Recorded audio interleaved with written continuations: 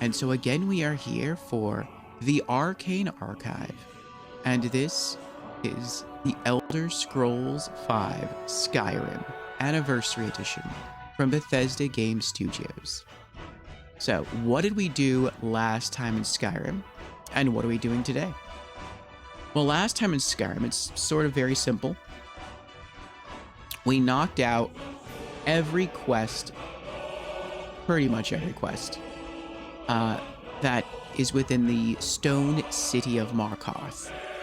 So there were some quests we did prior to yesterday's stream, such as us getting ourselves thrown in the Markarth jail and then escaping. But the vast multitude of Markarth quests we went through yesterday. There were two that we didn't do, two that we'll probably never do. One is to help the Thalmor get the bard in Markarth thrown in jail by proving that he is a supporter of Talos, which he is a supporter of Talos. But then I don't like the Thalmor. And so I'm looking forward to when I can kill the Thalmor in Markarth. So, not knocking out that quest. And the second quest is to kill the leader of the Forsworn in Drudok's Redoubt. And the reason why we're not doing that is because those are the Forsworn group members specifically that helped Drabur escape from the Markarth prison. If not, we'd still be rotting in prison or be dead. So as sort of thanks for that, we're not going to try to kill them. And even now, when we go to Drudok's Redoubt, they won't even attack us. The Forsworn everywhere else in the game apparently will still try to kill us. But the Forsworn within Drudok's Redoubt leaves us alone. So, they helped us escape from imprisonment and death. I think the least we can do is just not kill them. So we're going to let that slide. We also intentionally, yesterday, failed the cannibal quest. So I was hoping that I could continue the quest and then somewhere reach a point where I could just be like, you know what? I don't think cannibalism is a good idea. Maybe you should not do that. Maybe you should just not eat people, or, you know what? Let's compromise. We'll do like a 50-50 thing. Eat whoever you want within your organization. That's pretty much, people don't know the lore. That's pretty much what the Bosmer do. Bosmer, like the Wood Elves in Elder Scrolls, they have a thing where if a family member dies, they will eat their body. So they, in a sense, they're sort of cannibals. So, I mean, if that's the route they wanted to go in, and, okay. But they wanted us to go and kill an innocent person and then partake in eating of that person. I'm like, this isn't going to happen. And I'm pretty sure if we didn't do it, they were going to try to recruit someone else to do it. Something like this has to end. I'm going to have to kill this person, so I intentionally failed the quest. But aside from that, we did pretty much everything else in Markarth.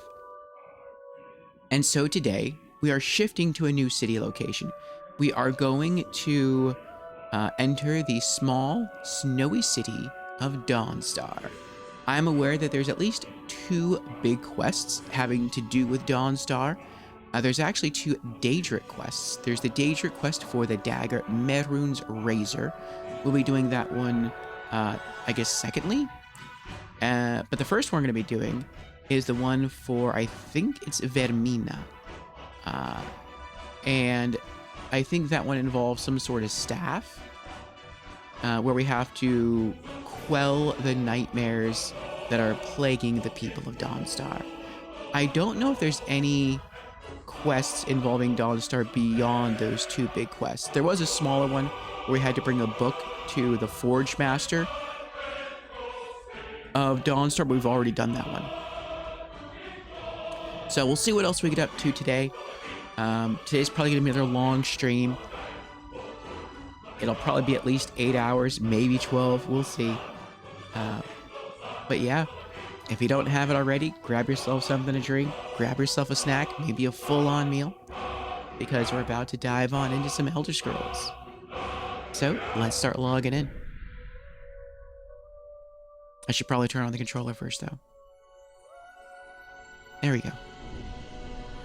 Okay.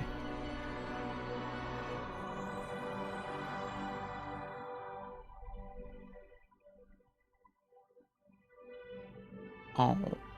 Lady says, sorry to hear your father is no longer with us. My mother passed 4 years ago, and Mother's Day is still difficult for me. I understand, lady, I understand. Well, I know, depending on the relations, the holidays can be a bittersweet or somber time for some. But, yeah. It is nice sometimes just to think about the happy moments that we shared with the people that we care about. And, be grateful for the time that we got to spend with them.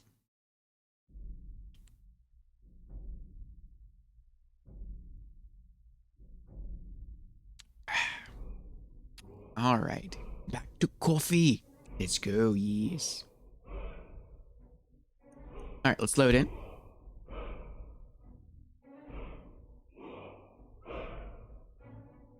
All right, and we are now 136 hours, 9 minutes, and 29 seconds into the game. And I think we finished with 2 cities now. We're on a roll. All right, let's load in. Also, we have an ad starting about now. It should last 3 minutes, and then we'll have an hour of uninterrupted stream time.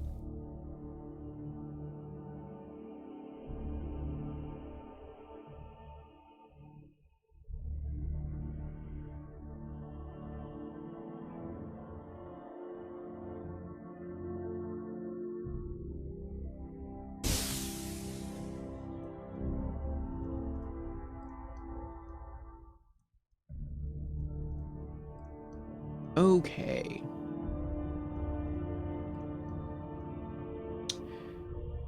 So this is where I like to leave our character. Parked in between our stream sessions, just sitting here in one of our high-backed chairs, lounging in our home of Hendraheim. I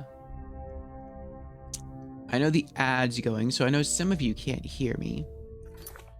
But let's make our way over to the bookcase, and we'll see. Actually, let me check on some weapons here. Okay.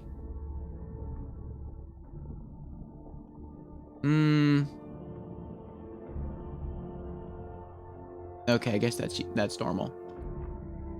And we'll see which book we're going to read from today.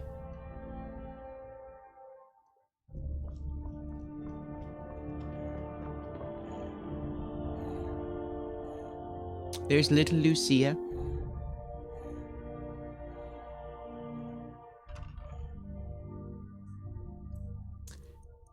Okay.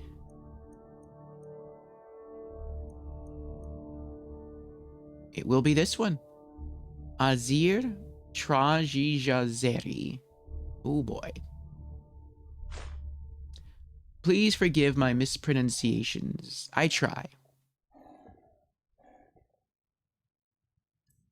And I think we flipped through the pages of this book yesterday to see how long it was. I think it's a good long tale. Let's see, 2, 4, 6, 8, 10, 12, 14, 16, 18, 19. That's good. We've read longer.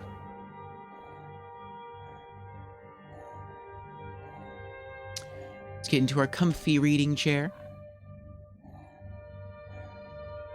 All right.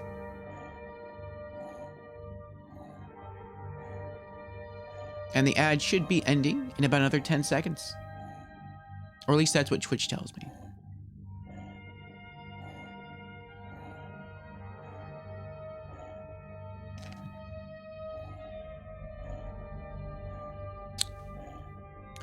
And welcome back, everyone. Thank you for hanging in there and helping to support our show. Believe we're back from the ads now. So, let's go on ahead and go over the stats of our character. And then from there, we shall have some comfy story time. So the first thing I like to do at the beginning of each of our Skyrim streams, once in-game, for those new to the channel, and for those who may have missed the end of our last stream, to sort of catch you back up on where we left off in the game. And so, for our loadout, we are a Nord barbarian, and our weapon is the two-handed dragonbone battle axe. It is of legendary status, unenchanted, currently at a damage output of 194. I want to see if we can boost this to at least 200. That would be really cool, but we'll see. And then for our apparel, we have the Adventurer backpack with bedroll. So our carry capacity is increased by 75 points. Our stamina capacity is increased by 20 points. We are wearing an ethereal crown, legendary. Pardon. And the crown has upon it the blessing of the Thief Standing Stone. The effect of that blessing allows our light armor skill and our lockpicking skill to level up 20% faster. And right now, those are the two skills that we're working on leveling up the most. And then beyond that, also resting upon our character, we have the Standing Stone Blessing of the Lover. And the Lover allows for all of our skills to level up 15% faster. And from what I've been told, the Blessing of the Lover Stone stacks with that of the Thief Stone. So actually, our light armor skill and our lockpicking skill are actually leveling up 35% faster than they normally would. Then upon the rest of our person, we're wearing a full suit of dragon scale armor, light armor, very nice. And then we are wearing a necklace of major sure grip and a ring of major sure grip, each increasing our two-handed attacks by 25%. So combined, our melee attacks do 50% more damage, which is awesome. We don't have any scrolls on us. We have a lot of healing potions on us. We're carrying also one cure poison potion and one cure disease potion, just in case. But we got a healthy amount of healing potions on us. For food, we don't really have a lot. We just have a bottle of hunting brew mead. The only reason we're carrying this around is because I was told at some point in the game, you can randomly encounter a group of revelers, and when you do, they will ask you to share mead with them. If you have mead on you, specifically this hunting brew mead, and you share it with them, then you receive a unique item. If you don't have this mead on you, then they'll give you a bottle of mead. But you then lose out on the unique item. And again, you can only have this encounter randomly once during the entire game. So once you miss it, it's over with. And who knows if we'll ever even encounter it. But on the off chance we do, we're going to keep carrying this bottle around. And then we're also carrying around a sweet roll. The reason why we're carrying this around is every once in a while, when we return home, sometimes our daughter Lucia will ask if we brought her a present. And if she asks us, then we can give her this sweet roll, which looks like a really giant cinnamon roll. That's like as big as her head. So people in Elder Scrolls really like their pastries. So we're keeping that on hand just for her. As far as our shouts go, we didn't get any new shouts yesterday.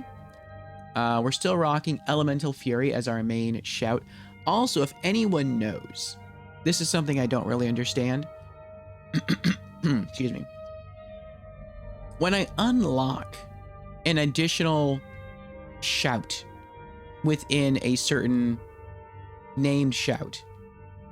So for example, within Elemental Fury, you can see the word air and you can see the word battle. And so I've been told that each named shout, such as Elemental Fury, has 3 I guess, words within it.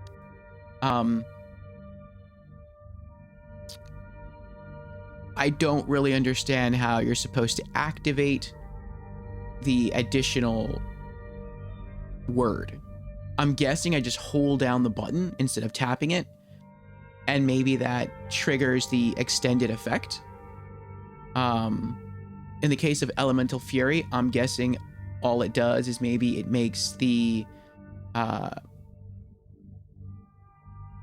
increased attack speed maybe last 50% longer than if I were to just tap the button. If I'm correct, feel free to let me know. And that's what I'm going to go with. And then for our skills, you can see our character level is 40, very, very close to 41. Anything levels up and we'll gain another character level. You can see our enchanting is currently level 70. Once we gain another character level, we're going to return to the College of Winterhold and speak with the enchanter trainer there to gain another 5 levels of training in enchantment. Our smithing or blacksmithing is at max level 100, and we've learned all the perks. And then for the two-handed skill tree, it's also maxed at level 100, and we've learned all of the perks that we want to learn. In the light armor skill tree, we finally made level 90.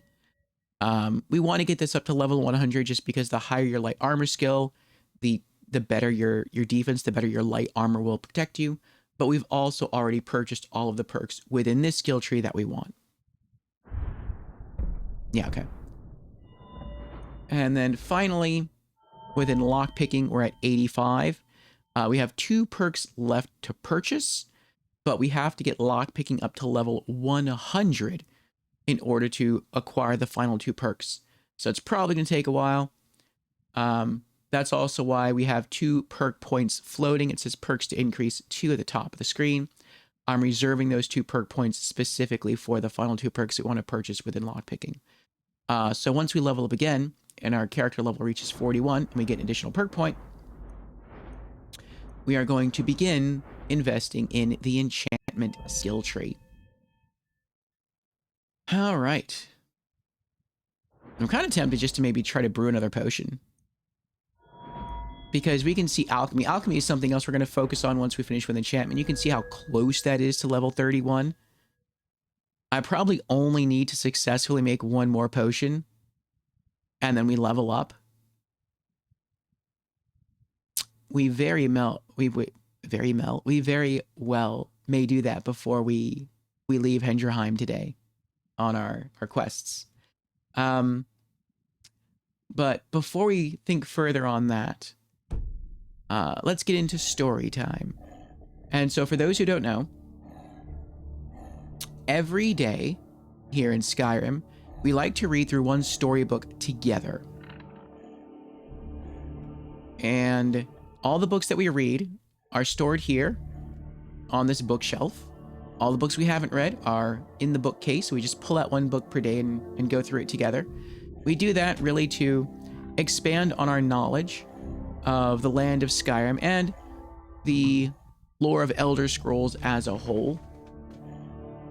It gives us more insight into the characters, into the motivations of the world, and gives us more background info on different locations. So I think it's pretty fun to go through together and sort of give us a deeper appreciation of the thought process that went behind the story design of the game. So today's book that we're going to be going through is called Azir Traji Jazeri. And again, forgive my pronunciation. I am trying. All right. Azir Traji Jazeri by Anonymous. And I don't know what this book is about. This is an absurd book. That's a good way to begin a book. But like all things Khajiit, as the expression goes, Gazalzi Vaberzarita Masi, or absurdity has become necessity. Much of what I have to say has probably never been written before, and if it has, No one has read it. The Imperials feel that everything must be written down for posterity, but every Khajiit kitten born in Elsewhere knows his history. He drinks it in with his mother's milk.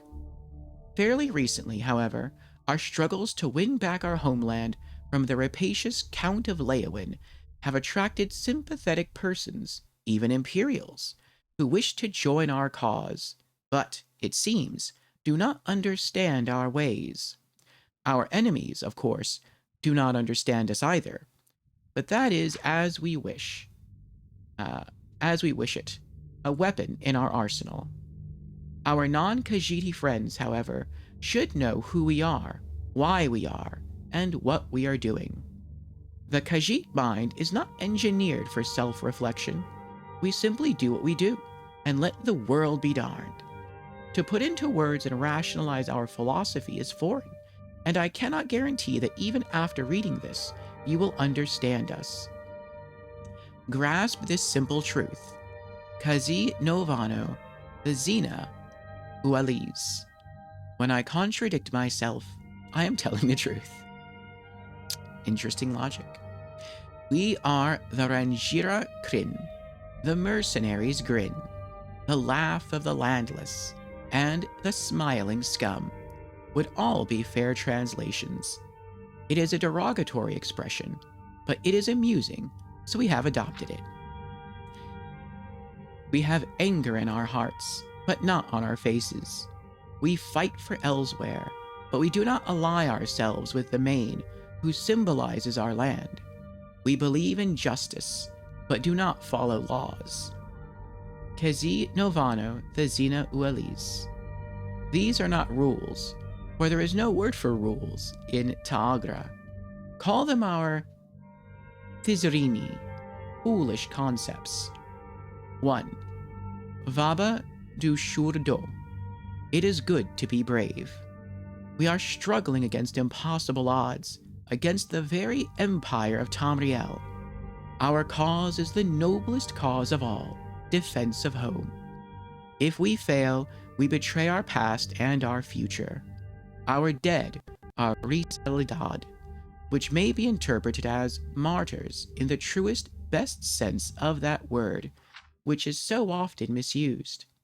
We honor their sacrifice and, beneath our smiles, mourn them deeply. Our bravery most obviously shows in the smile that is the Kryn part of our name. This does not mean that we walk about grinning like the idiotic, buffoonish Imga of Valenwood. We simply are entertained by adversary. We find an equal, fair fight tiresome in the extreme. We confidently smile because we know our victory in the end is assured, and we know our smiles drive our enemies insane. It's a good way to think of it. It's confident. You know in the future your victory is assured, and you do it because it drives your enemies a little mad. 2. Vaba Masazi Lajito. It is necessary to run away. We are struggling against impossible odds, against the very empire of Tamriel. Honor is madness. Yes, we loved the Ranurishra Kryn, who died in brave battle against the forces of the empire. But I guarantee you that each of these Risalidad had an escape route he or she failed to use, and died saying, darn. When the great Senchrat comes to the Semisil steppes, he will find himself unable to hunt, unable to sleep, as the tiny Alfiq leap onto his back, biting him, and running off before he has a chance to turn his great body to face them. Eventually, though, he may stubbornly hope to catch the Alfiq. The Senchrat always leaves. They are our cousins, the Alfiq, and we have adopted their strategy against the great tiger of Leyawiin. Do not ally yourself with the Renrij if you yearn to be part of a mighty army marching resolutely forth, for whom retreat is anathema. We will laugh at your suicidal idiocy as we slip into the reeds of the river and watch the inevitable slaughter. 3. Huzoze Varvar. Enjoy life. Life is short. If you have not made love recently, please put down this book and take care of that with all haste. Well, all right then. Find a wanton lass, or a frisky lad, or several, in whatever combination your wise loins direct, and do not under any circumstances play hard to get. Our struggle against the colossal forces of oppression can wait. Good. Welcome back. We Rinjirakrin live and fight together, and know that Leowin and the Empire will not give way very soon, likely not in our lifetimes. In the time we have, we do not want our closest comrades to be dour, dull, colorless, sober, and virginal. If we did, we would have joined the Emperor's blades. Do not begrudge us our lewd jokes, our body drunken nights, our moon sugar. They are the pleasures that Leowin denies us, and so we take our good humor very seriously. 4. Huzoze Vardar. Kill without qualm. Life is short, very short, as many have learned when they have crossed the Renrishrakrin. We fight dirty. If an enemy is facing us, we might consider our options, and even slip away if his sword looks too big. If his back is to us, however, I personally favor knocking him down and then jumping on his neck, where the bones snap with a gratifying crunch. Of course, it is up to you and your personal style. 5. Azir Jwaris. You give freely to the people. Let us not forget our purpose. We are fighting for our families, the Khajiit driven from the rich, fertile shores of Lake Makapi and the river Malapi, where they and their ancestors lived since time immemorial. It is our battle, but their tragedy. We must show them, lest they are swayed by other rhetoric, that we are fighting for them. The Main, the Emperor, and the Count can give speeches, pass laws, and, living life in the open, explain their positions and philosophies to their people to stave off the inevitable revolution. Extra-legal entities, such as the Renrishakrin, must make our actions count for our words. This means more than fighting the good fight and having a laugh at our befuddled adversaries. It means engaging and seducing the people. Ours is not a military war, it is a political war. If the people rise up against our oppressors, they will retreat and we will win. Give to these people whenever possible, gold, moon sugar, and our strong arms, and though they hide, their hearts will be with us. 6. Azir Traji Jazeri. We justly take by force. Let us not forget our purpose. We are thieves and thugs, smugglers and saboteurs. If we cannot take a farm, we burn it to the ground. If the Imperials garrisoned in a glorious ancient stronghold beloved by our ancestors will not yield, we tear the structure apart.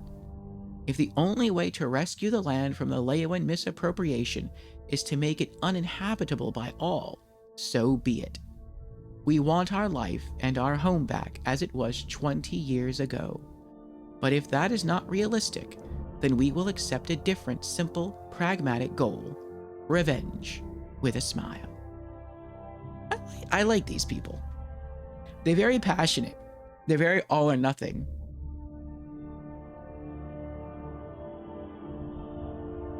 The Khajiit are a species of extremes. I can understand that.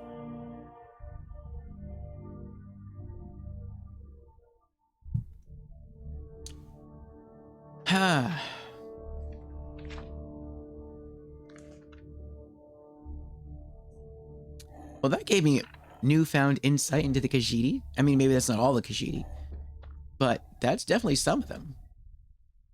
A far more passionate people than I realized. All right, let's file that away.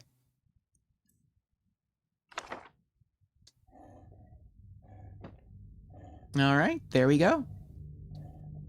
And it looks like tomorrow's book is going to be, assuming we don't find anything new, Alduin is real.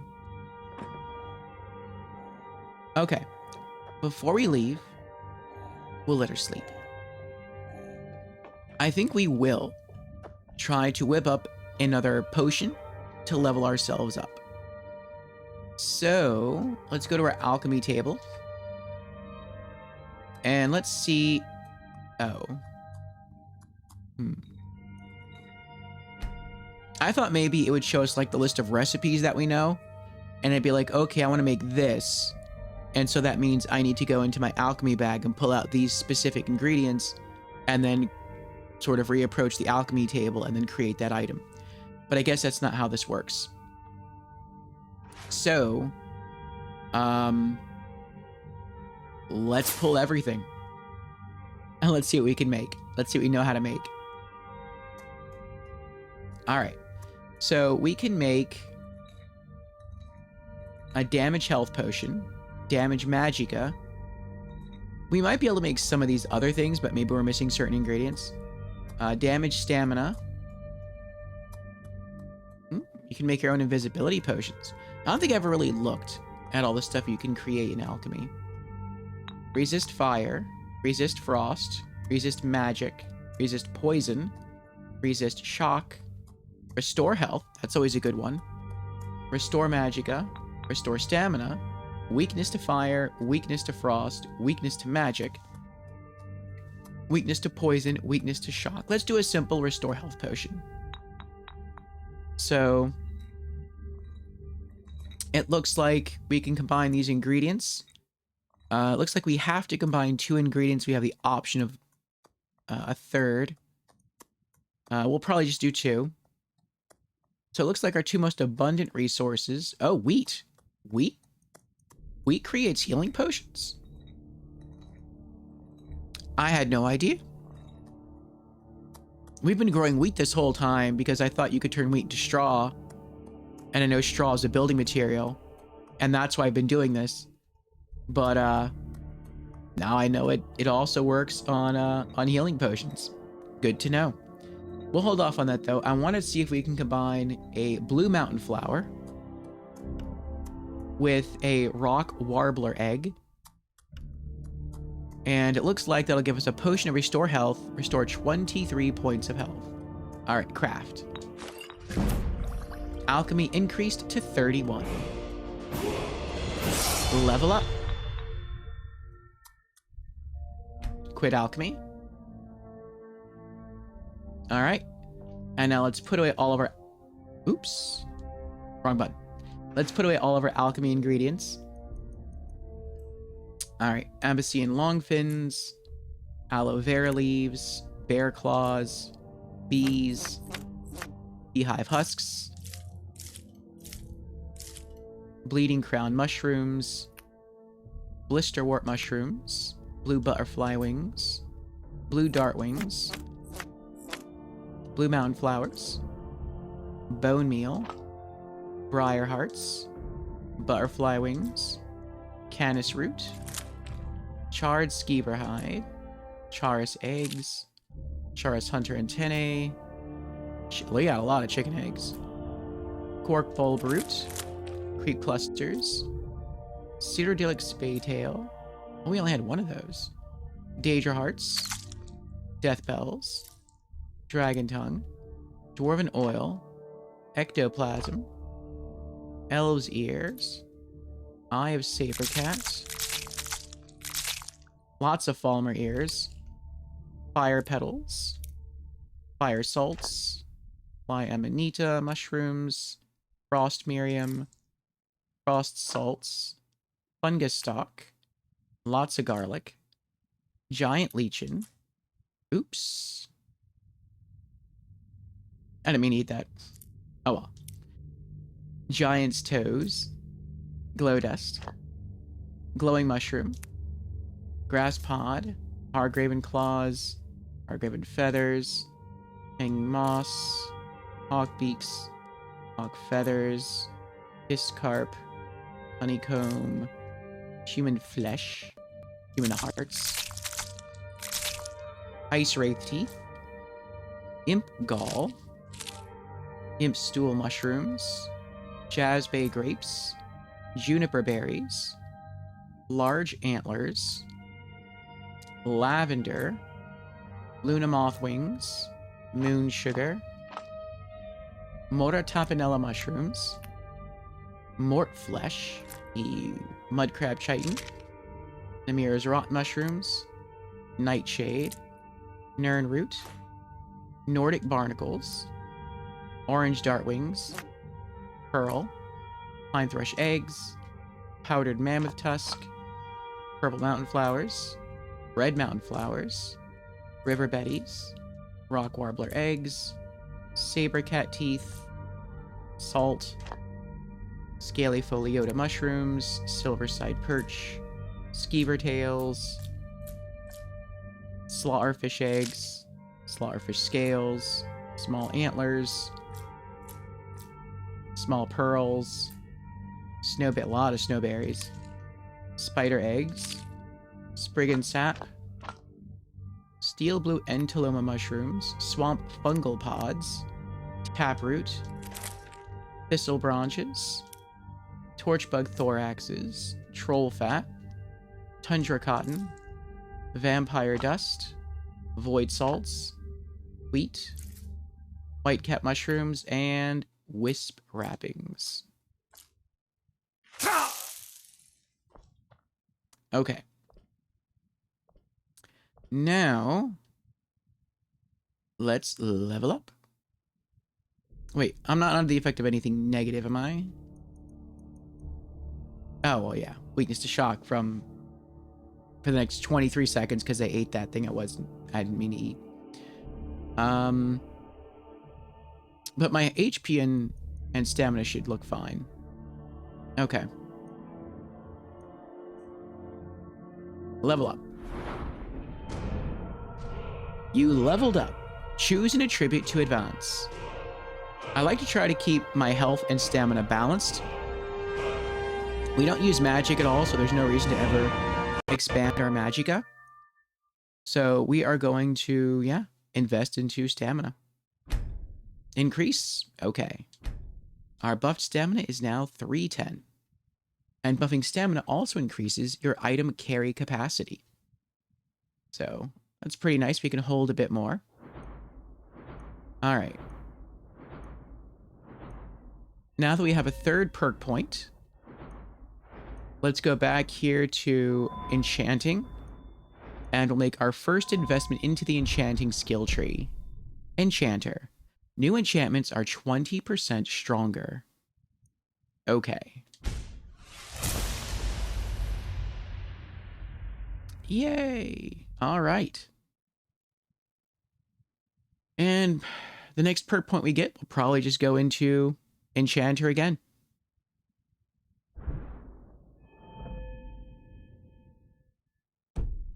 Feels good to start making progress on a new skill tree.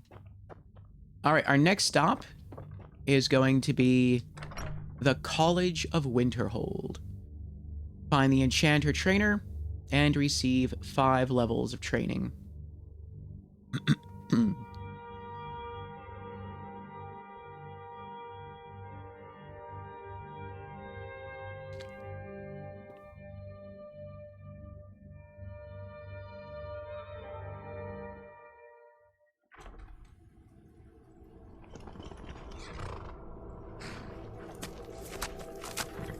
How you doing, Hilder?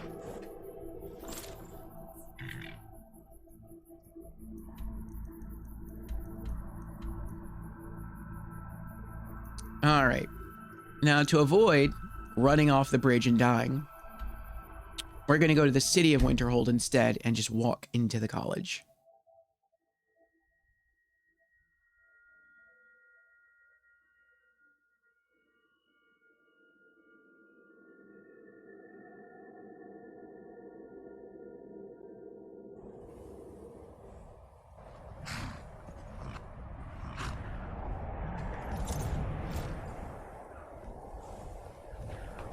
We don't get many people like you visiting Winterhold. Usually it's elves. My pa says elves are bad and not to trust them. Listen to your paw. Staying out of trouble, kinsman. Well, actually, elves aren't bad. The Thalmor are bad. Just all Thalmor elves.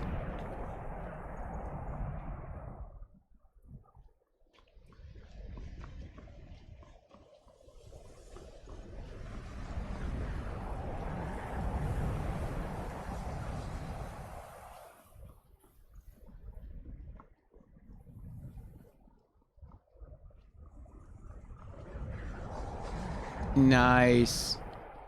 So far, every time I've come here looking for this guy, he's been like right outside. Is a secret, I'm afraid, but it really is. He seems to wander a lot. Wait, what? What? Arniel Gain. Wait, who is that? All right then. Enchanting services are one Oh, of the this is few him. things that keep us in touch with the rest of Wow, Sky. they look similar. The local Nords may not like us very much, but they don't seem to mind having access to enchanted weapons and armor. Can you train me in enchanting? You've come to the right place. I'd be happy to teach you. All right. Enchanting increased to 71. 72. 73. 74. And 75.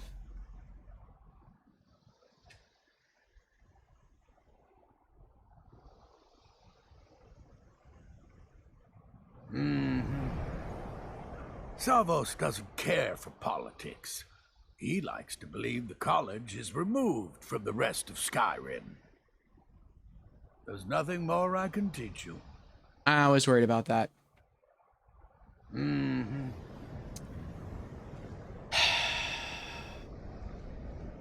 So for those who don't know,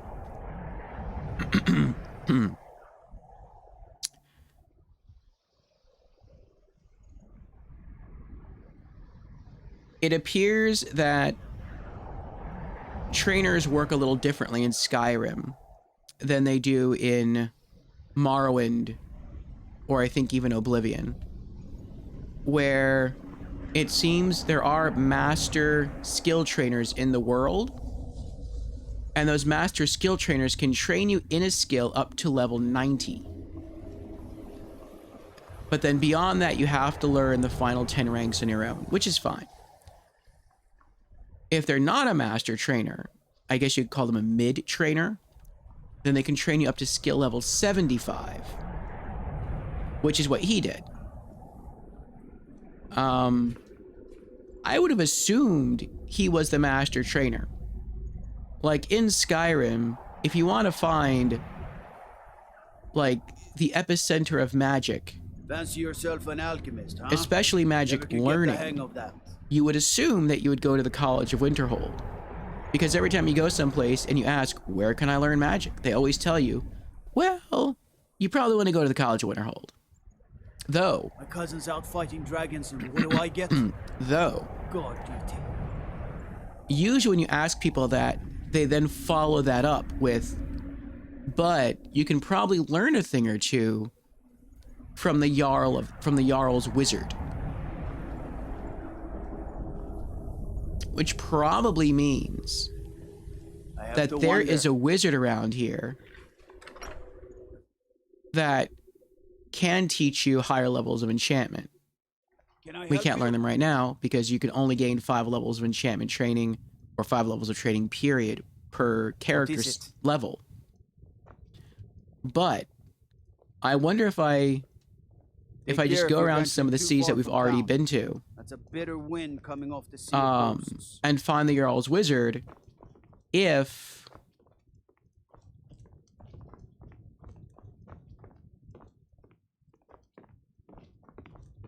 one of them can train us in enchantment.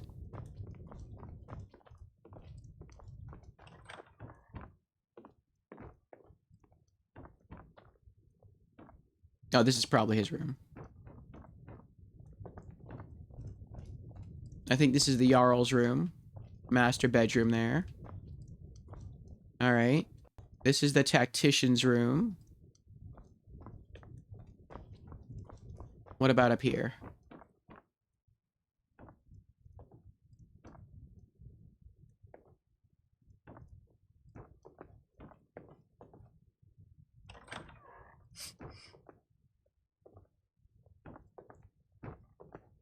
Storage room.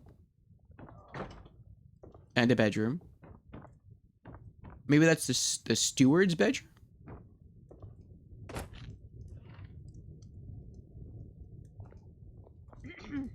So does he not have a wizard? Oh, that's right. Okay. I don't think the people of Dawnstar trust magic, since they blame the College of Winterhold for half of their city falling off into the sea. That would explain why he doesn't have a personal wizard. All right.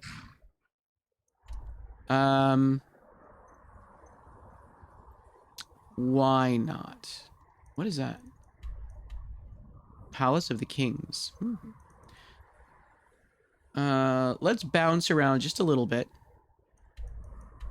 We're gonna hit Whiterun and speak to the mage merchant there, see if he has training in anything.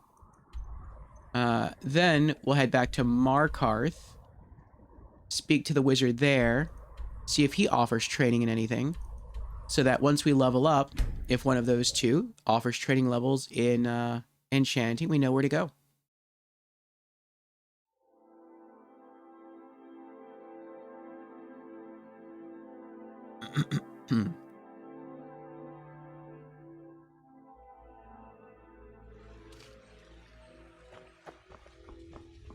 Oh, I should have just fast traveled to Dragon's Reach. That would have been a bit faster.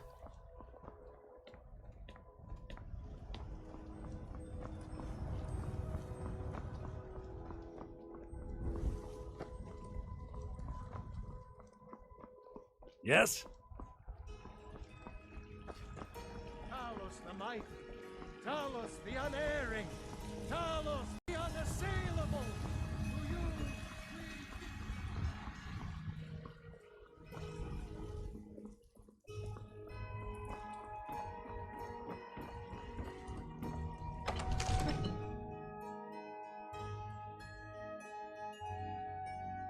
To you I always like getting training when I can.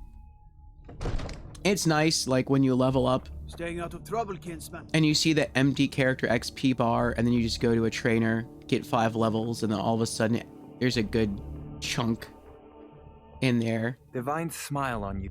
Come to Dragon's Reach to discuss the Feels ongoing good. hostilities, like the rest of the great warriors. No. What's it mean to be Dragonborn? What do you know about shouts? What's for sale? Do you owe allegiance to the Imperials? Have you encountered any dragons? What are the duties of a court wizard? It doesn't look like he trains in anything. You know, if you've got the aptitude, you should join the Mages College in Winterhold. Maybe he wouldn't train in anything magical because... I don't know. Maybe because this is probably the first city you're gonna arrive at when you start the game, so... There's a lot of melee trainers here.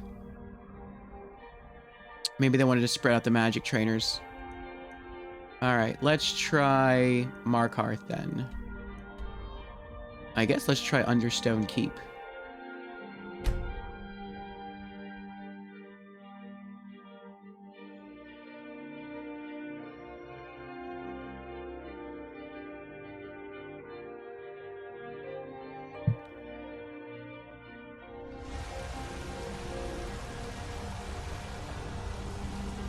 Citizen?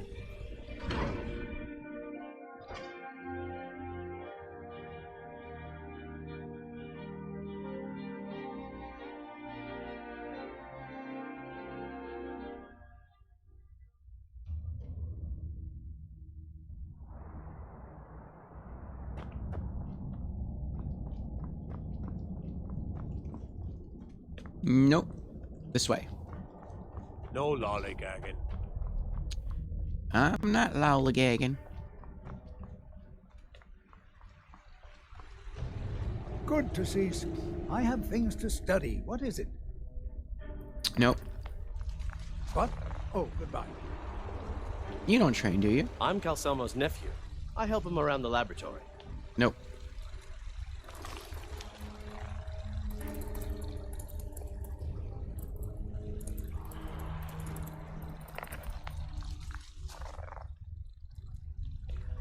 Don't It's let sus my that I hear uncle battle talk about music. his theories. He'll be here all night. I feel like it's only a matter of time till these machines come alive.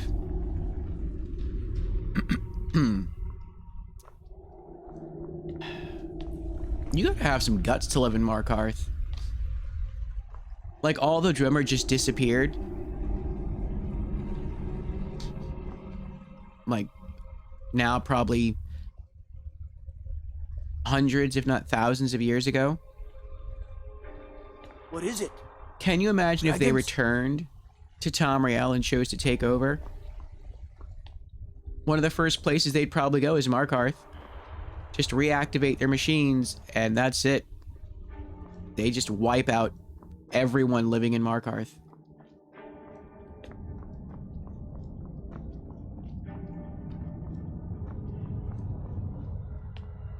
Guards be taken completely by surprise. The whole city be overrun. By sure, you're hauling around a lot of junk. Best stop in at the Arnleif and Sons Trading Company. Sell it off. I have a lot of junk. Alright, so no trainer there. Alright.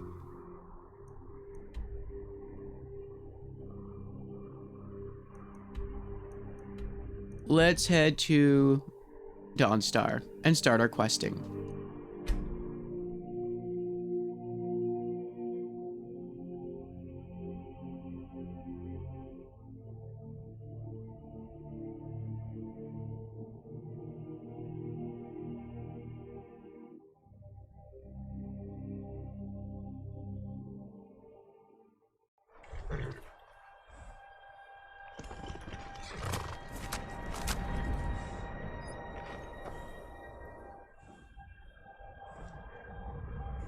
Uh-oh.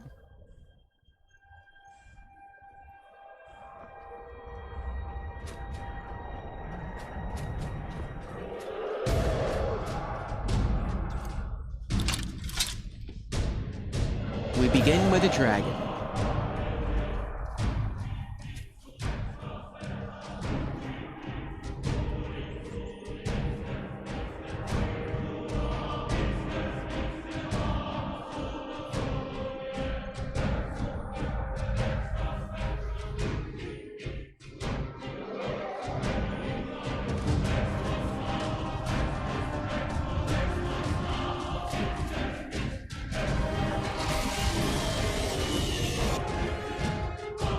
Well, hopefully no one over there is dying.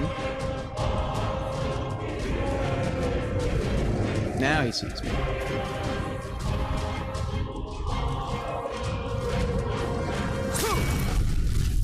Elder Dragon. Shush.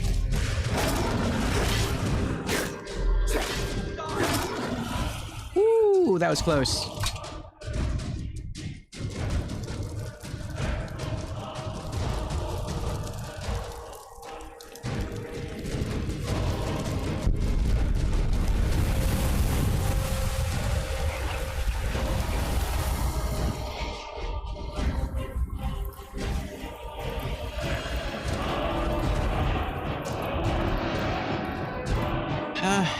What a way to enter the city, huh? To basically announce that you're the Dragonborn.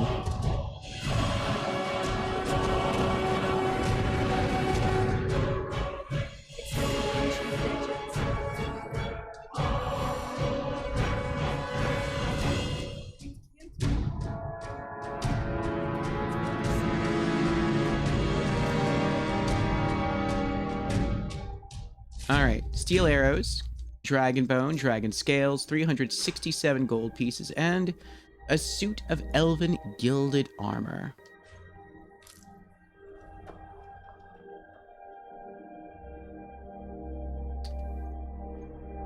All right. So, I think the first thing we're going to do is actually talk to all the people here. And then after that, we'll start the quest. I always like talking to people first and seeing how many quests we have for a given area. I don't think right now we have... Well, no, Waking Nightmare is for here. It's for Dawnstar. But I think that's the only quest we have that touches on Dawnstar.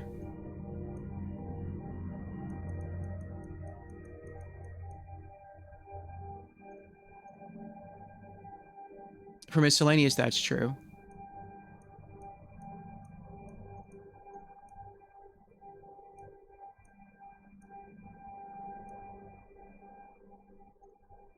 Yeah. Waking Nightmare is the only one right now. All right. Haruki. Lady Mara will save us from these nightmares. You'll see. I hope so. Saturn. God, I'm so tired. Oh. All right, then. Rust Thief. Seems like no one is getting a decent night's rest in Dawnstar, stranger. Best buy your steel and move on. Farewell. Porter Calfhand. By the gods, I don't even know what to say. Brina Merilis. You come to Dawnstar at a bad time. Tempers are fiery. Stay out of trouble now. League Elf. What is it? I haven't had much sleep. I'm looking for work. If you don't mind digging, I own the Quicksilver mine. It's a better life than working in that damned Ironbreaker mine with all those milk drinkers. I'm fine. Ah, the milk drinkers. Now, if you'll excuse me. No. If we must fight, we will. And you will Captain lead us to Wayfinder. victory, as you always have.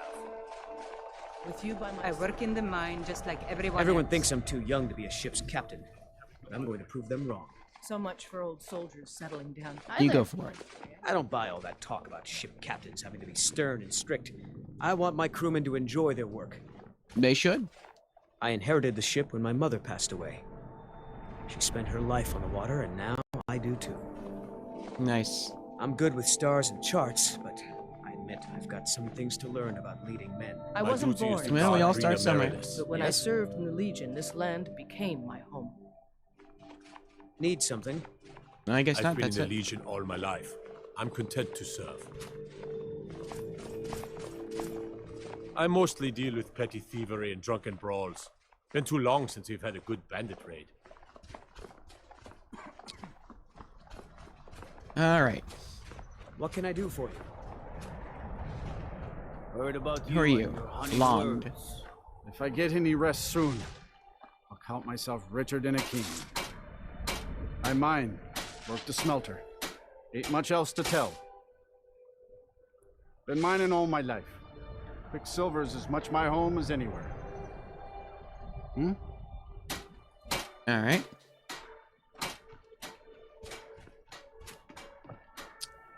Haruki's house. That's one of the miners that we talked to already. We've got a ship here.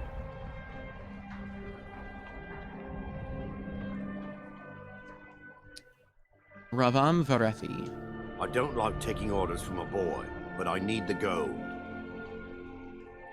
I could run this ship better than that boy who calls himself a captain. Maybe one day I'll do something about it. Whoa. The captain inherited the sea squall from his mother when she died. Maybe I could inherit the ship if he dies. I guess that means if I choose to kill the captain, he'll assume control of the ship. Not a day goes by that I don't think about finding a new ship. Guess it's just easier to stay put. Hmm. And what might you need? All right, so nothing there. Who are you? Guthrum. I plan to spend all the days I got left on the water. It's where I belong. It's nice to know where you belong. Once sailing gets in your blood, it don't get out. I've been a sailor for so long I can navigate these rivers and seas blindfolded. Captain Wayfinder's as green as seaweed, but he's learning. All right, so he's got more patience with the kid. We have a I mine. mostly deal with petty thievery and drunken brawls. I prefer to tour the town outside and speak to as many people as I can out here first before diving indoors. Alright, so we've spoken to her already. And that guy, he's the forge master, and that's his wife. They have a child on the way.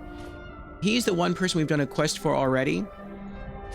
He's a Nord, his wife is a Red Guard, and he's concerned about their child being born, and if they're still living here, he knows that his wife is sort of concerned about their child lacking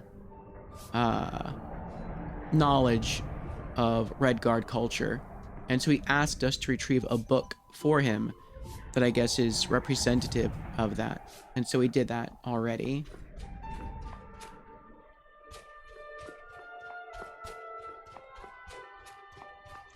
We've spoken to them already.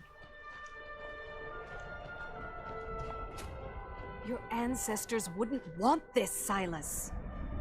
Why should I hide from it? This is my family's legacy. It's the past. Dead oaths on dead lips. Let it stay there. The museum is opening, Medina.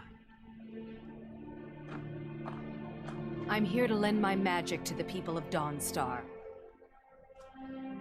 I beg you, don't go into Silas's museum. Who's Silas? What's this museum? Silas comes from one of the oldest families in Dawnstar. They have a complicated history. Several of his ancestors belonged to the mythic Dawn, the cult that almost destroyed Tamriel. His family's involvement was only found out well after the crisis had died down, but it still ruined their reputation. They were outcasts. And now Silas is back, and this museum to the mythic Dawn is his way of trying to rebuild his family's pride. It's misguided. Sounds like it. The mythic Dawn? Who are they? We tangled with them back in Elder Scrolls IV Oblivion. Not a student of history, I see. It's for the best. They're a group that should be forgotten.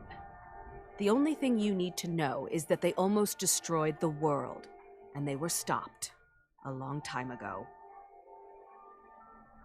That museum is a mistake. Alright, so I think I can see where he's coming from. You know, on the one hand, he doesn't want to run from his past. He wants to face it. Confronting one's past, or confronting the past of one's family, can be a healthy thing. Acceptance can be a healthy thing. I don't think returning or trying to... Well, I don't know. I don't know what he's doing with the museum. If he's sort of passing on the knowledge of the evils that the group perpetrated, and he's just dressing in costume just as sort of like a uniform or an outfit for the museum, then okay, you know, teach the horrors of the past to prevent them from repeating again. But I don't know how you would rebuild your family's pride off that. I would say... I don't know. I feel like you wouldn't be rebuilding pride, you would be creating pride. There's no real comeback for... we just almost destroyed the world. I mean, you could say that's kind of impressive, having almost destroyed, you know, the world, but... I'm not sure that's really something one should be proud of. And Father Hunman is here. Welcome in, Father Hunman. How you doing? Father Hunman says, I think, therefore I am. I didn't think, therefore I aren't. Wise words, Father Hunman. Wise words. How you doing today? Alright, so we did get a letter from a courier a while ago. Oh, I forgot to put these away. We'll do that later. Oh yeah, I forgot all about the books. Oh well. This thing, museum pamphlet. Silas Vesuvius presents The Museum of the Mythic Dawn, a history of the cult that toppled the Septim dynasty. I mean, that's kind of true. Inside of his very own home in the great capital of the Pale, Dawnstar, free and open to all citizens of Skyrim. I wouldn't think that's really something you want to advertise. I hope he's not proud of it. It's like, yeah, my family almost destroyed the world. They did fail, but at least they toppled the noble rulers of the Septim Dynasty. And because of that, we now have the problems that we do with the Thalmor coming in and basically toppling the Empire and forcing them to do their bidding. And that leading to a whole bunch of problems here in Skyrim. That's a dangerous advertisement there. And here comes my first visitor. The Museum of the Mythic Dawn is open, friend.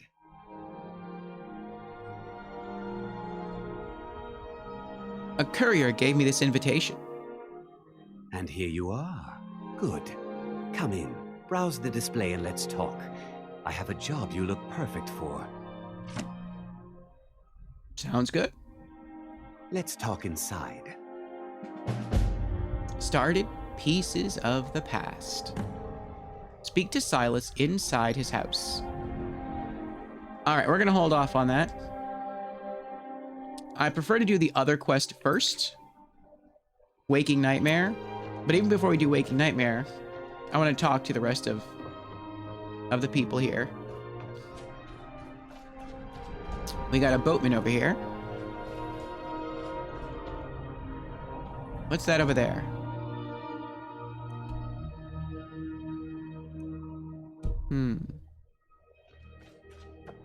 Looks like that's a cave entrance over there. It's probably just rocks, though. Harlog. Looking to hire a boat? I'd like to hire you a boat. Where are you headed? I don't know. Solitude? Hell, never mind, never mind. All right. I like that. 2 methods of transport. 2 methods of fast travel. Boat. And then carriage. Reminds me of Morrowind. Aw.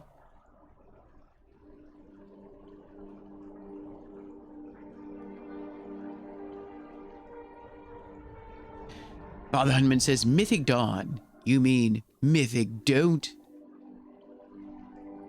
And Father Hunman is also on a 5-stream streak. Thank you, Father Hunman, for the consistent viewership. I appreciate it. And I can see we are on our second ad break there. It's about halfway through. We're going to continue touring the town.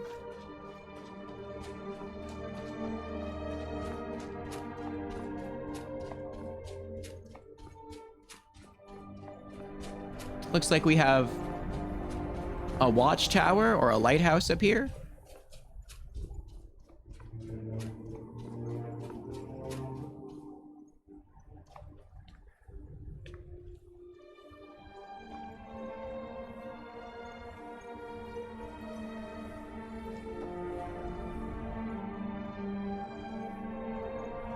We got some horkers.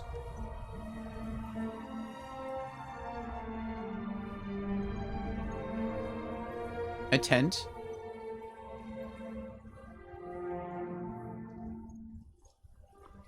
Looks like that's it. Let's go see about the tent.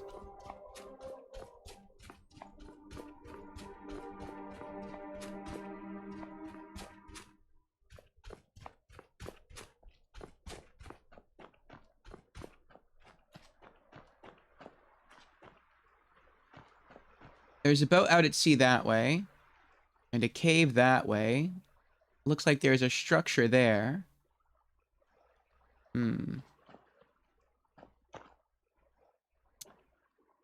We got some donuts, some boiled cream treats. We got some flowers.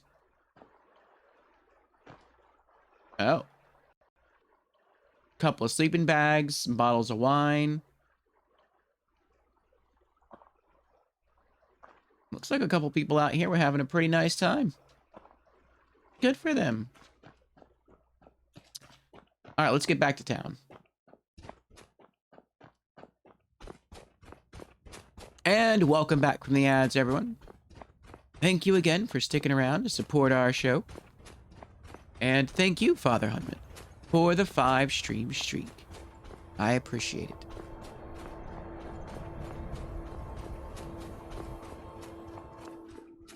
We are just getting our, I guess you could call it, new content underway. Yesterday we finished the Stone City of Markarth, and so today our goal is to tour the small snowy city of Dawnstar to see what we can get up to. We're seeing who we can talk to,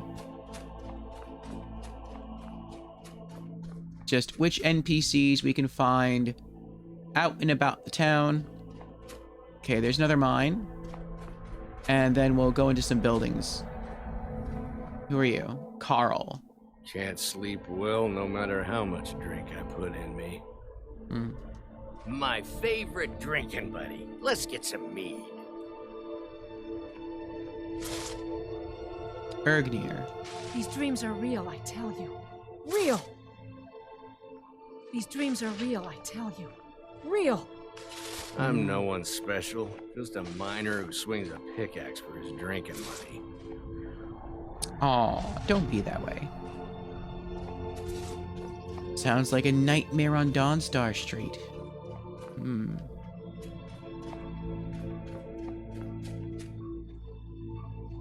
Hello there.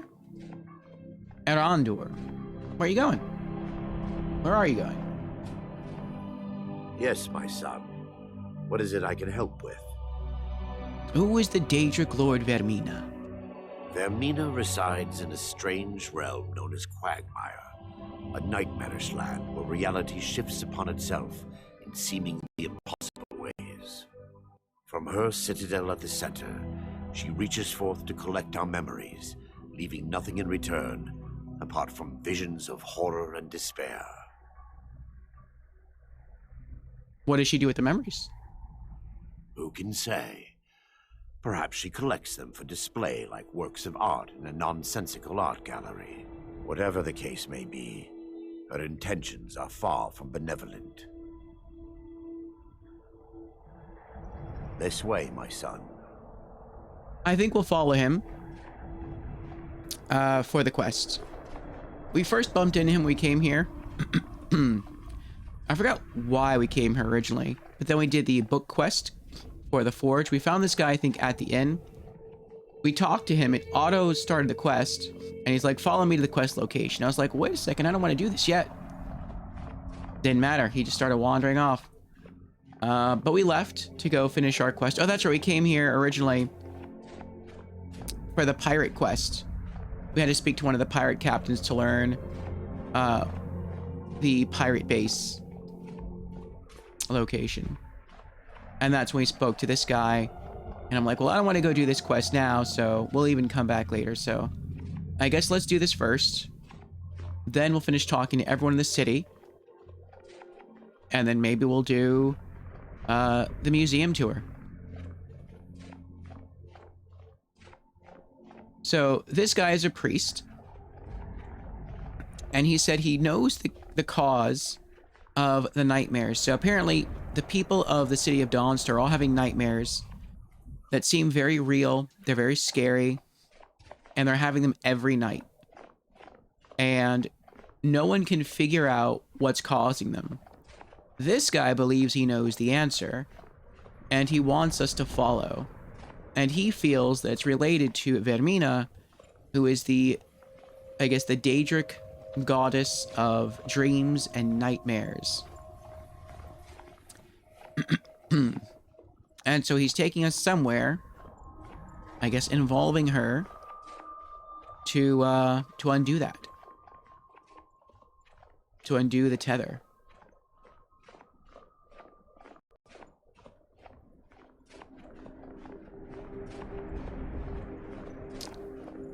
I don't like that bright blue glow over there. Yeah, that's the ice of a wraith. Looks like it killed a goat. I don't know if it's gonna see us or not. No, he's walking over there. I'll leave it alone.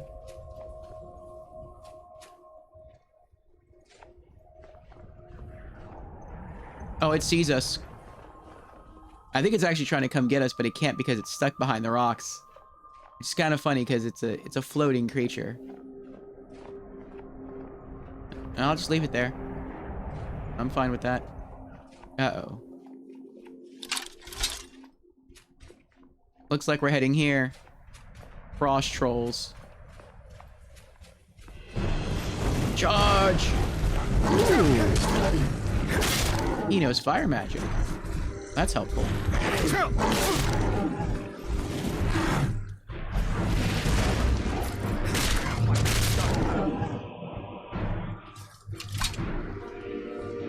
You dance well, old man.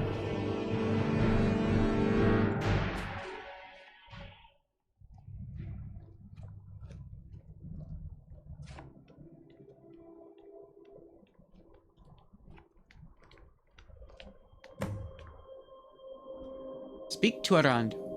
Follow Erandur to Nightcaller Temple. I must warn you about the dangers that could be lurking within. Okay. Years ago, this temple was raided by an orc war party seeking revenge. They were being plagued by nightmares, just like the people of Dawnstar. Alright, so to refresh, this quest is called Waking Nightmare. Erandur has assured me he can end the nightmares, the source of which seems to be within Nightcaller Temple, a place of worship for Vermina. I have agreed to assist him in this endeavor, and we are now on our way. Okay. Before we enter, I must warn you about the dangers that could be lurking within. Years ago, this temple was raided by an orc war party seeking revenge. They were being plagued by nightmares, just like the people of Dawnstar. Were they successful? No. Knowing they could never defeat the orcs, the priests of Vermina released what they called the miasma, putting everyone to sleep. Why is it dangerous if they're asleep? I'm concerned that when this place is unsealed, the miasma will dissipate and they'll awaken, both orcs and priests alike. What does the miasma do? The miasma was created by the priests of Vermina for their rituals. It's a gas that places the affected in a deep sleep. Because the rituals would last for months or even years, the miasma was designed to slow down the aging process. Is the gas dangerous? Sadly, yes. The longer an individual is exposed to the miasma, the more the mind can become damaged. Those who've been under the effect of it for extended periods of time have been known to lose their minds entirely. Oh dear. In some cases, a few never awoke at all. Once we get inside, all will become clear. Okay. Zim is here. Welcome in, Zim. How you doing? Alright, well, before I get in there, is there any loot around the outside of the temple?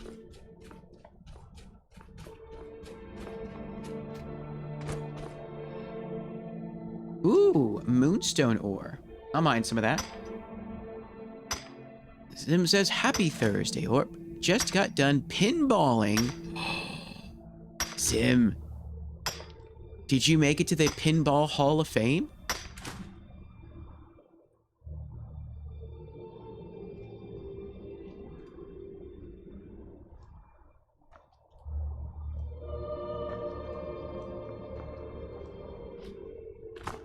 Yes, sir. Ooh, what was it like?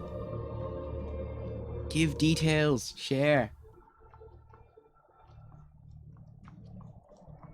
Zim is very fortunate. Right now, he is in Vegas. And, he got to attend for some chess tournaments, or a chess tournament. And I commented that I've wanted to go to Vegas because Vegas is the home of the Pinball Hall of Fame. And I very much enjoy pinball. In fact, one of the reasons why I'm a gamer is because I could not be a pinballer. Because back when I went to the arcades, when I could go to arcades when they were a thing around where I live, I would spend the bulk of my time not on the arcade video game machines, but on the pinball machines. And, yeah, you can't really play pinball without a pinball machine. So I tried just playing video games, and there are video game pinball. Like, video game pinball does exist, but it's not the same. The mechanics don't feel the same. I love OG pinball. So I've always wanted to go to the Pinball Hall of Fame ever since I learned about it.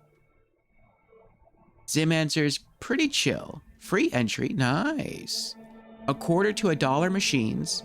Spent $20 for around 3 hours. Very nice, very, very nice. Played a couple old school machines, but mostly spent my time on my favorite machine from childhood. And which machine was that? Entering Nightcaller Temple.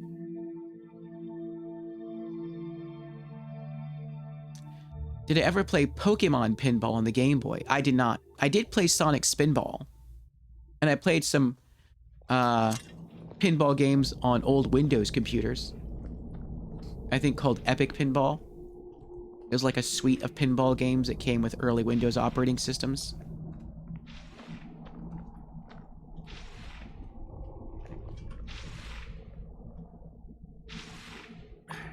Give me just a moment, and I'll have this open. So he's got fire magic and an ebony mace. Ooh. Alright, well, hold on. Talus Mistake, we have that book already. Lost Legends. I don't know if we have this one. Started Forbidden Legend. Investigate the Galdur Legend. I guess we don't have this one. Alright, well, we'll take that book then. Walking the World, Volume 11. I don't think we have this either. We'll keep this.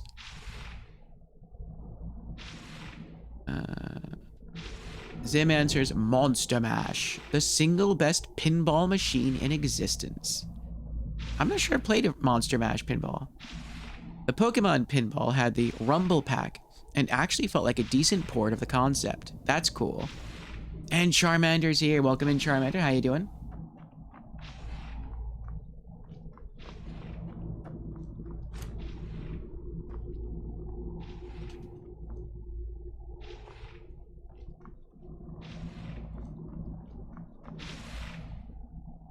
Trials of Saint Alessia. I'm not sure I have this one. We'll keep that. Oh, I see a chest. I almost missed this. Novice level lock.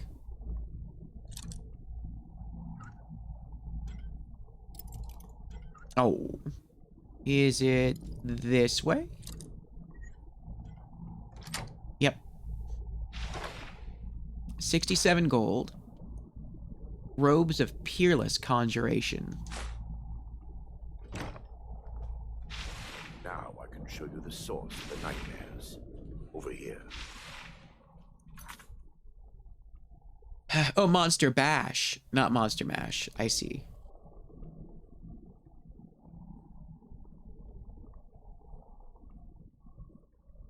Was it based off the Monster Mash song and they just didn't have licensing rights?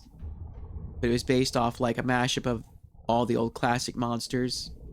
Dracula and Frankenstein and the Wolfman. It's Frankenstein, Dracula, etc. Best layout, clear objectives, fun features. Very cool. Charmander is doing well. I only slept 3 hours last night, as we had some storms last night, but otherwise good. And I got the day off work tomorrow. How are you doing? Nice, Charmander, nice. Well, hope there's no damage from any of the storms. I'm glad you're doing well. I hope you get some better sleep tonight. Or just stay up tonight. You got tomorrow off. Enjoy the night. Zim says, oh, they definitely have the rights. Okay. Well, that's cool, Zim. Well, I'm glad you had fun there. Did you see any other pinball machines that might be well known? That might be attached to licenses that we might be familiar with? Any like old school Doctor Who pinball machines, or maybe Alien pinball machines, or Terminator pinball machines? I remember back in the day I used to enjoy a Terminator pinball machine that I thought was pretty cool. One moment.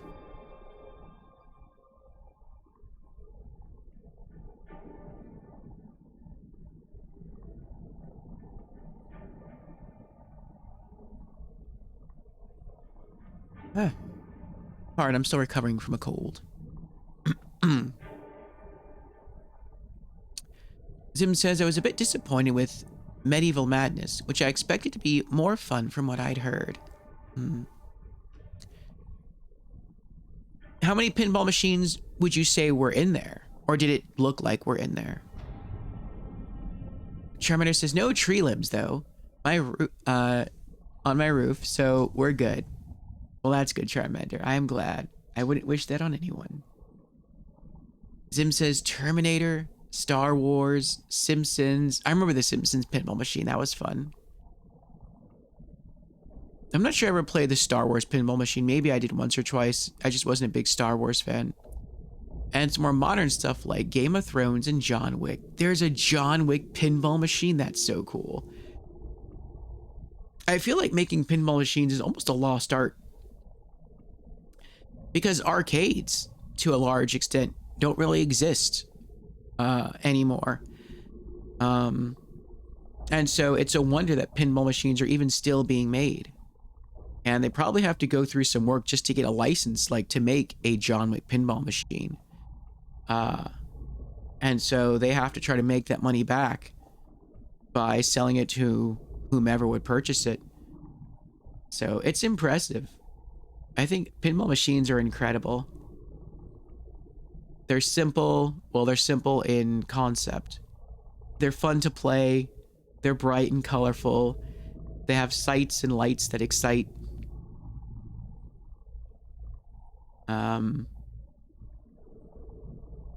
Or sounds and lights that excite. I think I said that. They're a good challenge. Yeah. Pinball is a great way to spend some time. Zim says 50 to 70 machines. That is a ton. With around 30% broken down. Aw. They had a bunch of really old ones from 1960s or so, too. That's cool. Did they say they were in the process of restoring the broken machines? Like, did they give you any backstory on those? Like, were they originally working and they just happened to break while being originally playable there? Or are they always acquiring new and old machines, and sometimes they acquire machines that are broken and then they have people come in and fix them? I played a 1947-ish machine that was a bit of a conceptual predecessor for a quarter. Couldn't really push the ball back up, but you could score a few times with 3 layers of paddles on the way down. Yeah, it seems like they just go through cycles of what's working, if I could tell correctly. Okay. That's cool. That's very cool. Charmander says, I went to an arcade with a couple of friends this year. They still exist. It was mixed with bowling, axe throwing, laser tag. That's probably how they stay in business. Probably. I think a lot of traditional arcades have sort of had to sacrifice some of their space and let go some of their arcade cabinets and let go some of their pinball machines to make way for more family-oriented activities and ticket machines, what I call ticket machines. Machines where you play them, complete an objective, get some tickets, and then you try to trade in those tickets for a prize. So, yeah.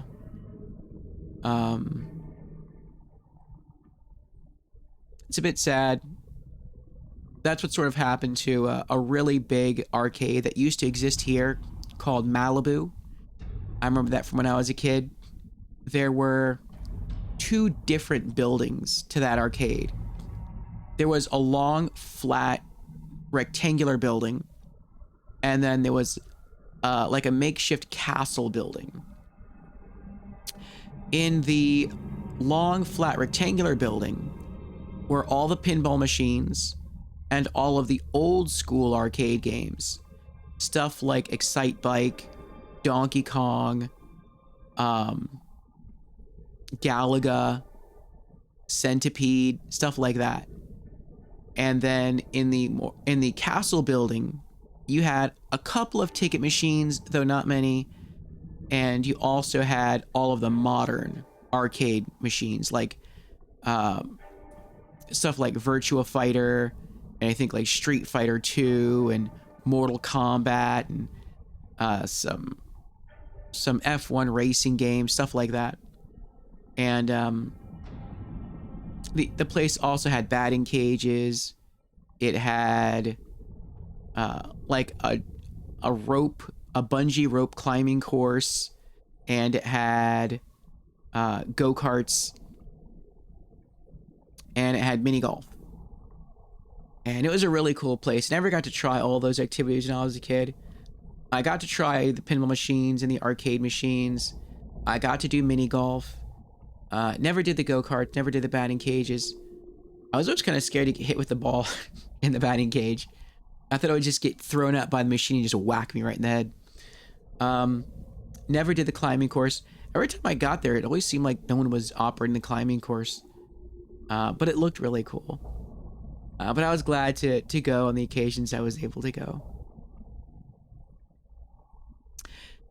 But yeah, Charmander, Zim was just telling us that he's in Vegas, and he took some time out to visit the Pinball Hall of Fame. And so he spent a couple of hours there looking around the place and getting to play some pinball.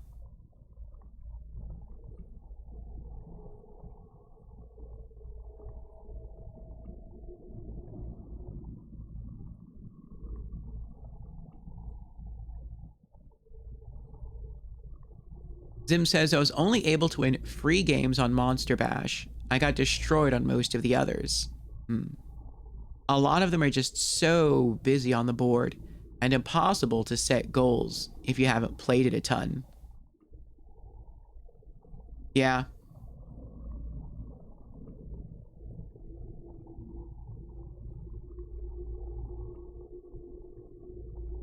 My first introduction to a pinball machine is always just trying to keep the ball from going down where it's not supposed to go. And then when you learn the board a bit better, the objectives a bit better, then you start trying to navigate the ball to where you want it to go, rather than just where you don't want it to go. Zim says D&D was pretty fun. Probably would have been more fun if I was better at it. D&D? D&D pinball? There's a D&D pinball machine? You could select a character and mission, then collect items, etc. Oh, that's so cool. What was your favorite pinball machine as a kid? I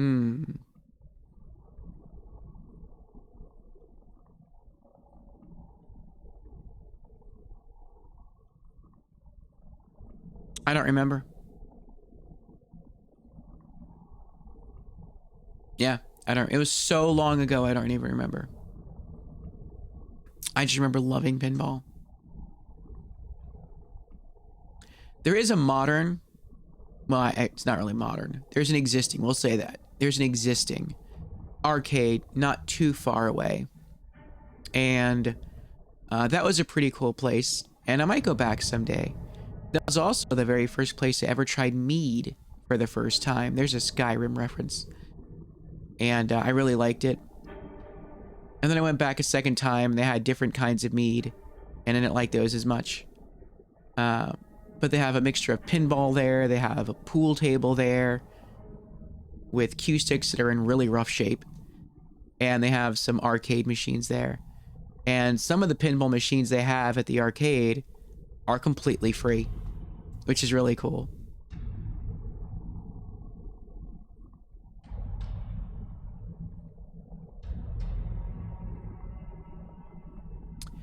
Zim says, someday when I own a home, I may buy a Monster Bash machine for the basement. Nice. Yes. It would be cool to have a pinball machine. I think I'd be grateful for just about any pinball machine. I just really enjoy pinball.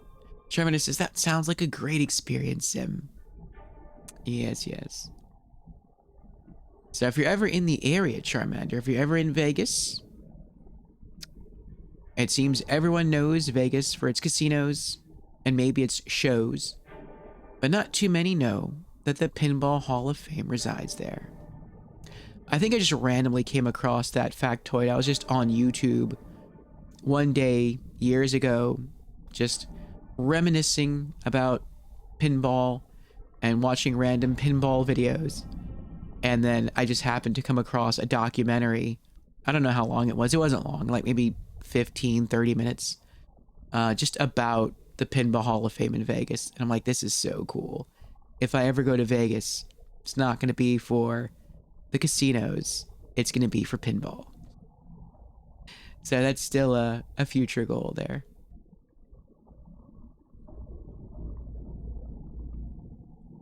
But I'm glad you got to go, Zim. I'm glad you got to enjoy it while you were there.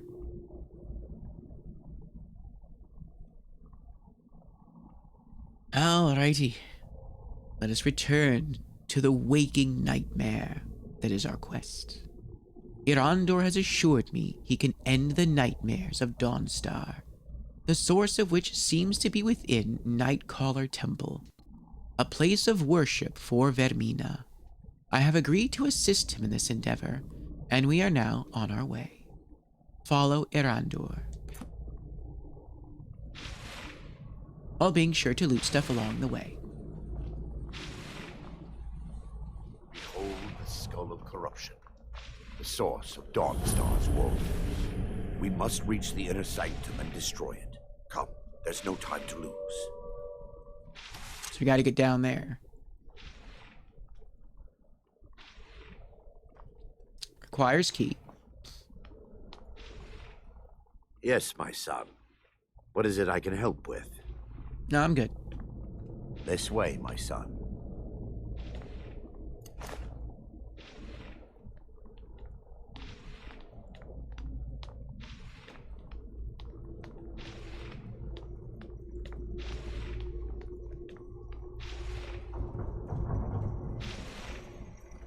Uh-oh. It's the Orc Invaders. Never should have. That it? That your best?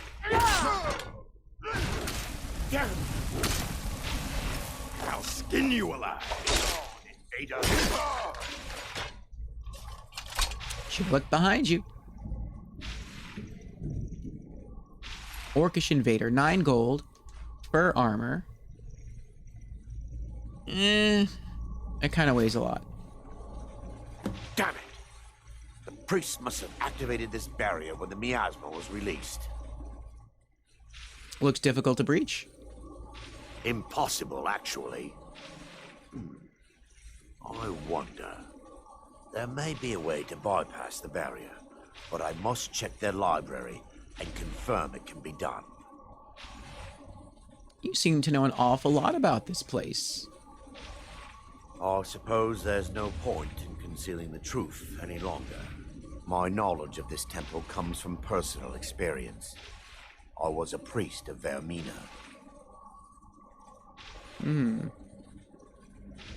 Why keep it a secret?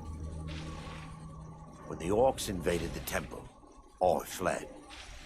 I left my brothers and sisters here to die. I've spent the last few decades living in regret and seeking redemption from Mara. And by her benevolence, I will right my wrongs. All right, I'm ready. or still have my key to the library. Whenever you're ready, let's move on. Follow Erandur to the library. How can the skull be affecting Dawnstar? Lore holds that the skull of corruption holds a constant hunger for the memories of others. The skull has been out of touch for so long, I fear it's gained the ability to reach out on its own and try to feed. What it does with these memories is just conjecture, and an argument for scholars and historians to this very day. We mustn't tarry. The skull needs to be destroyed as soon as possible. 26 gold. Fur armor.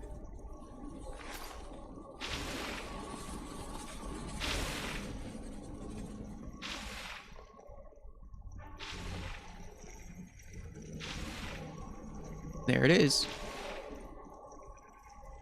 Charmander says, yeah, I've only heard about the casinos, shows, and someone told me they have sprinklers or misters to cool people off. Pinball Hall of Fame is more of an incentive to visit. I also heard that they had really great buffets. But I was told that the buffets were free. But maybe that's changed over the years.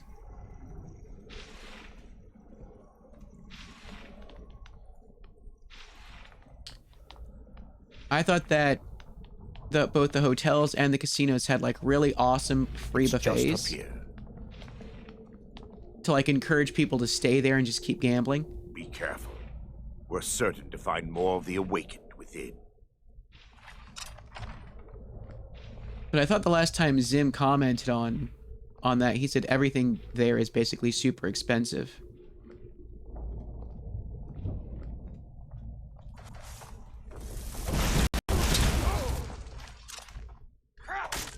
This guy's strong. What happened? 10 gold. Hide armor. Wait, he's still under attack, Garach! Termina Devotee. Lucky hit. Why are you attacking him?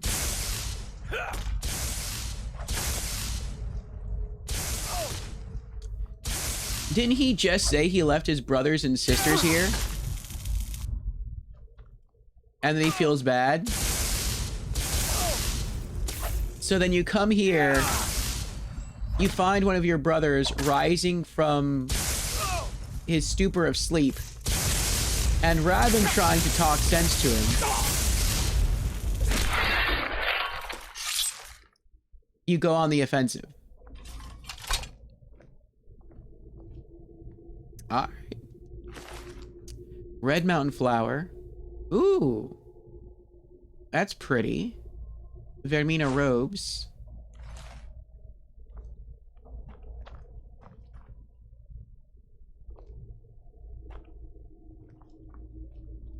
That makes sense. The food to draw you in, so you spend money. Yeah. Look, Erandur's working through some stuff. I guess so. Working his way through some bodies.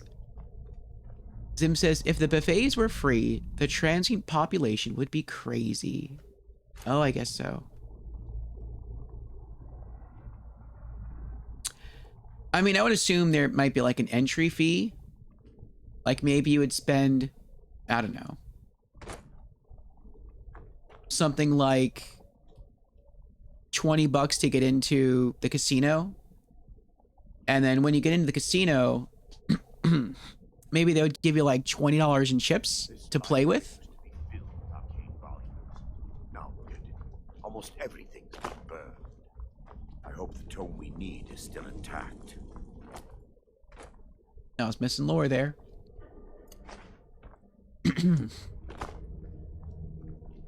So basically you would get reimbursed, but it would basically be like an entry fee. And then they would just give you like loot. Or not loot, food. Yes, my son. What is it I can help with? We mustn't tarry. The skull needs to be destroyed as soon as possible.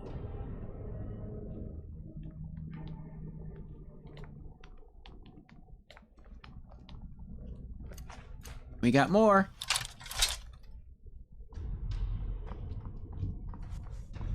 Never should have. That's the best you can do.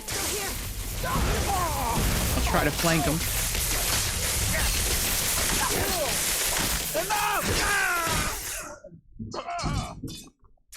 What are you doing?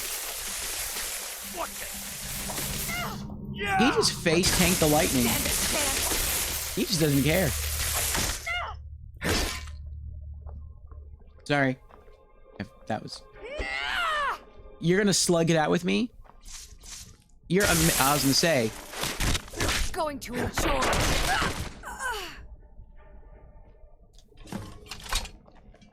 You're a mage and you're trying to slug it out with me? Barring any more interruptions, perhaps we can locate the information I need. Barring any more interruptions, perhaps we can locate the information I need.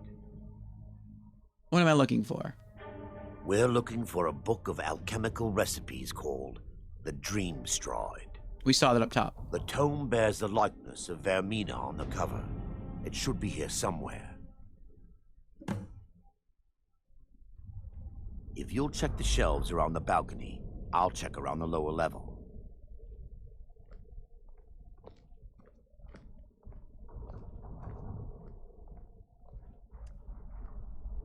They'll give a lot of free comps and stuff for players, but they track your inputs constantly to decide how much they want to bribe you. So if you're sitting at a slot machine for hours, you're eligible for lots of free food or complimentary stays. I mean, that's cool. Especially if you're winning. Then you're getting money from the casino, plus food, plus a free stay. Orange Dartwing. 16 Accords of Madness, Volume 6. I'll keep that.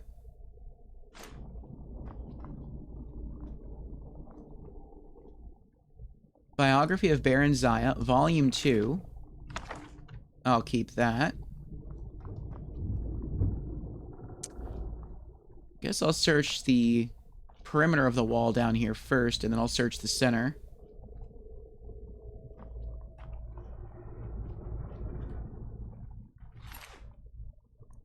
Wait. I'll leave that closed for now.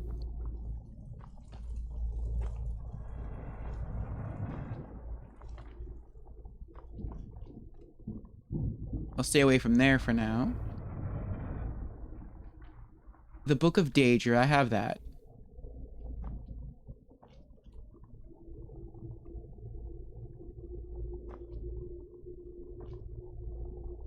But if you go to the hotel shop to grab a bag of chips and a water, you're walking out for like 13 bucks. That's crazy.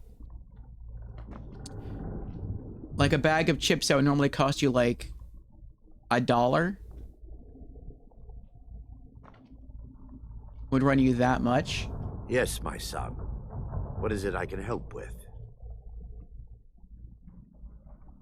Fey Falcon 2.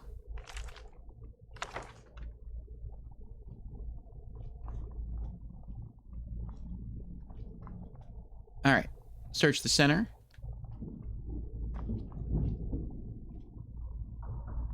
On Oblivion.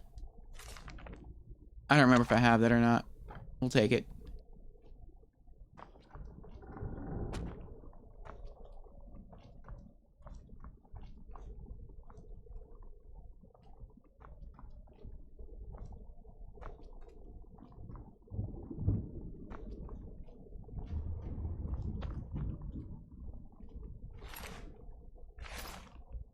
Yeah.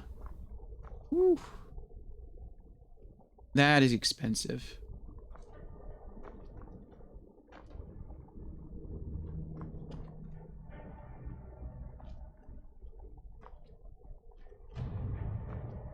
Yes, my son. What is it I can help with? Orcish Invader. 8 gold. Studded armor.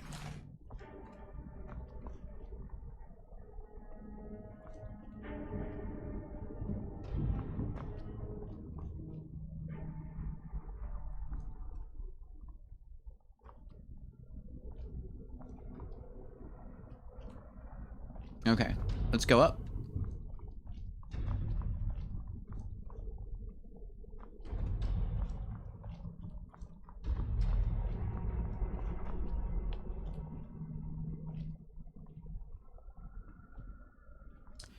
So where did you eat most of the time, Zim? Restaurants? Hotel? Did you play any of the casino games? Did you go to any casinos? I think I have that one. The Firmament.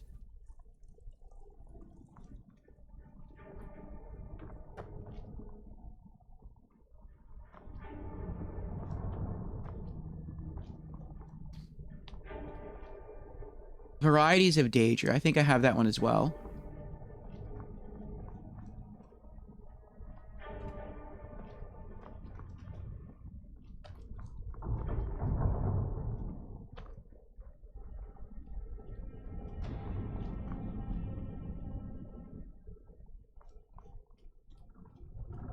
The Dream Stride. Alright, we're probably gonna have to give this book away, so let's flip through it. The Dream Stride. The Mysterious Alchemists of Vermina. For over 1,000 years, the priests of Vermina have been masters of the art of alchemy. The complexity and potency of their mixtures are nothing short of legendary. These alchemical treasures are so highly sought after that a single draught showing up on the black market can command sums in the tens of thousands of septims. Of the numerous potions that have surfaced to date, Vermina's Topor is perhaps the most impressive. A single sip of this viscous liquid places the imbiber in a state known as the Dream Stride. This condition allows the subject to experience the dreams of another as if they were actually there. The subject becomes an integral part of the dream, behaving as if they belong. To any other entities in this dream state, the subject will be mistaken for the dreamer. The subject will even find his mannerisms, speech patterns, and knowledge expanded appropriately. To an observer, after the subject has imbibed the potion, they will appear to vanish. As the subject traverses distances within the dream, they will also be traversing distances in the actual world. When the Topor's effect has expired, the subject will fade back into reality in the exact location projected within the Dream Stride. Some Dream Strides have transported their subjects a few feet, and some have appeared thousands of miles from their origin in a matter of minutes.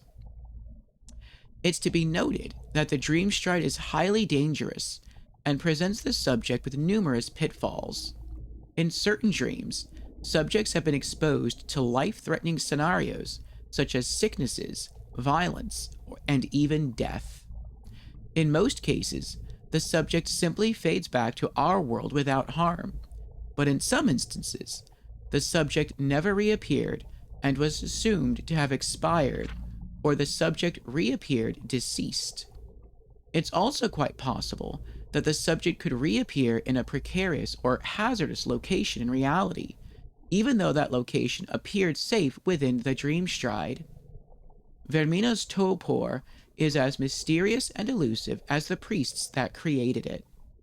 It's unknown whether this unique transport mechanism is a result of the Topor itself, or simply the odd machinations of Vermina, but the potential for using the Dream Stride to penetrate seemingly impassable obstacles certainly outweighs its mysterious nature.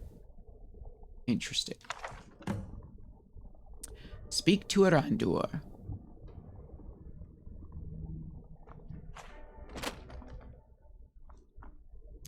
Zim says they've got food courts with standard overpriced food, $18 burgers or tacos, etc. Did play table games long enough for real comps, but all drinks are free while at the table, so I had a couple drinks while I gave them my money. I mean, so long as you didn't spend that much money, that sounds worth it. If you like to drink, you basically just go for the drink. And then while you're there, you play games.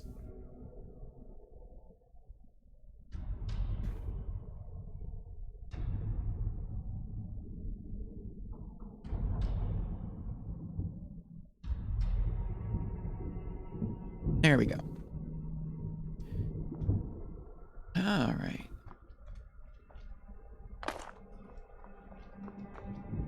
Yes, my son. What is it I can help with? I found it. Let me take a look. Mara be praised. There is a way past the barrier to the inner sanctum. It involves a recipe for a liquid known as Vermina's torpor. Is that some type of potion? Yes. The torpor grants an ability the priests of Vermina called the Dream Stride, using dreams to travel distances in the real world.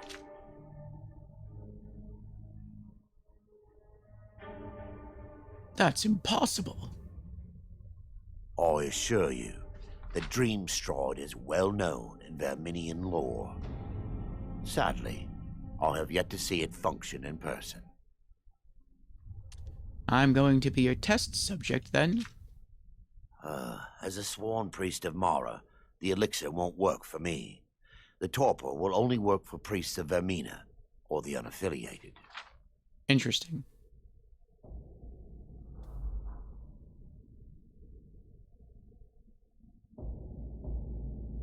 Sounds dangerous.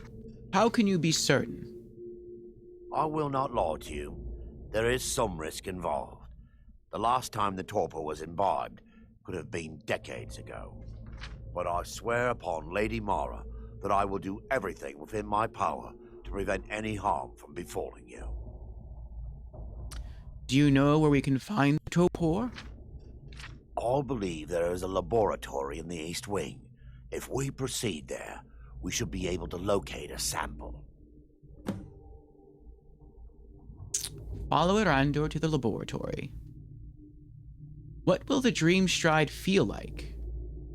You'll be viewing the memory of another through your own eyes and with your own body. Those around you will perceive you as normal, and you will find the words you utter may not be your own.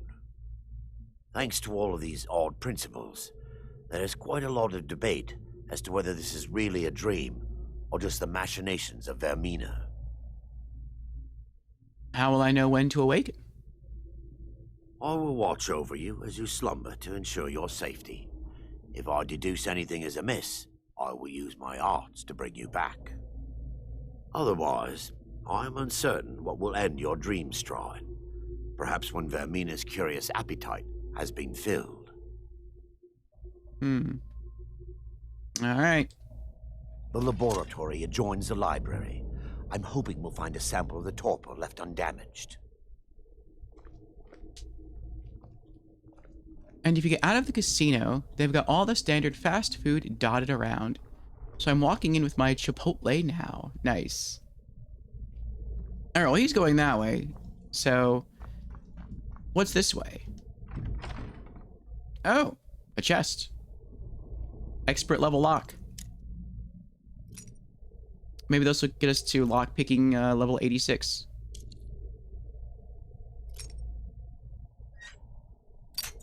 Oh.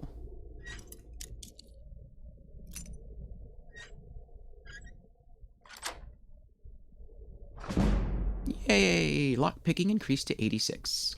90 gold and a potion of healing. I'll take it. Oh, also, it just occurred to me, we're not going in and out of, like, multiple buildings.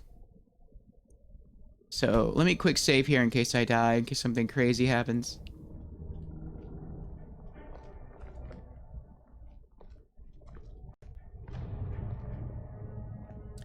I haven't had Chipotle in a while.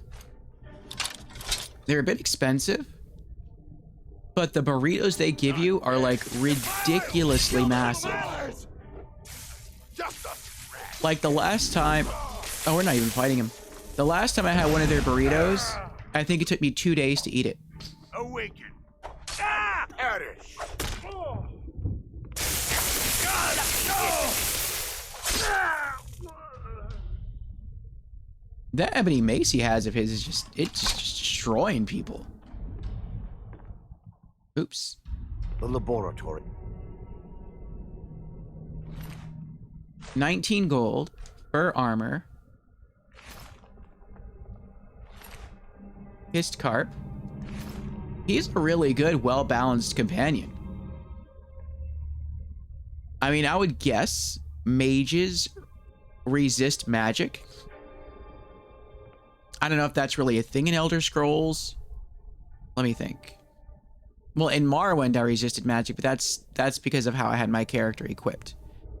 I don't know if traditionally mages in the Elder Scrolls also have high magic resist or not. As warriors, these guys definitely have no magic resist, so he's just melting them. But then against the mages, he just pulls out that mace and just goes to town. So it's pretty set to go up against any kind of enemy. Some leather, some charcoal, and Elk is here. Welcome in, Elk. How you doing? Elk, everyone. We were just talking about her earlier. Take some salt. About her continuing progression through my favorite Souls game, Dark Souls 2, Scholar of the First Sin. And she's doing very, very well. Char's eggs, garlic, nightshade, more garlic. Have you gotten some sleep, Elk? You doing well? That's good. Ah, leather strips. Okay.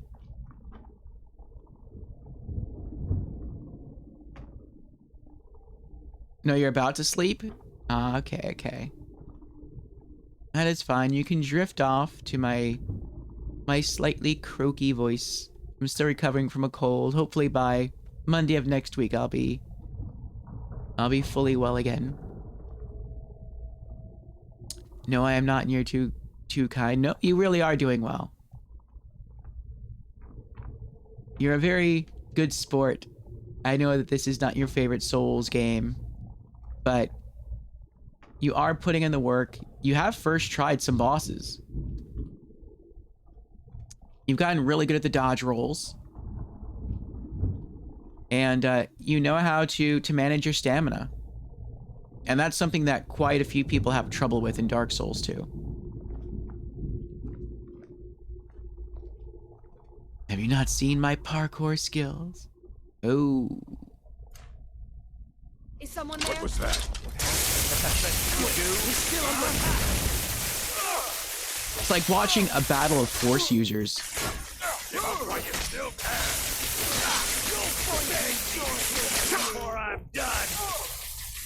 I'll just let them fight each other. There you go. I'll show you a real fight.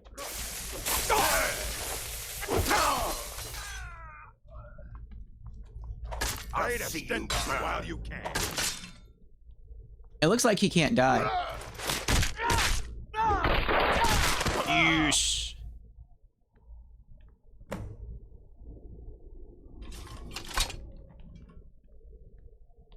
His Alder generates pretty quickly too. Now that they've been dealt with, we need to find the torpor. How will I know what it looks like? It should be in a small bottle, very similar to a potion. I'll begin searching up here. The torpor should be in a tall bottle with dark liquid. If you find it, bring it to me. All right. What's my carry capacity? 270 or 470? Tundra cotton. Elf's ear. Jazzbay grapes. Butterfly wings. Zimmy Boy knows my excellent parkour skills. Oh, that's right. The last boss I saw you defeat was the frog boss. But I know after that you were trying to drop down the well. Cooked catfish, 21 gold, studded armor. How did that go?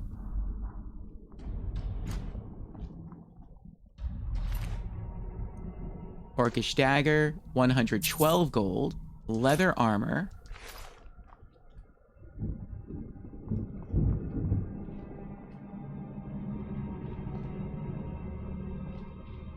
Scaly foliota mushrooms. Tundra cotton.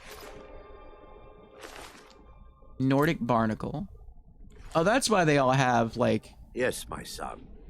What is it I can help alchemy with? supplies on them, because they were practicing alchemy. That makes sense. Frost miriam, frost salts, purple mountain flower. Yes, my son. What is it I can help Slaughter with? scales. Garlic.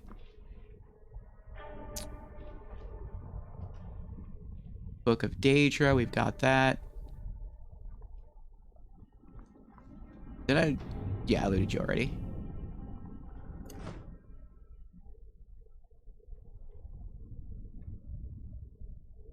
Zim says killed frog, then killed gargoyles. Ooh. Congratulations there, Elk. I think the gargoyles in Dark Souls 2 are harder to fight than the gargoyles in Dark Souls 1. Skeever tail. I feel like they're a bit faster in Dark Souls 2, and you just have to fight more of them. Because if you don't kill them quickly enough, you could be fighting up to like 6 gargoyles at a time. I think.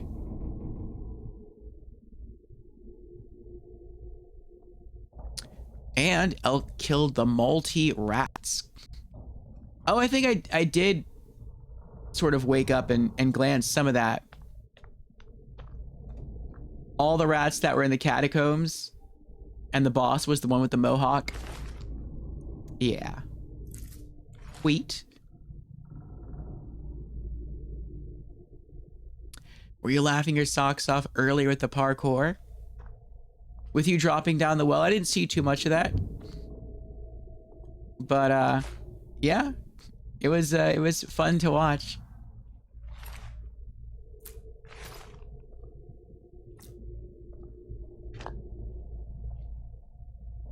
It takes a while to get used to dropping down the well without dying. But you figured it out. I knew you would.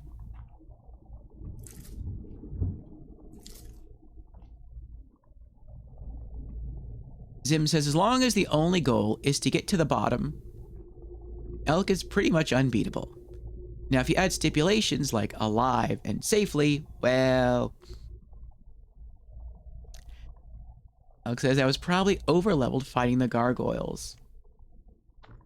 I feel like you could never be too highly leveled to fight the gargoyles. They are rough.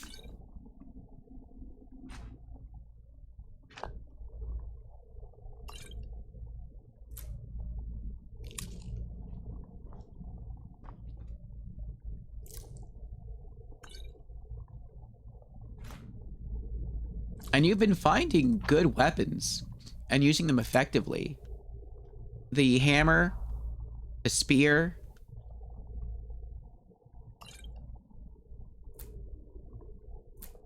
Ooh, free Daedra heart. Nice.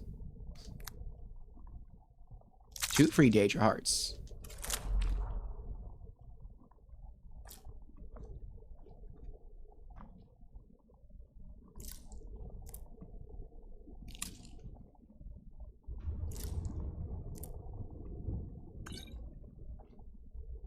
So yes, I do think you're doing very well, Elk.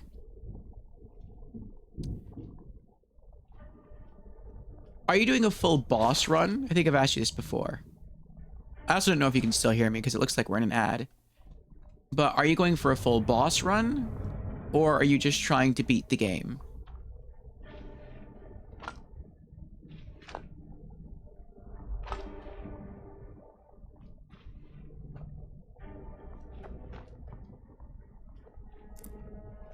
I'm like looting all of the alchemical supplies. Potion of plentiful healing, nice.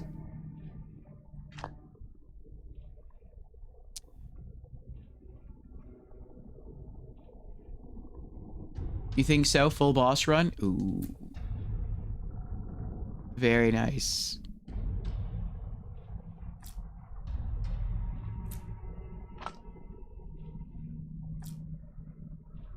Vermina's Topor. Speak to Erandur.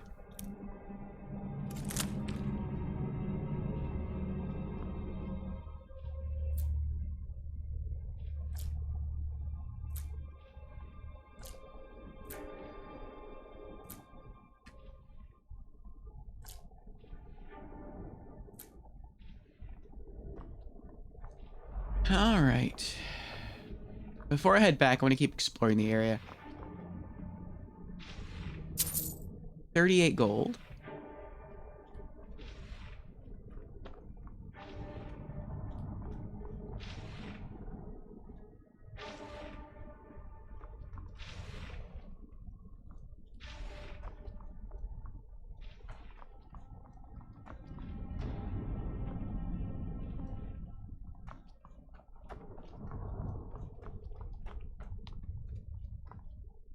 What does it say it does?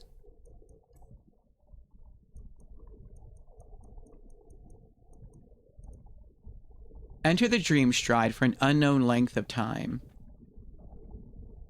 I wonder what would happen. I'm not going to try it.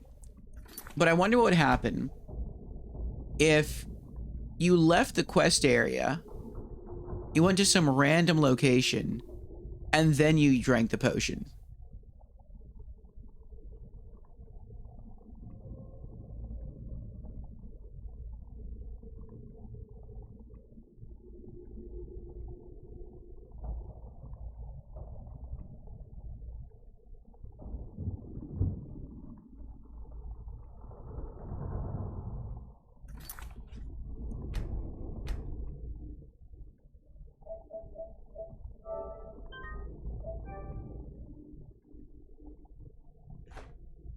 I'm gonna hard save and try it.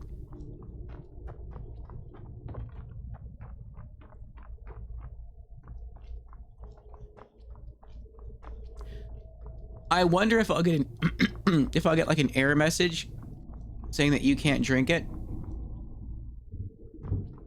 I guess we can just try that right now. You cannot eat quest items. Okay.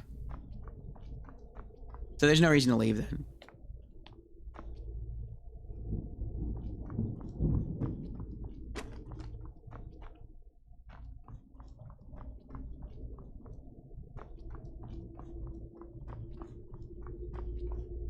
If it would allow me to drink the potion, then I would have reloaded the last save.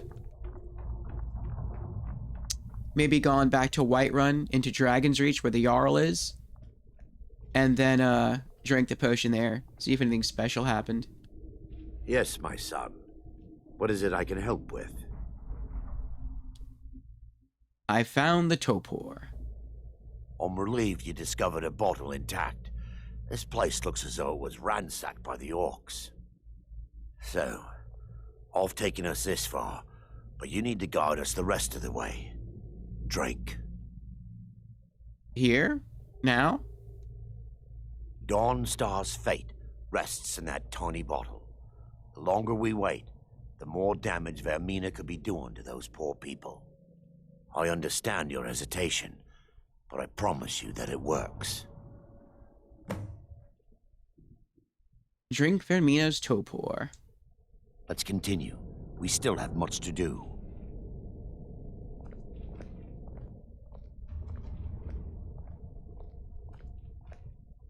I'll follow you first.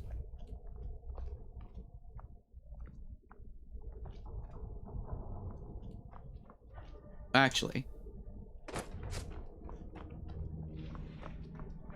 let me open this.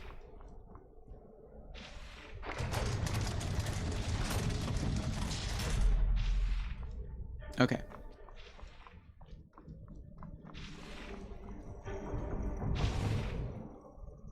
I feel like he's just going all the way around.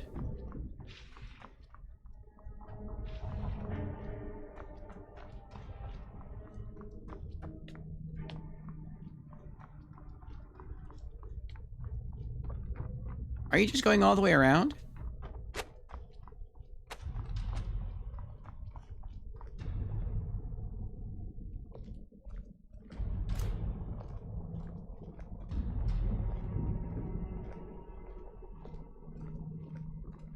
Zim says, I would never laugh at another's misfortune. Maybe just a little.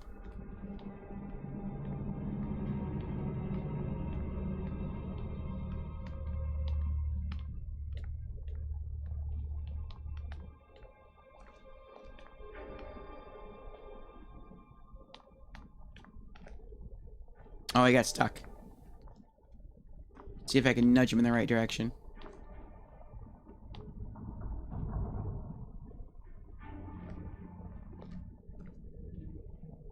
There he goes.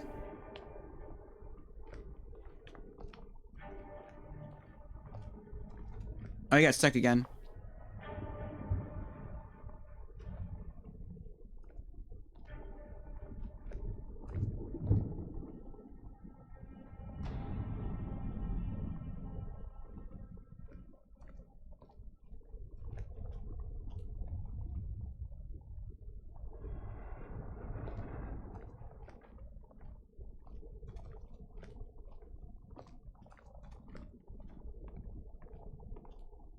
Elk is excited that Zim will be playing Lies of P soon. I'm interested in seeing Zim play Lies of P as well.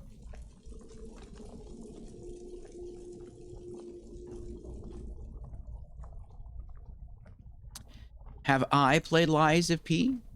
I played the demo twice. I played the demo when it first came out, and I've said before that I like everything about Lies of P except for the gameplay. And I can't even entirely say the gameplay. I had fun killing regular enemies and mini-bosses. I just didn't enjoy how precise I had to be when fighting the boss of the demo, which is the police bot. And you did just go in a circle.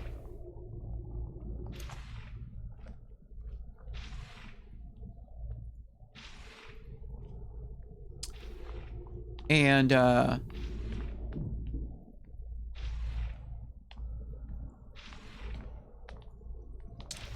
remember getting close enough to the point where all I needed to do was hit that boss one more time, and I would have beaten the boss.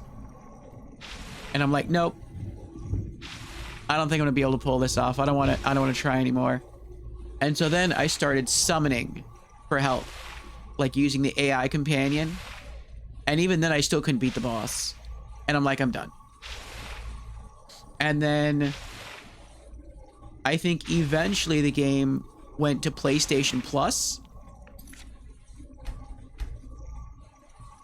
And I had PlayStation Plus at the time, so I was able to claim Lies of P through that program. And so people are saying, well, you know, maybe now you should give it a chance because it's essentially a free game. And I said, well, I don't know. Let me try the demo again. And so I downloaded it, installed it, and I streamed the demo a second time. And I got to the same point in the demo, and I couldn't beat the boss. I'm like, nah, not gonna happen. But the demo was never updated. The game was. So they said that the game is not as hard as the demo. And beyond that, the game also has 2 easier difficulties beyond what the game was released at. So I thought if I ever do play the game, I'll probably just pay the money to subscribe to PlayStation Plus to gain access to it, unless it goes to like a really good sale. And then crank down the difficulty to the absolute easiest difficulty setting and then play it that way.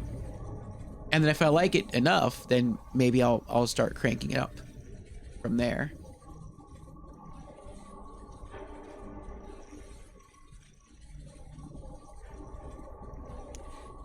Zim says Elk is over halfway to beating all the bosses in Dark Souls 2. Very nice. Congratulations to Elk.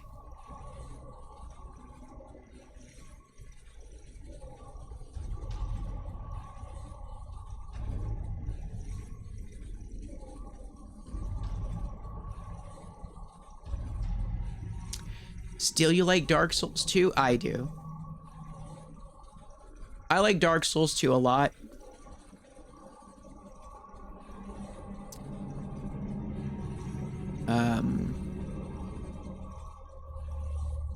Yeah, people ask me that question a lot.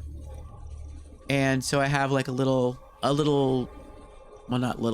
lengthy sentence that explains why I like it. I'm not sure if I ever post this into your stream chat, but I love Dark Souls 2 due to its music, especially due to the theme that plays when you're in Majula. For a lot of content creators that make Souls content on YouTube, they actually use that theme, the Majula theme, for their background music in a lot of their videos. It's very calming, it's very peaceful, it's very relaxing.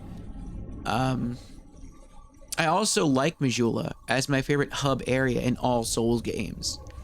Just because you go there,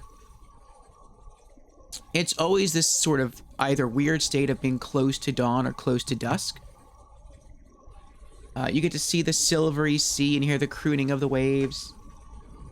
You get to talk to the people in town, some of the merchants, and you get to watch the town grow over time as you sort of find and recruit more NPCs.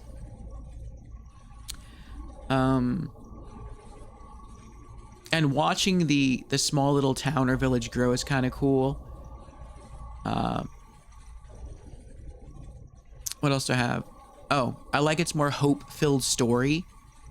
And so I'm not going to go into the stories of the other Souls games because I don't want to spoil anything for you. But you know from the story of Dark Souls 1 that it seems very black and white. It seems like either you're going to be... Actually, I'm not even sure if you know both endings to Dark Souls 1. But it seems either you can... I'll just say either you can do the good ending or it seems like the bad ending. And it seems very binary. It seems like those are your two choices.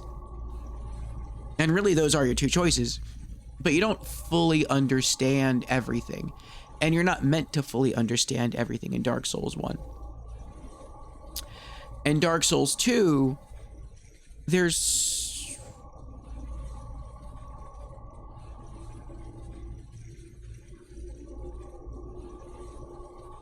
I was going to say something, but it's a spoiler. In Dark Souls 2, there are more ways that you can interpret the endings. And so, similar to Dark Souls 1, some seem bad or dark. Some kind of seem good. And then there's like...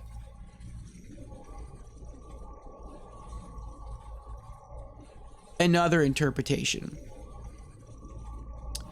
And it's an interpretation that always reminds me of something that I first heard of, and I'm sure it's elsewhere, but I first heard of it in the Legacy of Kain series, which is a great vampire series, which I've messed around with each of the games in this series, but I've never beaten any of them. I would love to stream the Quintology one day, where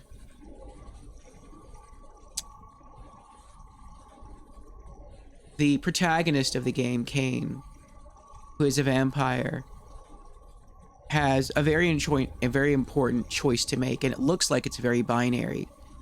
It looks like it's heads or tails. And he's sort of being forced to make a choice, to make this decision that has very weighty consequences. And he says that there's actually a third choice you can make. And he likens it to the flipping of a coin. He's like, if you flip a coin, most likely it's going to land on heads or it's going to land on tails. And it'll probably land on tails half the time and heads half the time. But that's not actually true. He's like, what if you flip a coin enough times? Eventually, it's bound to land on its edge. And so a coin is actually 3 sides, not 2. It's just the odds of it landing on that slim edge are almost impossible. But that's sort of the edge that he chooses to try to pursue. And in Dark Souls 2, there's sort of that edge. And so there's sort of like this very unique spark of hope in the story of Dark Souls 2 that exists in no other Souls game, with maybe the exception of a certain ending in Sekiro and maybe a certain ending in Elden Ring. But I'm not even entirely sure about the ending in Elden Ring. But yeah, I would say it's the most hope-filled story of all the Souls games.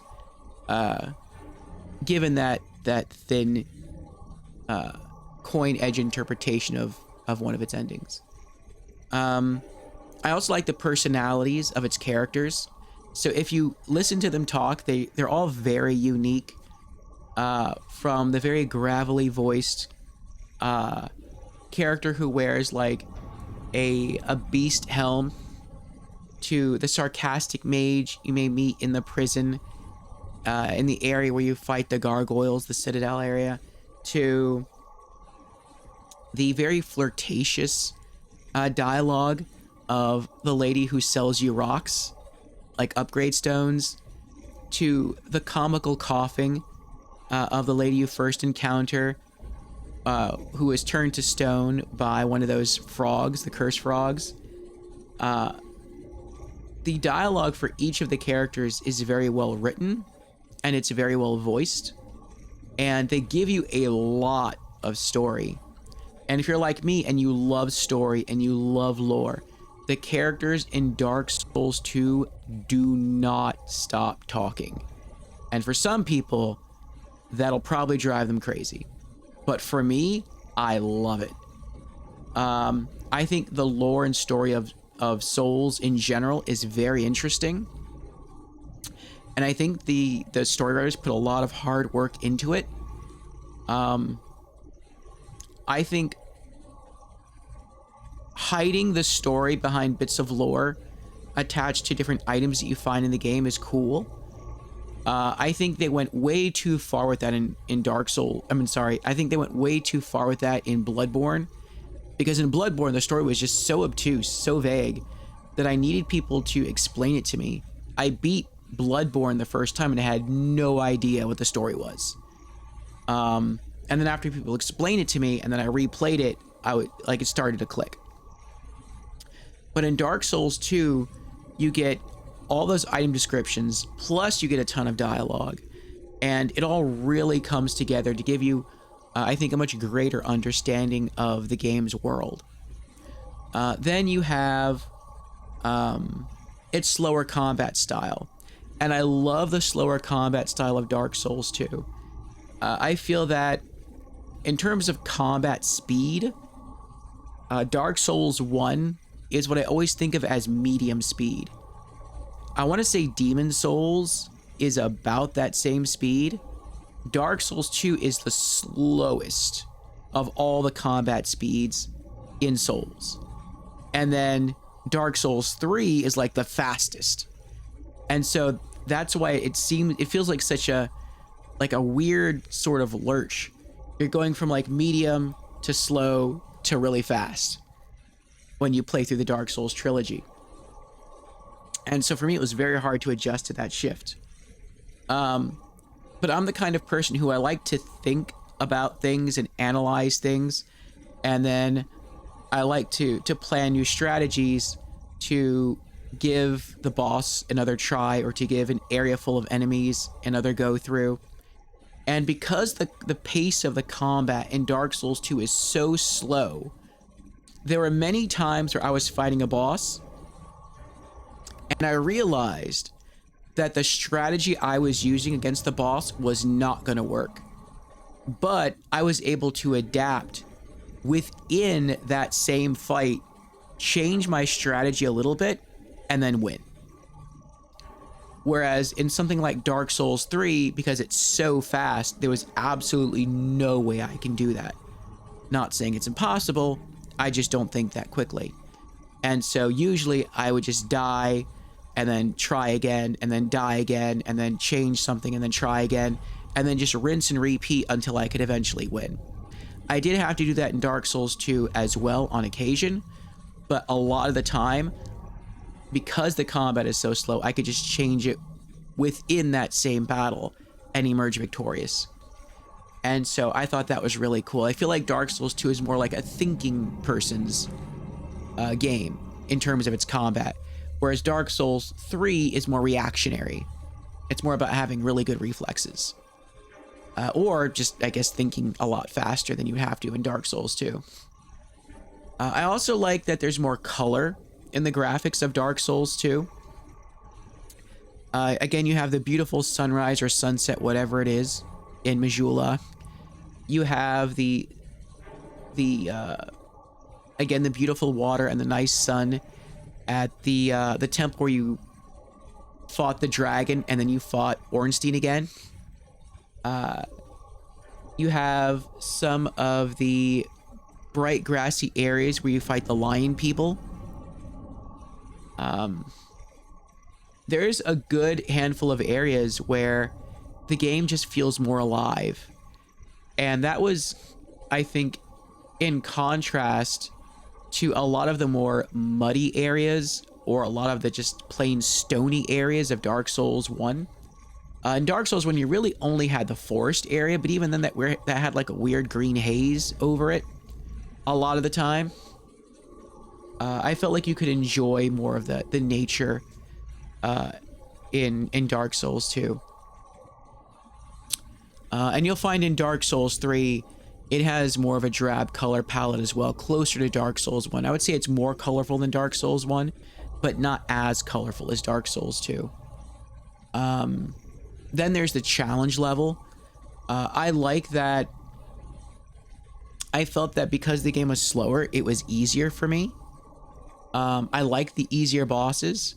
In fact, in Dark Souls 2, I didn't die my first time until it was 8.5 hours into the game. My first death was 8.5 hours into Dark Souls 2. For me, it started off as an incredibly easy game. And then, yeah, the challenge does increase. But I was always able to adapt, and I never felt too frustrated.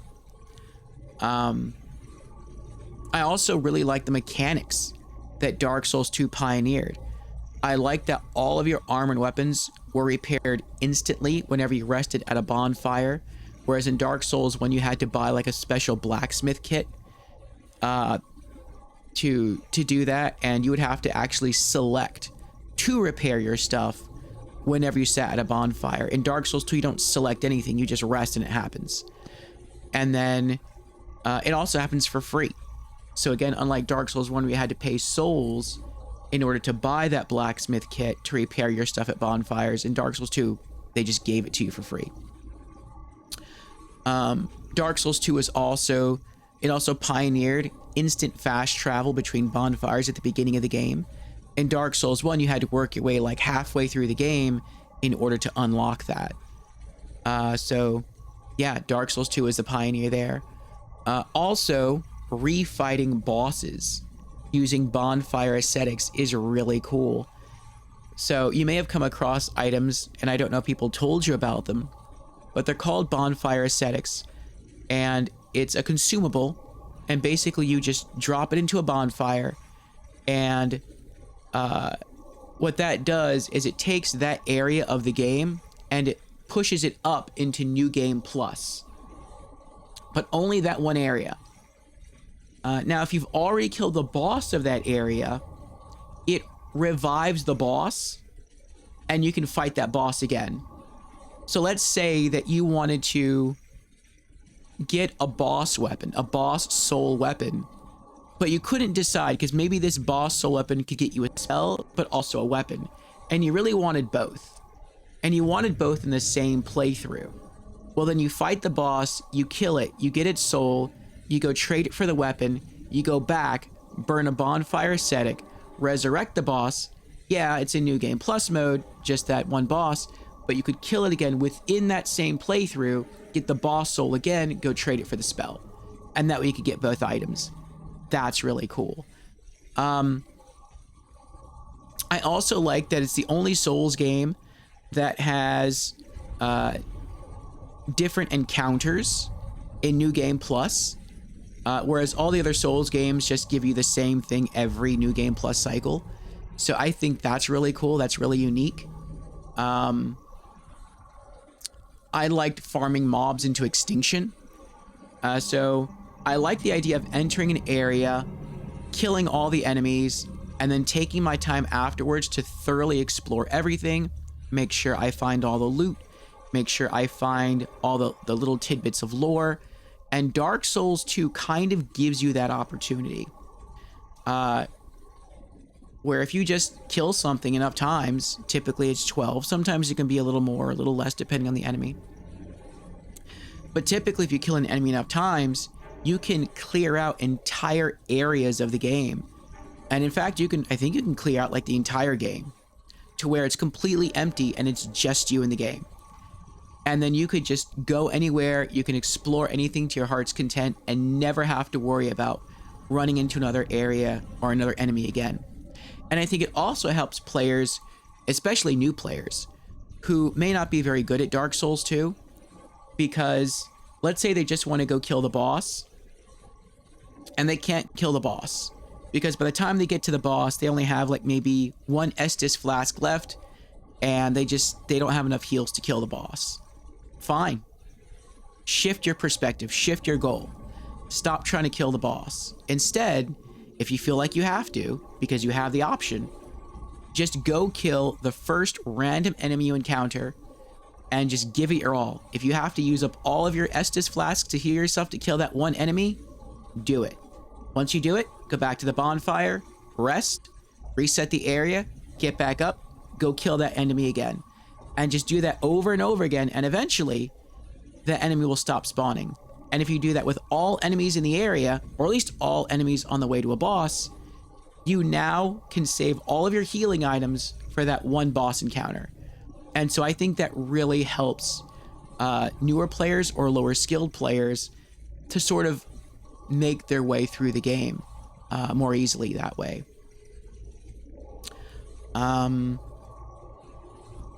I also like, and I heard you talking about this earlier today, Dark Souls 2 also pioneered power stancing of weapons. So only only 3 games have power stancing in terms of Souls games. Dark Souls 2 invented it. Dark Souls 3 sort of has it, but it only has it for some weapons.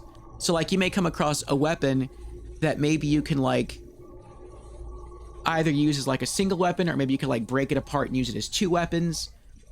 Like in that way, there's sort of power stancing in Dark Souls 3, but it's not as open.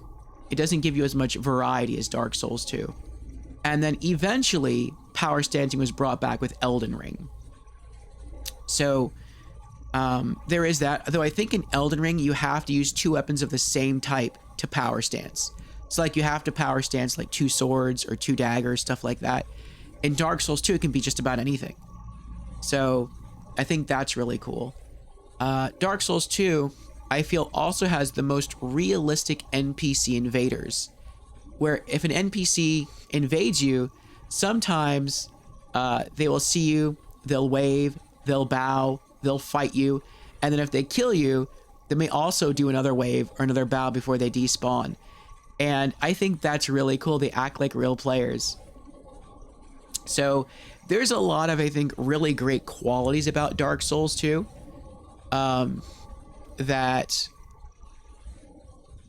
I think sort of get overlooked by people who are sort of more deterred by the slower combat style that they may not like, or maybe the higher challenge level of Dark Souls 2 if they're more reactionary. But being who I am, liking a slower paced combat style, liking a lot of dialogue, a lot of story, a lot of lore, I was really a big fan of that.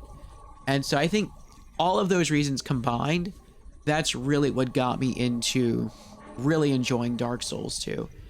And at one point I had a goal to just go through the entire game and just farm every mob into extinction. I started to do that, but then I sort of stopped because as a string, we started Dark Souls 3, and I just started, you know, I feel like I can only really master one combat style at a time, or one combat speed at a time. And so since Dark Souls 3 became our main game, I felt like I started to get rusty in Dark Souls 2, and I couldn't really play both at the same time, so I just sort of gave up on that. But yeah, I really love Dark Souls 2.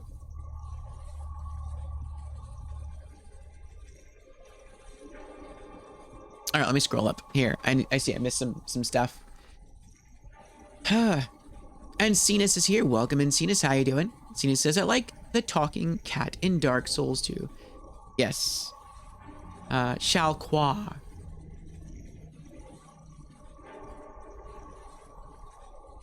I like her too. The kitty who speaks French every now and again, I think.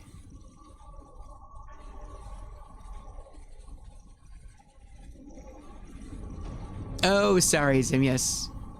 I haven't updated the question yet. Should I update it for tomorrow? We only have 2 days left of the week. You know what? I probably will. I'll update it tomorrow. I'll update it after stream today. It'll just be the question for the next 2 days. Zim says, I never found the pace of the overworld to be slow, just ganky or bullcrap. Well, the pace of running around, of movement, is actually faster. It's faster than Dark Souls 1. It's just the combat that's slower.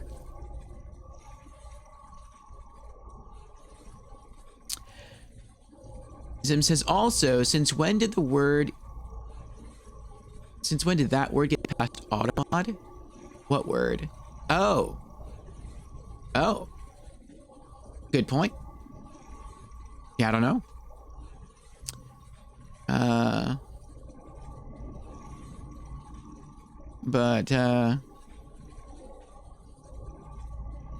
Yeah, that's something I will update there.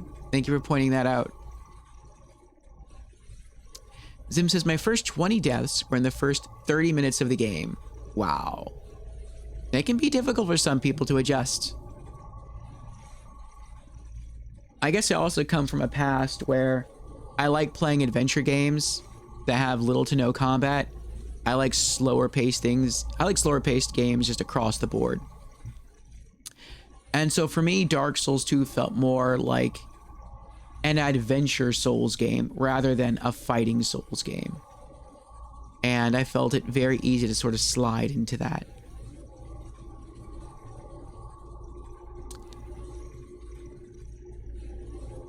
Zim says, I tried to kill the fatty at the beginning area.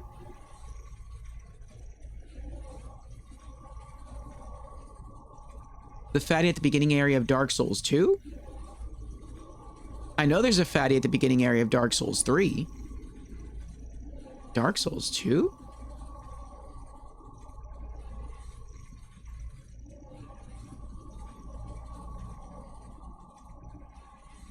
I don't know what enemy that would be.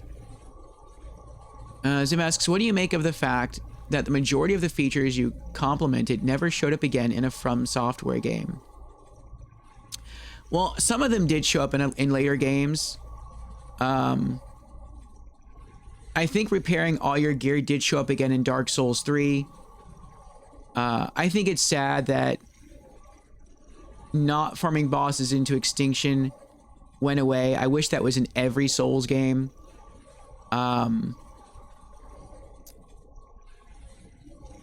I wish that you could... Well, reviving bosses was also sort of a thing that was brought back in Sekiro. Because after you kill a boss in Sekiro, you can choose to fight it again at a resting point. So if you just want to like practice a certain boss and not necessarily farm it for boss souls or anything, you can do that in Sekiro a lot easier than you can do that in Dark Souls 2. Because in Dark Souls 2, you always need to use that consumable to revive the boss. Whereas you don't have to do that in Sekiro. But every time you do it in Dark Souls 2, you do get rewarded for it with more souls and another boss soul. So a lot of the features actually did make it back. Power stancing made it back sort of in Dark Souls 3 and more so in Elden Ring. So I want to say that, yeah, I think most of the features did make it back into other Souls games. Just some of them didn't, and the ones that didn't I really miss. And Krupar's here. Krupar! How's it going, Krupar? Give us an update. And Kitsuna's here. Welcome in, Kitsuna. How are you doing? And Froz is here. Hail, Froz. How be ye? Zim says it's like the wrong way near the old lady's house. Oh. They have proper names. I just call them like Rhino Men. Or Hippo Men. But yeah, I know what you're talking about. Yeah, the one that's sort of in the little Heidi area. Where you have to like go through sort of like a hole in a rock. That's a bit hidden.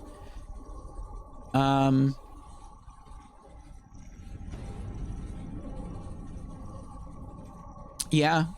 I think I tried fighting him and he almost killed me and then I ran away. And then I went back later on. And I beat him. But, yeah, I can understand him killing you. I feel like he's probably a bit too hard to really fight on your first time in that area. People can definitely do it, and they have. But I mean, at the beginning of any game, you're still trying to get used to the controls. You're trying to learn the controls. You're trying to get used to the pacing. You're trying to learn the attack patterns of whatever weapon you happen to be holding. So you don't really have the power or the skill set yet to be able to tackle an enemy like that. But yeah, if you can, you get a reward. But then you always get the same reward if you go back later on, so.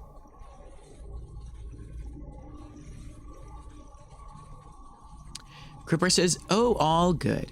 I have a very healthy child.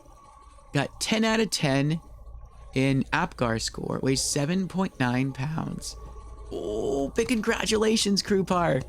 Big congratulations indeed. So yes, for those who don't know, Krupar has been in hospital. His wife just had a child.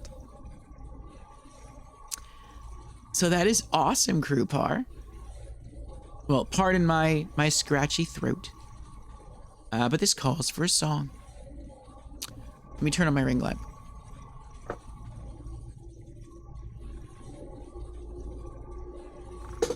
There we go. That's a bit better. So, for Krupar's new baby born into the world. Happy birthday to you. Happy birthday to you. Happy birthday, dear baby of Krupar. Happy birthday to you. And congratulations again, Krupar. The holiday it might be different in your country, but this Sunday in our country is Father's Day. And so, at least from this side of the world, happy early Father's Day, Krupar.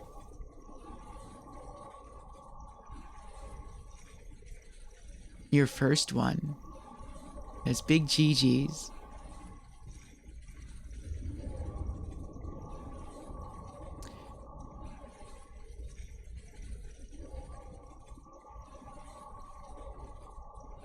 Zim says, being able to refight bosses is very different from bonfire aesthetics. Yeah. Yeah, it does make the area harder, which is different from Sekiro, where you can just fight the boss again just whenever you want, wherever you want. But they did give you that option to refight bosses in Dark Souls 2, which I think is pretty cool. So it's along the same lines. Because there are some people who want to train at maybe doing like a deathless run of a Souls game. And if you're playing a Souls game on PC, there's tools you can download, like mods you can download just to respawn bosses. You could also just create multiple save points. But it's kind of hard to do that in a Souls game because Souls games autosave. So you would have to like abuse the cloud to like create a save file on the cloud by uploading your save, then go fight a boss, beat the boss, then re-download your save from the cloud so the boss is still there, and then fight the boss again.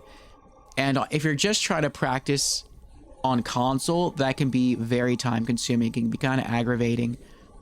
But if you have bonfire ascetics, then that at least gives you more of an option, less of an aggravating option.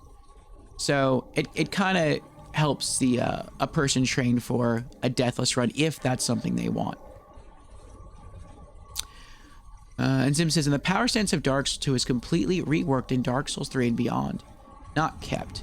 Not kept exactly, but it was carried over. The concept of power stancing was carried over.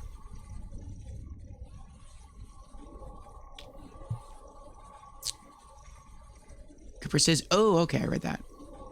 I'll send you a photo on Discord. All right. Happy Father's Day. It'll be fun, indeed. And, yes, how are you doing, Kitsuna? And Frauds? And Elk also asked, what do I think of Sekiro? I like Sekiro. For me, on my first playthrough, Sekiro was the hardest of all the Souls games. And I didn't know, and I feel like this is, it sounds weird, but this is the only Souls game I had this feeling about. I didn't know that I would beat Sekiro until I actually beat Sekiro. For me, the final boss of Sekiro is the second hardest boss in all of Souls. The first is the final boss of the Elden Ring DLC, which, I mean, I don't really like saying the names of certain bosses because I know there's some people out there who haven't played through the game or the DLC and I don't want spoilers. But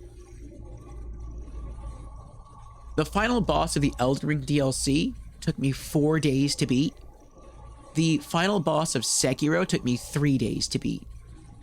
And the only other boss I can think of that took me about that length of time, probably a little bit less time than that, was the optional boss within the Bloodborne DLC, which I count as the third hardest boss in all of Souls.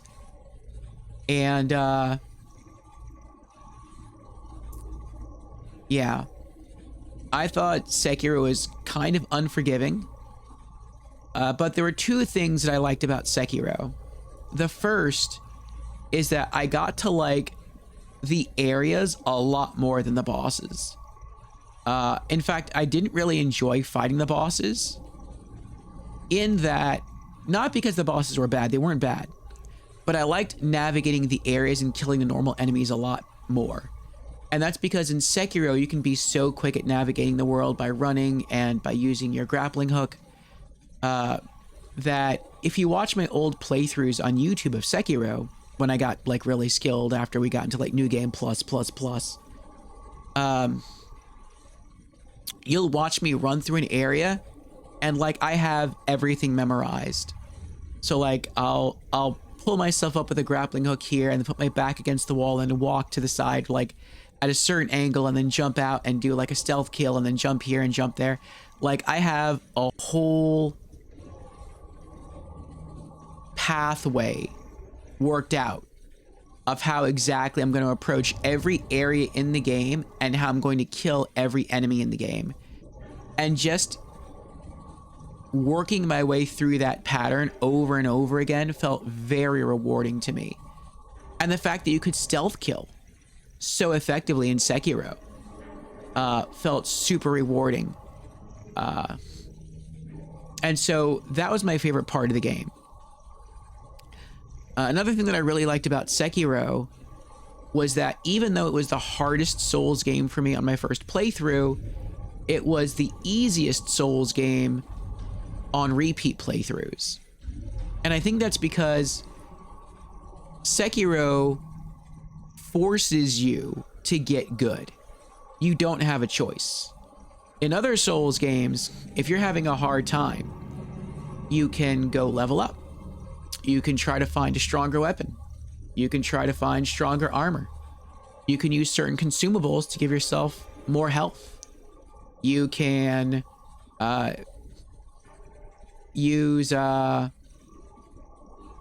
can summon a companion, either an AI controlled NPC or another player. You have a lot of solutions. You can buff yourself up by a ton in some Souls games. There's a lot of solutions that other Souls games give the player if they're having a really tough time. Whereas in Sekiro, those don't really exist. You can buff yourself a little bit with the candies, but other than that, you just have to get good. And I think that's one of the things that makes Sekiro really hard on a first playthrough. But because it forces you to get good, when you play the game again on New Game Plus, nothing has really changed. Yeah, the enemies hit harder. Yeah, they're tankier. But the moves are all the same. The patterns are all the same. And since the game forced you to learn all the patterns the first time, then the bosses and the enemies as a whole are not any harder than they were the first time. They just take longer to kill. And so if you mastered an enemy or a boss the first time through, which you're almost forced to do in your first time through Sekiro, you're golden. So, yeah. Whereas with the other Souls games, that's not really the case, because you have other solutions. One of which is that you can just level up, and you can sort of have a high level go into the boss and have an easier time. But as you go higher and higher into the New Game Plus cycles in other Souls games, you're not going to have that power advantage anymore. That's going to quickly diminish. And you are going to have to start really getting good. And so I think because of that, the other Souls games, they sort of keep more of that challenge. Whereas Sekiro sort of loses that challenge. But only because its first playthrough is so brutal.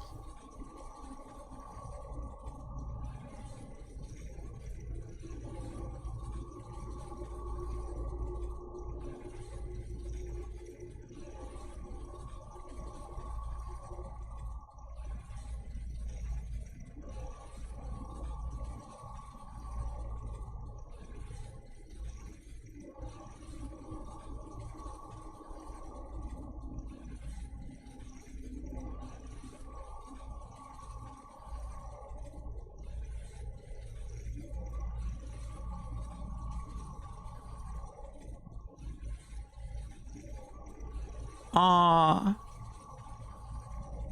I see the pictures, Krupar.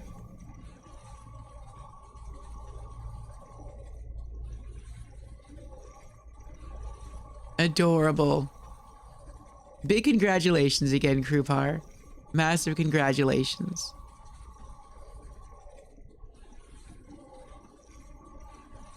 You are a happy papa.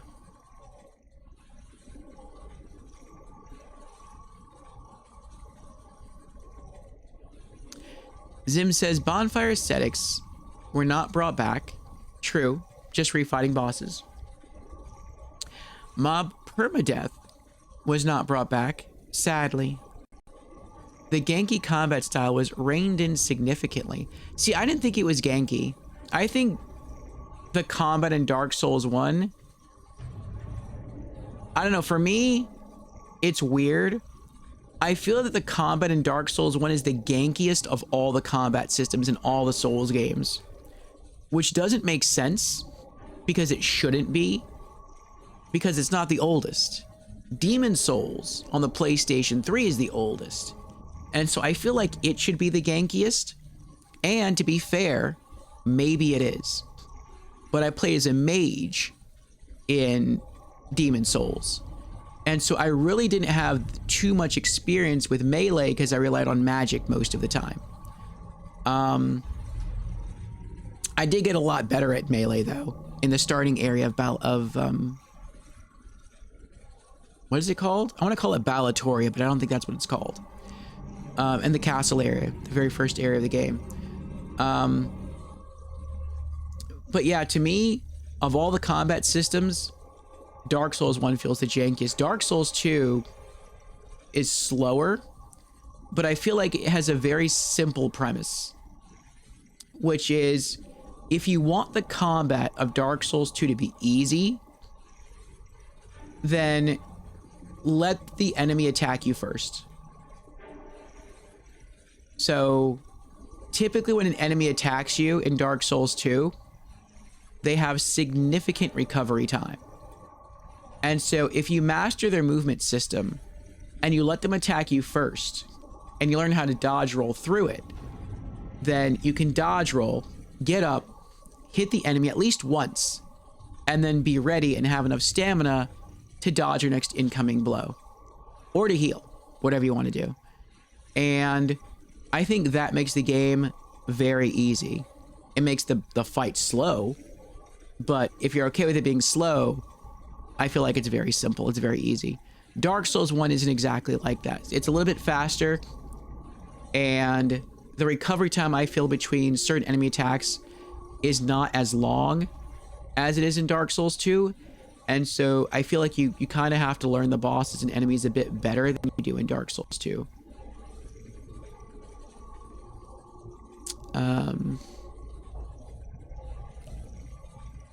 They had some good ideas in Dark Souls 2, but I think the team was a mess of poor communication that didn't know what they were trying to make. I think that's true in terms of world design, or maybe probably more so true in terms of story. I did hear that there were 2 teams that worked on Dark Souls 2. There was the original team, which gave Dark Souls 2 a really strange, time warping story, which some of that is still maintained, but it was a very, very different story. And there's YouTube videos on this. And basically Miyazaki came in and he looked at the story of Dark Souls 2 and he was like, no, I don't want this. And so he brought in a new person to direct Dark Souls 2, and he sort of reworked the story and put out what we have now as Dark Souls 2. And then that person went on to make Elden Ring with Miyazaki.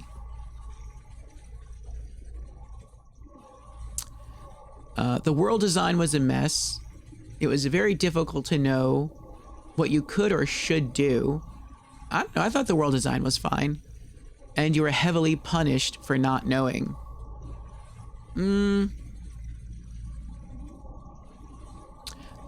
I might need examples of that. The fact that you can accidentally enter the Covenant of Champions and never have any idea that it's making the game harder at the beginning of the game is simply awful game design. Well, they tell you it gets harder. They tell you that if you enter the Covenant, the game will get harder. The one thing they do not tell you, though, actually, it's not even that they don't tell you, it's that they lie to you, basically, is they tell you that if you join the Covenant, that it's permanent, or something like it's permanent and you can't leave. And that's actually false. You can leave.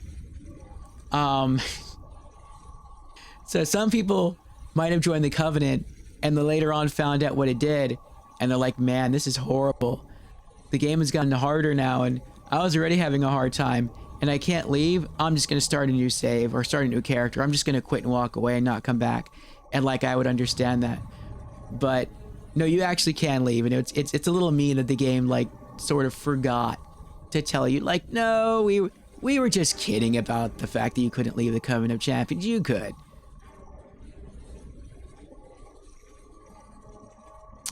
The way Poison Drain is hidden behind a hard-to-see path is massively frustrating. Poison Drain.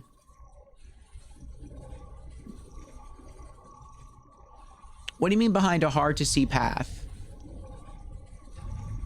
I do like the fact that poison deals a lot of damage in Dark Souls too, because I feel like poison is like a waste of an attribute in every other Souls game. Like, poison does nothing in every other Souls game. And then in Dark Souls 2, it's like ridiculously broken. But I feel it's typically like that in Souls games, where whatever the new element is typically broken in that game. With the exception of Dark Souls 2. Because poison did exist in Dark Souls 1. I'm sorry. Well, yeah, it did. But poison also existed in Demon Souls. That's what I meant to say. In Dark Souls 2, they really focused hard on poison. In Dark Souls 3, they really focused hard on a new thing, which I don't want to say what it is, because Elk is probably still here and I don't want to give her spoilers. But it's something that was not in Demon Souls, Dark Souls 1, or Dark Souls 2. And so I'm pretty sure people who have played Dark Souls 3 know what that element is. And then in Elden Ring, there's Bleed, which Bleed was in older games. But it feels kind of broken in Elden Ring. And Bleed also worked differently in Demon Souls, which is interesting. Demon Souls is the only game in which Bleed worked differently than the rest of the Souls series. But every time you go into like a new Souls, it feels like every time you go into a new Souls game, there's like whatever new mechanic they put in, whatever new damage mechanic they put in, that's the one that's broken, and then it's later addressed in a future Souls game. So, I don't know. It was kind of nice seeing poison get a little love in Dark Souls 2.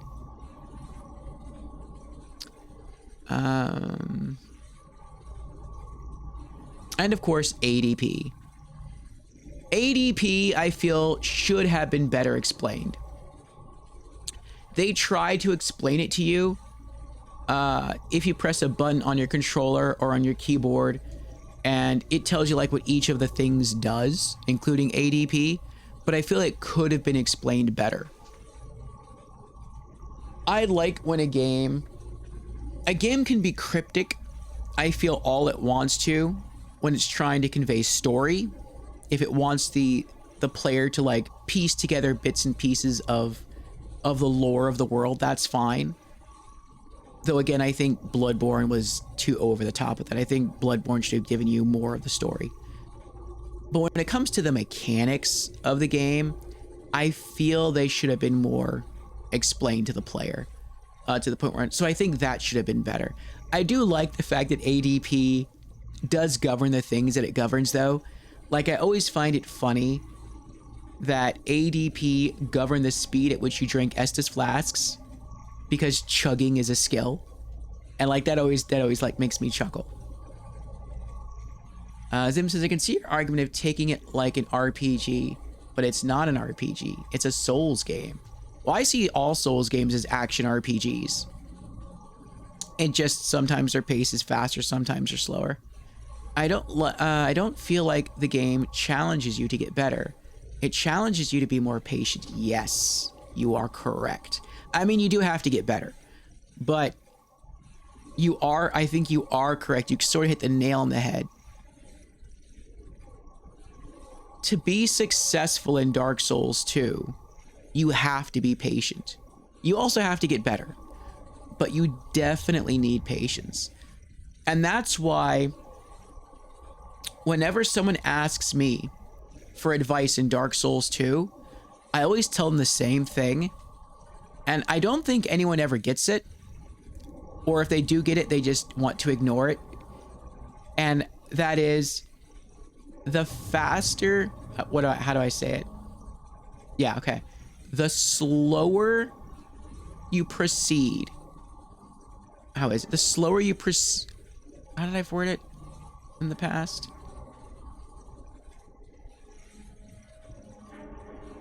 The slower you proceed through Dark Souls 2, the faster progress you'll make.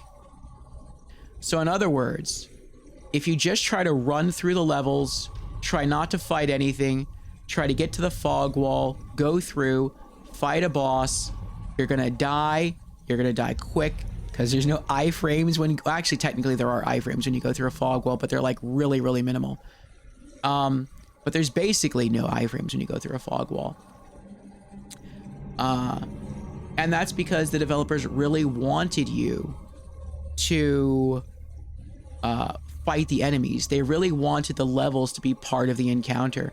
And in that way, Dark Souls 2 harkened back to Demon Souls. The philosophy of Demon Souls originally, which is the first sort of Souls game, if you don't want to like include Kingsfield, is that the developers wanted the levels to act as the real challenge, and the bosses were just sort of the cherry on top. And that's why a lot of the bosses in Demon Souls are gimmicky. But they reached out to players of Demon Souls and they asked them, like, what are your favorite bosses? What were your favorite things about the game? And players were like, well, our favorite things about Demon Souls were the bosses that actually required skill to beat that weren't gimmicky. And FromSoft was like, oh, well, then I guess going forward we'll change some of these things. And so every sort of Souls game after that was sort of modified based on the feedback from Demon Souls. But there are definitely connections between Dark Souls 2 and Demon Souls that I like.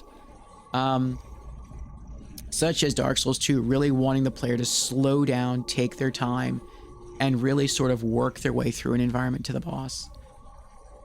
Another thing that sort of harkens back to Demon Souls is that there are kind of only two Souls games that hurt your HP when you die. There's kind of another one, but I don't want to talk about it because it's part of its Souls game that Elk hasn't played and I don't want to spoil it for her.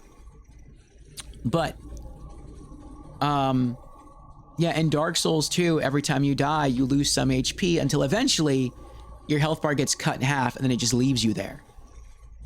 Whereas in Demon Souls, it just happens once and you're stuck there. And so that's why I tend to say like Dark Souls 2 is like a nicer, more polite version of Demon Souls in that way. And so, yeah, I like how they sort of connect with some elements there. But yeah, I would say the most important thing to succeeding in Dark Souls 2 is patience.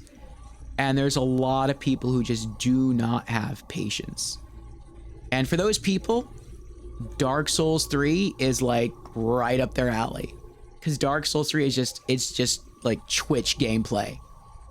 And when I say Twitch, I mean like it's just reactionary. It's almost completely reactionary. There's almost no patience in it at all. It's just go, react, roll, attack, counter. It's just like non-stop action.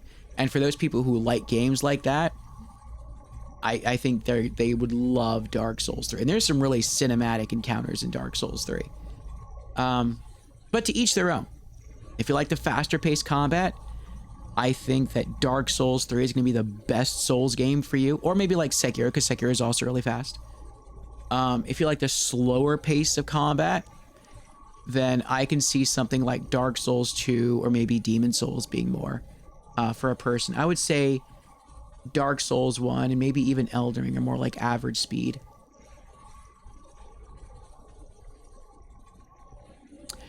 Zim says, out of curiosity, what is it about the gameplay of Lies of P that you don't like that differs from Sekiro?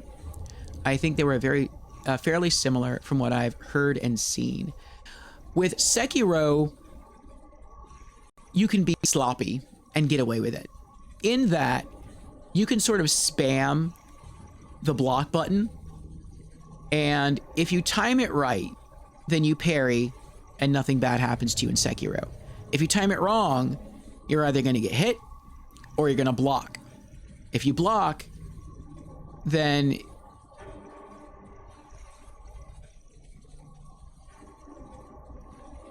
you don't take chip damage. I don't think you do. But if it is an unblockable move, then you are going to get hit for damage. And so you really have to learn, unless it's an unblockable hit, which the game gives you some good tells to know when those are coming. Unless it's an unblockable hit, you can be kind of sloppier in Sekiro and get away with it. By just, some people just like spam the block button, and you don't have to be quite as accurate.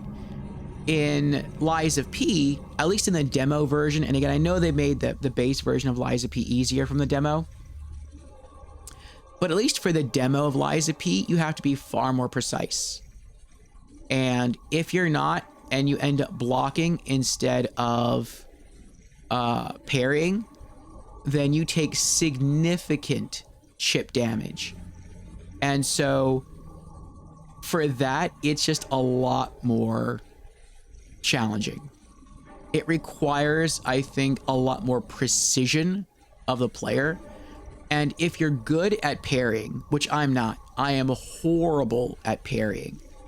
But if you are good at parrying, then I think that not only do you stand a chance at being good at Lies of P, but I think you also stand a chance at really enjoying its gameplay. But for me, I'm just the kind of Souls player who prefers to like dodge roll through everything. And you can't really do that at all in the demo to Lies of P. I think you can now in the full release version of the game. And I think as you play through Lies of P, you eventually unlock skill trees. And I think within those skill trees, if you really want to focus on dodging rather than parrying, that does become an option. But like I said, at least within the demo to Lies of P, the precision required to perfect parry everything is just, to me, it's just, it requires too much accuracy. And so that's why I just didn't like it. But the weapons to me feel good. At least the weapons I got to control in the demos of Lies of P feels good. It feels strong. I chose the strength sword, so it was slower, but it hit really hard. And it felt good. I enjoyed feeling the connections. The audio work sounded really good when my weapon connected with the enemy. I love that the sense of vibration you feel when your weapon hits an enemy. It's very visceral. It sort of energizes you. So I like the combat against the normal enemies. I like the combat to a degree against like what you would maybe consider mini bosses. I just didn't like the actual boss fights as much.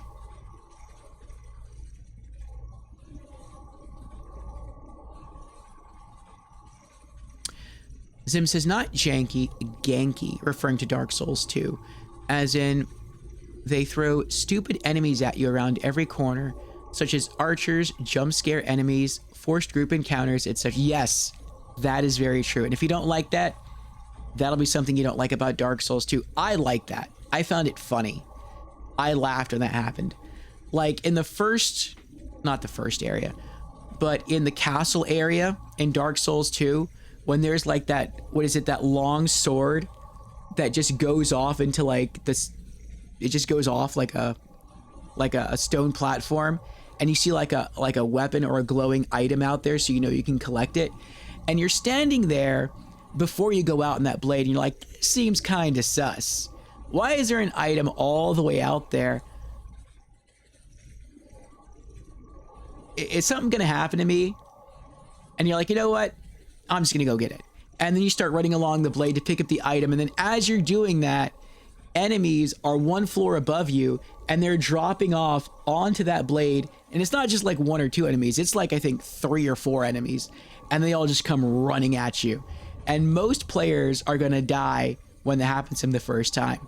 Some players are gonna feel like they got cheated, they're gonna feel like they got robbed, they're gonna get really angry. I laughed. I thought it was hilarious. And that's just because I was like, yeah, I was right. The creator put that there on purpose, just to sort of troll you. But I appreciated the troll.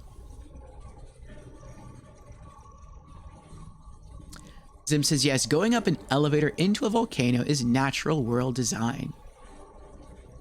For Cleopatra's boss arena. That actually makes sense. A lot of people say that doesn't make sense, but a lot of people don't understand the world design of Dark Souls 2. And so I think to understand more about the world design of Dark Souls 2, you kind of do have to go back to Demon Souls and Dark Souls 1 and examine those games as well, and examine what you learn from those games. to understand more of the world design in Dark Souls 2. And to be fair, to be very fair, it's something the game never really directly tells you, but the player can piece it together. And so in Dark Souls 2, when you watch the intro cinematic, you see your character fall down this whirlpool of water. And when they wake up, they're no longer alive. They're already in this undead state. And they're laying on a platform. They sort of lift themselves up off the ground, and they find themselves in Things Betwixt. What or where is Things Betwixt? Things Betwixt is Ash Lake. It's where all the trees, all the ash trees hold up the world. And you know what this is called if you've been there in Dark Souls 1. You can also go there in Demon Souls. Though in Demon Souls, it's not called Ash Lake because the trees don't exist yet. And there's a lore reason behind that, but I don't want to spoil that. Because again, Elk might still be here and I don't want to sort of spoil the story for her. But even a character in Demon Souls mentions that she used to live there. And that for her, it was just a plain beach that she would enjoy. And so people live in the world of Dark Souls and Demon Souls, or Souls in general maybe, on two different levels of the world. You have the upper level, which is the normal level, and then you have the inner level. And both of those levels exist simultaneously. And so in Dark Souls 2, when your character falls down that whirlpool to Things Betwixt, he's on the bottom level. He's on the inner level of the earth. And eventually he does work his way up and out through a crack in a mountain, but he never ascends all the way up.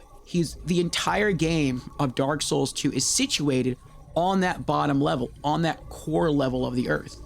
So when he takes an elevator up from that tower, and then you get out and you're surrounded by lava and the castle that's like sinking into the ground, that is the top of the world.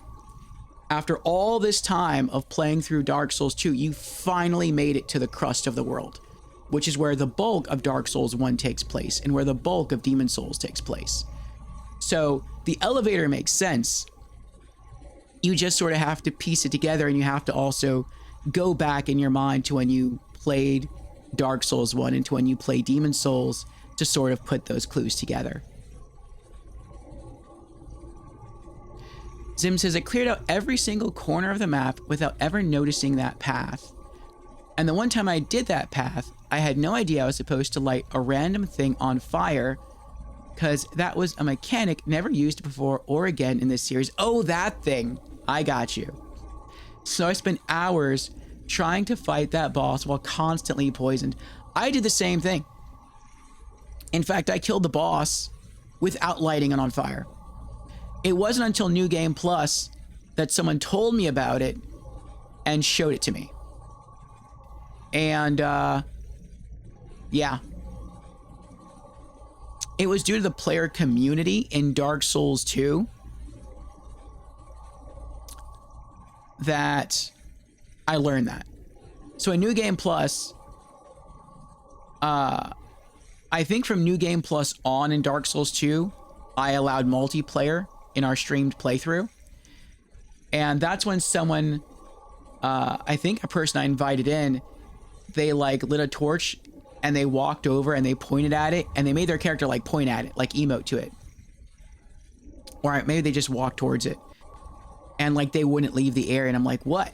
And so then I lit my torch and I walked over there and it's like light. And I was like, oh, you can do, okay, that's pretty cool.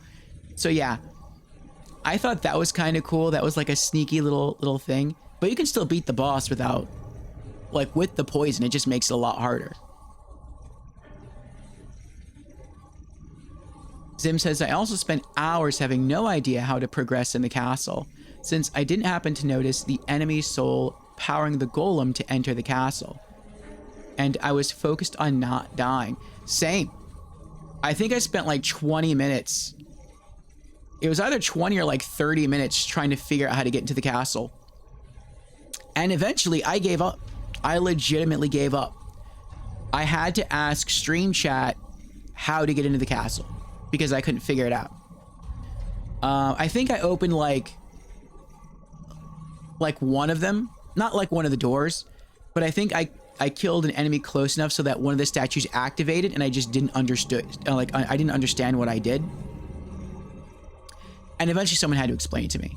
So if you're playing offline, or if you're like you really don't want to use walkthroughs, that's going to be really hard.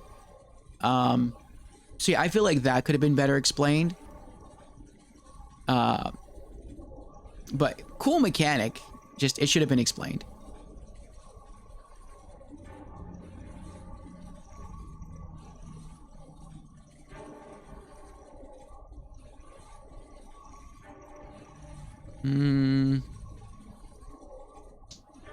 Excuse me. Then in the first relevant room, I fought all the enemies defensively, bringing them one at a time out to the hallway. That's what I did too. I spent 4 to 5 hours stuck there before finally giving it up and Googling it, which I hate doing in most games. I can understand that. I don't like doing it either. That's just an instance where it's like, okay, you know, the game got me. Maybe you can consider like a puzzle in the game, but like a very like poorly implemented puzzle.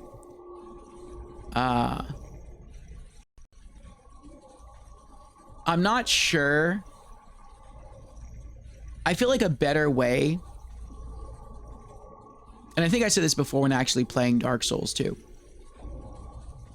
A better way for them to have introduced that concept was in the tutorial area of the game.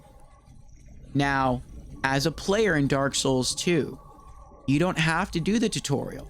You can skip the tutorial area. And if you do, well, then you can't really complain. But I think in one area in Dark Souls 2, in one of the tutorial areas, I said like there should have been like a cupboard, like a dresser basically, like a wardrobe dresser. And then next to it should have been one of those statues, maybe like a smaller version of one of those statues. And there should have been an enemy standing there with his back towards you so he doesn't see you. And a stone, because that's how like the tutorial area is in Dark Souls 2. And a stone telling you like something like try kill to open lock. Maybe something very simple like that. And the guy would just be standing right next to the stone. And then you'd kill the guy and you would see the light of his soul go into the statue, and like the cupboard would open and maybe you get something simple out of it. Like maybe you get a consumable soul. Maybe you get like a really low tier, I forget what they're called now.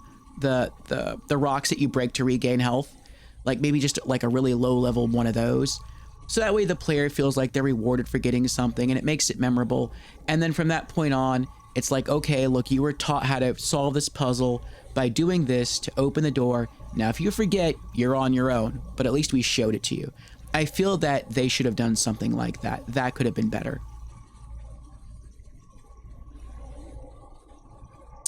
Sim says, but the keyword is action RPG.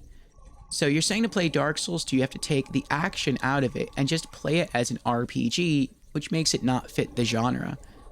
Well, action RPGs are only called action RPGs, to my knowledge, in reference to their combat system. Action RPGs are action as opposed to turn-based. So it's either like action or turn-based. And Souls is not turn-based. Therefore, it's action.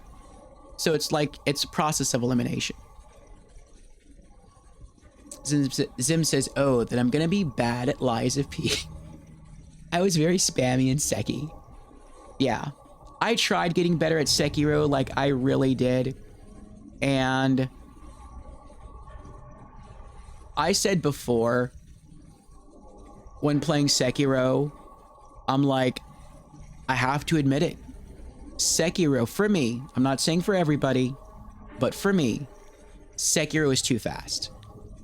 My reaction time is not fast enough to react to a lot of what's going on in Sekiro.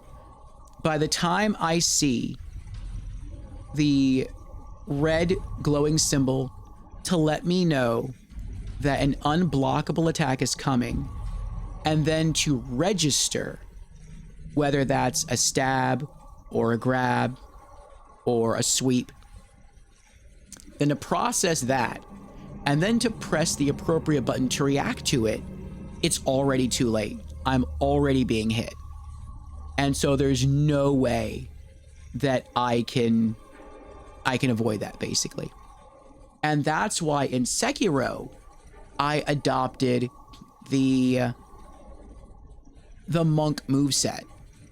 So like you can set that one combat move, and you can choose, like, most people choose like the sword move where you hold your katana above your head and you like chop down. It's like a power strike that does damage and it does stagger. I always chose the one where like you popped your character way up into the air and then you came down with a falling kick, and then you could string that into like a brief combo chain, but it didn't use your sword, it just used like your fists and your feet. I liked that one because if you used that one, using that, you could avoid the sweep attack, and you could usually avoid the grab attack. You just could not avoid the stab attack. And so 2 out of 3, or 2/3 of the time, activating that monk move would succeed. And so I wasn't really quickening my reflexes, I was just playing the odds. And that's how I beat Sekiro, basically. Like, I couldn't get fast enough. I could not do it. It was beyond me. But I played the odds, and at times I spammed the block button, and that was good enough. That was not good enough to get me through the demo of Liza P.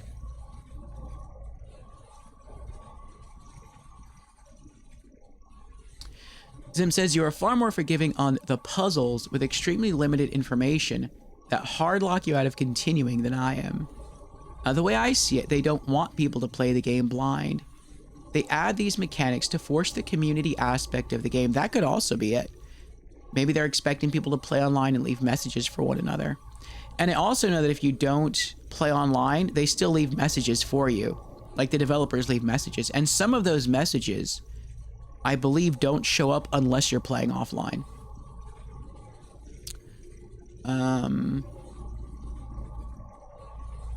Which is fine for side content like Dark Lurker and such. But for Cleo and the castle to be locked behind Googling is unforgiving to me.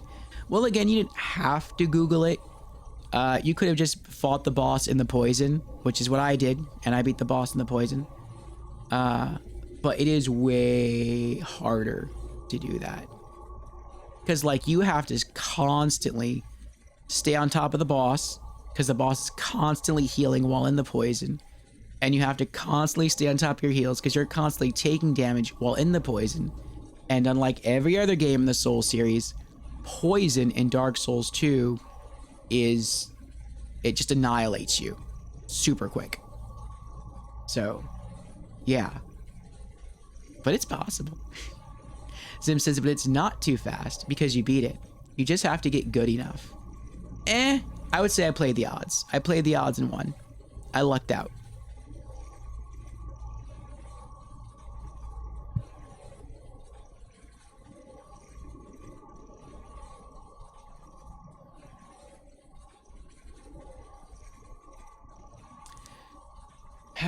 All right, looks like we have half an hour till our next break. I think I have like 1 cup of coffee left in the pot. So I'll wait till then. I got myself a nice cup of water here for hydration. And we'll continue with this quest. But thank you for the riveting discussion there. It's been a while since I talked Souls, since I really talked Souls. I miss Souls. I'm looking forward to eventually getting my Valve Steam machine and gaining access to more Souls games in the future. Maybe stuff like, what is it? I forgot what it is now. I own it now. I bought it on sale on Steam. And it's a game that thematically sounds similar to Liza P, in that you're controlling a marionette, but it's a different game. But I picked that one up. Actually, let me just type in. I would also like to play Mortal Shell 2, because I enjoyed Mortal Shell 1.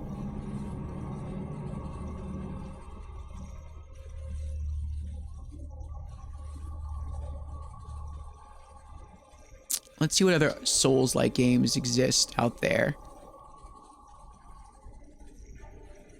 First Berserker Kazan. I don't know. I've been back and forth on the art style of First Berserker Kazan. Ultimately, I don't think it's for me. Black Myth Wukong might be something I want to try. Not Nio, but I think Black Myth Wukong I'd try.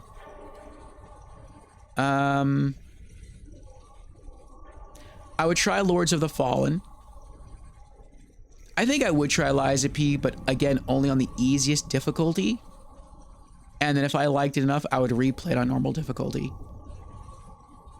Which I think means I couldn't play it on New Game Plus. I would have to just do the whole game all over again. Which if I really liked the game and I got good enough at the combat system, I might not have a problem with. I would like to play through Remnant 1 and 2. I heard those are like Souls games, but you have guns. Thymesia, I would like to try that. That looks good. I don't know if it is good. I've heard mixed things about it, but it looks good to me.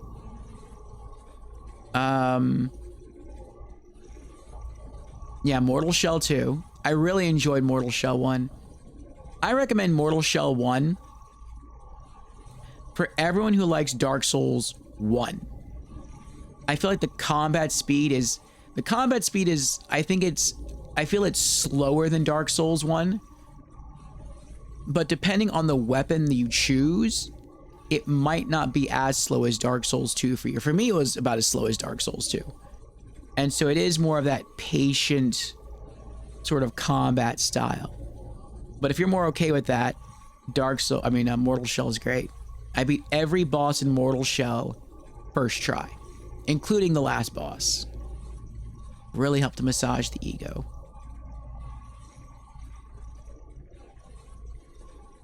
And I don't know if I would try the Star Wars Jedi games.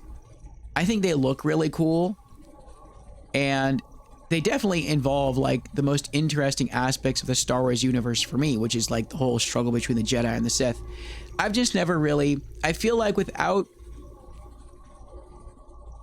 really being into Star Wars as a franchise, I feel like I can't squeeze as much enjoyment as I would want to out of a game. Like, I'm sure there's hardcore Star Wars fanatics, even those people who don't like get into the books or the comics or anything, even those people who just really love the movies, I feel like they would get excited when they see their character going to a different planet or coming across like a cameo character or coming across like a different kind of robotic enemy in the game. And they're like, oh, this is so cool because the first time I saw this or where I saw this in a different movie. And like, I'd be playing the games and I'd be like, oh yeah, it's cool. Because I don't have like really any of that background, because for me, I'm just not that into Star Wars. But the combat looks cool. I think the idea of like creating your own lightsaber is cool. Some of the force powers look cool. So I might genuinely enjoy those. Oh, I never did see like... Let me go back to my Steam page. I never saw the game listed there that I purchased. That was the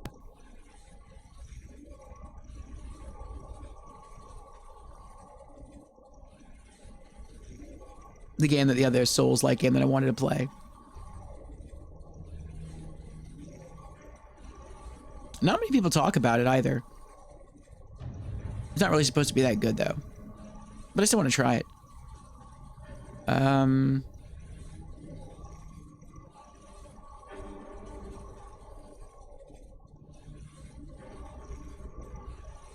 see here. I don't own that many Steam games, so it shouldn't take too long to find.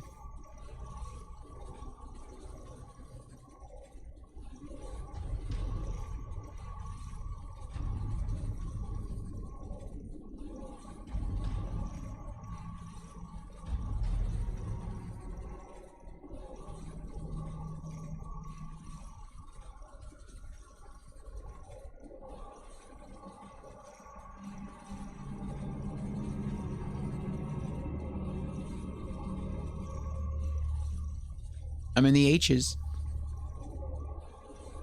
The I's. The J's. L's. I don't remember what it started with.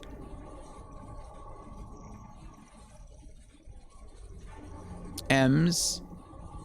I feel like I'll recognize it once I see it.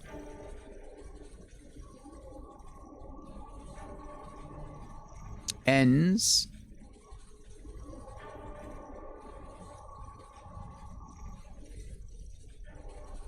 O's. P's.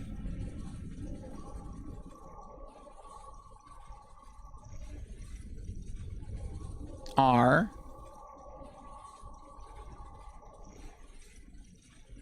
S.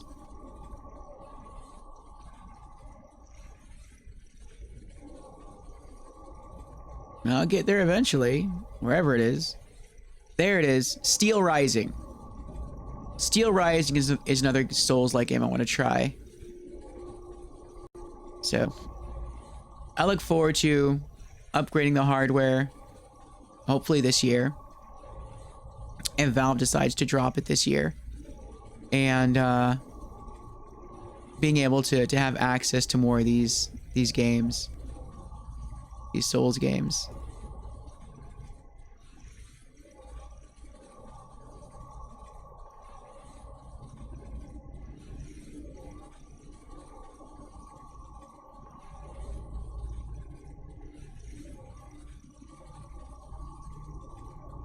Zim says, yeah, but I was using a faith build with 6 spell casts, no scaling, because I had no points to spare on strength, and low vitality, or low vigor. So no, I could not kill Cleo in the poison. What did I have? I know I used a whip.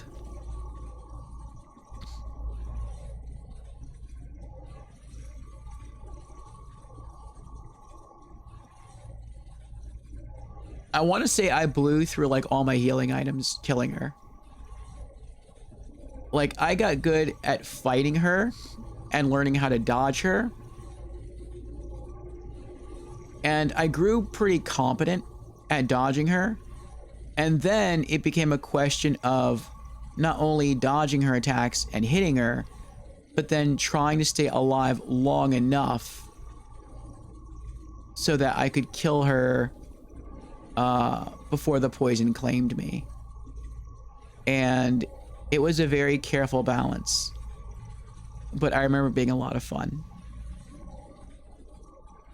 And Xanadu Peach is here. Welcome in, Xanadu. How are you doing tonight? Xanadu says, right now my husband's playing a game. I think it's called, well, it's dragging something. I can't remember the rest of it. And it's more like Skyrim. It's done by Square Enix. Something done by Square Enix that looks like Skyrim. I don't know. I know something recently came out. I don't know who it's by.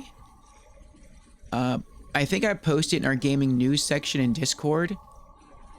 And I was like, hey, for all you fans of Elder Scrolls that are waiting on Elder Scrolls 6 to come out, you may want to look at this. Yeah, here it is. This is something else I would play if I had a Steam machine. I think Krupar actually might have played this. Let me see what's developed by. This might be what you're talking about. No, this isn't what you're talking about.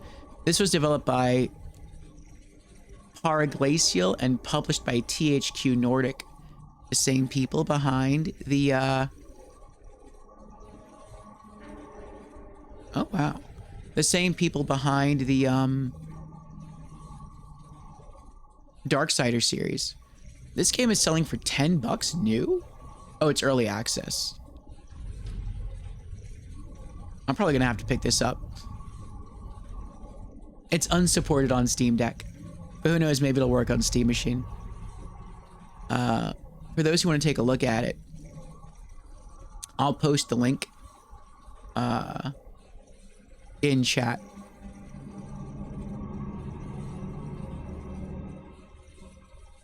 There, it's there. It's called Fate Keeper. So it looks like it's only in first person, whereas in Elder Scrolls you can toggle between first person and third person. But if you're okay with only playing in first person, then Fate Keeper looks pretty good. It looks a little darker, maybe a little bloodier, a little gorier, but the magic moves you have look pretty cool. The blows, like how they land on enemies, look pretty solid. And so it's something that I definitely want to try. And for $10 for early access, doesn't seem bad at all. Zim says Star Wars Fallen Order. Yes. I know there's like 2 Souls-like Star Wars games now. I think Fallen Order is one of them. Zenu just says, I meant Dragon something. Zim says Wu Chang, Wolong, Hellpoint, Hollow Knight. I'm not sure I'd ever play Hellpoint. I think I looked into it, wasn't interested. Wolong I would try, Wu Chang I would try. I don't know if I would try Hollow Knight. To me, Hollow Knight looks hard. I know it's a Metroidvania. And there's some Metroidvanias I really like Castlevania 2. And there's some Metroidvanias I don't like. But I don't know. If there was a demo of Hollow Knight, I might give that a go. Dragon's Dogma. I like to play Dragon's Dogma as well. Drakengard. I wanted to play Drakengard as well. The old school PlayStation game from Square. Zenu just says the game is all about King Arthur and Avalon. It's called Tainted Grail, done by Square Enix, and deals with King Arthur and Avalon. Tainted Grail.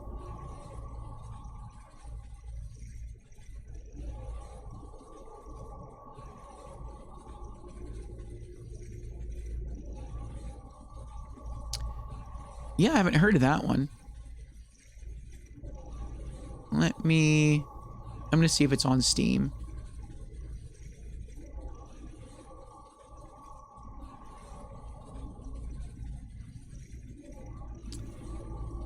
Tainted. It is on Steam. Grail. Tainted Grail. The Fall of Avalon. It's actually on my wish list. Tainted Grail, The Fall of Avalon. Step into a dark reimagination of Arthurian legends in this first-person open-world RPG. Explore a world stuck in everlasting autumn. Witness falling legends and make meaningful choices woven into a complex, branching storyline. Yeah, it looks good. I'll post the Steam link to that as well in chat if anyone wants to check that out.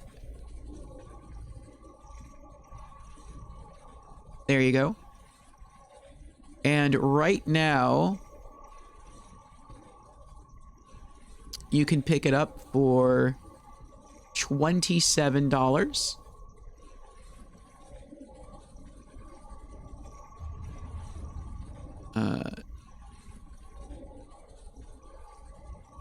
Looks like there's some DLC for it as well. Ooh, it's also Steam Deck verified.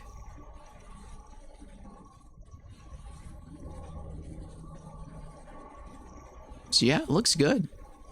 I'd want to play that eventually. Probably stream it.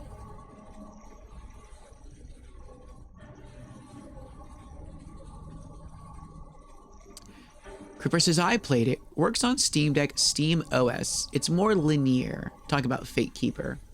I'm okay if it's linear. If you're looking for a more Elder Scrolls-like game, is Tainted Grail, or you can simply try Erandur. Zim says, I like to see you play Drakengard. Too old school for my taste, but it's a precursor to the Nier series. So I'm thinking of watching a Let's Play before I play Nier Replicant, the remake of the original Nier Gestalt. Wasn't Drakengard on PlayStation 2?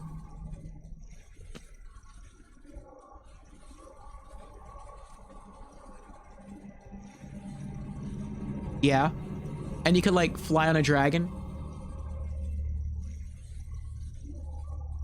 I remember seeing it and thinking it looked really good and wanting to buy it. And it's just one of those games that I just sort of had on my like to buy list and I just never got around to picking it up.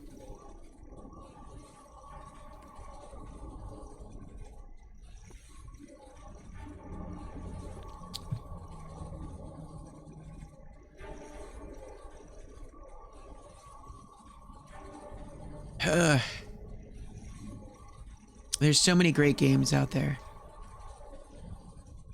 Even great games just within the tiny sliver of Souls likes and Scrolls likes.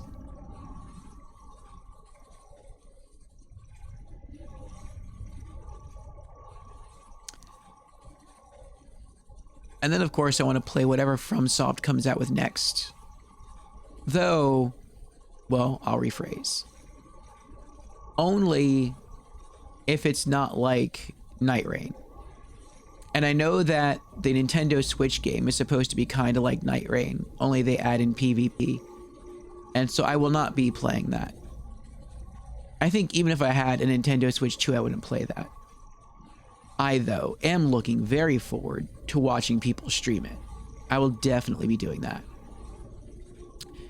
But as I have said earlier, a slower paced gamer, I don't like games that rush me, which is why I wasn't really a fan of Night Rain. But FromSoft comes out with Demon Souls 2, I'll be there. Or Dark Souls 4, or Elden Ring 2, or Bloodborne 2, or even Sekiro 2. I'll be there. Though what I'm really hoping on, because I feel like it would be easy, would be a remake of the Kingsfield series. I think that FromSoft has a big enough following now to where they could make a remake of Kingsfield and then give an option to toggle between first person and third person. They don't have to do it, but it would be nice. And I would buy it. I'm pretty sure a lot of people would buy it. I don't know how long those games are. I would guess they're not long. And so if they're not long, maybe they wouldn't take that much work to put together, which means maybe they wouldn't sell for 60 or 70 bucks. Maybe they'd sell for like 40 or 50 bucks. So they'd be more affordable for people to scoop up. I think that would do well. Zim says the general consensus of the order in which to play the Drakengard games is don't. Aw. I was always impressed when I saw the trailer. Alright. Now we've been standing here for a while. I'm gonna quick save. Alright. What are we doing around here? Yes, my son. What is it I can help with? Oh, he wants me to drink the potion. Continue. We still have much to do. Yeah. Alright, so he wants me to drink this potion down and enter a dream state so that I can get to the other side of this force field. Alright. Look after me.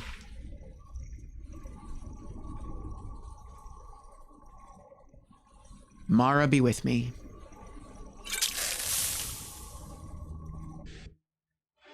The orcs have breached the inner sanctum, Brother Varen. We must hold. We can't allow the skull to fall into their hands. But no more than a handful of us remain, brother. Then we have no choice. The miasma must be released. The miasma? But brother... We have no alternative. It's the will of Vermina. And what about you, Brother Casimir? Are you prepared to serve the will of Vermina? I've made my peace. I'm ready. Then it's decided. Brother Casimir, you must activate the barrier and release the miasma. Let nothing stop you. Brother Thoric, we must remain here and guard this skull with our lives if necessary. Agreed. To the death. Then let it be done. Farewell, my brothers. All right. Release the miasma. He's got a great sword. What do you got? A mace.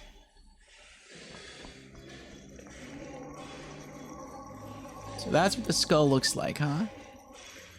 Hmm.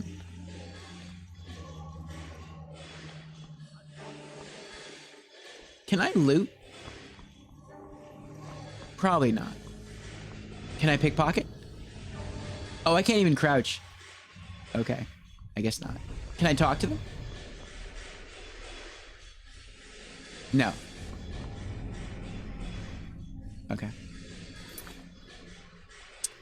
Cooper says, I am still waiting for Orvio to play the Witcher series. I could see getting into that. Zim has beaten the Witcher. Zim actually completed The Witcher 3. And then I think, what was it, like a week? Maybe 2 weeks after you beat The Witcher 3 DLC. That's when the announcement came down that it was getting new DLC. Zim says, it might be right up your alley, actually. The creator wanted to portray that fighting is bad in a game about dragons and fighting. So combat is made intentionally janky. I'm okay with that. There are some games which sort of play with janky combat on purpose. Like the game Ico or Ico, depending on how you pronounce it, ICO, which was originally for the PlayStation 2 and then got ported to other PlayStation consoles. I don't remember if it got ported to PC or not. But the combat in that is janky. Most of the time you're just fighting off shadows with a 2x4 piece of wood. And you can swing your stick and have it bounce off a wall and miss a shadow entirely for that reason. But it's not, you're not really supposed to be a fighter, just like a little kid. Cooper says, Eco is fun. Same as Shadow of the Colossus. Yeah, I'm a bigger fan of Eco than I am Shadow. And I think that's because in Eco you travel with a character most of the time, like another character, like with two people. And so I feel like there's more of an emotional bond built up between the two characters. Whereas in Shadow of the Colossus, I guess you could say the same thing. It's just a person and a horse, not two people. And so I feel like I had more of an emotional response towards Yorda in Eco than I did towards the horse in Shadow of the Colossus. And then there's the ending, which I'm not going to spoil it, but to this day I still say that the flow of the story and the way the game ends in Eco is one of the best endings in all of gaming. It's not loud, it's not in your face, it's very subtle, but it's beautiful. And I still listen to the part of the soundtrack from that game every once in a while. The one that's titled You Were There. You can also YouTube the music video. Well, it's not really a music video. You're really just YouTubing the credits. Because that's when it plays. But good stuff, good stuff. Alright, so I can't loot anything. Alright, fine. I'll gut you like a horker. So they're going to stay there and guard the staff.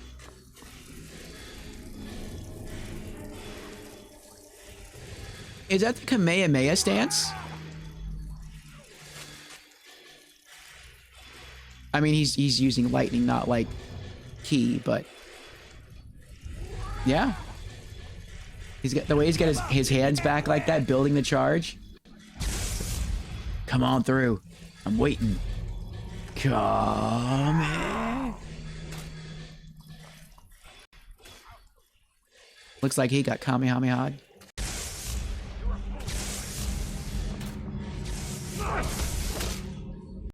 You puny weakling.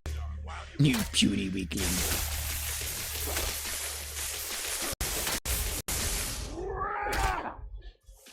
know if I can die in the dream. I don't think I'm gonna chance it though.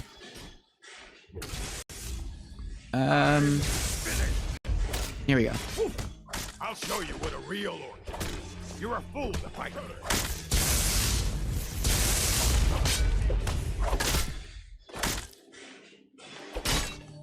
Yep, we're on a mission. We have to... Oh, I can't do that. I pressed the hotkey button to pull out a torch. I'm like, oh, I can't do that right now because I'm a different character. I gotta turn on the miasma. Oh, here we go.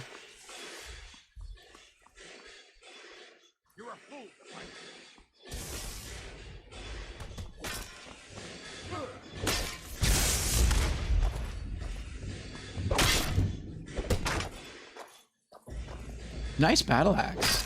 Oh, that's an elven battle axe.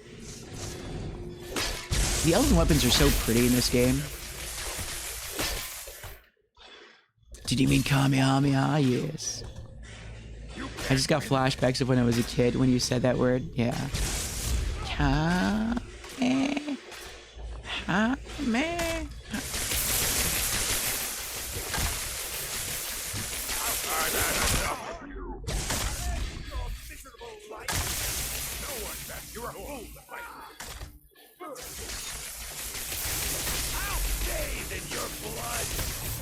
Oh, I can't walk any further. All right, here we go. Release the miasma.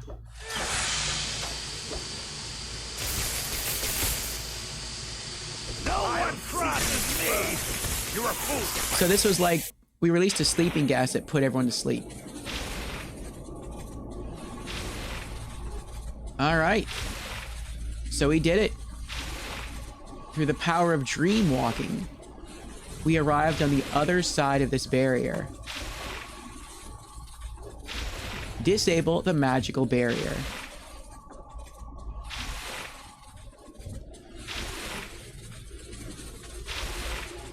Take soul gem.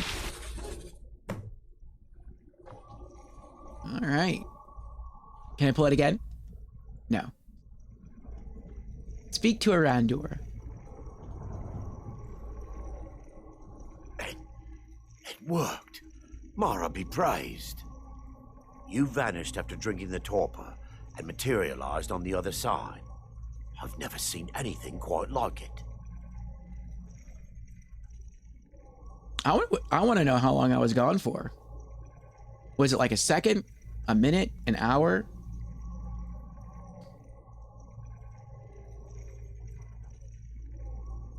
It was remarkable, as if I were really there.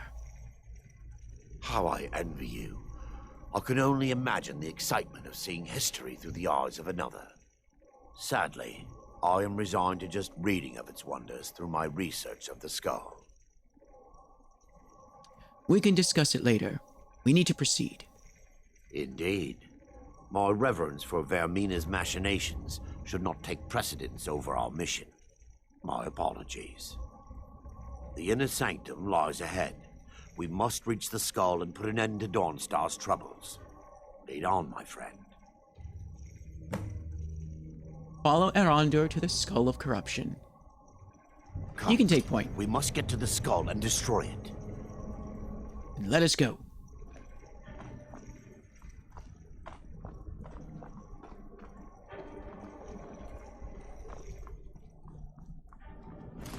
Now I got my torch back.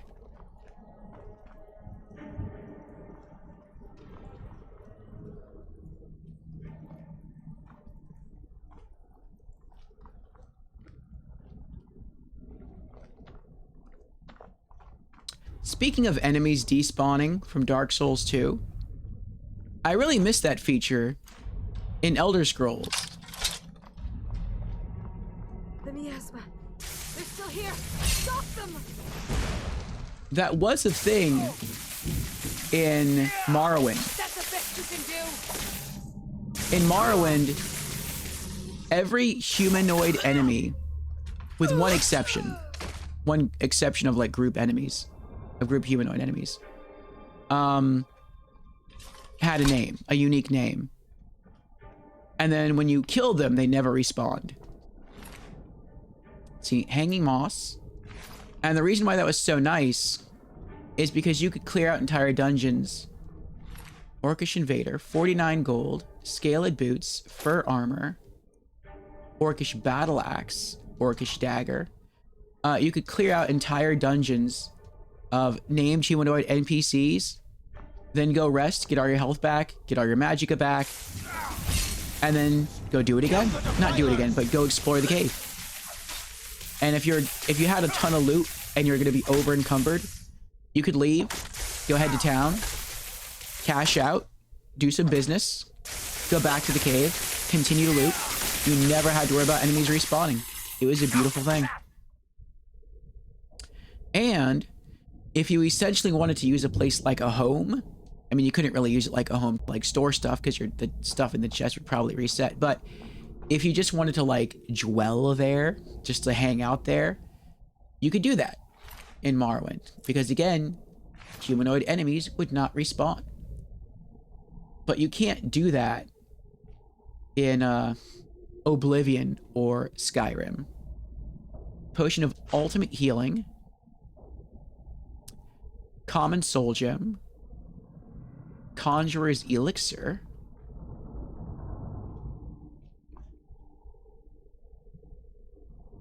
Alright, I'm going to pause here. It looks like an ad just started. I'm going to use the restroom. I'm going to get my final cup of coffee. And then we're going to come back and we're going to continue working on this quest. So, BRB for me in 3. And we're back. Thank you, everyone, for your patience.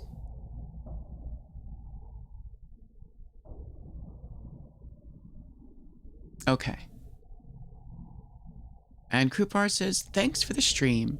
It is always fun to visit. I need to catch some sleep as I had very long 2 days. I bet you did. Have a good time exploring Skyrim. Thank you, Krupar. And you have a good time exploring fatherhood and exploring the land of dreams. Hope you get some good rest, Krupar. Congratulations again on becoming a papa.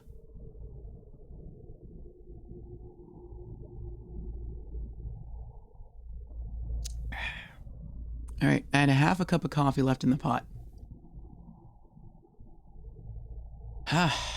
It is good coffee too. So, let us return to our quest.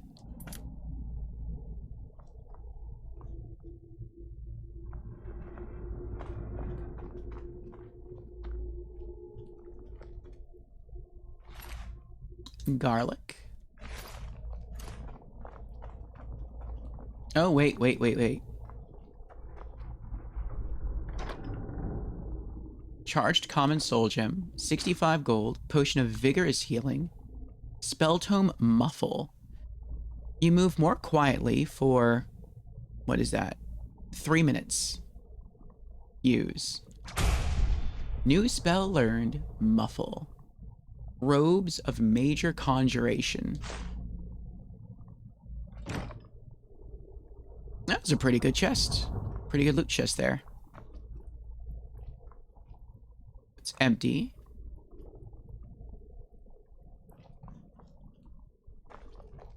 Oh, he's waking up.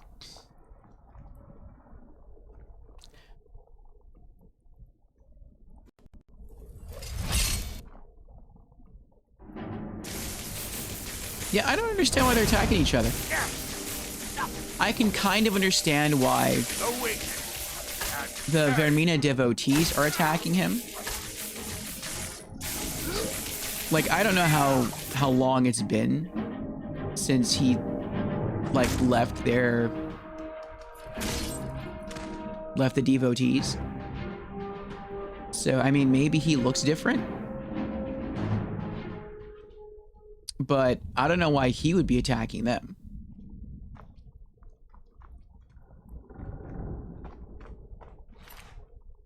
Hanging moss.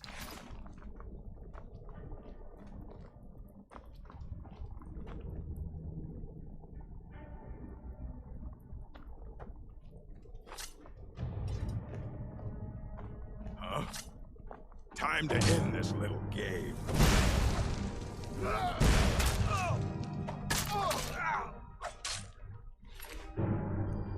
Silver side perch. Burn him. Burn him. Oh.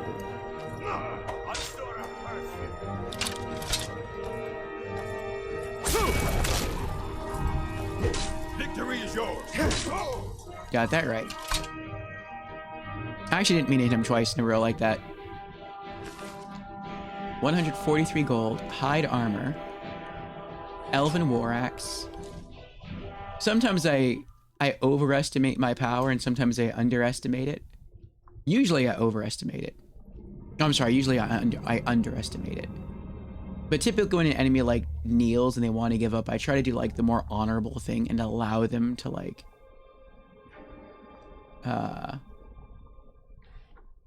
to either heal and stand back up, or sometimes they just die. Sometimes they just fall over and die. I don't know why. 39 gold, grand soul gem, potion of ultimate healing.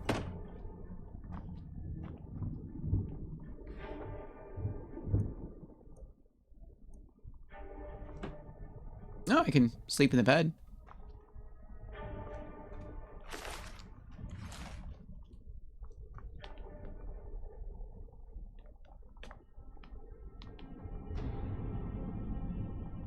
He's like creeping down the stairs real slow. Are they all gonna wake up? Or are they, I feel like they're dead. If they're not dead, that's a shame. We could have like brought that orc down here and he would have cleaned house. Dragon's tongue. I'm kind of surprised they only have one dragon's tongue. And what are you doing? Are you alright?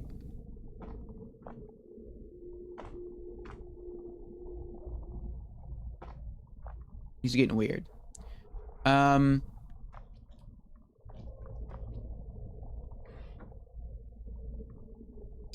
backpack.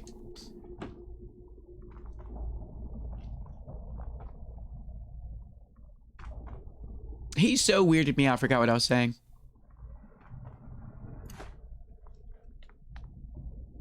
I know I commented about bringing the orc guy down here.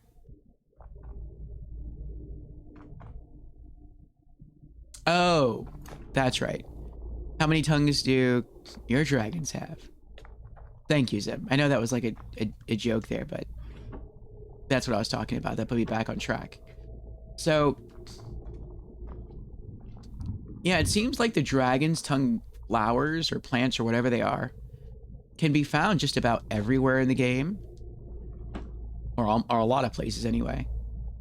But I only had like one in my alchemy pouch.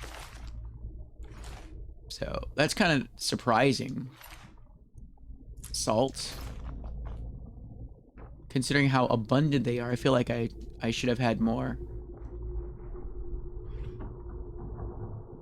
Fine leather backpack with bedroll.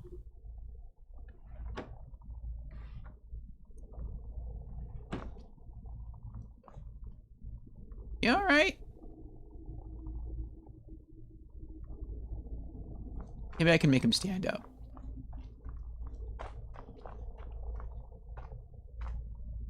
Nope.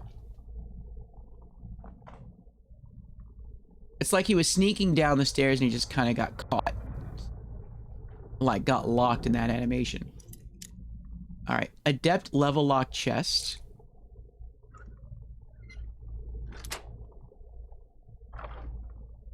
$80 gold.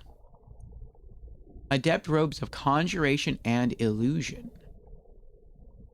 Conjuration spells cost 17% less to cast. Magicka regenerates 100% faster. Illusion spells cost 17% less to cast. Potion of ultimate magicka. Potion of healing. Gold pieces. Coin purse. A dozen gold. Okay. Oh, he's moving. He's still crawling though. He's getting there though. I'm guessing he's gonna have to like get into another area where he's gonna get attacked and then it'll like force him to stand up and fight.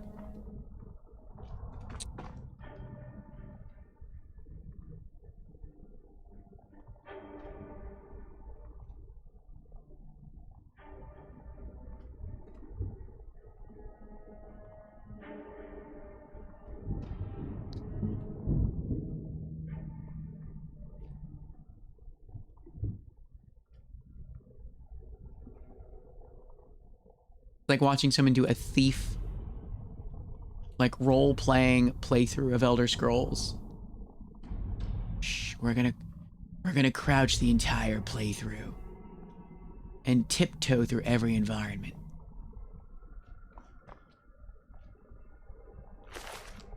Bone meal.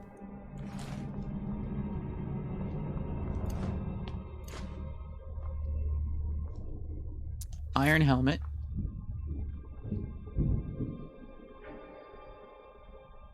Well, at least now I have time to, like,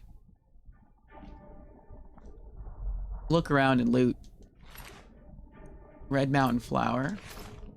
By the time, like, he does anything, or gets anywhere meaningful, I would have had the time to, like, loot everything.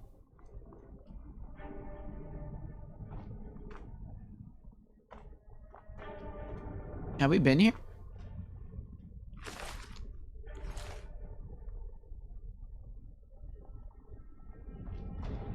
This doesn't look familiar. But this door's open.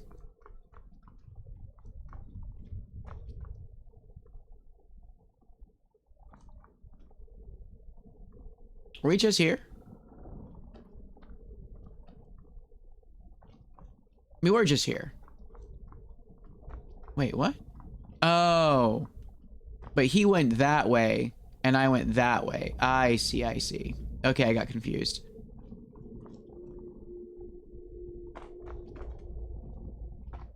Potion of minor healing.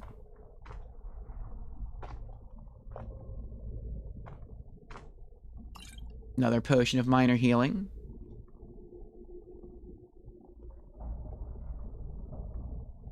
Yes, my son. What is it I can help with? Nothing.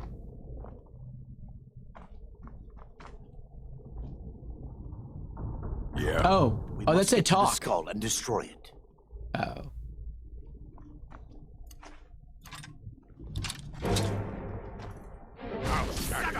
Well, we got him to stand up.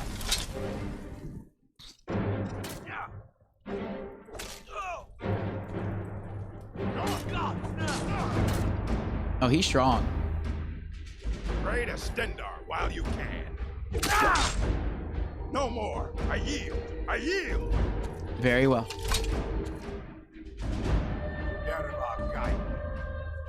No. Not like this. You yielded.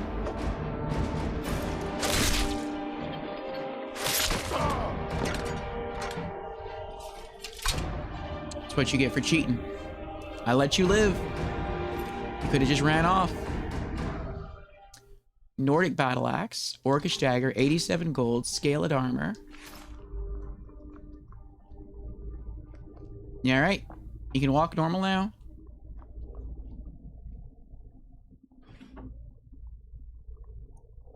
Take the straw.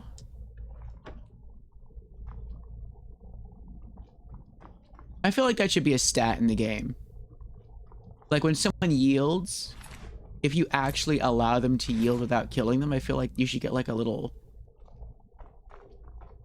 I don't know, like a bonus stat somehow. It doesn't have to be like an item reward. It could just be like simple stat tracking, that'd be fine. Not quite good enough.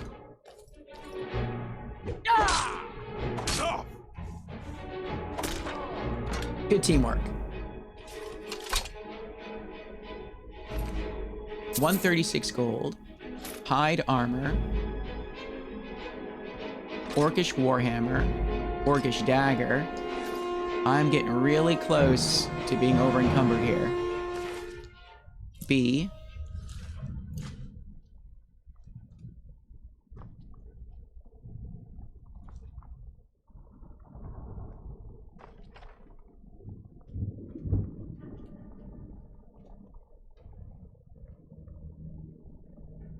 Looks like we made it to the main room.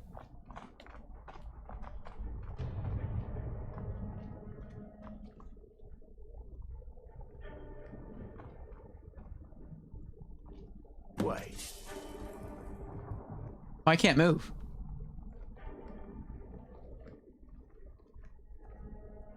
There, Thoric. You're alive. No thanks to you, Casimir. I no longer use that name. He was I'm Casimir. Erandur, priest of Mara. You're a traitor. You left us to die and then ran before the miasma took you. No, I was scared. I wasn't ready to sleep. Enough of your lies. I can't allow you to destroy the skull, priest of Mara. Then you leave me no choice. For Lady Mara!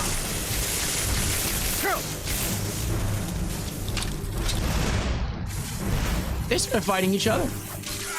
I think they accidentally attacked one another. Do your worst. That's pretty cool. It's like a 1v1v1. Like a free-for-all. A mage free-for-all.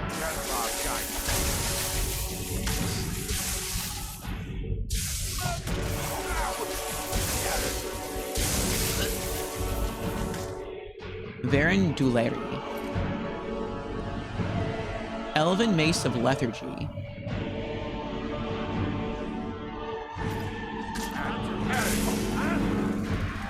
Or I do really like the lightning effects of the mages in this game. Between Morrowind, Oblivion, and Skyrim, I think the lightning spell effects are the best in Skyrim. They really look like force lightning. It's really cool.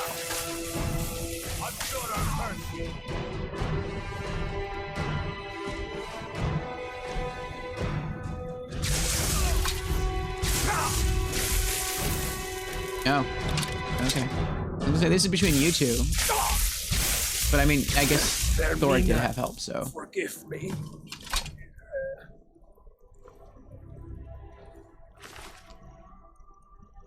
Elven Sword of Blizzards. Over encumbered.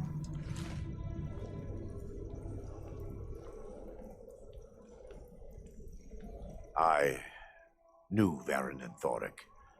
They were my friends. Is this punishment for my past? Is it Mara's will to torment me so?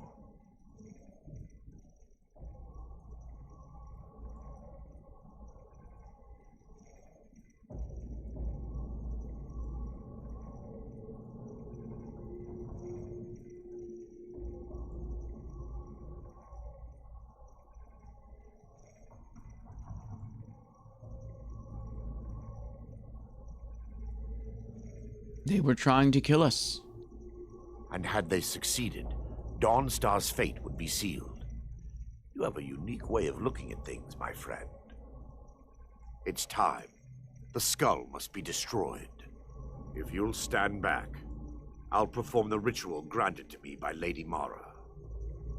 First, an incantation to remove the barrier. Wait for Erandur to dispel the barrier. I call upon you, Lady Mara. The skull hungers. It yearns for memories and leaves nightmares in its wake. Grant me the power to break through this barrier and to send the skull to the depths of oblivion. He's deceiving you. When the ritual's complete, the skull will be free, and then Erandur will turn on you. Quickly, kill him now. Kill him and claim the skull for your own. Vermina commands you. Commands? Drabur doesn't take commands. No.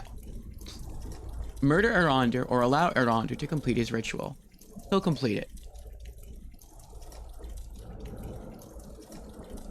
She should have used a different word. She could have said, Vermina advises. Vermina enlightens.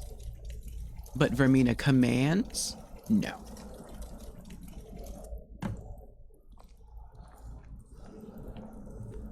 We'll say no just out of spite. See, look at that. He didn't turn on us. Forgive me if I don't appear relieved. This temple has taken its toll on me.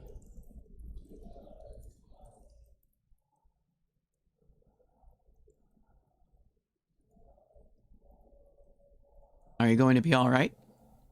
In time, I believe I will. I'd constructed a meager shrine to Mara in the antechamber where we entered. My intention was to spend the rest of my years here, burying the past and praying for forgiveness. But instead, I wish to offer my services to you. If you ever wish to journey with me, I'll be here. Thank you. There's no need to thank me. What you did was for the people of Dawnstar. If anyone should be thanked, it should be you. I mean, I would still say it should be you. Or maybe both of us. I never would have known about this place had it not been for you.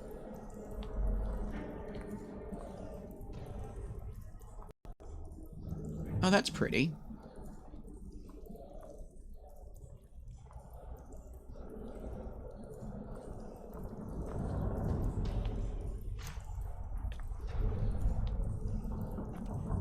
So is there, that's what I was looking for.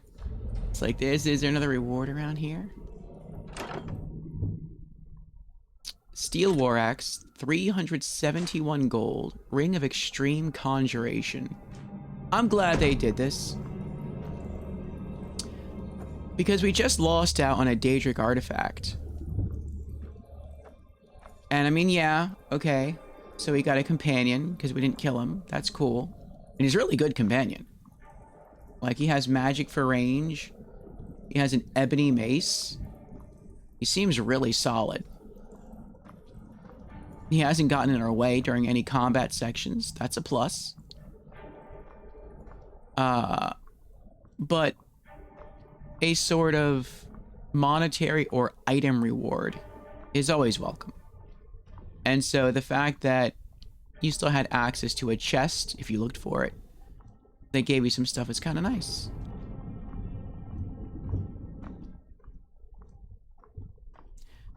I wonder if once I walk outside, if our horse will be there.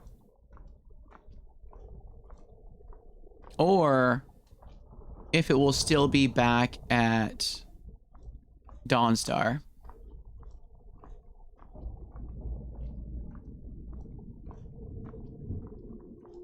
There he goes.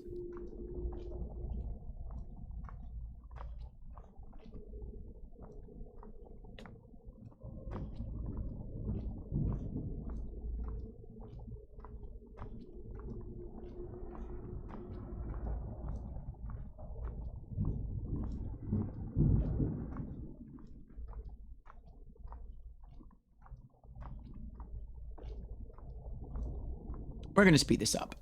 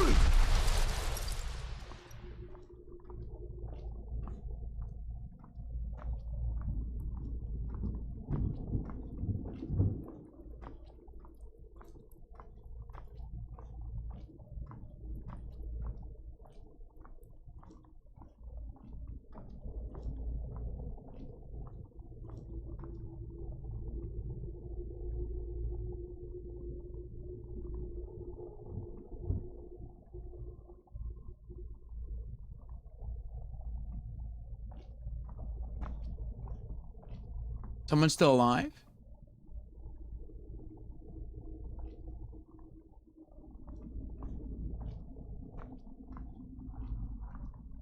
Where?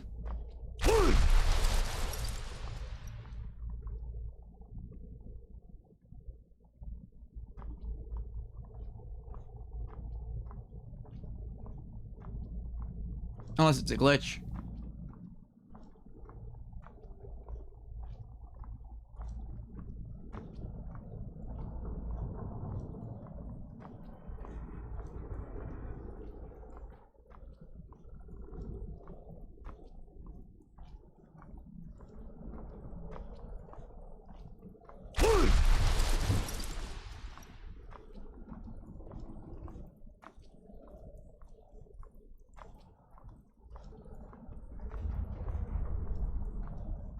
that was weird.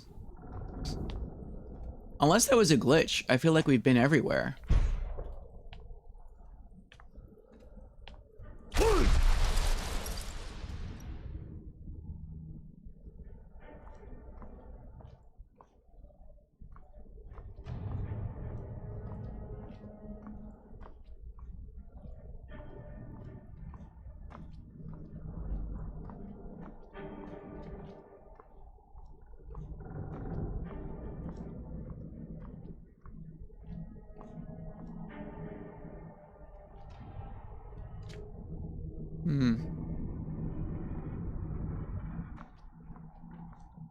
Weird.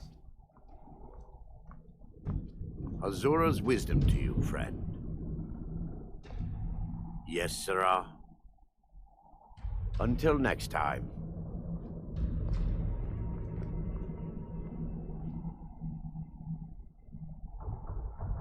His ebony mace. Nightcaller temple key. 8 torches. Belted tunic.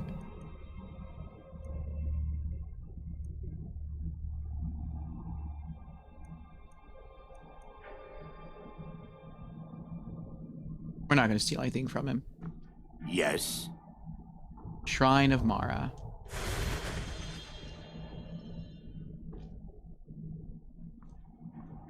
Yes, sirrah.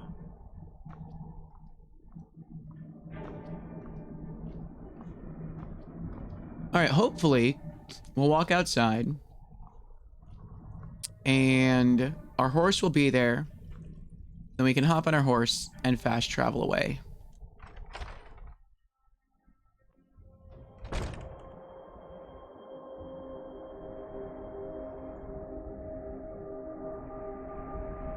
Nope.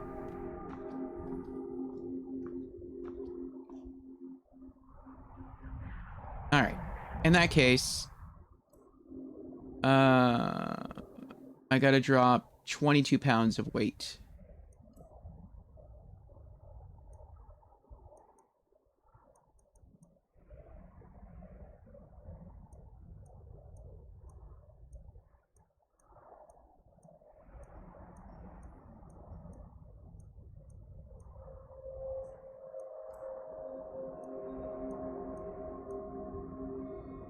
Elven Mace of Lethargy. Elven Sword of Blizzards. Alright. Now you can fast travel. What is this place called again? Nightcaller Temple. Okay, we'll be back.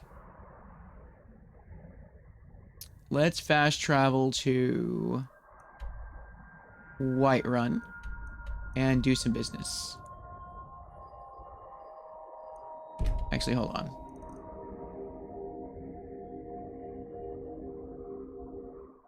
No, okay.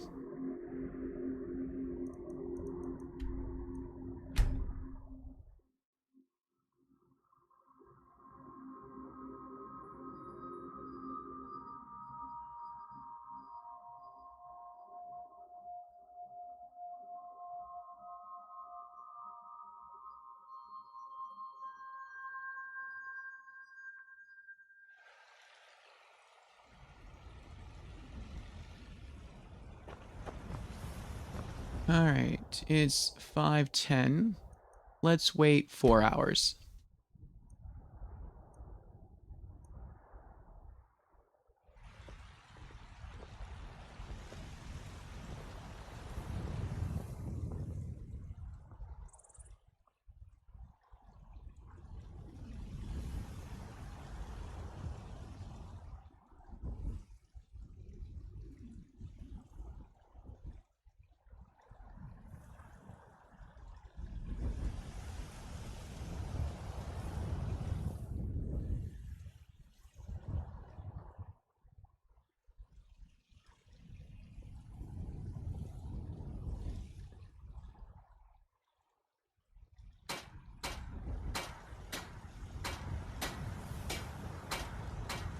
All right.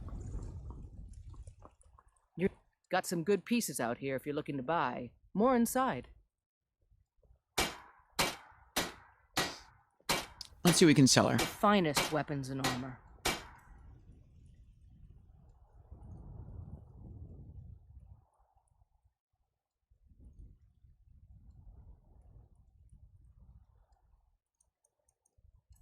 All right. Elven Gilded Armor, 238. Elven War Axe, 121. Fine Leather Backpack and Bedroll, 19. Fur Armor, 22. Hide Armor, 22. Iron Helmet, 26. Leather Armor, 54. Up to 85 lockpicks now. Mage Backpack, 35. Nordic Battle Axe, 281. Orcish Battle Axe, 71. Orcish Daggers, 13. Oh, she's out of gold. Don't forget to check inside the shop if you need anything. Yes, I need more gold.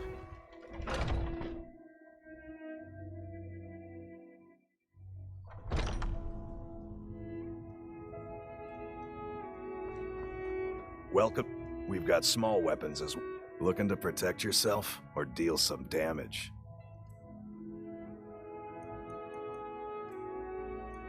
Alright, left off at Orcish Daggers, 13 apiece. Orcish Warhammer, 78. Scaled Armor, 151. Scaled Boots, 30. Steel Arrows, 8. Steel War Axe, 24. Studded Armor, 32. Alright. Good doing business with you. Ditto.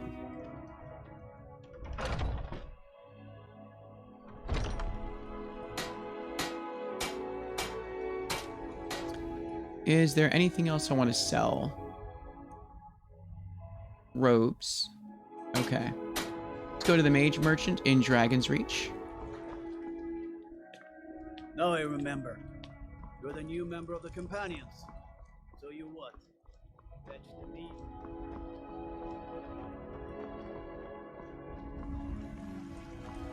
Divine smile on you, friend. So you can cast a few spells. Am I supposed to be impressed?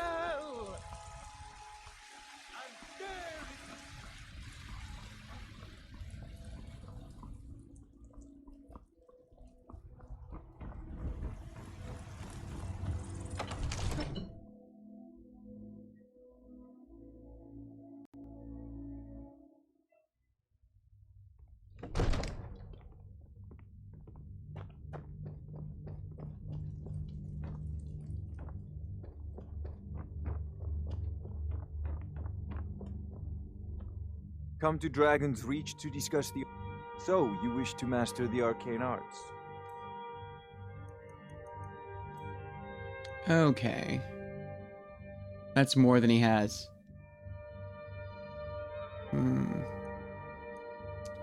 What else can I sell you then? Charged Common Soul Gems, 65 apiece.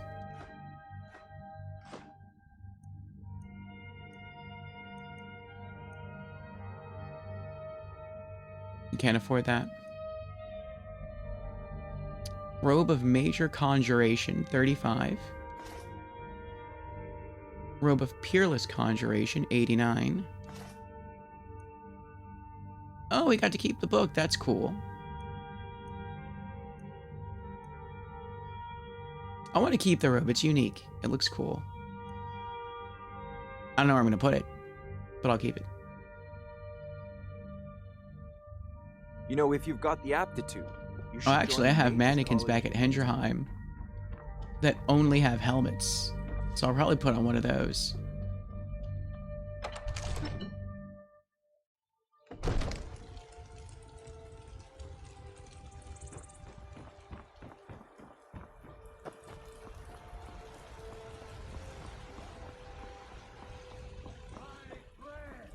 Do I have any potions to sell? Yes. All right, off to the potion merchant. I breathe now in royal and reshape the fire.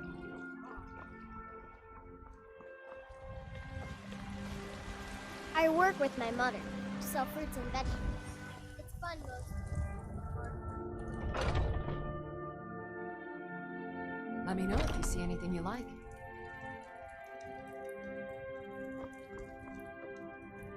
What do you need? Ah, so you're an alchemist then.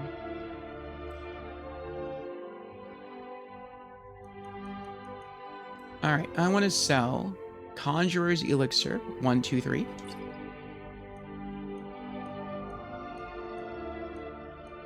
Potion of Resist Fire, 42. Potions of Resist Shock, 42.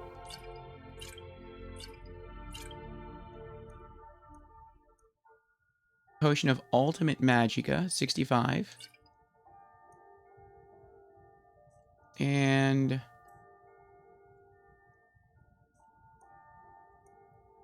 you got any healing potions? Or blacksmith potions?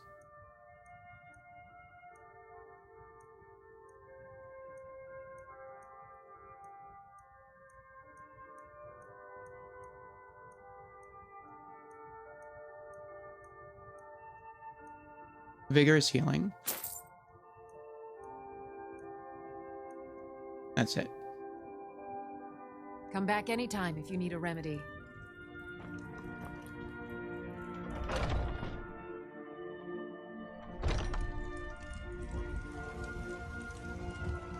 And now to Bellathor.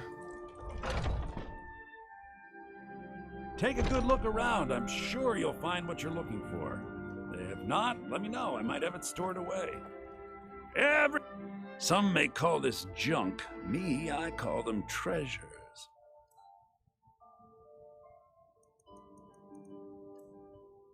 Okay. We're selling you the Adept Robes of Conjuration and Illusion for 563.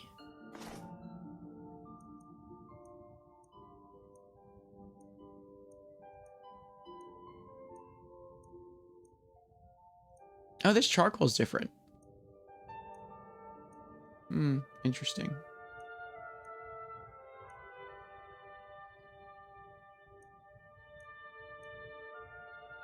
Oh, we have 2 of the same recipes. Cure disease potions. All right, we'll sell one. 4 gold. Oh, wait, are they the same? They're probably the same.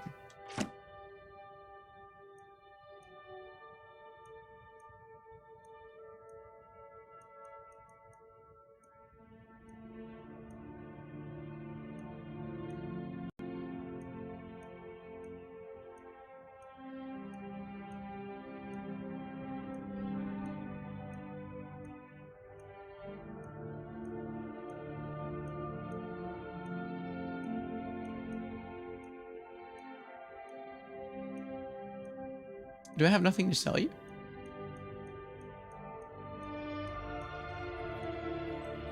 Maybe I don't. I do. Ring of Extreme Conjuration, 367. But he needs like another... what is that?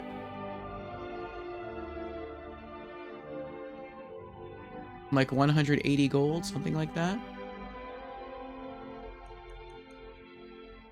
Sapphire, 173.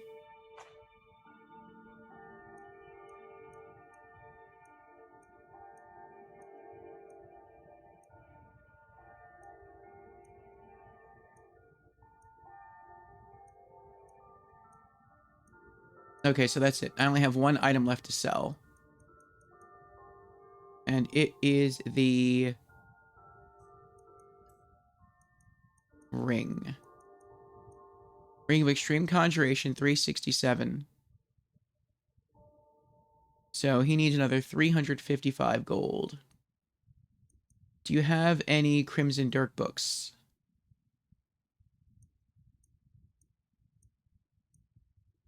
No. Do you have any healing potions? Yes. Extreme healing. Plentiful healing. Vigorous healing. It's good enough. Ring of Extreme Conjuration, 367. Nice. Do come back.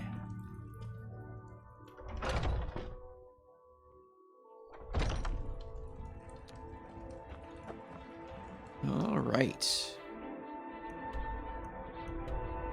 Now, let's go back to Nightcaller Temple. And we'll collect those 2 weapons. And then I want to check around the tower.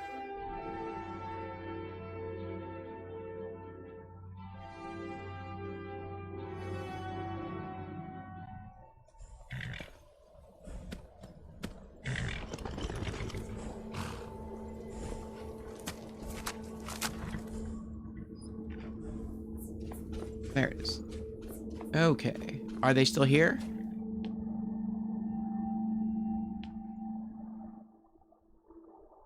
Yes. Elven Mace of Lethargy. Elven Sword of Blizzards. And I want to check up here.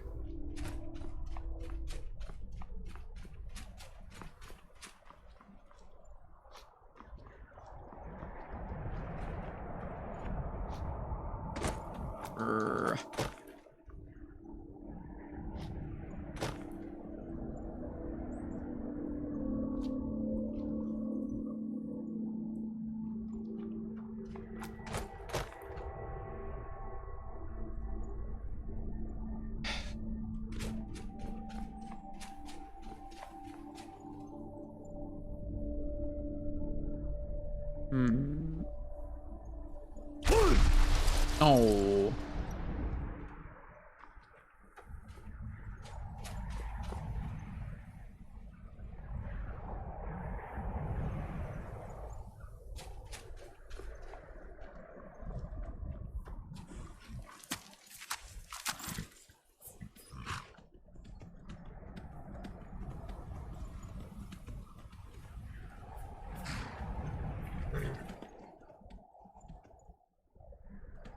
Yes.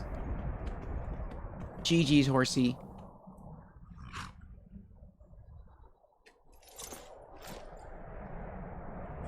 Alright, do we got any loot up here?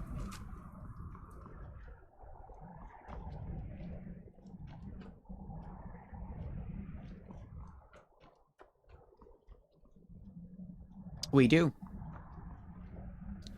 A chest. 52 gold.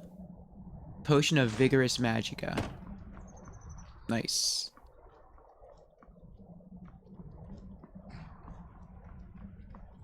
That was something you would have maybe discovered in Morrowind.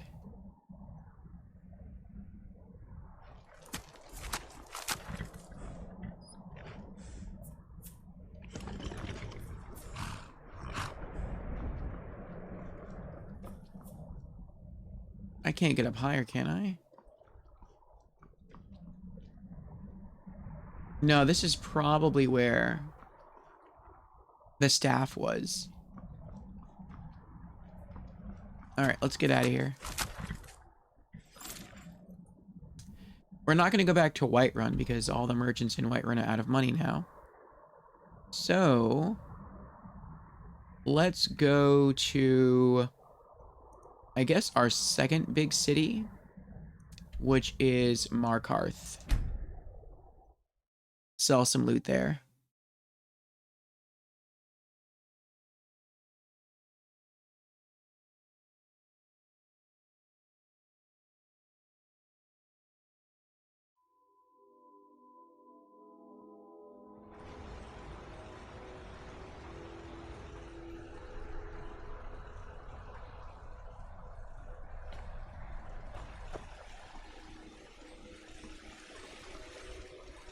Bloodiest beef in the reach. Jewelry in all of Markarth. Actually, let me go to the Forge Masters. They're not that far away.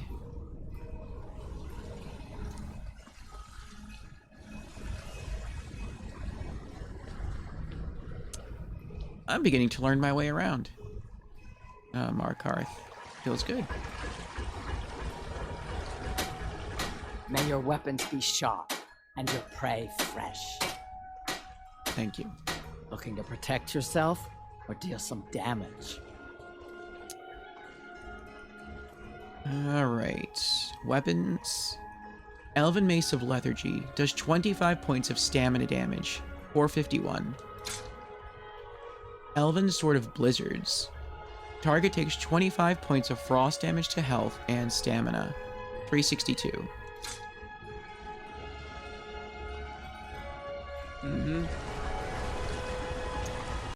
Nice. Alright. Let's go to Hendrheim to put stuff away.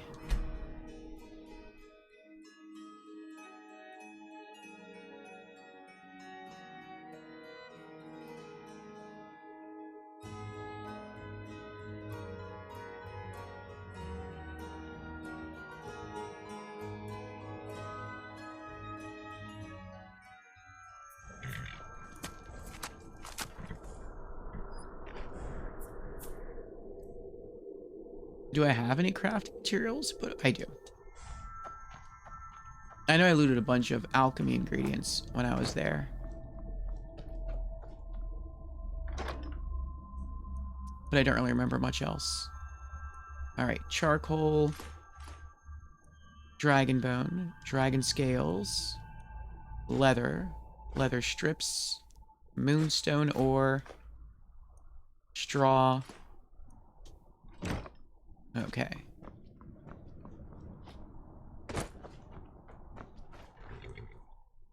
No, I still can't loot from these. Maybe these are one-time loot? I don't know.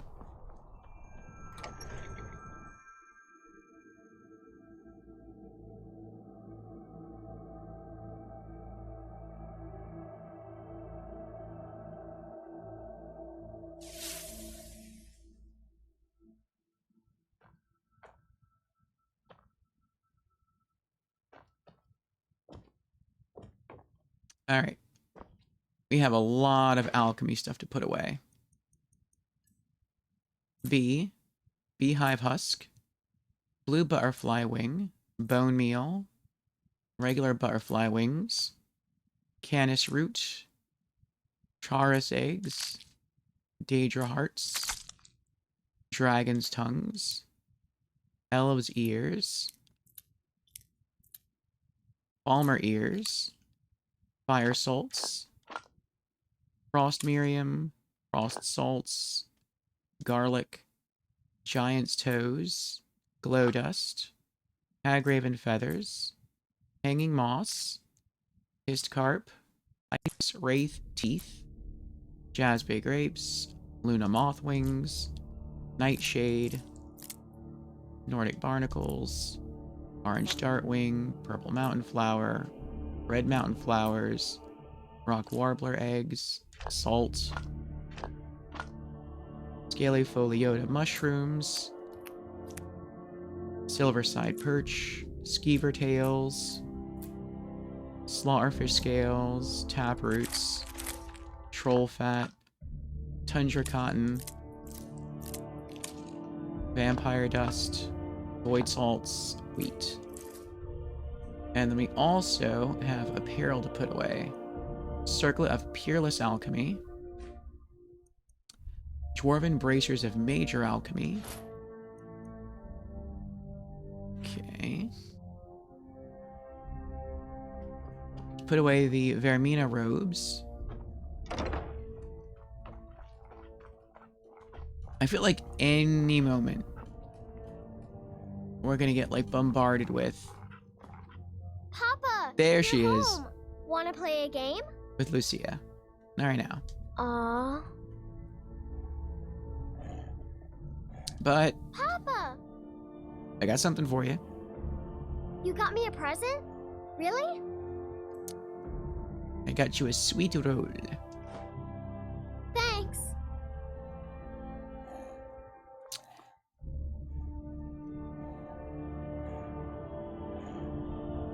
His stance is different. His arms are down at his side. All the other mannequins' arms are like outstretched.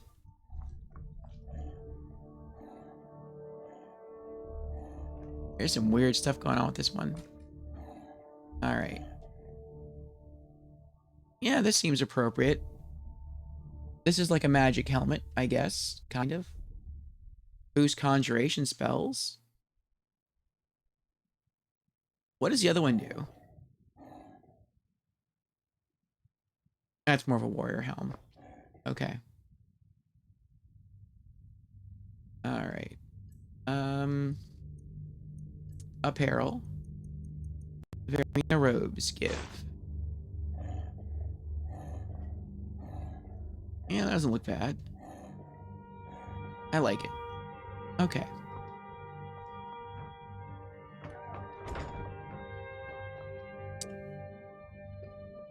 And what's next? What else are we putting away? Books we haven't read yet.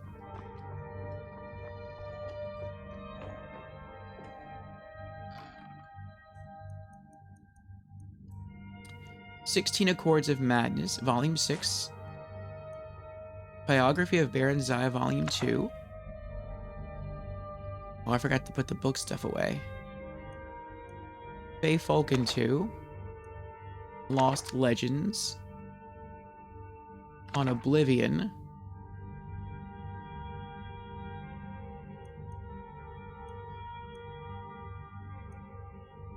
Trials of Saint Alessia. Walking the World, Volume 11. Bookcase. I almost messed this up.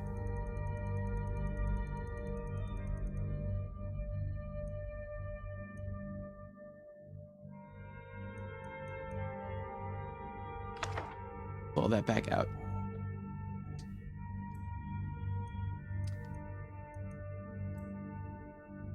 All right. Now, I know that this is a quest book, but we did read it. It looks really cool. I want this to be on display. So, we're gonna file it.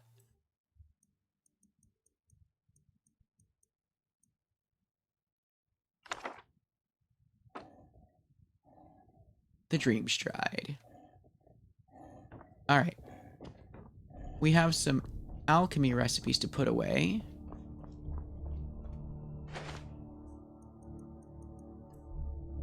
So, cure disease potion recipe. Damage health poison recipe. Paralysis poison recipe. Resist fire. Resist frost. Alright, was there anything else to put away?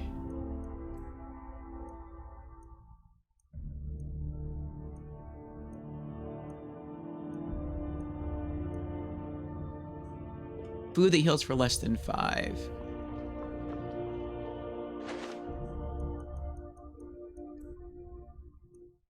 Dog meat.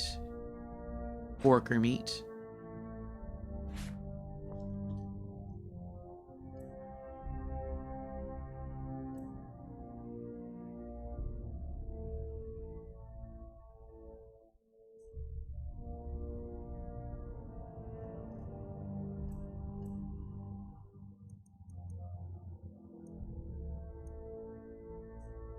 Enchantment stuff to put away.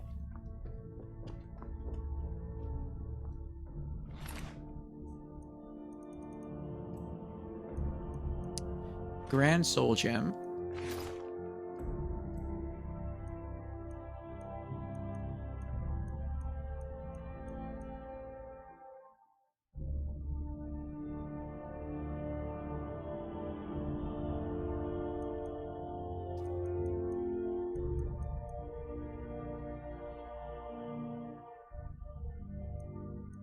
What happened to my poison? Oh, there it is. It's up the top. Cure poison. I thought it was called Potion of Cure Poison. Like Potion of Cure Disease, but it's only called Cure Poison.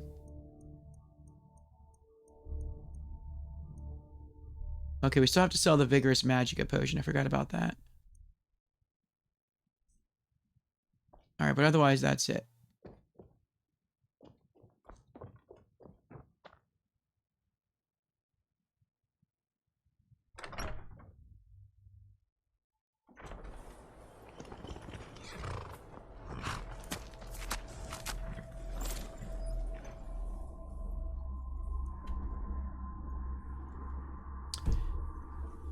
How much is it worth?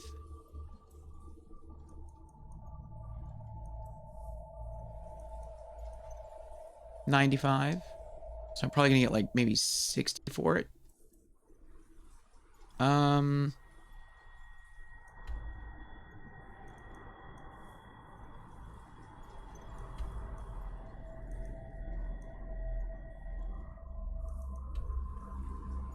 Yeah, the potion merchant in Whiterun probably has enough money to buy it off me.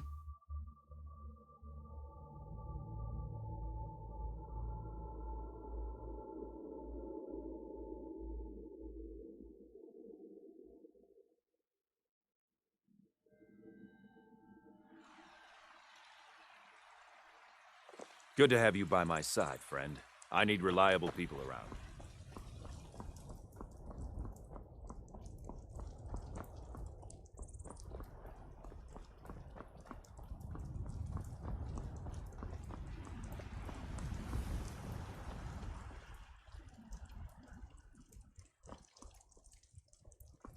She's closed.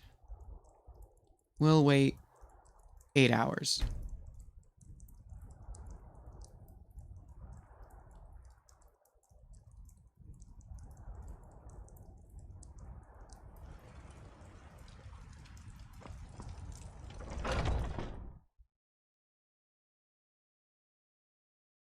Got something for just about everybody in here.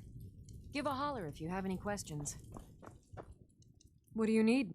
So you're interested in my potions and ingredients?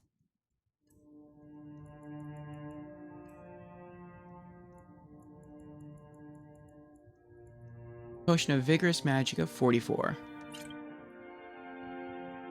Come back anytime if you need a remedy.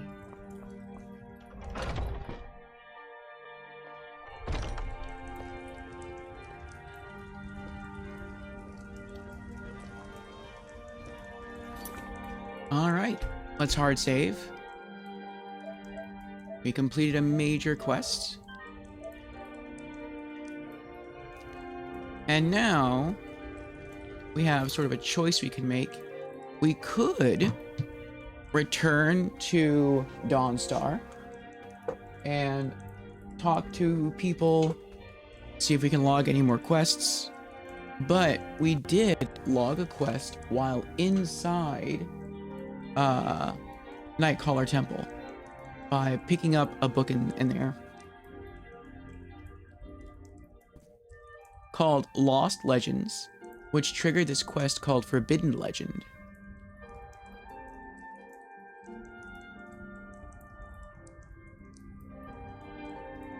I think we'll hold off on this one for now. Let's continue with Dawnstar. But then once we finish with Dawnstar, I think we'll focus on Forbidden Legend. All right.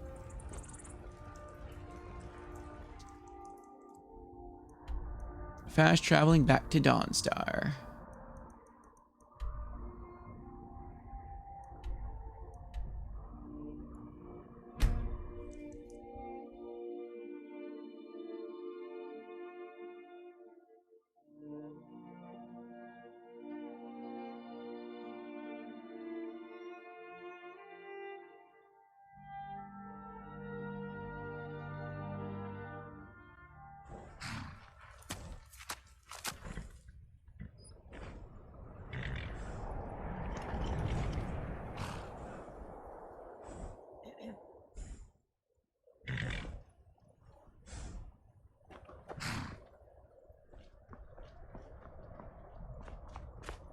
Oof, I'm worn out.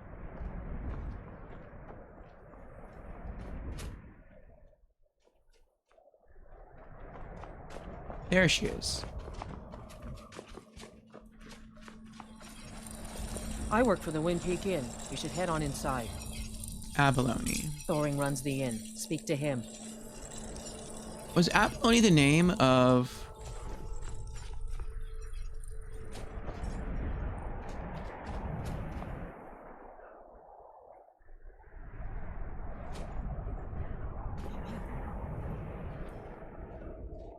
Uh-oh. Why are they hurting each other? The name of the first wife for the Godfather? Yeah, the kid commented they're hurting each other. And then our horse takes off. I don't think he's going after anything, though.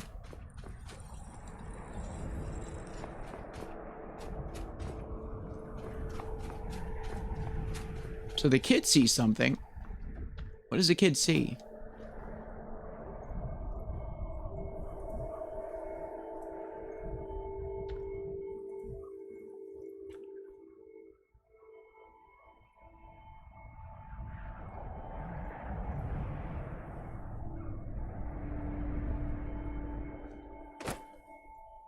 And the horse sensed it too. That's why he walked away.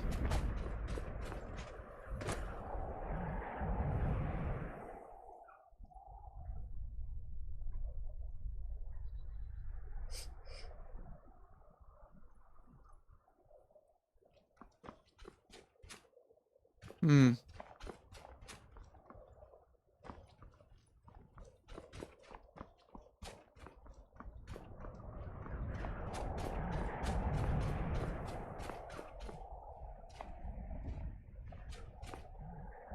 I don't know.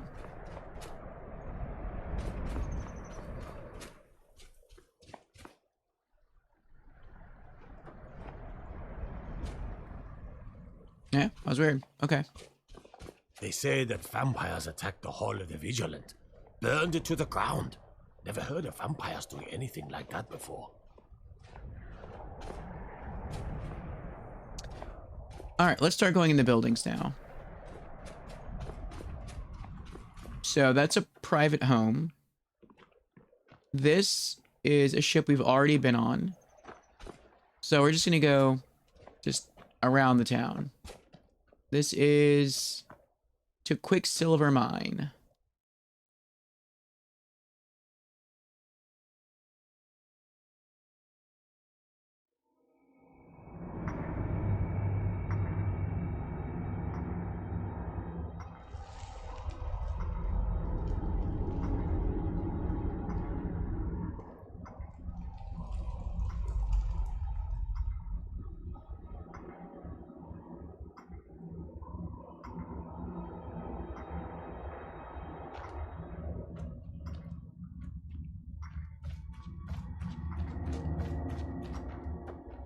Go back up a little bit. Remember that I'm in a mine. So if while I'm walking around, talking to people, I come across a mining point, I might as well swing my pick at it. Stay on the first floor for now. Quicksilver ore.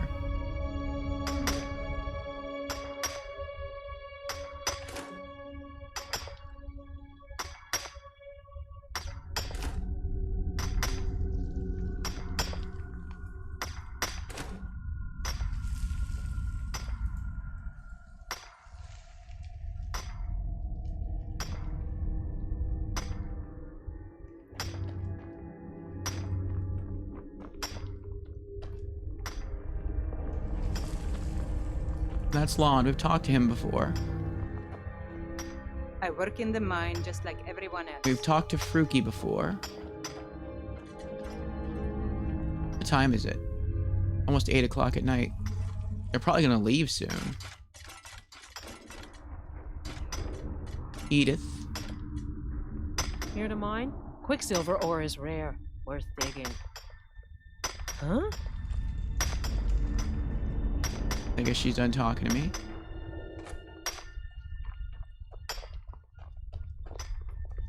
Borgny. Plenty of iron to dig. Mining is an honest trade. No real tricks to it. Hmm? We're done with him.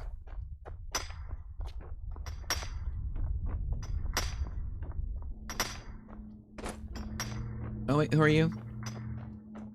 Yes? Harald. Yeah? Hmm? Yes, he's done.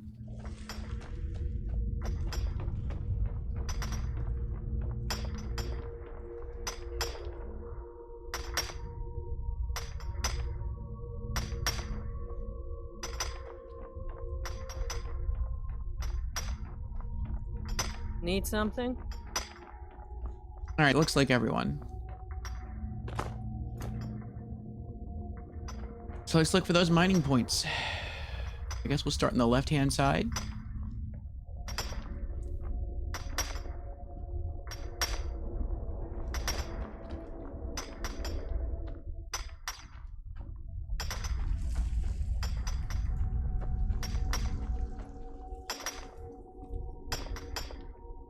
Karam's heart.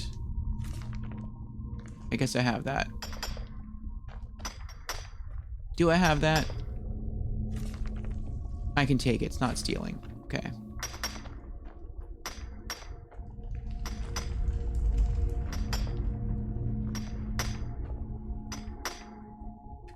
More quicksilver.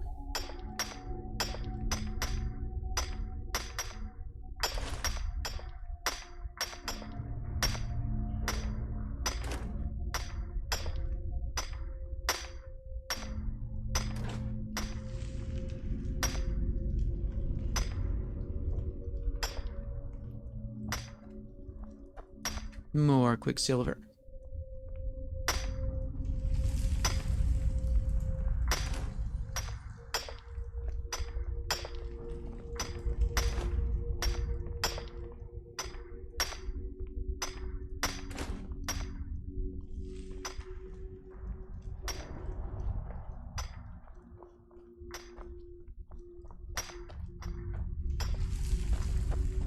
Kinda looks like ore.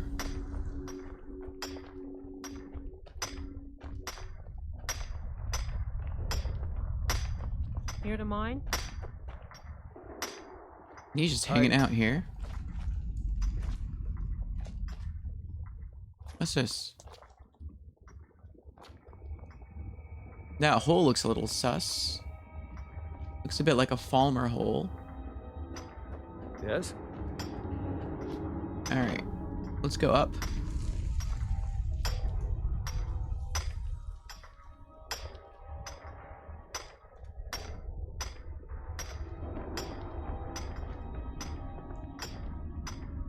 More quicksilver.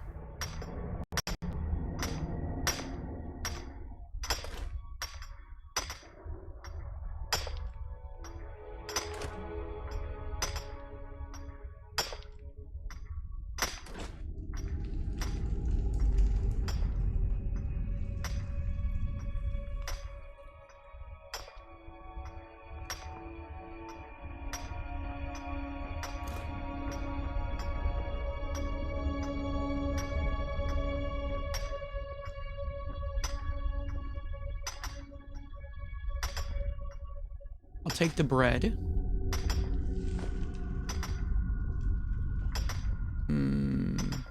I guess the leather helmet.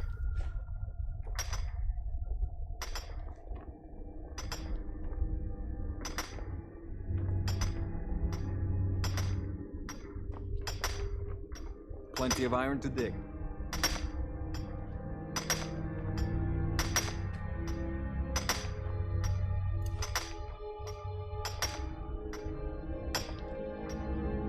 Nice. We'll take another sweet roll. Mining is an honest trade. For real tricks. for Lucia.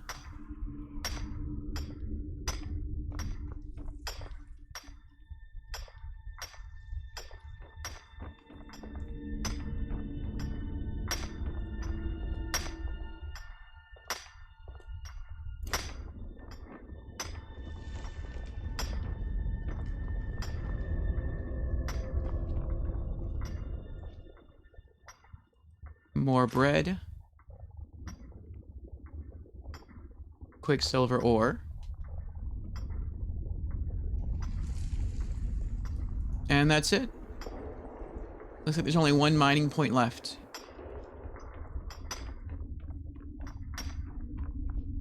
And it's the one he's leaving.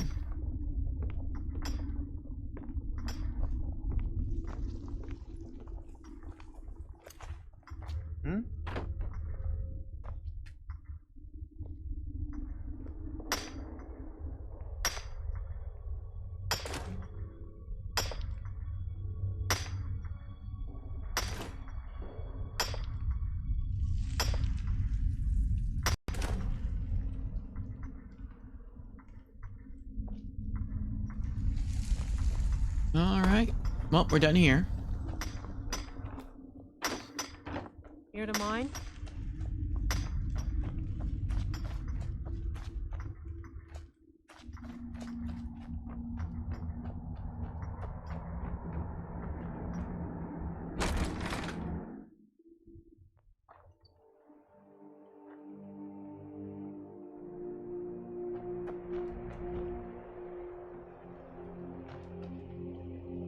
All right. Looks like the town has 2 levels to it. There's houses closer to the pond, and then there's houses further away. We're going to go to the houses around the pond first since they're closer. With the one exception of the museum, we'll leave that for last since we know that has a quest tied to it.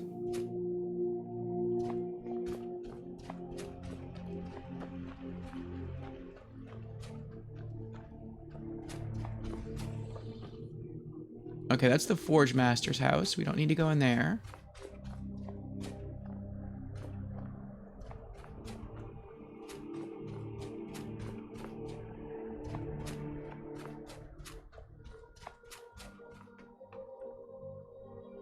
Legelf's house. That's a private house.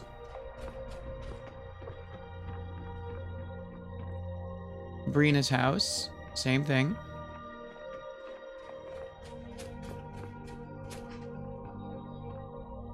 Mortar and pestle. Alchemy shop. 10:30 at night. Let's wait 11 hours.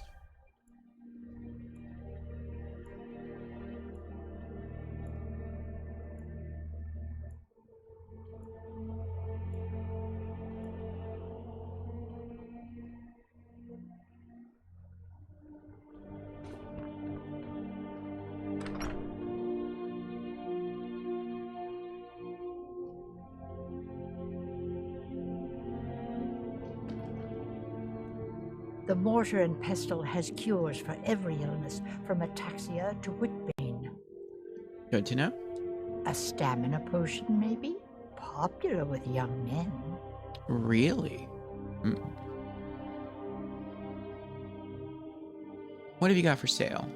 Ah, so you're an alchemist then?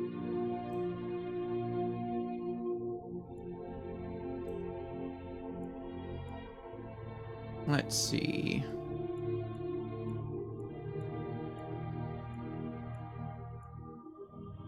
Minor healing.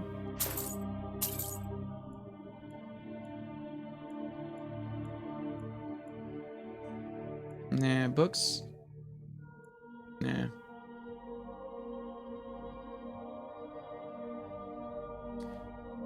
Have you been in Dawnstar long, Frida? I'm the oldest woman in Dawnstar. Was here when Skald the Elder was Skald the Younger. He's a fool if you haven't met him already. Thinks Ulfric Stormcloak is invincible and spits dragon fire. The people here look to Brina Marilis when they need things settled.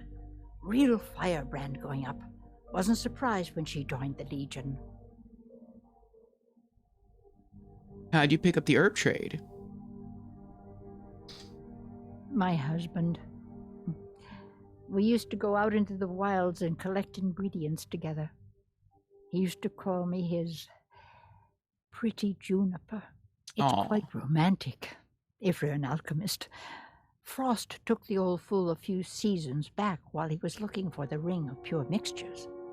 I found the ring's resting place after he died, but I'm far too old to go exploring some cave now. I could find that ring for you. Well, aren't you sweet? I'd be happy to give you some alchemy training in exchange for the ring if you bring it to me. Sure. Find ring of pure mixtures inside the Forsaken Cave. If you find that ring, bring it here. I will.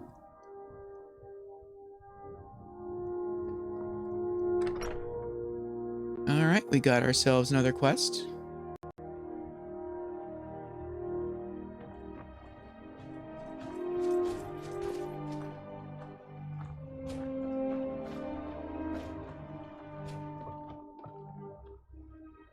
Batil's house. That's the museum that we're ignoring for now.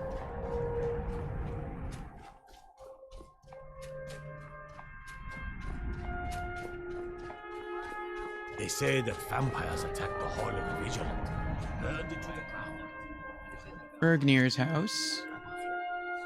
Okay, so that's a private house. Get back to work, or you won't be a miner or a soldier by the day's end. Hear me? Yes, ma'am. What are they talking about? Ironbreaker Mine is 3 times the worth of that Quicksilver mine, and its fathead owner. What are you doing, Dawnstar? I own Ironbreaker Mine. We make twice as much coin as those horkers over in Quicksilver Mine. And don't let anyone tell you otherwise. I pay a good wage for any iron ore you dig up, if you're looking for work. Who's in charge around here? That would be Jarl Skald the Elder. He's over in the White Hall, probably talking about Ulfric like he's the second coming of Talos. Now, if you'll excuse me. I'm just one of the miners. I don't want any trouble.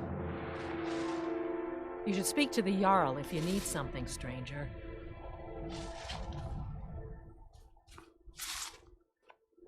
My favorite drinking buddy. Let's get some mead. Good morning. Oh, let's try this mine. Move it, move it! To Ironbreaker Mine.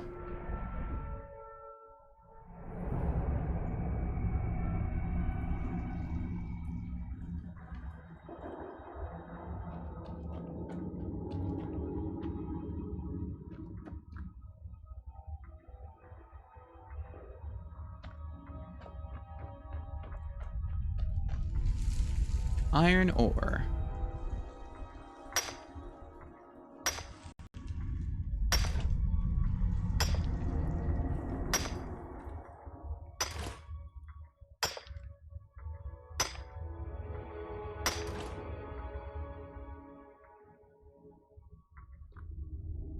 Odil. Here to dig, that's all. Dawnstar's got its problems, but as long as the ore is good, I'll stay. Good morning.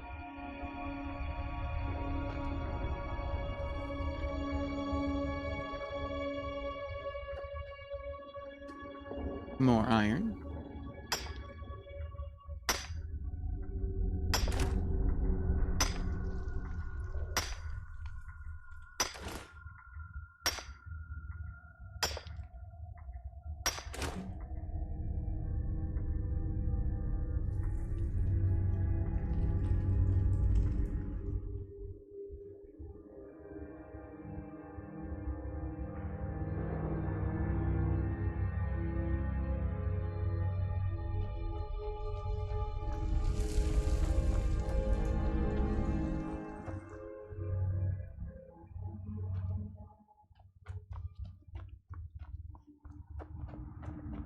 Been working in Ironbreaker since I was a boy. Gajak. Iron's a good stout metal, a fine thing for a Nord to dig. Good morning. It's a man who digs his job.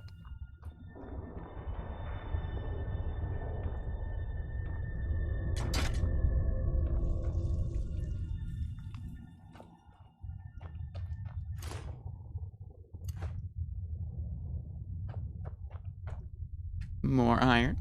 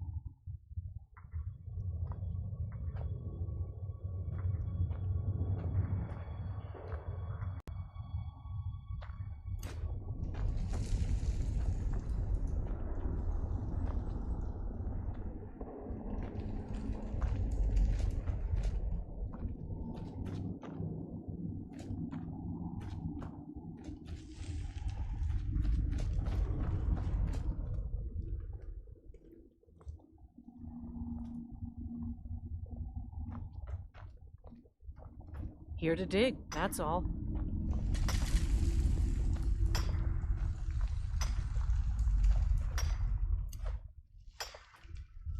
More iron.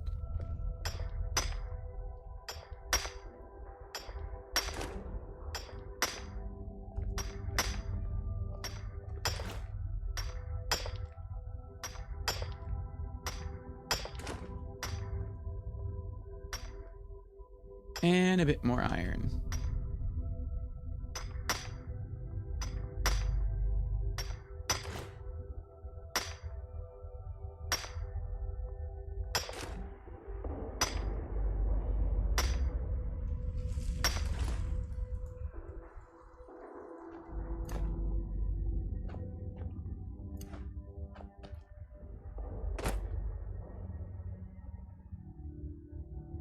Been working in iron breakers since I was a boy.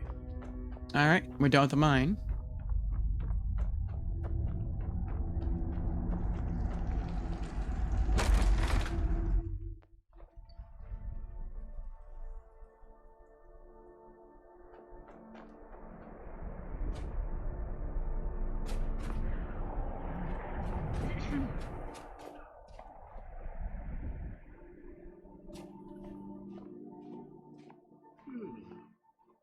Thought I heard like an attack noise.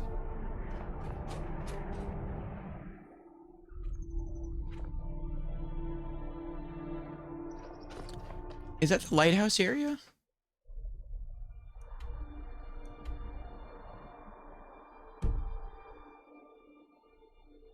Oh. I think that's Lightcaller Temple or Nightcaller Temple. I didn't realize how close that was to the town.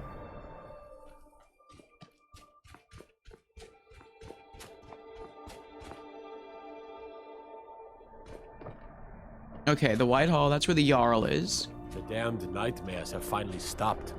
Don't suppose you know anything about that. I do, actually. The Whitehall.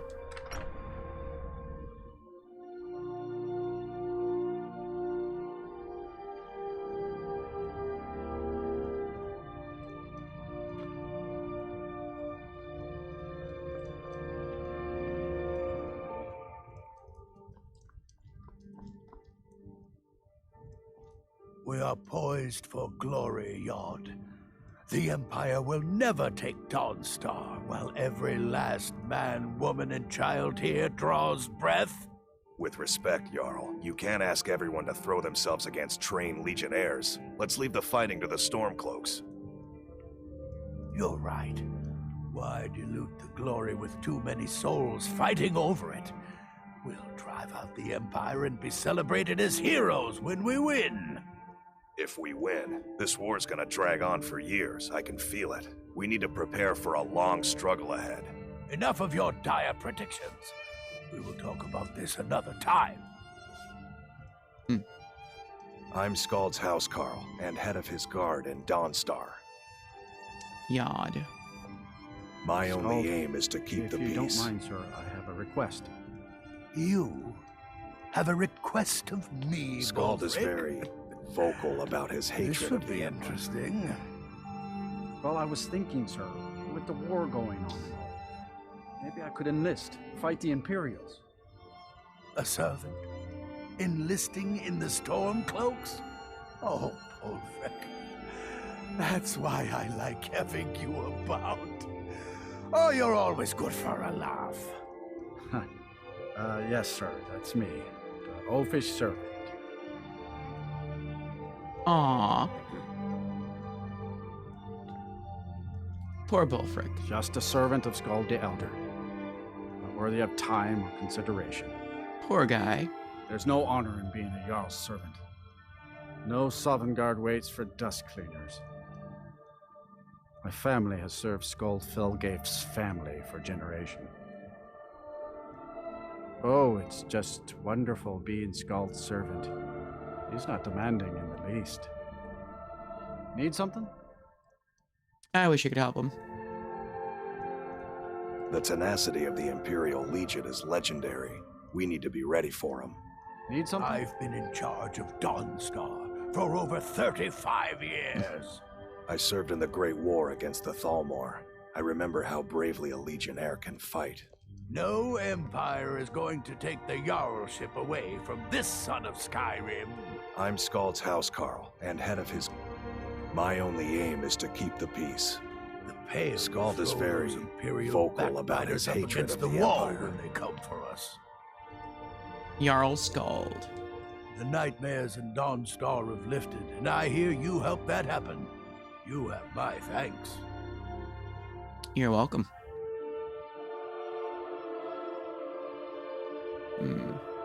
How is Dawnstar faring in the war? The Stormcloaks are destined to win this fight. Talos is with us, and when you fight under a divine's blessing, victory is assured. Dawnstar has a history of being the site of battles that have crippled the fate of the Empire. Really? I hope this remains true. Is Dawnstar prepared for dragon attacks? The only reason dragons are attacking is because Talos is angry with us for turning our backs on him. As soon as we drive the Empire out of Skyrim, the dragons will vanish. Mark my words. I wonder if that's true. I'm looking for work. Giants are a common problem in the Pale. The Empire always demanded I leave them be, but the Empire isn't here now. Go and slay one of the beasts. And let them know that Dawnstar is not to be trifled with. It will be done. I'm counting on you. Kill the giant in Red Road Pass. Good luck with the giant. Don't get stepped on. I'll try not to. I'm Skald's housecarl, and head of his guard in Dawnstar. I'm here to lend my magic to the people of Dawnstar. Medina. The local blacksmith coming in. I need every piece polished to a fine I had hoped life would be Yes, my simple here. We could hardly waste anyone else's precious time on such a tedious task. Exactly, Bullfrek. You always know your place. I served in the Great War as a Legion battle mage. I've no desire to go back.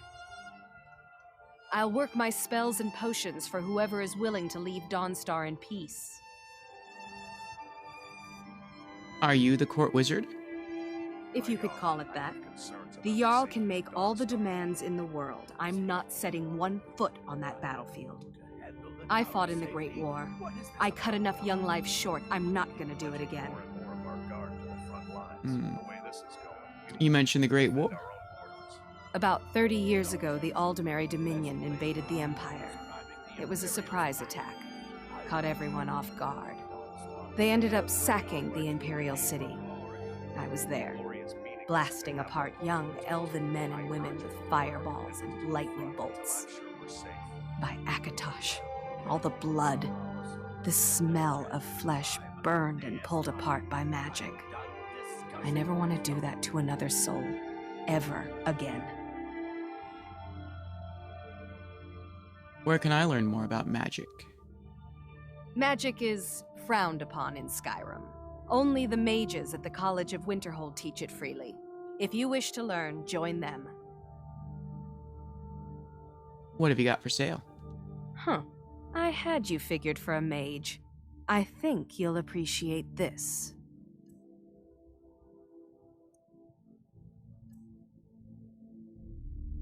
Whoa. Necklace of Poison Immunity. Increases poison resistance by 100%.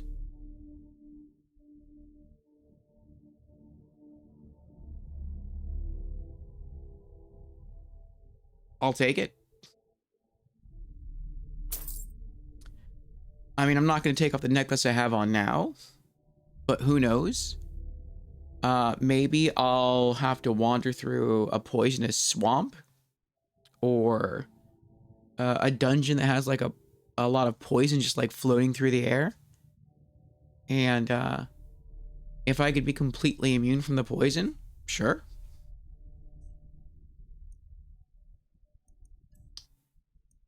What else you got?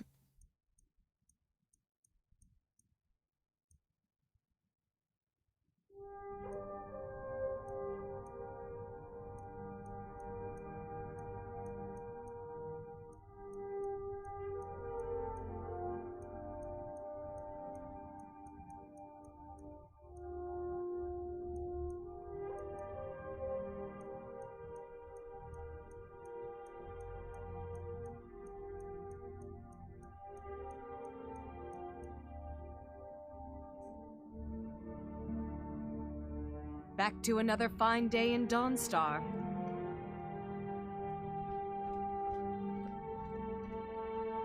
Rockmar Bannertorn. If you know any true sons and daughters of Skyrim, tell them to head to Windhelm. Ulfric Stormcloak wants to see them.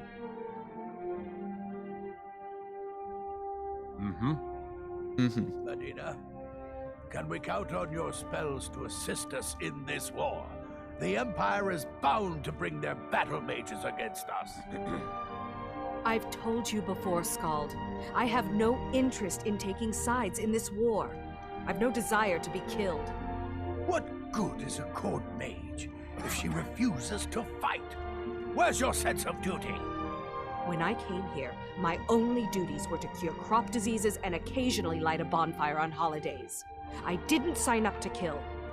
Fine, but this isn't over, Medina. We'll talk again.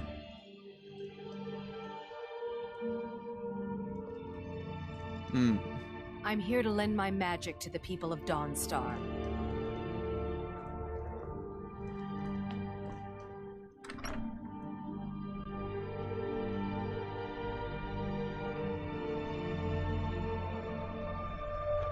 The Imperials think we need their laws. Right, who needs Imperial law? Dawnstar Barracks.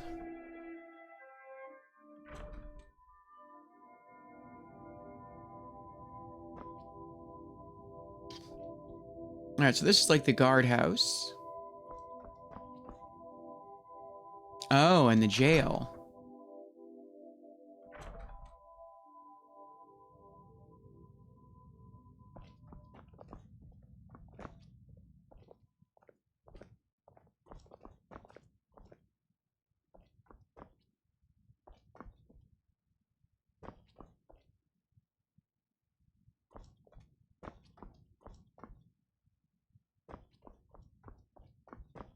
Can't wait to kill another Imperial.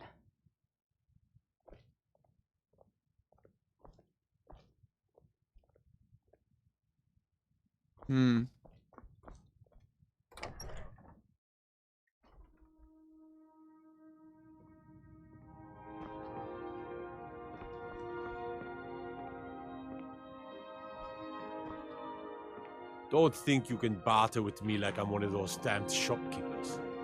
Dangerous post, Dawnstar. If the bandits don't get you, the animals will. Trouble?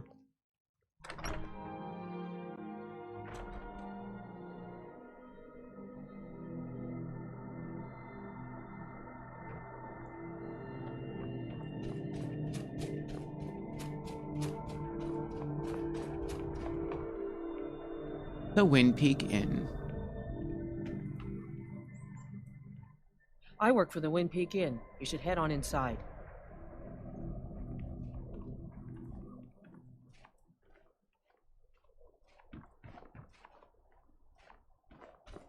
What are they doing out there? Between the war and the return of the dragons, I wonder if we should not leave Skyrim and ply our trade elsewhere. I admit, the dragons are a concern, but we can avoid them if we do not stay in one place for too long. That may be, but what of the war? That is not so easy to escape from. The war? That is not a reason to leave. It is a reason to stay. And what makes you think that? Because war is good for business, of course.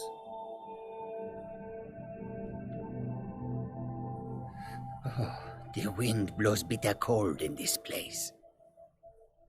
Need something?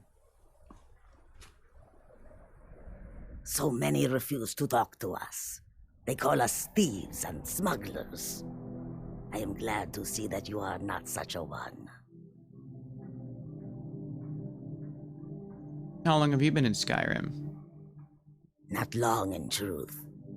I came to Skyrim after I found myself unwelcome in both Elsewhere and Cyrodiil. I seem to have an unfortunate talent for getting myself involved in misunderstandings with the law. Resad was able to look past that, and it was he who helped to set me up with a trade caravan. Now I work for him. Have you had trouble with the locals? Mostly, it is the Nords. They do not like outsiders in their land, and so we are forbidden to enter their cities. When they look upon us, they see only pickpockets and skooma dealers. It is most unfair, but we do our best to ignore them. What have you got for sale? Take a look.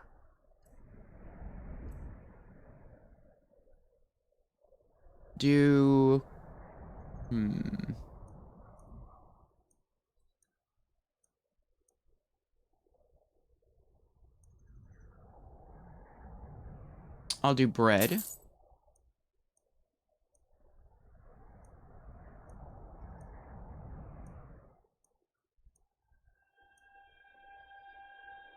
Daedroth teeth, that's new.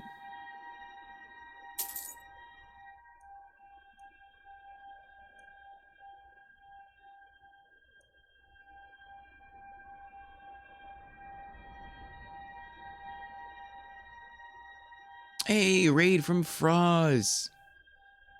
Coming in from Baldur's Gate 2, Enhanced Edition. Hail, Froz. Welcome in, raiders. How y'all doing tonight? How went Baldur's Gate 2? We are here making more progress in Skyrim.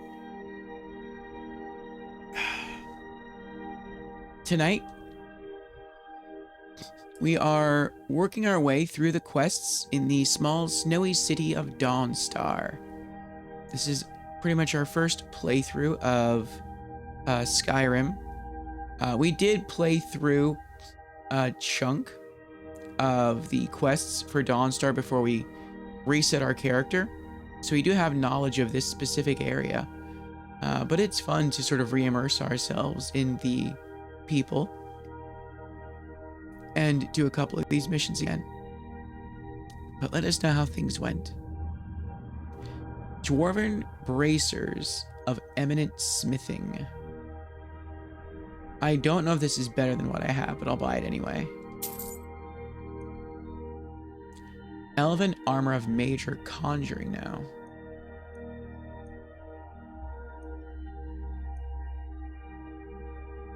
Fishing map of soul steam. Take that.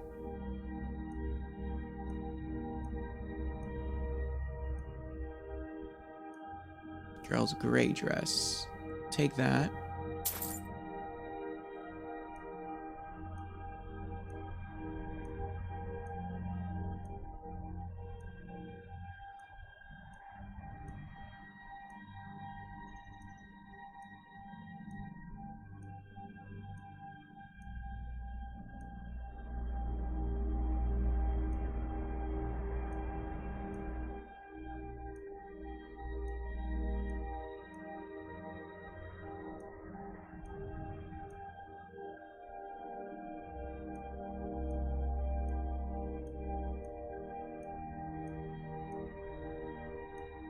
Plentiful healing.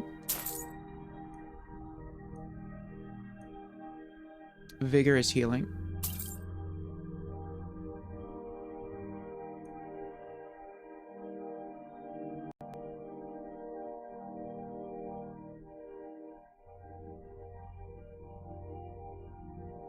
I'll take it.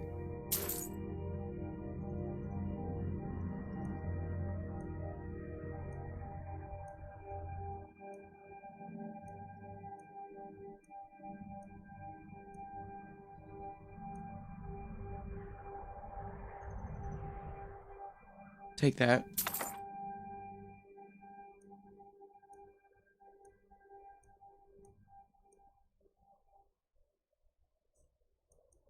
And I'll sell you the plain leather helmet for 26. May your road lead you to warm sands. It is a strange sight. The white flakes that sometimes fall from the sky. This one needs something. The longer we travel the roads of Skyrim, the more empty this land seems. May the sun warm your path, friend. Bandits harass the caravans at every step, but Khajiit usually scare them off. You guard the caravan? Yes, I was hired to protect the others as we walk the roads of Skyrim. It is a thankless task, and I would rather be back home in elsewhere, but I have little choice. Akari freed me from a prison in Cyrodiil, and now I must repay my debt to him. A word of advice, my friend. Do not mix gambling and drink. Taken together, they will empty your pockets of every septim.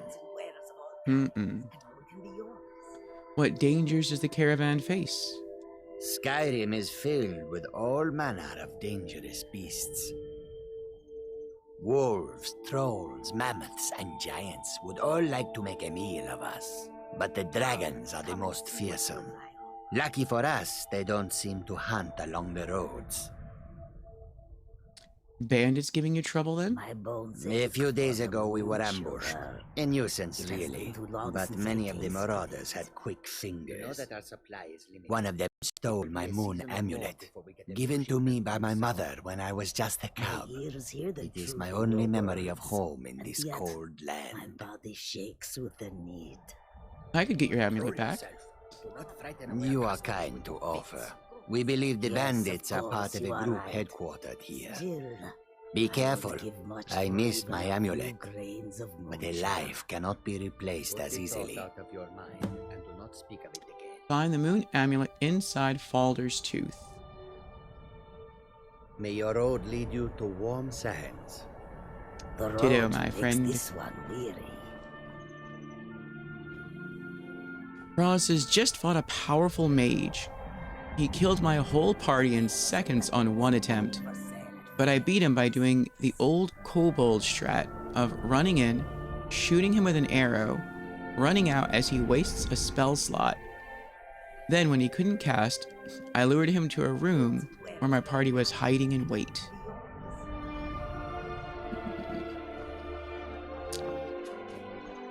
Sounds like he's stronger, but you got a better strat going. GG's. Is this your first playthrough? Wind Peak Inn. Tasty Khajiit.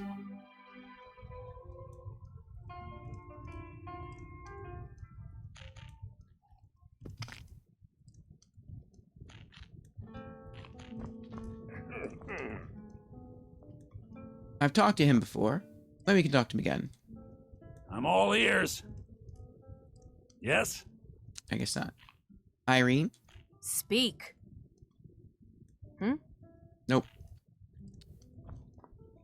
Gajuk? Yes?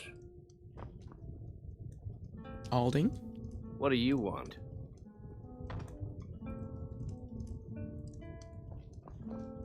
I don't owe you money, do I?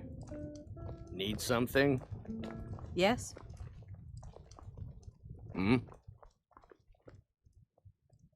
Verith? No. Need something? Thorin? I'm sorry. My mind was just somewhere else. Do you need a room? Drink? Speak. Oh, do you need a room? I'm looking for work. Got any leads? Here. Take a look at this. Some of the Jarl's men came by and left us bounty litter. Kill the giant located at Tumble Arch Pass. Heard any rumors lately? Everyone in town knows about the Black Door, and to never go near it.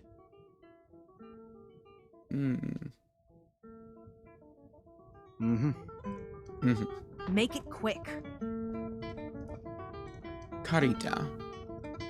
The Wind Peak Inn features the finest bard in all of Dawnstar.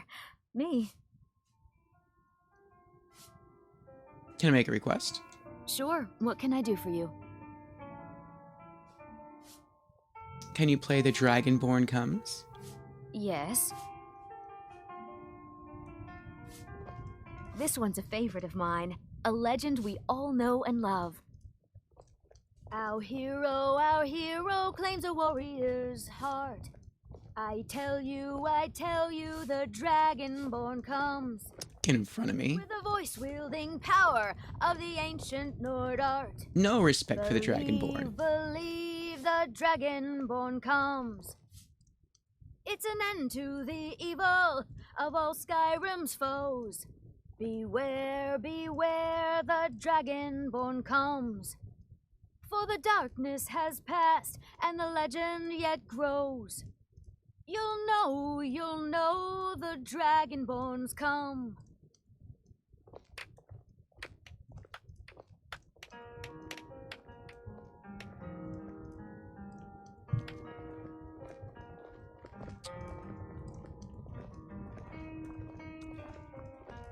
All right, no one in here.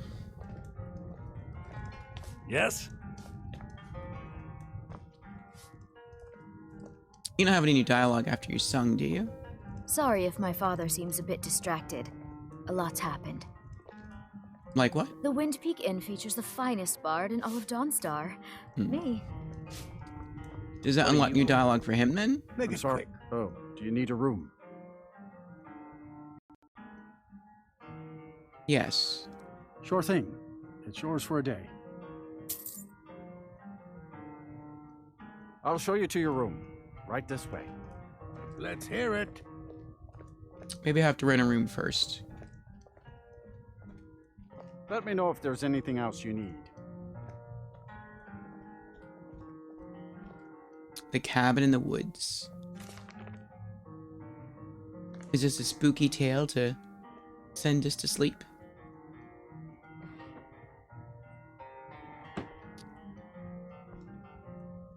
Pro says yes.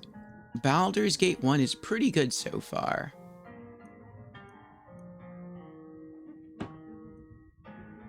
Baldur's Gate 1? Let's sleep 13 hours.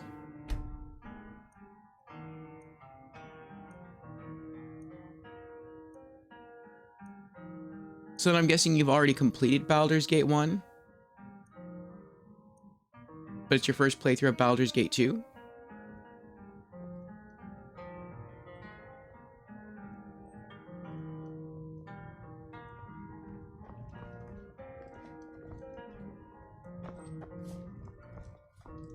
Now, do you have new dialogue? I'm sorry. My mind was just somewhere else. Do you need a room? Drink? Rumors? Everyone in town knows about the Black Door, and to never go near it. All right, then. It feels like there's a quest with him. Oh, do you need a room? My daughter Carita sings to the guests when she can. She has her mother's voice.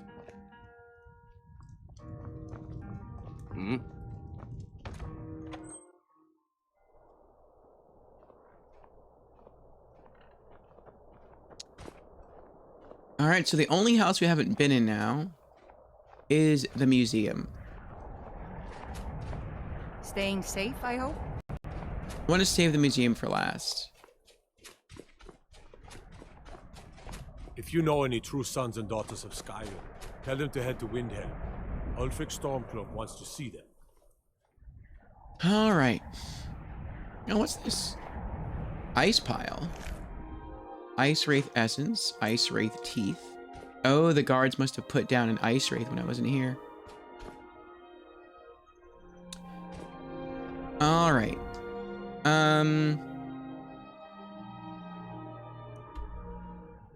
Let's go back to Hendrheim. Put some stuff away. We'll have a look at our items. Then maybe we'll go sell some stuff in Whiterun. And then we'll take a look at our quests and begin knocking them out.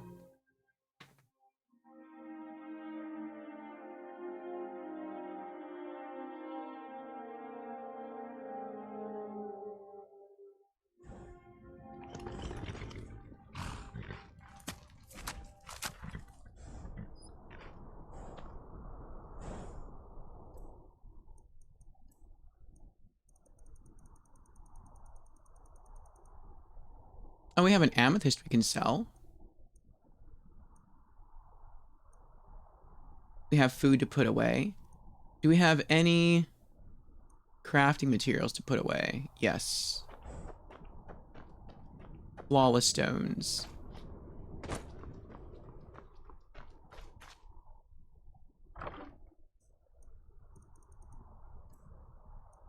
Alright. Flawless amethyst, flawless emerald, flawless garnet. Lots of iron ore. Lots of quicksilver ore.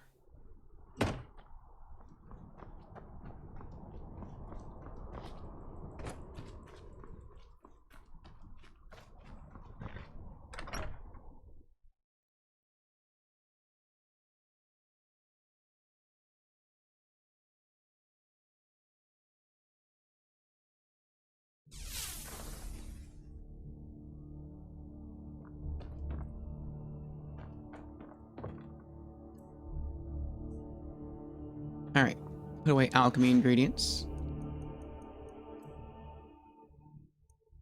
Ice Wraith teeth. Let's eat the Daedroth teeth. Resist frost discovered from Daedroth teeth. To know. Alright, what else are we putting away? Bread. Food that heals for less than 5. Oh, here she comes. You're back. Did you bring me anything? I did. You got me a present? Really? Mm-hmm. A sweet roll. Thanks. I like keeping her in the yellow dress because it matches her hair. But if we adopt another girl and she has dark hair, then maybe we'll give her the blue dress. Alright, put away the bread. And that's it. What else? Books that we haven't read yet.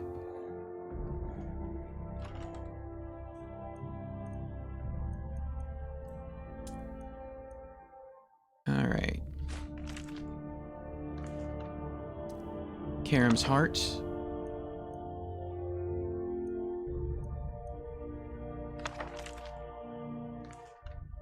Saints and Seducers. The Blessings of Sheogorath. We have a fishing map to put away.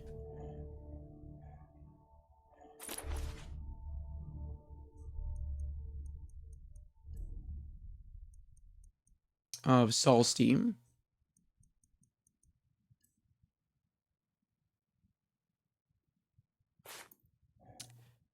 What else?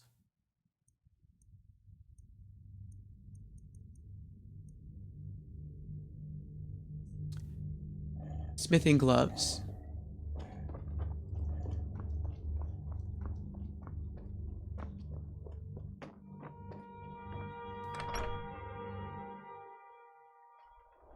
I think I already have a pair of smithing gloves, but I don't remember what the percentage increase is.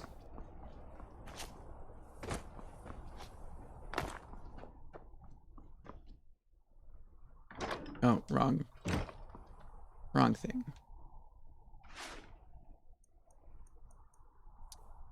25%. And what are these? 20%. Okay, so I wasted my money on these. I'll have to sell them when I get a chance. We do have a necklace of poison immunity. So that's jewelry. We'll go put that away in our safe.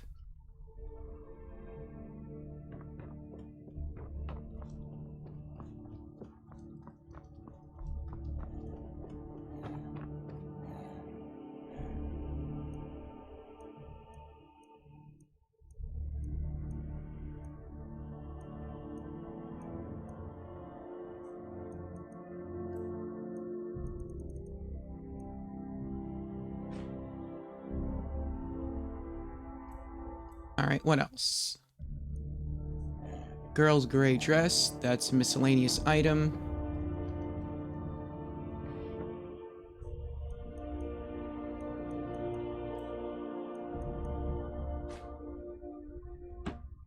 What else? I'll sell the Ice Wraith Essence.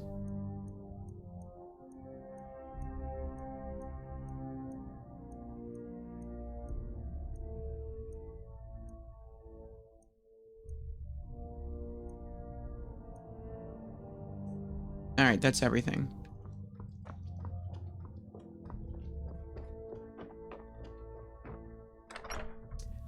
Let's travel to Whiterun and do a bit of business.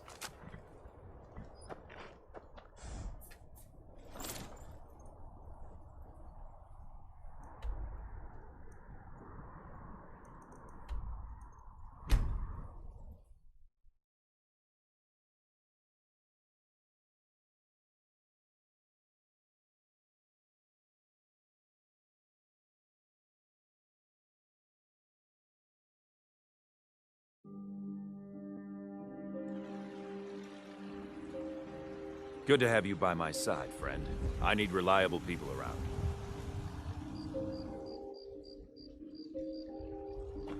All right. Here. Let's wait 6 hours.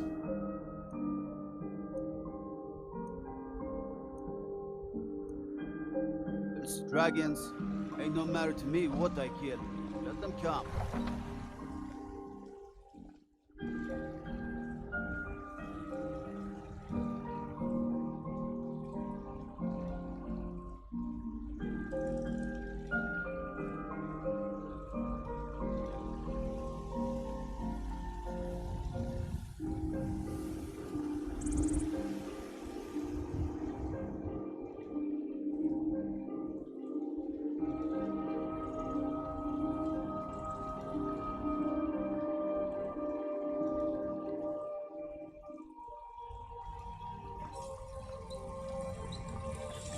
You're someone who can get things done.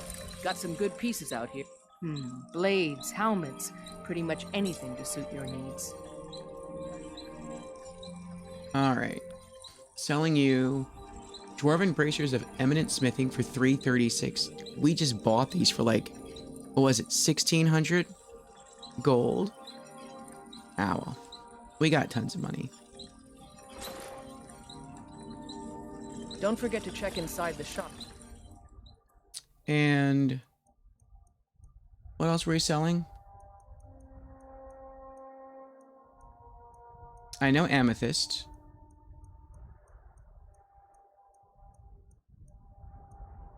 Ice Wraith Essence.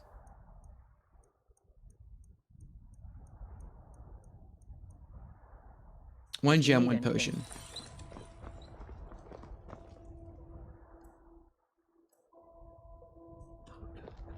I work for Bellathor at the general goods store.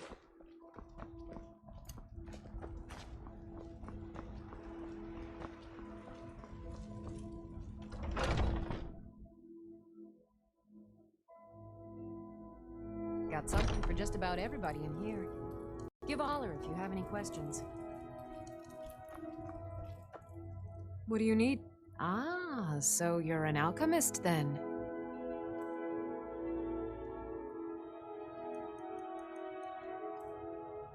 Ice Wraith Essence, 44.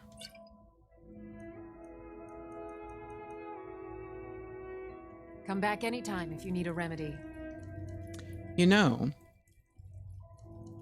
if we can't find the Master Trainer of Enchantment, Rather pale.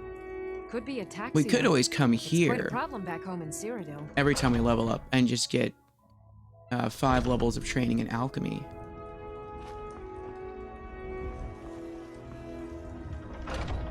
Just to make sure our levels don't go to waste. Got something for just about everybody in here. Give a holler if you have any questions.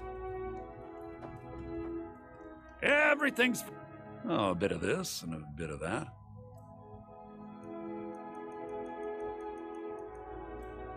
Amethyst for 55.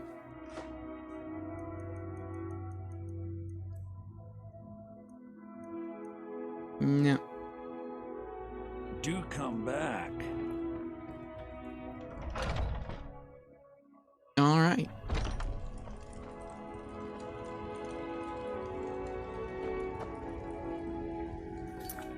Let's hard save again.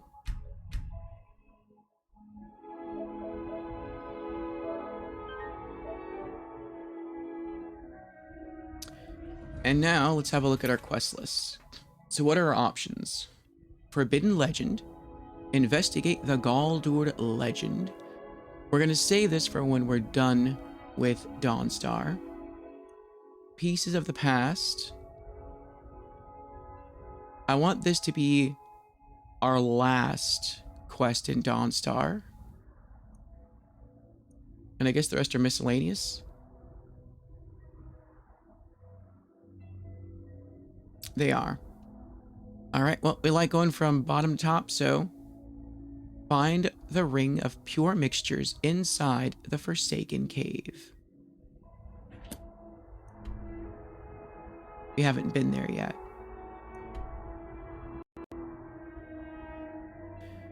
Looks like the closest travel point is the Great Lift at Alftend. So let's fast travel there.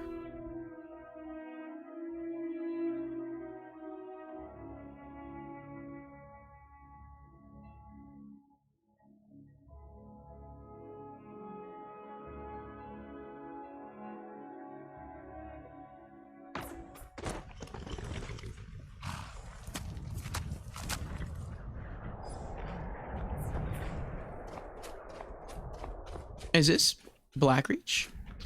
Nice. I don't remember which one it was. What is that?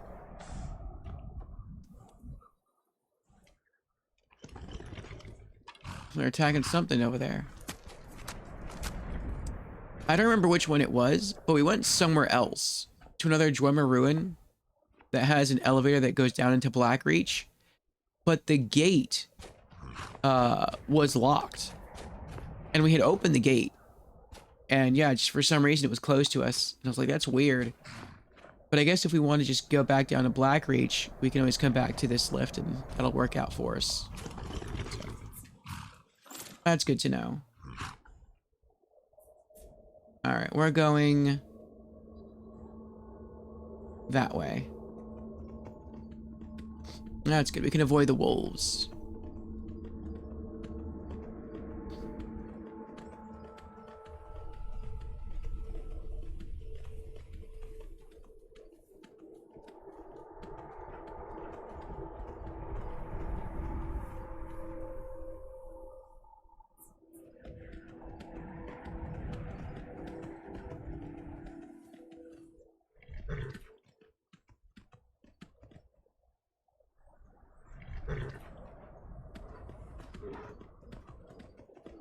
Kind of want to see what that little hut thing over there is.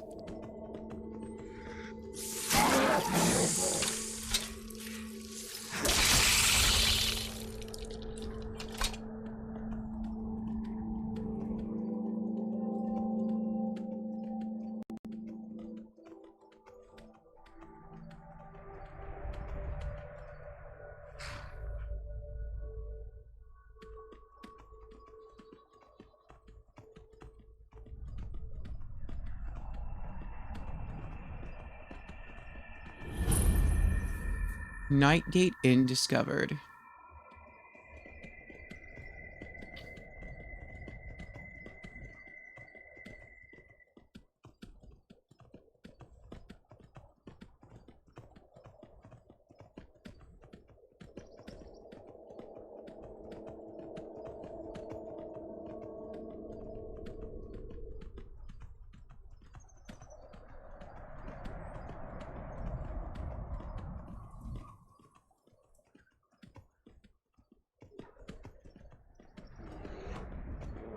Looks like whatever it is...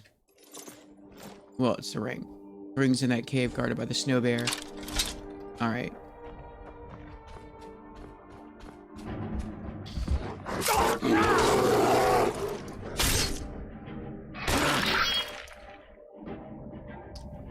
Forsaken cave discovered. Bear claws, snow bear pelt.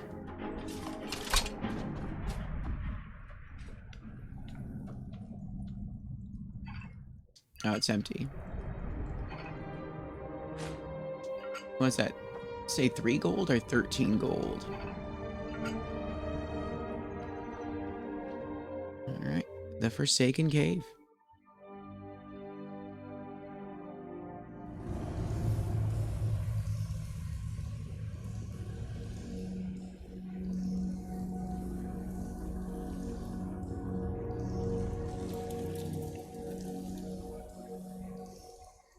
Hmm. 7 gold.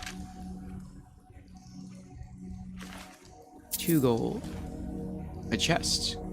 Nice. 117 gold. Alright. So I have to use a restroom real quick.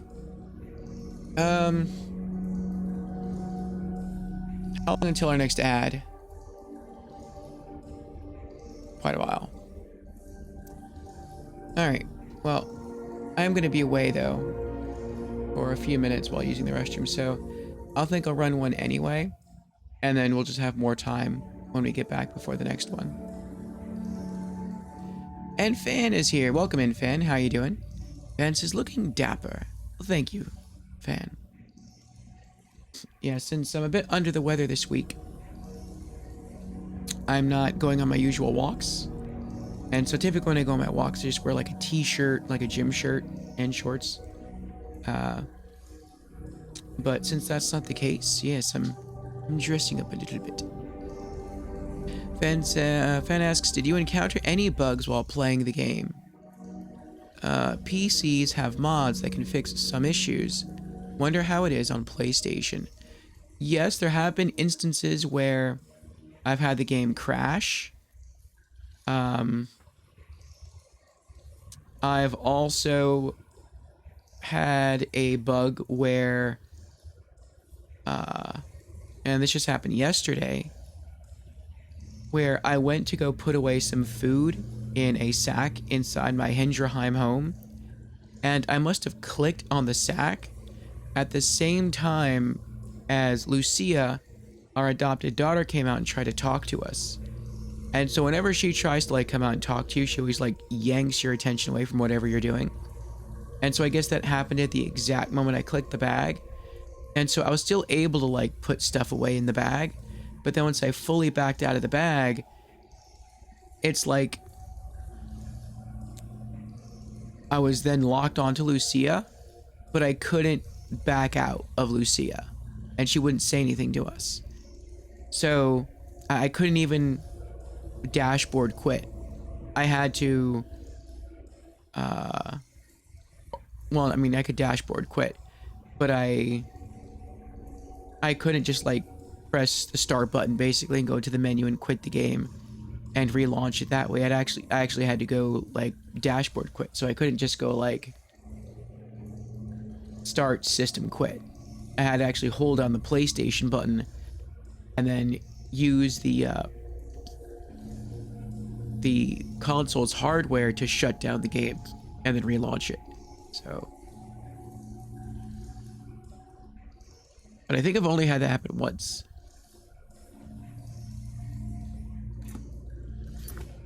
But BRB.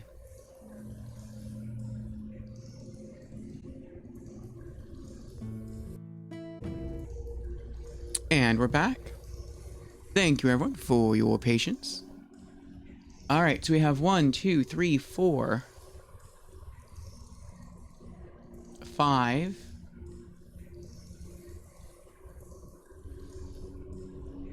Probably 5 quests that we're gonna knock out tonight.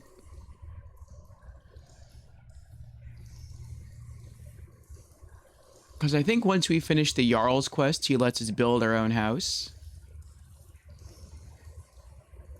And so we'll start work on that. And they'll probably come back tomorrow. And we'll open with Forbidden Legend. But let's see, we still got plenty of quests to do. And we got plenty of time left. Find the ring of pure mixtures inside the Forsaken Cave. So we're inside the cave.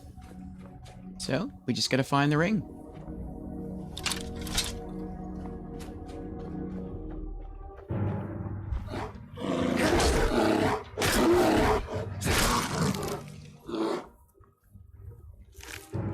Bear claws, snow bear pelts.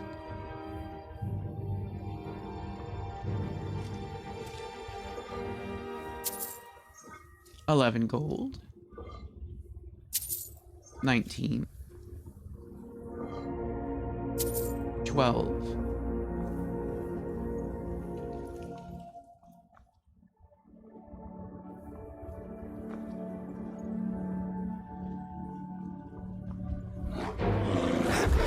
Oh, I missed.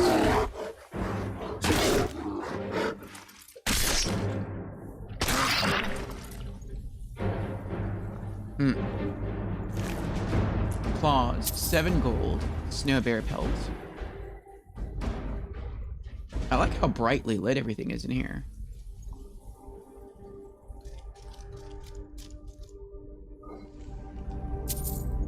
$11 gold.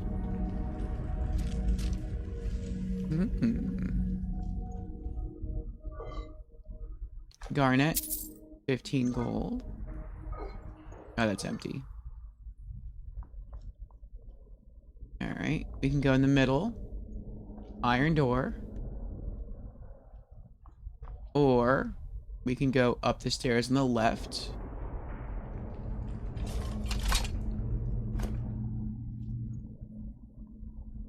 But there's nothing here.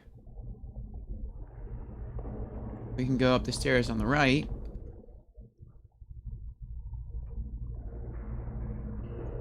Nothing here. Alright. Middle it is.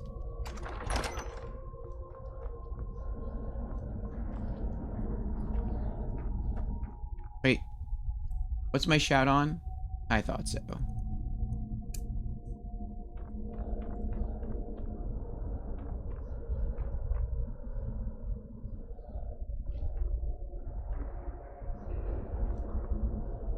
Trying to remind myself to look for traps.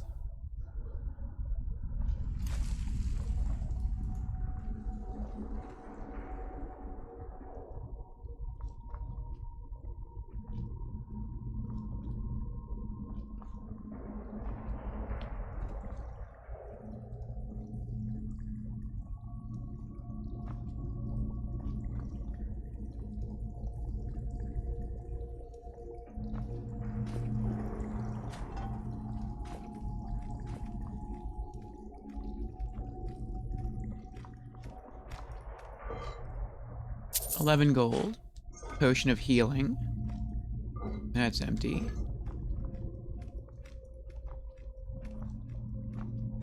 And that's a trap button.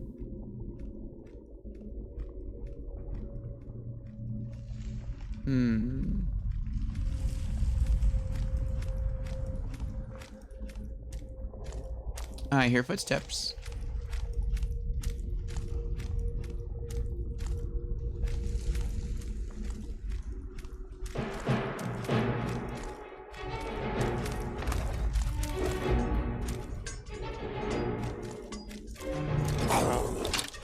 Oh.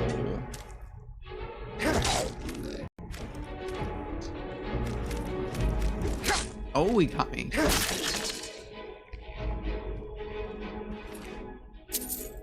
Dozen gold.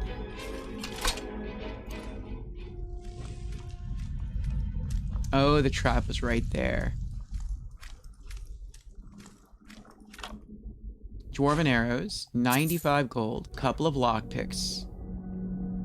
Potion of vigorous magicka.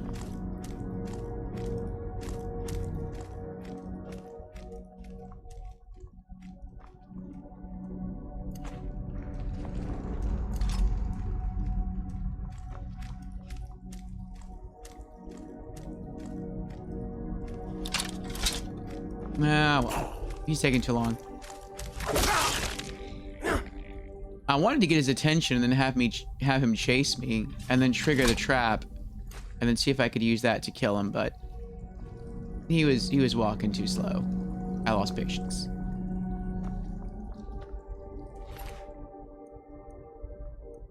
$15 gold.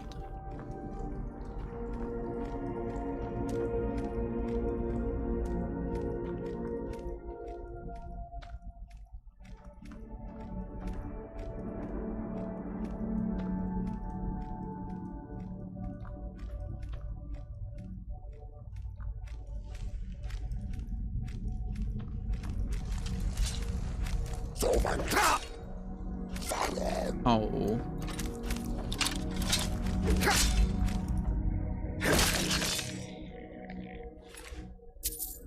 $19 gold. Ancient Nord helmet. This doesn't feel like a very hard quest.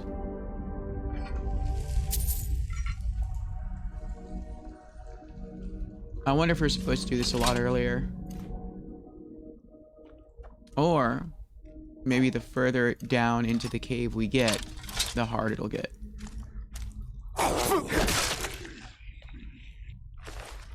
So far, I'm just one-shotting everybody. Which I do not have a problem with. Just makes me wonder.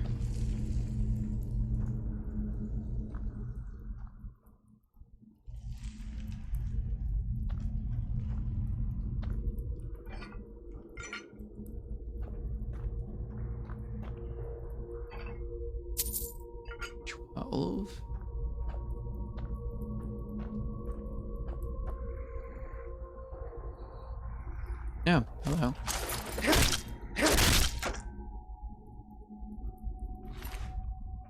$12 and an iron shield.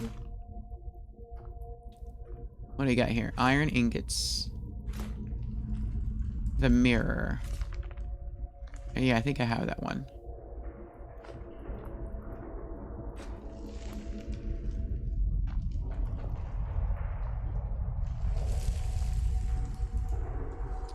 Iron door with an adept lock.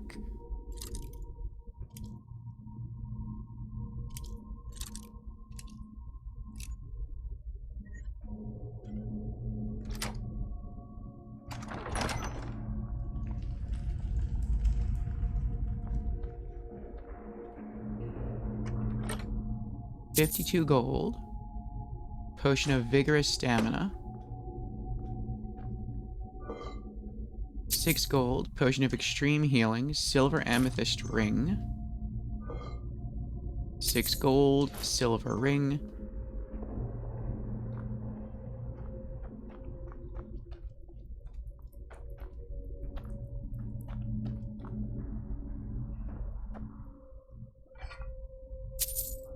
$11 gold.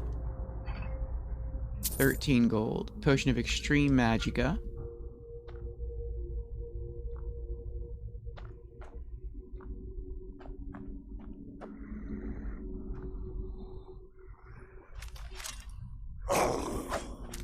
Nah, I heard you.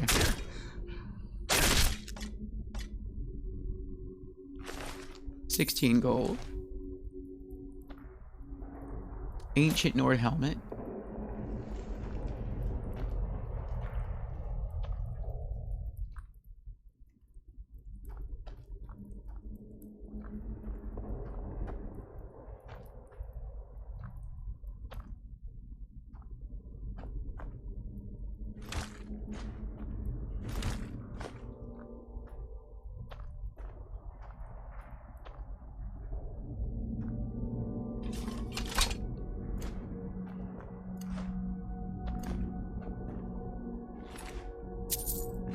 $22 gold.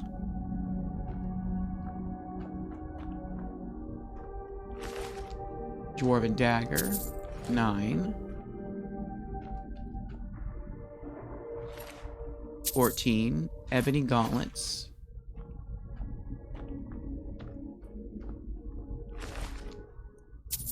7.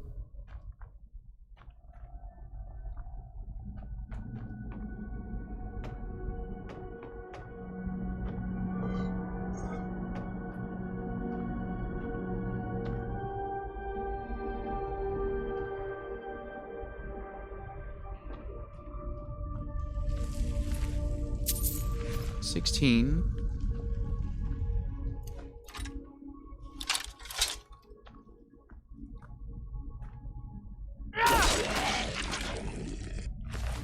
$20.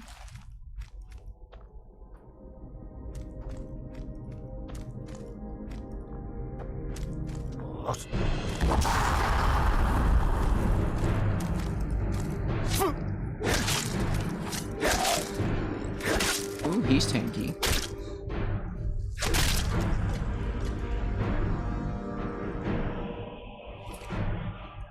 $14. Supple ancient Nord bow.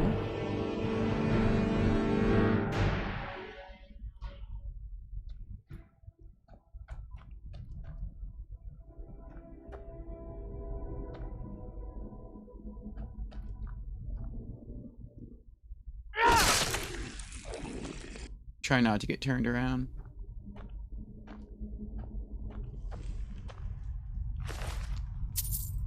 $10.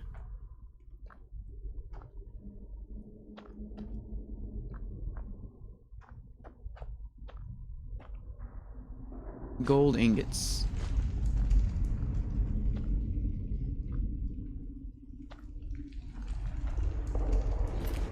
$22. Glass greatsword.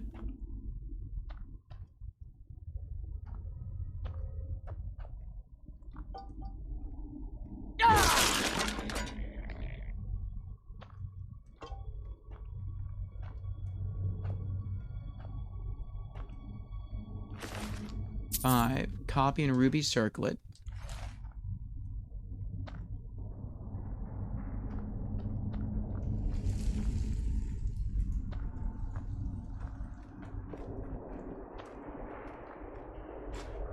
Steel ingots. Fire trap. 14 gold.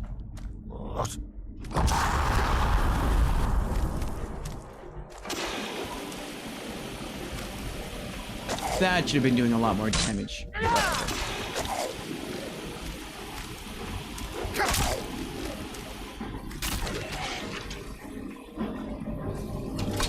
At least it finished him off. 15 gold.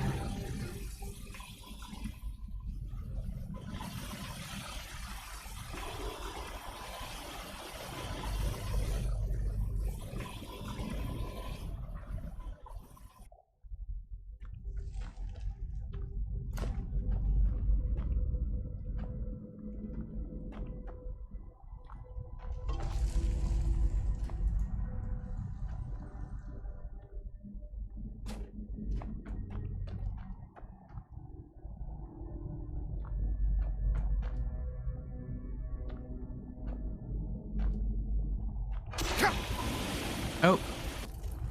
I already forgot about the trap.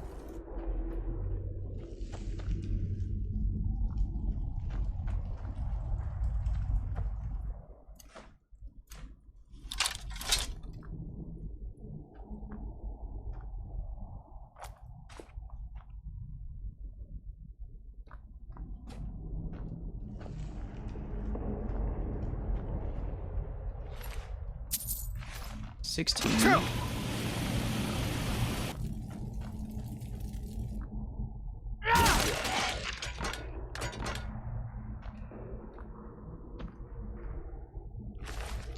$11. Copper and onyx circlet.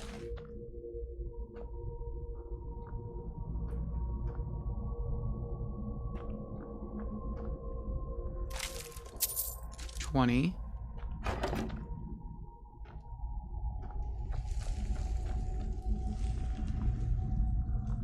Chest. 77.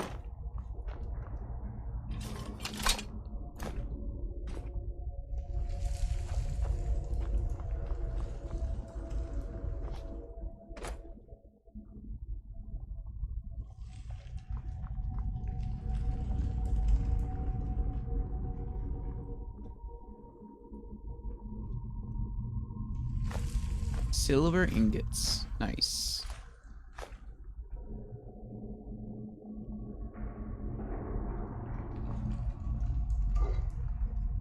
18 gold and a silver ring. Getting some pretty good loot. Potion of minor healing. A lot of it's just gems and gold. Potion of healing.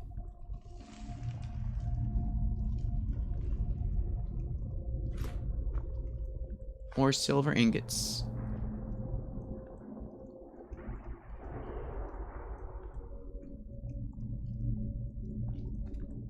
The Forsaken Crypt.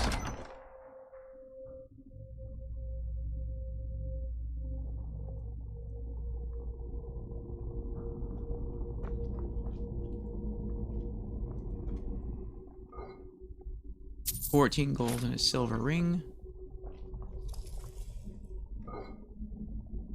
12 gold. 15 potion of extreme healing. 9.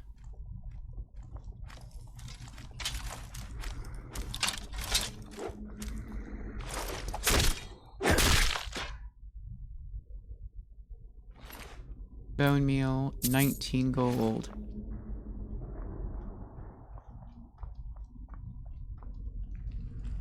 Iron ingots.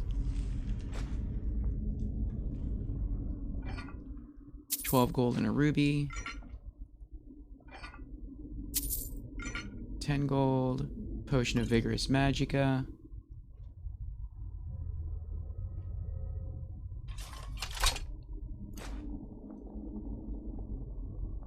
Potion of plentiful healing.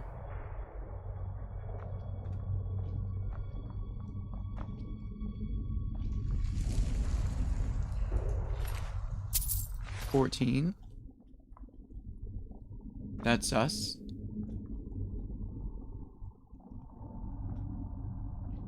That's us. Is this a trap? No.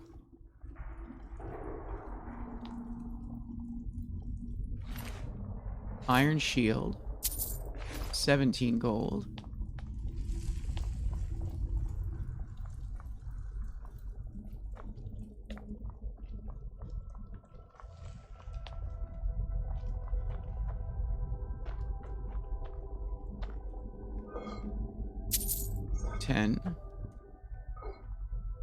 Flawless garnet and 11 gold.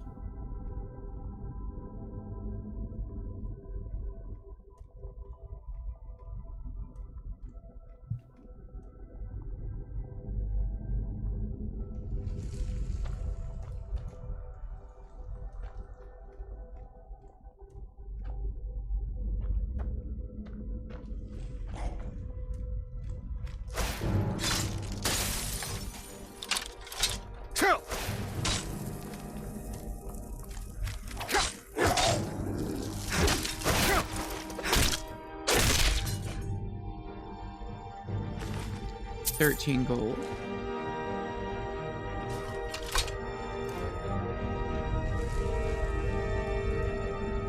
Hide helmet. Ancient Nord boots.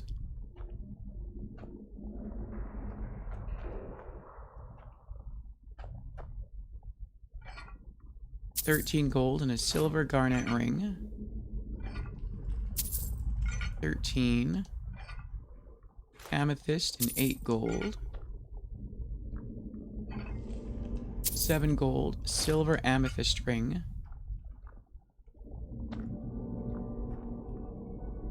I feel like I'm gonna get out of here, having made a lot of money.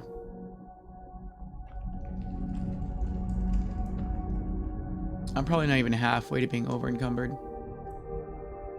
Oh, okay. I'm like 3/4. Doesn't feel that way though. I'm looting like rings the entire time.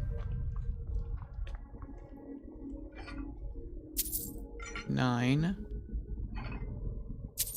12.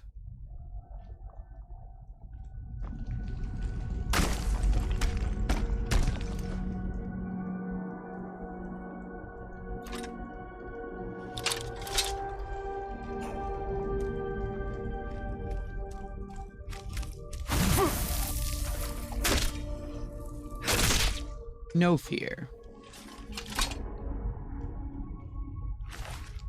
23 gold.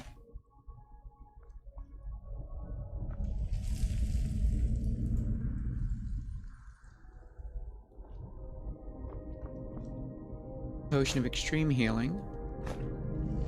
Silver ingots.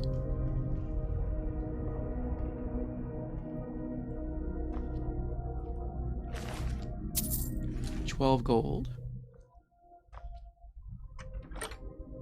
Iron helmet, 89 gold. Potion of ultimate healing. I bet a lot of my carry weight is just from healing potions. I've thought of leaving some at Hendrheim,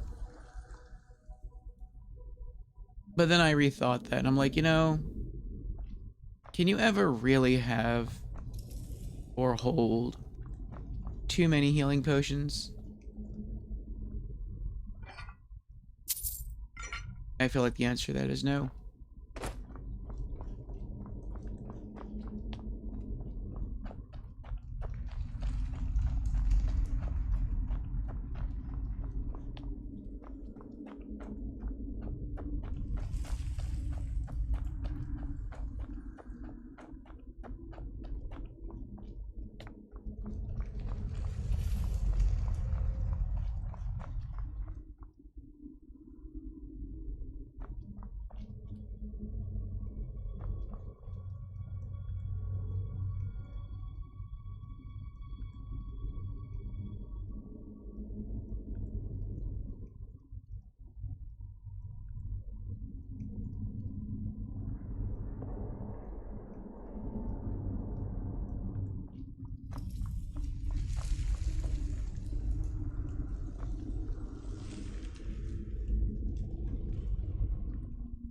Chest over there?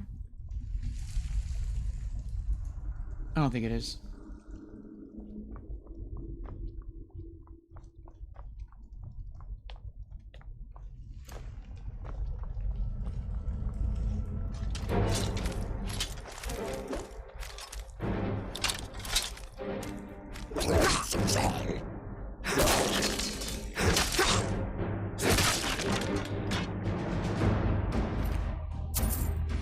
Team 8.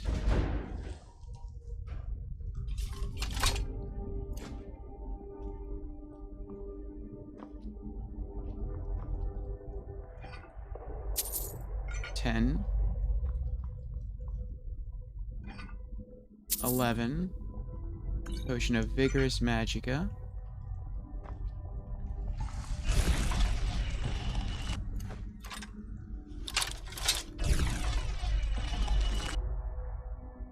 Oh.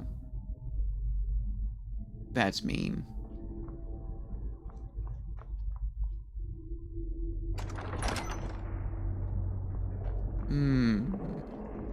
What's this way?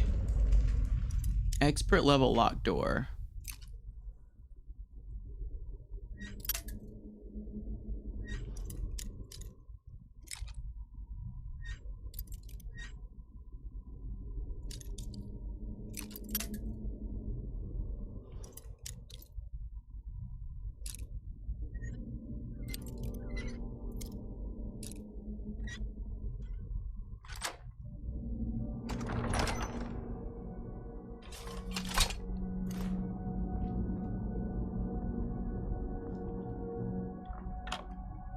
Glass sword, 62 gold. Oh. I almost got myself squished into the spiky ceiling.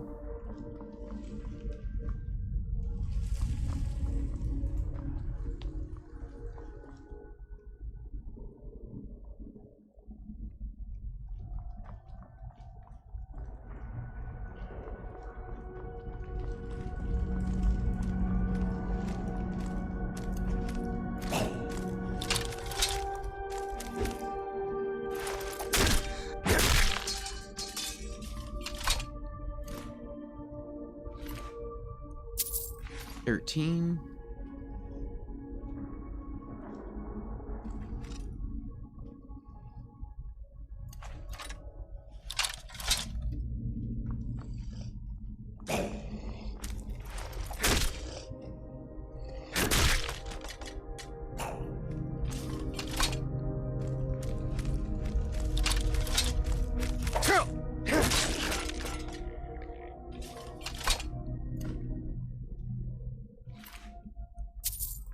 10.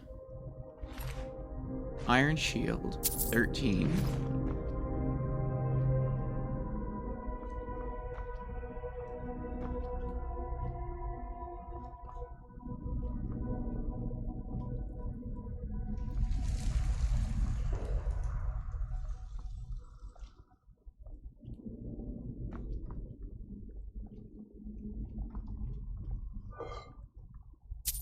$12. 16. 15. Vigorous stamina. 10. Silver amethyst ring.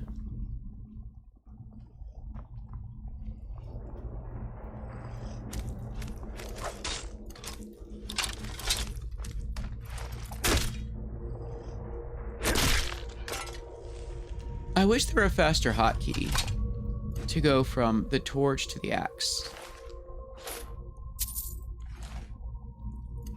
I press left on the D-pad to bring up the torch, and then I press left again to put it away, which is pretty quick. But when I have the torch out and I want to switch to the axe, I have to tap left on the D-pad to put it away, and tap right on the D-pad to re-equip the axe, then press square on the controller to pull out the axe, then I can attack. And I wish there was like just a one button macro to do that.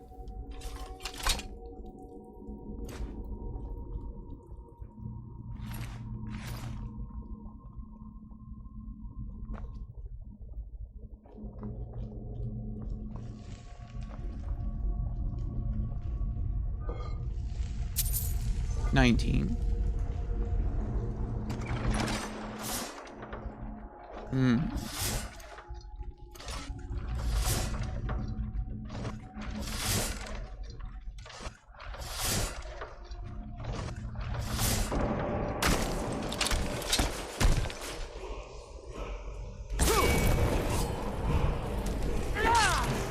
Portal miss.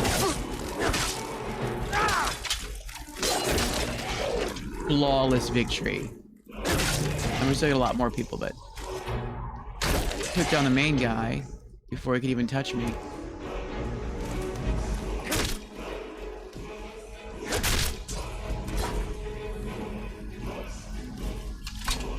That felt good.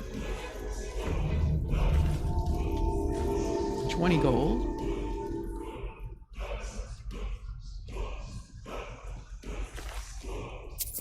$12. Ebony Warhammer. 19 gold. Or that might have said 9. Not sure. I wasn't paying close attention. Iron Shield. 14.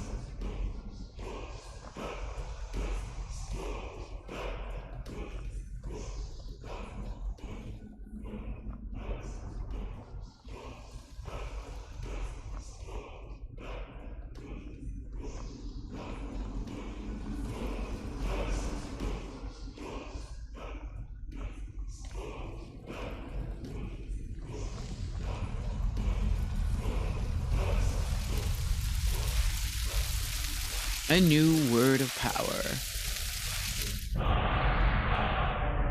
Leech, marked for life. No, sorry, leech, marked for death. Leech, drain vitality.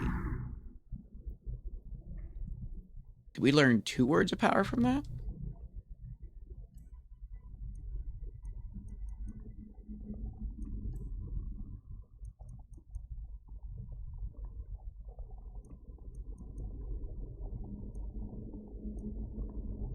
Oh, we did? Wait, did we? No. Drain vitality. Leech. Drain 1 point of health per second for 20 seconds. Drains 1 point of magicka per second for 20 seconds. Drains 1 point of... I don't know.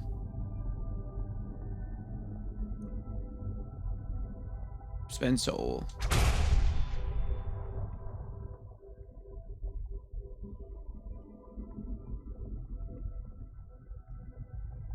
Oh, it probably also drains 1 point of, like, stamina per second for 20 seconds.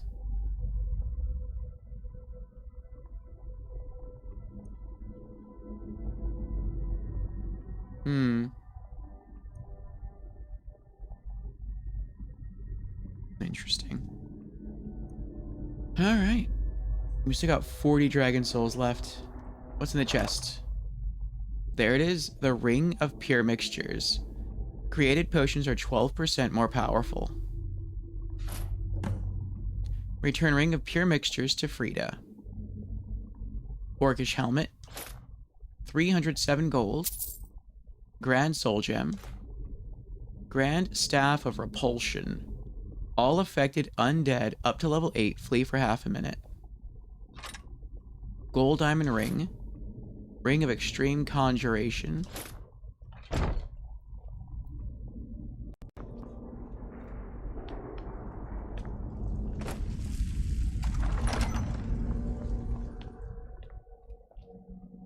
Alright, well that goes back out to the Forsaken Cave.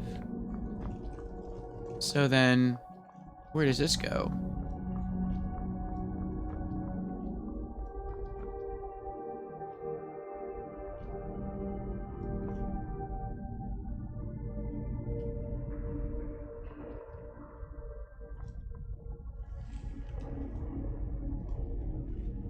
You can see this looks like a hidden door.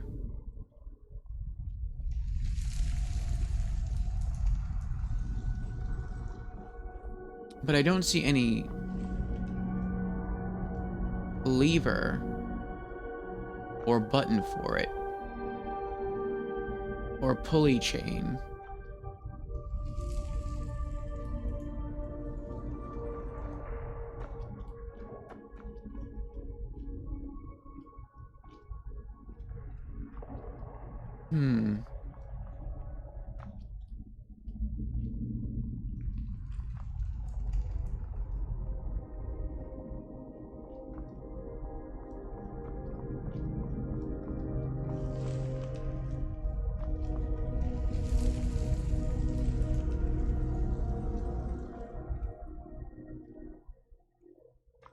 I don't know.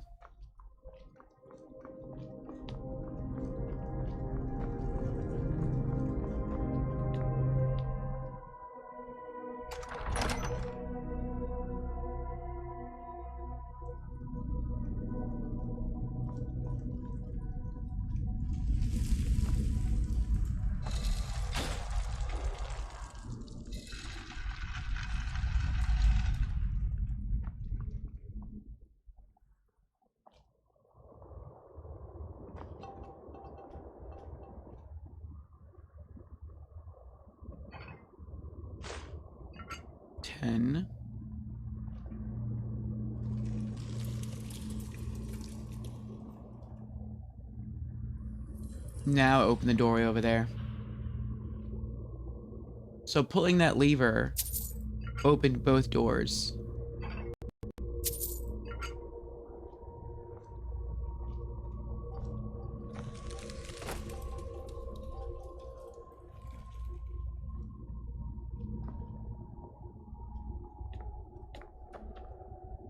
Oh, maybe it didn't.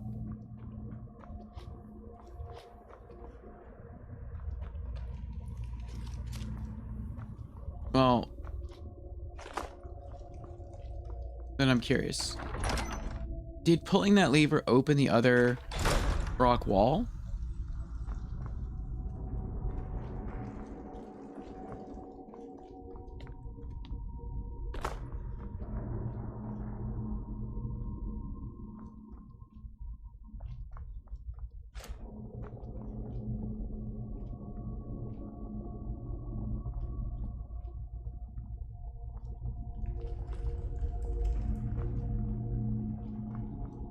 No.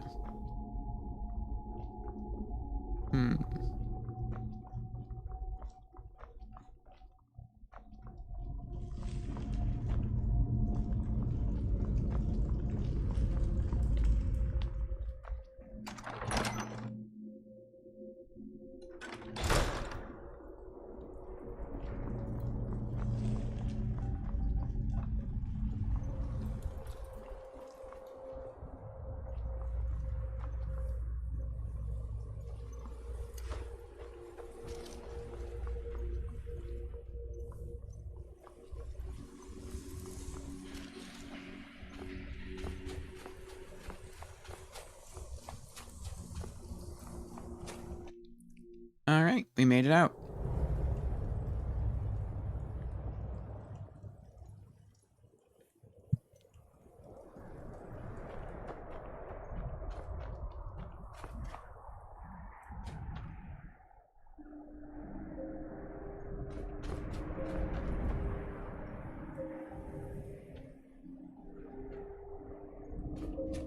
There's Horsey.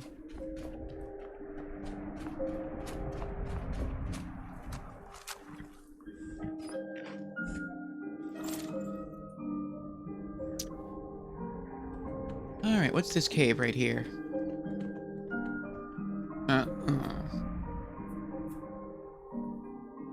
Hello.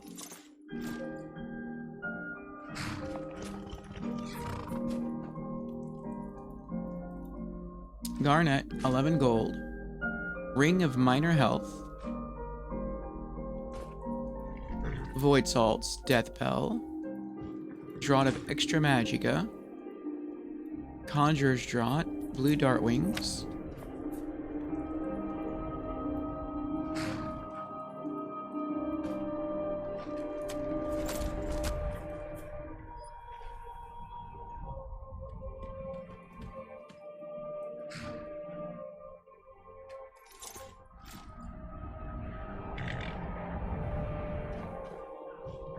Corundum ore.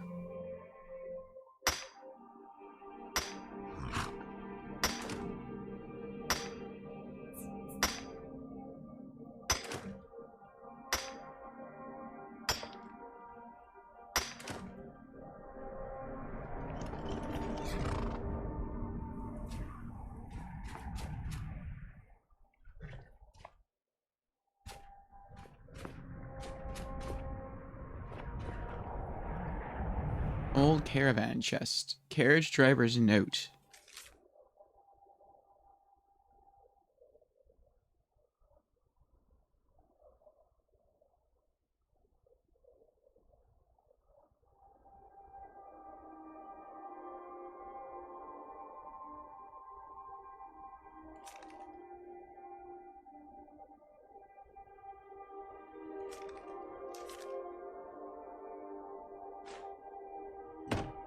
I feel like we did that one already.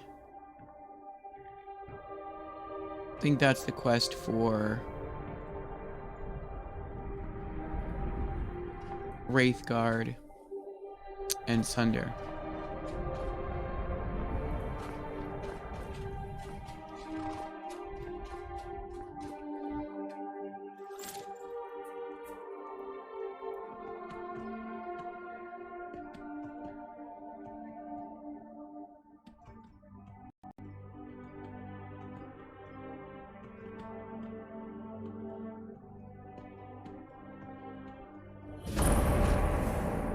Bronze water cave discovered.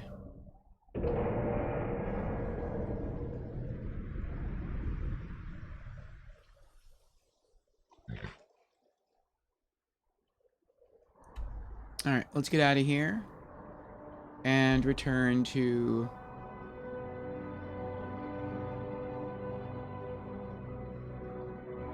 let's go to Whiterun.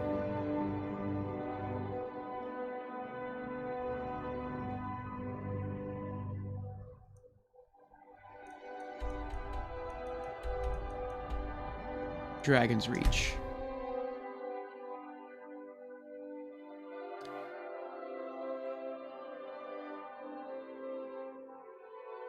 I don't think there is a general merchant in Dawnstar.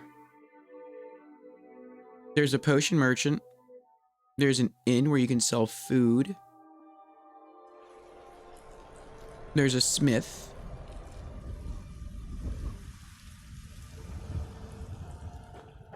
And that's it.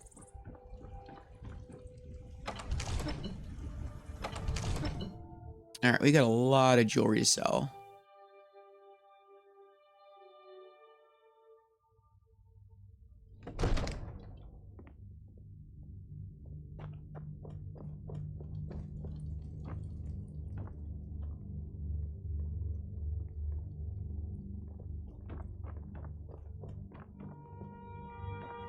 Divine smile on you. Come to Dragon's Reach to take a look. Okay. Oops. What can I sell you? Copper and onyx circlet, 22. Copper and ruby circlet, 65. Gold diamond ring, 389.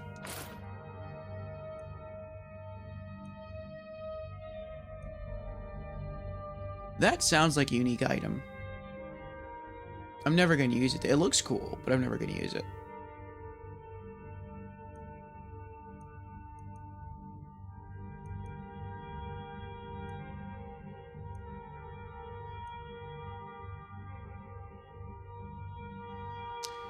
And I can sell him a silver ring. Alright. You know, if you've got the aptitude, you should join the Mages College in Winterhold. He's always trying to sell me on the Mages Guild.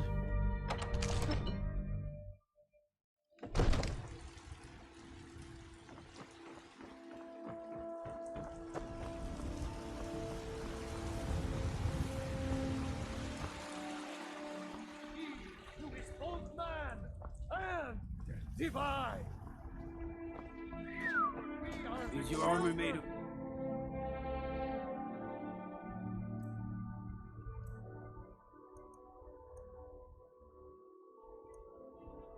Dragon scales.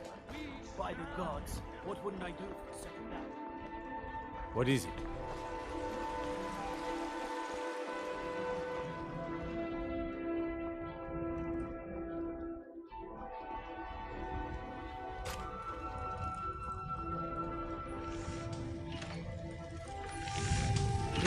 Got some good pieces. Looking to protect yourself or deal some damage? Ancient Nord arrow. Ancient Nord boots, 11. Ancient Nord helmets, 26. Dwarven arrows, 14. Dwarven dagger, 24. Ebony gauntlets, 119. Ebony warhammer. Oh, she can't afford it. Glass greatsword, 355. Hide helmet, 11. Iron helmet, 26. Iron shield, 26.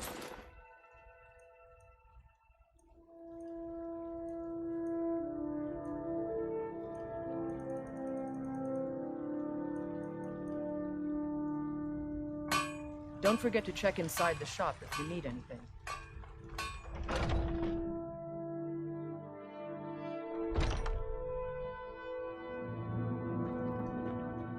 We've got small weapons, the finest weapons and armor.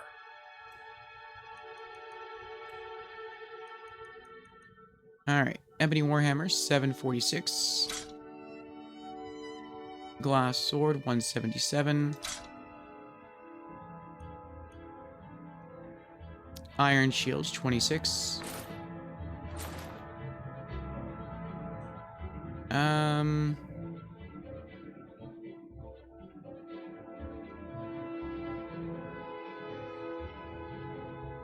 Good doing business with you. Head to Skyforge.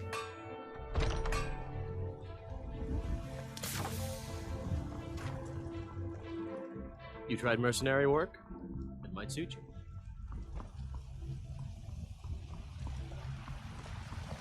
Do you get to the Cloud District very often? Oh, what am I saying? Of course you don't. For he saw in us, in each of us, the future of Skyrim, the future of Tamriel.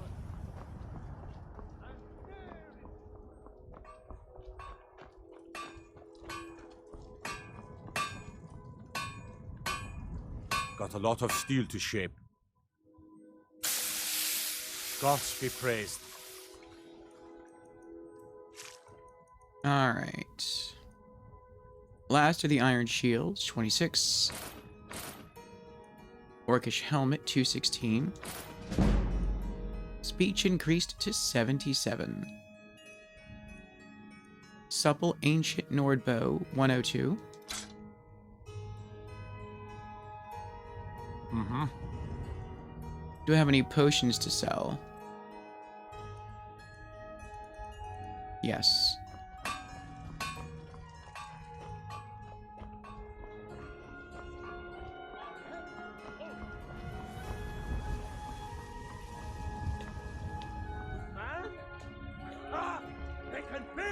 I'd be dead if not for Vignor. Took me in and helped me turn my life around.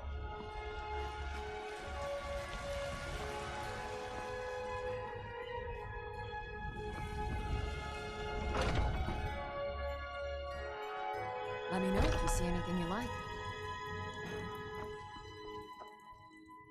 What do you need, my Take a look.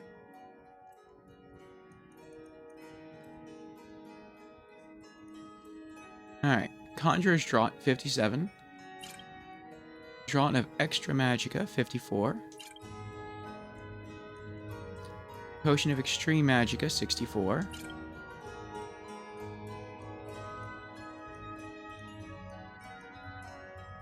Vigorous Magicka, 41. Vigorous Stamina, 41. Come back anytime if you need a remedy.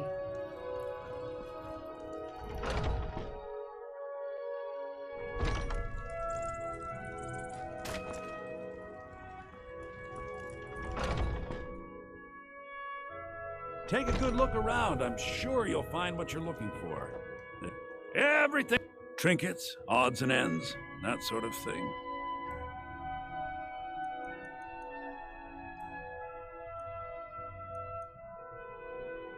Nope. Alright, Amethyst, 52.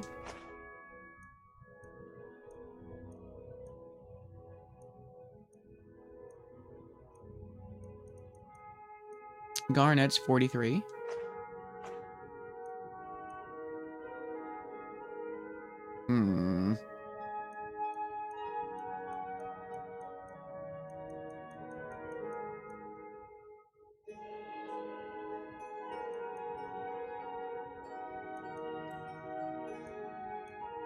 Extreme healing.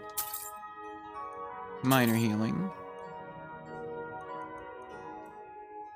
Alright, Grand Staff of Repulsion, 561.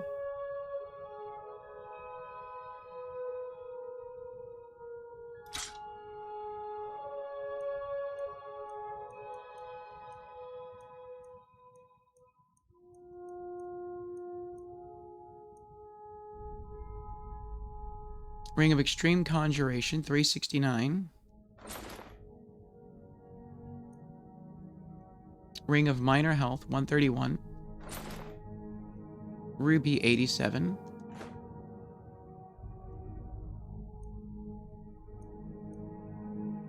Silver Ring, 13. Do come back.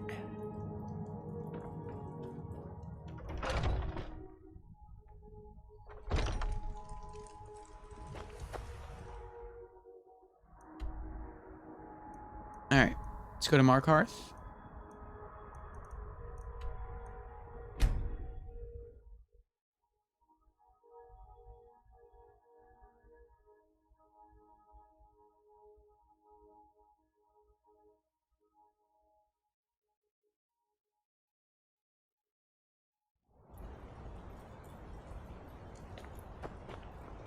My favorite drinking buddy. Let's get some mead.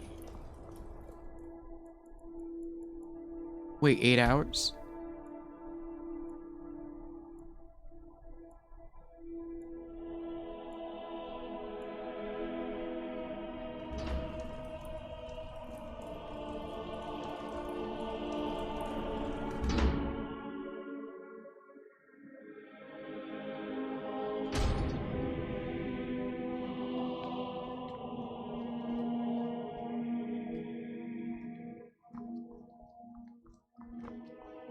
Can't believe Madanak is on the loose again. I hope those rumors I'm hearing about your part in that are wrong. A fine day to you, friend. May you die with a sword in your hands. Shh. You mustn't speak about such things away from the shrine. Only you and your dinner guests can know. What have you got for sale? Trinkets, odds and ends, that sort of thing.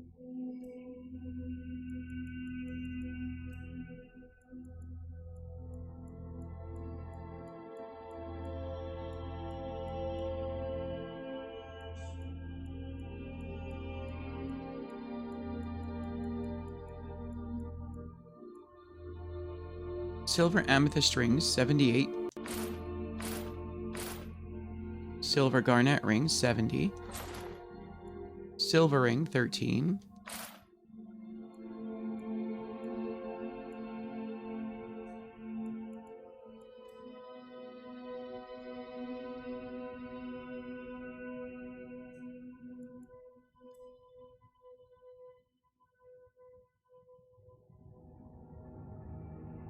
Come back whenever you need something.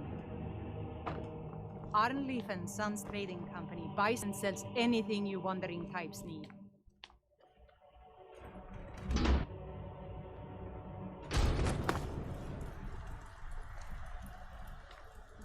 All right.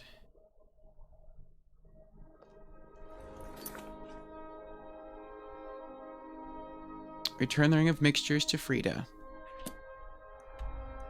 Returning to Dawnstar.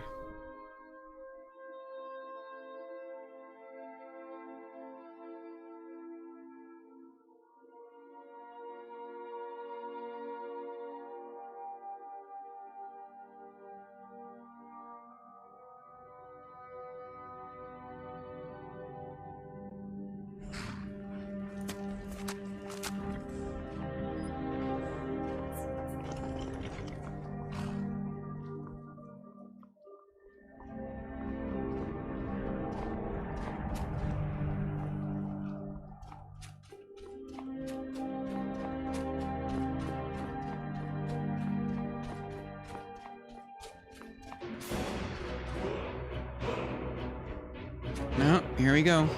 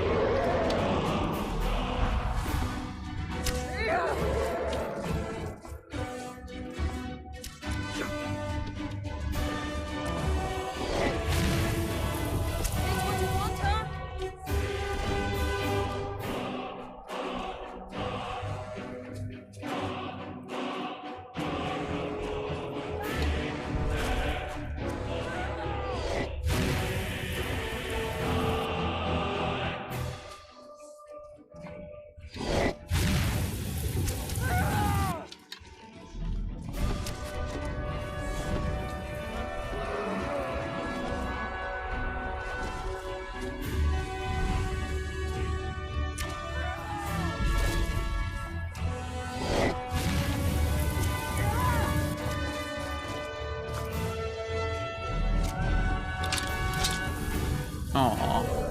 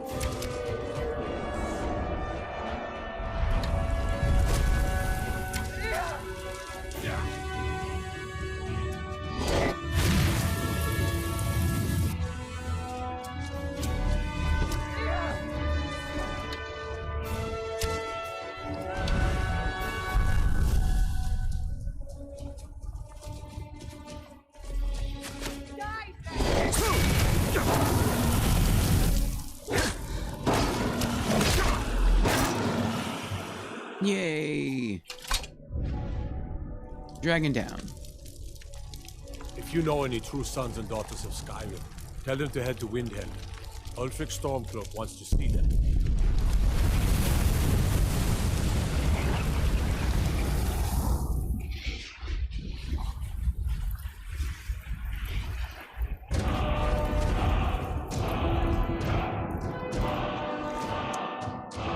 Elven Helmet of Eminent Restoration.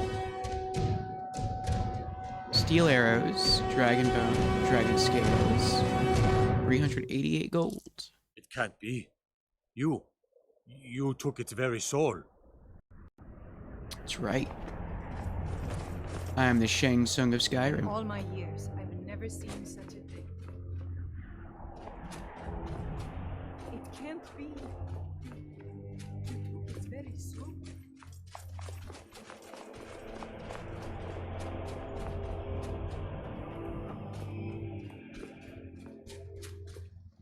Aw, guard died. Pale Guard Shield. Steel Arrows, Torch.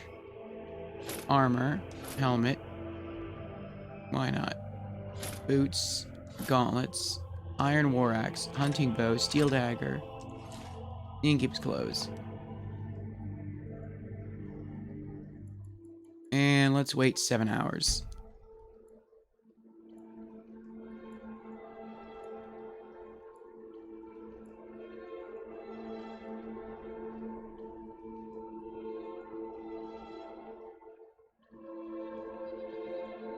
Dame is here. Hello, Dame. How are you doing? I helped my husband Rustley run the forge. He's a marvel with steel.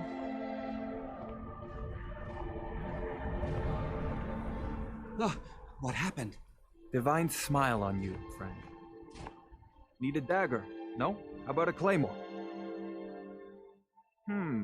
Blades, helmets, pretty much anything to suit your needs.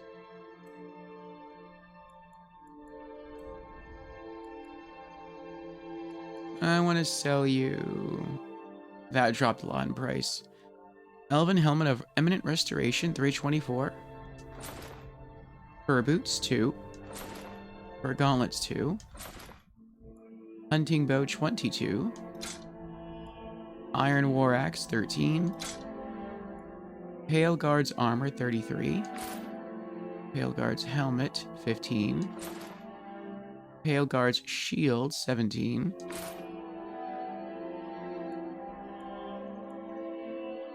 Steel Arrows, 41. Steel Dagger, 8. Come back if you need steel. Yes?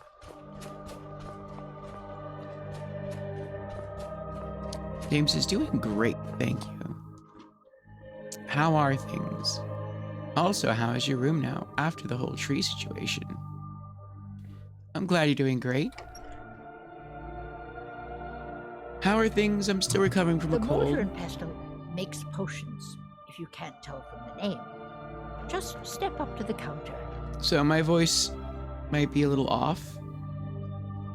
The mortar and pestle has cures for every illness, from ataxia to whitbane. But I'm feeling better. Room is okay.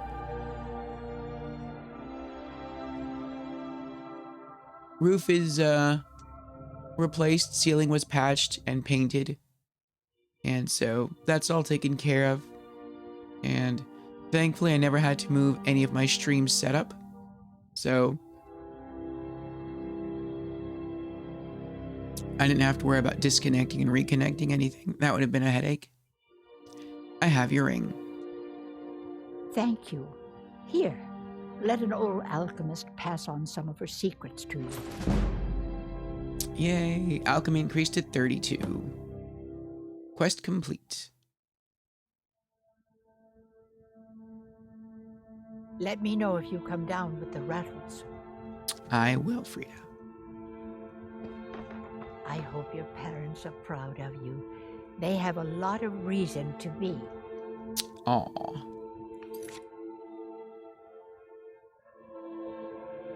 Next quest. Kill the giant in Red Road Pass.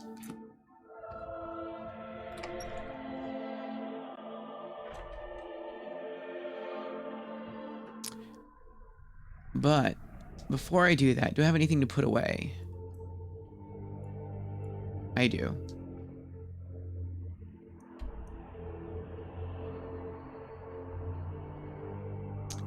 Let's go visit Hendrheim.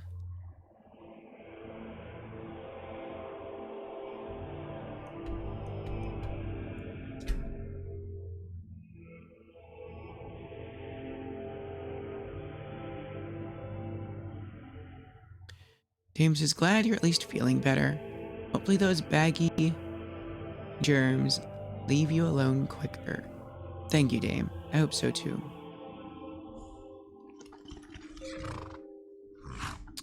I hope to be back to my walking by Monday. I've gotten so into the pattern that it feels weird not to be walking.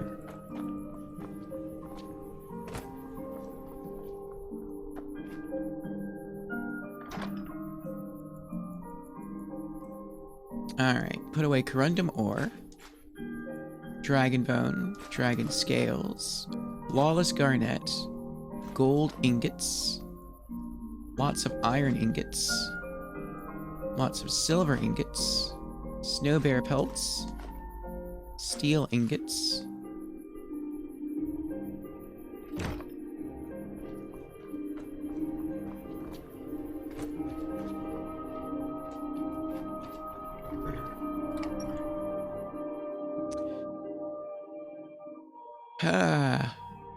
is your toe okay now? You've been a poorly bean, lol. I just got home from a big girl walk. Nice, very nice. Hope you enjoyed yourself out there. Enjoyed the beautiful weather, the warm sun.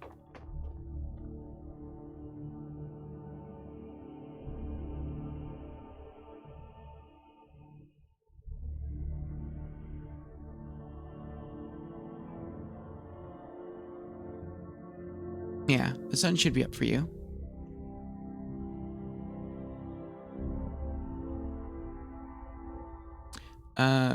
Yeah, the toe is okay now. So for those who don't know, You're back. Wanna play a game? Isn't it past your bedtime? Aww. For those who don't know, I hurt the joint where my big toe is, and so it was a bit uncomfortable walking for a while. But yeah, that has since resolved, so that's great. And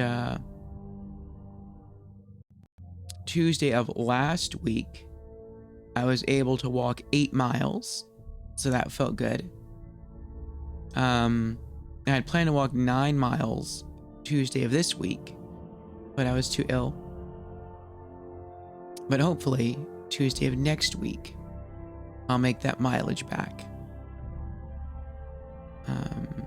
So yeah, that's fine. Now I'm just waiting for the cold to go away. Put away some alchemy ingredients. Bear claws, blue dart wings, bone meal, death bell, void salts. What else is going away?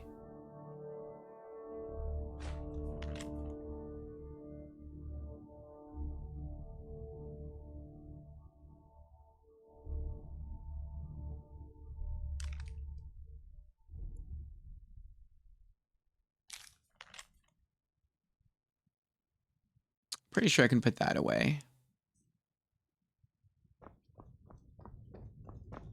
I think there was a quest where you had to track down multiple caravans that are getting... Well, actually, I don't think you had to track down both caravans. I think you only had to track down a single caravan that was... had been attacked. And I chose a different caravan to search. And so I just randomly stumbled across this second one.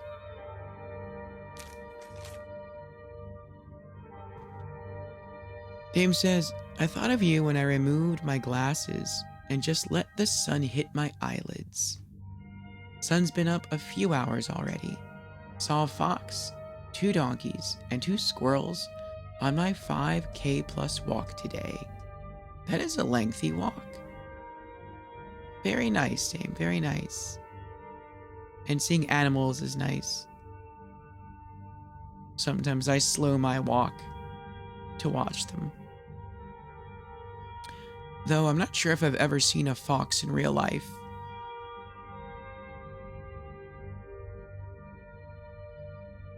I think I have seen a donkey. And I've definitely seen squirrels. You'll make it back, no problem. Thank you for the encouragement, Dame. Positivity. I believe I will too. Any plans today? Will you be streaming later?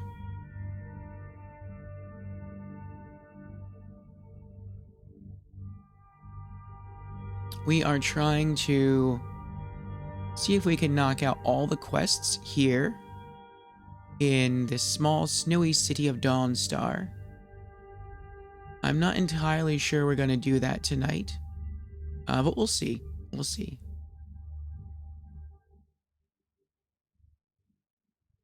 Dame says, the fox came out of the field as I was walking through the lane. We both loomed startled, and it just ran past the front of my shoe really fast. I snapped a pic. Curious little fellow. I'll send it to you. Okay, I'd like to see that.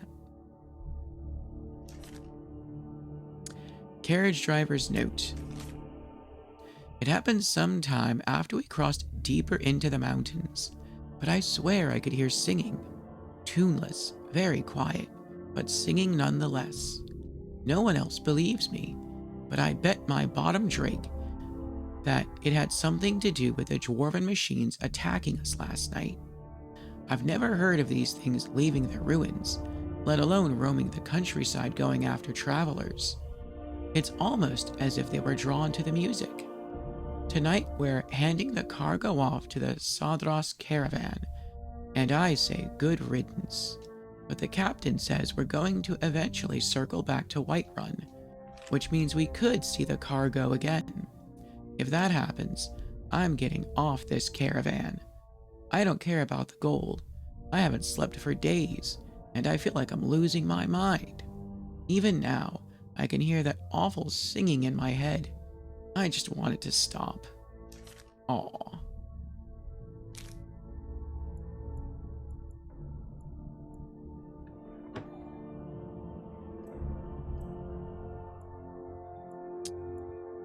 Alright, what else am I putting away?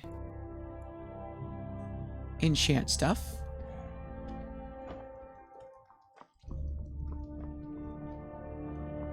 Dame says also, yes, I'll be on much later this afternoon. Okay. And what will you be streaming?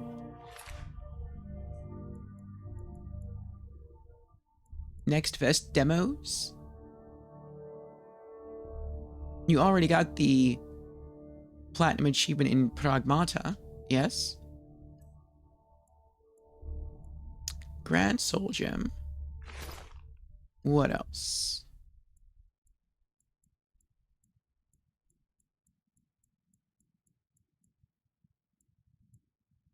That's it. All right. Next quest.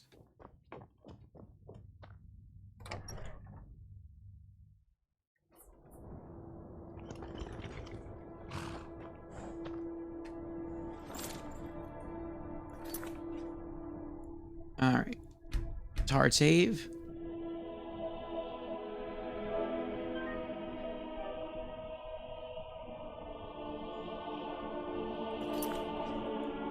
All right. This next quest here is for the Jarl, so the governor or the ruler of the city of Dawnstar. He wants us to kill a giant in Red Road Pass. So let's see where that is. We have not been there yet, but it's not too far away from the city of Dawnstar itself. So let's fast travel there, and then we'll ride our horse southwest.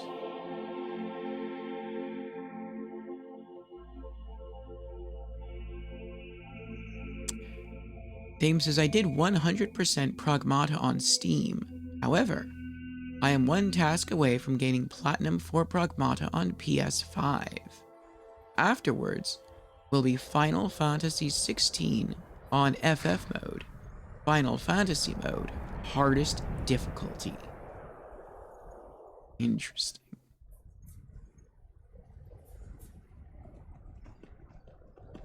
Okay.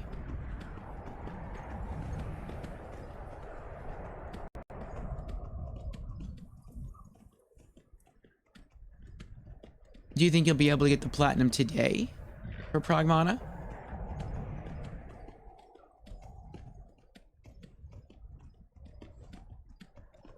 I want to get this to pop up on the world map real quick. What is this?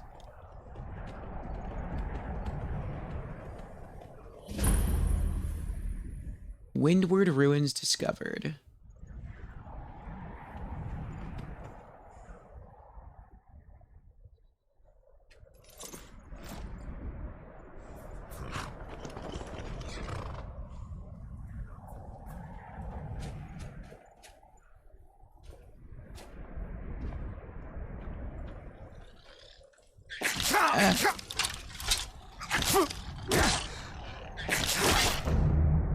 Get out of here. Uh-huh. A chest. Adept level lock.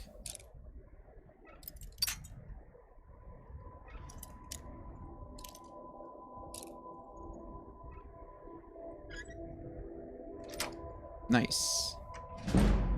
Lock picking increased to 87. Flawless diamond, very nice. 58 gold. Potion of Vigorous Magicka.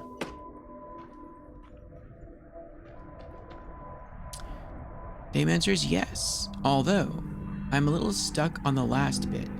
It's a boss fight, just harder than before, and then a training sim area. The boss stings. Is that what you did last time on PC? That took a while?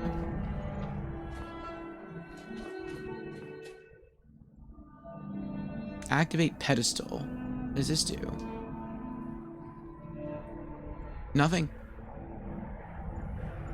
I guess I need to find a special quest item to put on top of that for it to do something. Okay.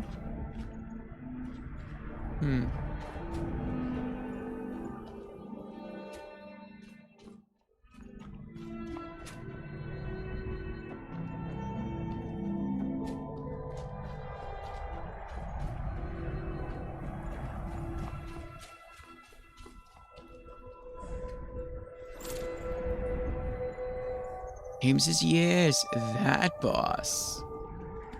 Not the wormy looking one. The big one like Pac-Man with arms, yes. I remember watching you fight him. And then you almost called stream. And then you were like, well, let's just try a few more times. And then you got him.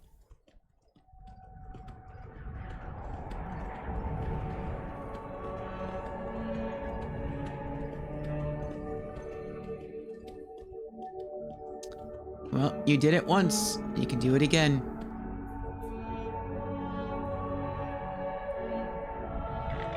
This place looks familiar. I feel like I was here earlier, though. Mizzen Cleft discovered.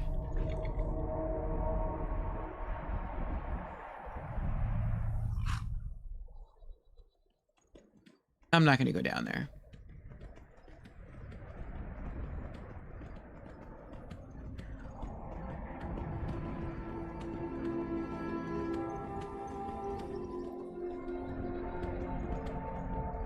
Alright, let's go back towards the quest area.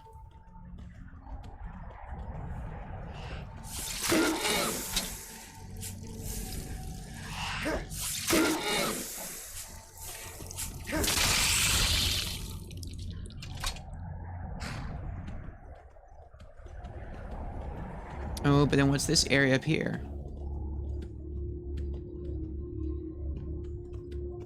I was so mad. Tried for the past 2 days. He's going down today. All right.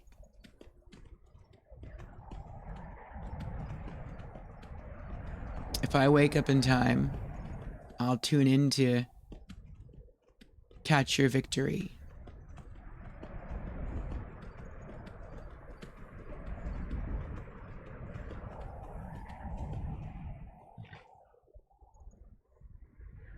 Ooh, that's a lot of people. No sign of. Oh. You're not gonna, like, let me put that on my world map? Fine. Wait here.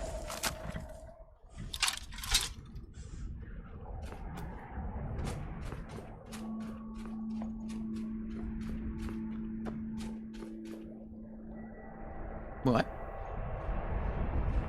Who in Dagon's name are you? Speak, or I'll cut you down where you stand. Isa Blackthorn. Yeah, what's going on here? Oh, I was part of the gang in the ruins here. Friend of mine went crazy and stole the boss's sword. They blamed me for it. Look, I'm done here. Mop the floor with these idiots for all I care. Just get out of my way. Started the Pale Lady. Optional, learn more about the theft in Frostmere Crypt. Isa Blackthorn. Just stay out of my way. Just stay out of my way. Just stay out of my way.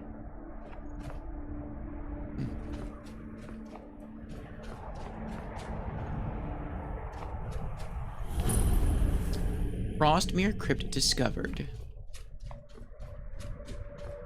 Alright, well, that's another cool quest. No pun intended. That we'll do later. But now I see like a little hut or house over here. Let's see if we can get that on the world map.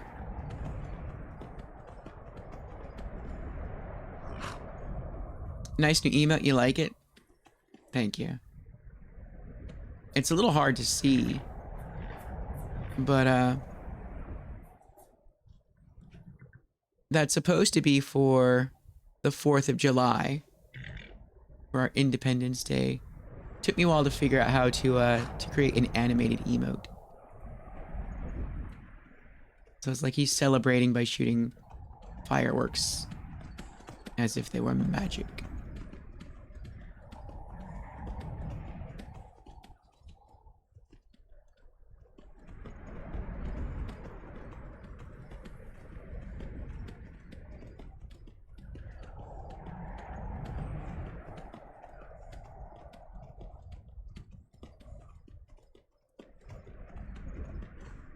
Oh.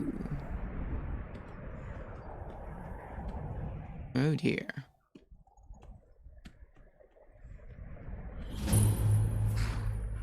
Hall of the Vigilant discovered.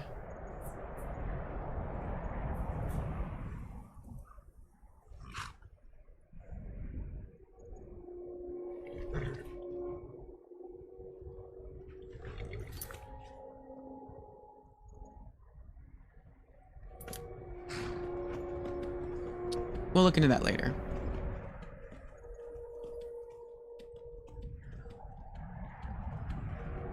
Alright, back to the quest. Yeah, that's coming up next month, so I'll be flashing that emote around.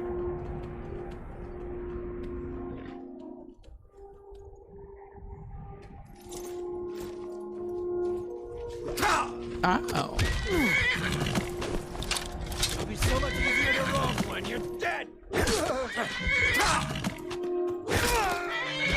Get out of here.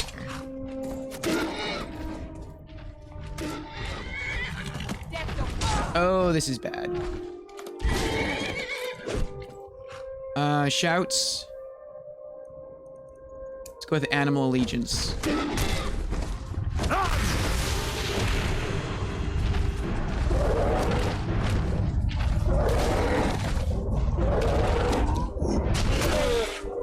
There we go.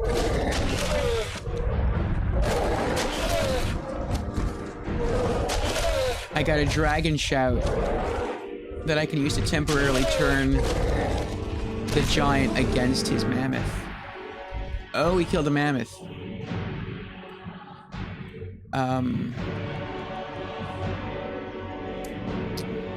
Alright. Oh dear.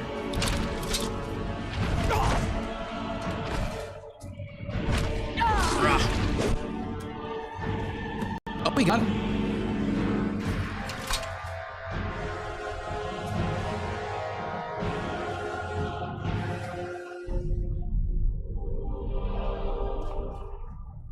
Oh, my horse is okay. Usually when your horse takes too much damage, he runs away. Then you fast travel somewhere and he shows back up. If I spent long enough looking for him, I could probably find him.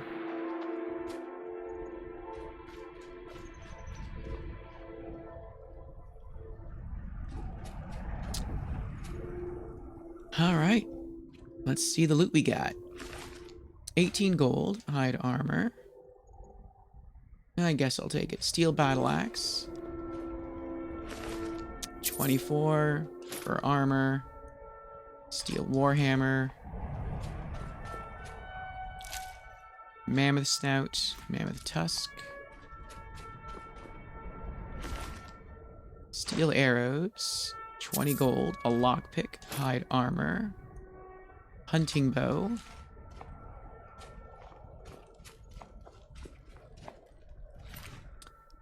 Cut off his toe. 354 gold. Saber cut snow pelt, snow bear pelt, wolf pelt, dwarven greatsword.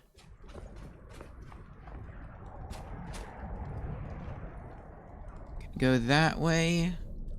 Let's go this way. Red Road Pass discovered.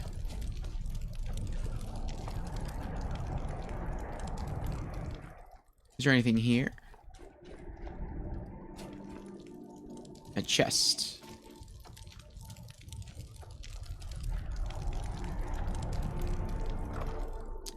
Goat hide, 116 gold, ice wolf pelt, 4 lockpicks.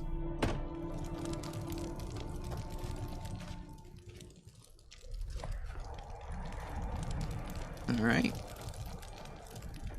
Quest is done. Before I go, is there anything else around here that I can loot? Mammoth cheese bowl. That's what I was looking for. Some yummy mammoth cheese.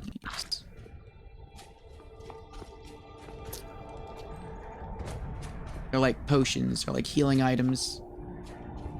They provide pretty good heals too.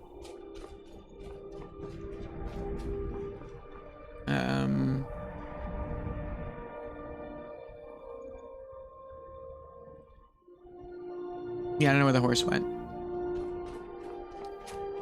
But I see a castle structure here in my compass.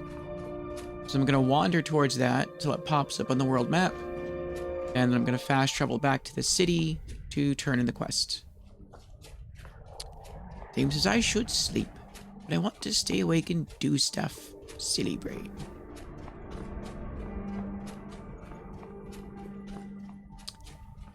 Well, if you have the time to get everything done, well, there's no reason not to enjoy yourself. Fort Dunstad discovered. Though, if you feel that you'll be too tuckered out... Oh, there's another one. Too tuckered out for your digital adventure later today, then it would make sense to sleep. I guess you could compromise.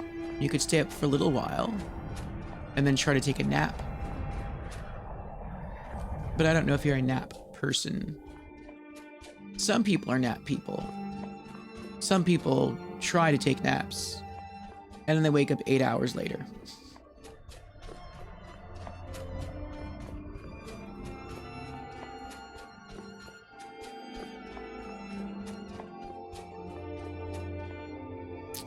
Iron ore.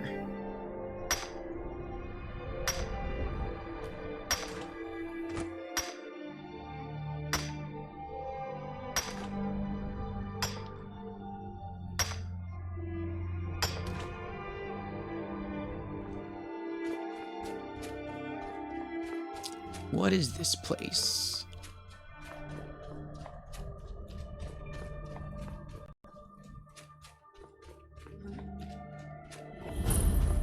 Fort Fellhammer.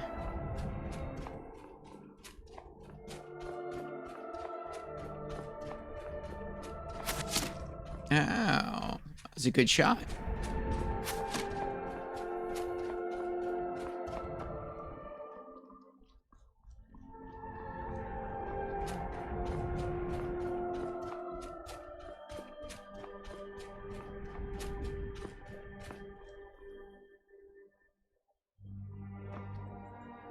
All right.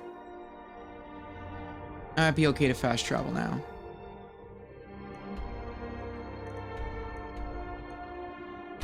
Yep, good.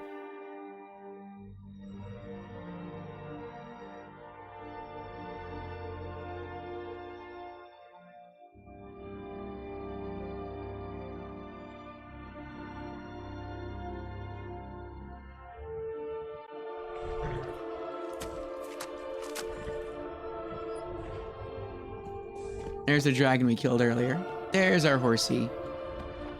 Welcome back, horsey.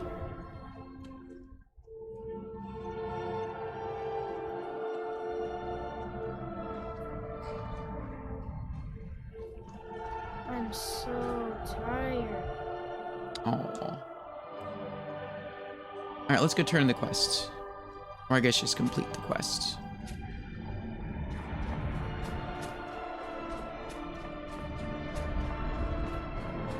Nakey man.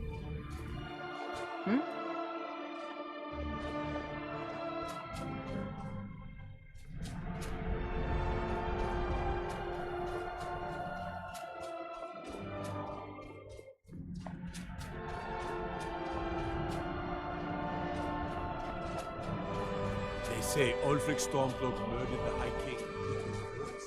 Shout.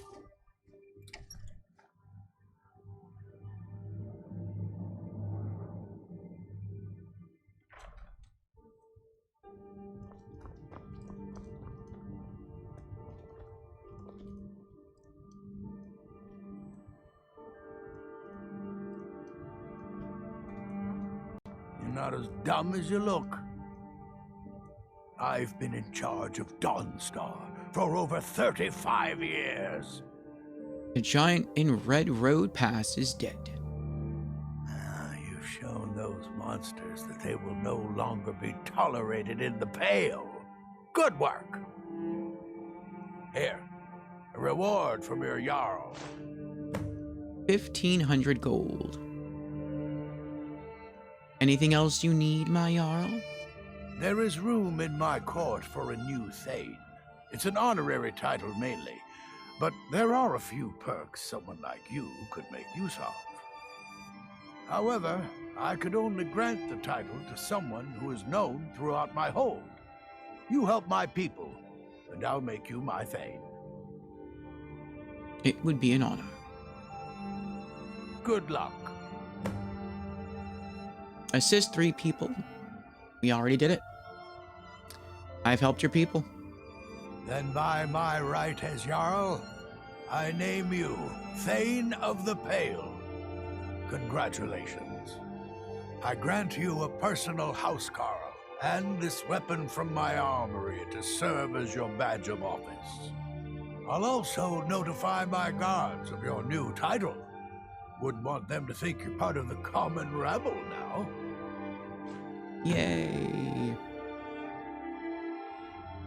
Blade of the... I think that's it, Blade of the Pale. I'd like to purchase a house. Oh, sorry. No houses for sale in Dawnstar right now. But I could sell you land in the hold where you could build your own house. I'll take it for 5,000 gold. Wonderful. I'll sleep better knowing you're watching the Southern Marches. Here's the title to your steading. Just follow the road south from Dawnstar, past Fort Dunstad. Then head south. The land is near Giant's Gap, right on the border with Whiterun Hold. You'll almost be inside of the Laureus farm, in fact. All right. Don't bother me again unless it's important.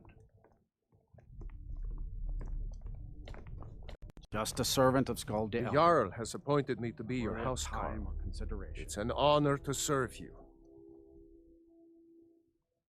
Things as I go lay down, meditate, and sleep. If I can't drift off, then I shall be back. Very well, dame.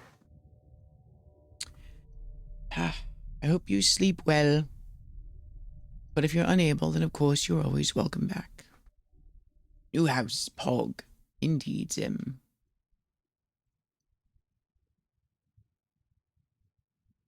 I'm a Thane? What does that mean?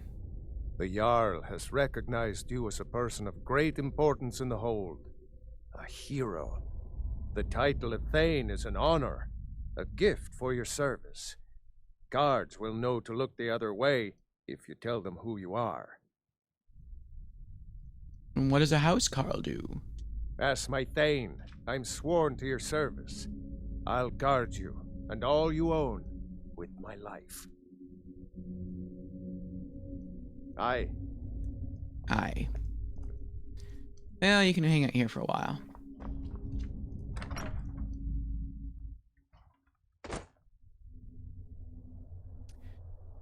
Alright. Let's look at our quest list.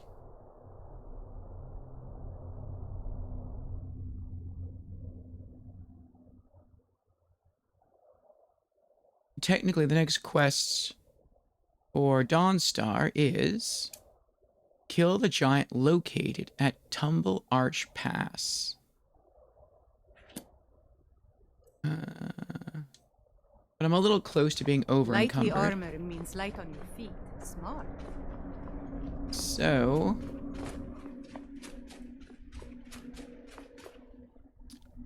let's hang out here for, say, 13 hours until the forgery opens and we can sell some loot.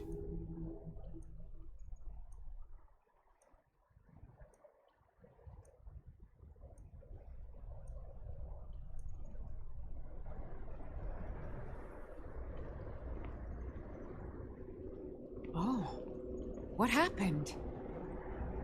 Divine smile on you, friend. Need a dagger? No? How about a claymore? Take a look. Oh, what happened? Alright, that's our reward. Blade of the Pale. Does 30 points of magicka damage. Now I'll keep it. Dwarven Greatsword, 117. What did it sell for, though? Nah, I'll keep it. Fur Armor, 22. Hide Armor, 22. Hunting Bow, 22.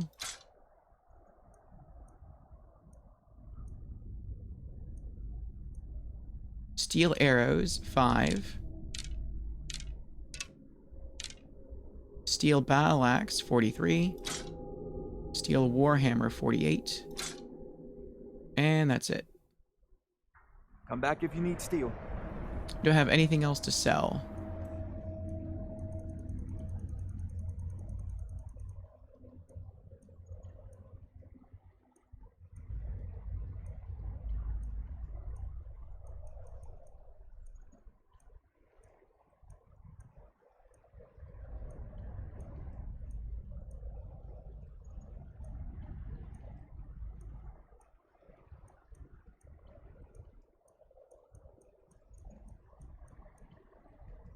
Potions.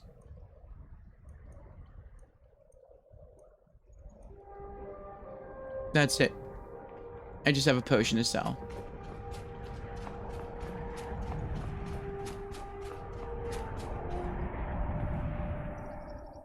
Oh. She's sleeping. I'll wait another hour. There we go. Open for business.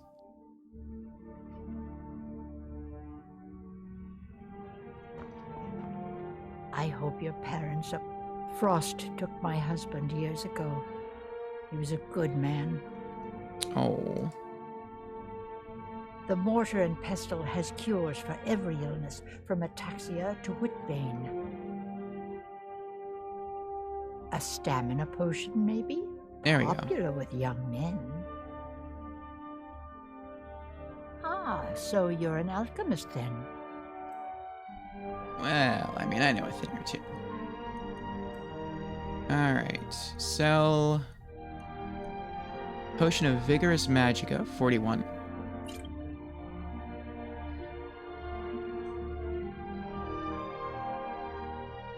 Let me know if you come down with the rattles.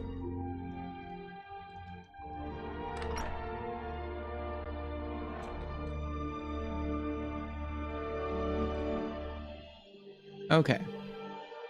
Before we move on to our next quest, I want to return... Actually, we haven't been there in a while.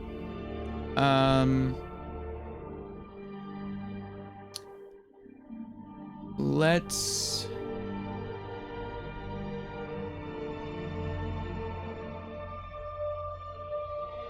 There it is. Let's head to Golden Hills Plantation and collect our monies.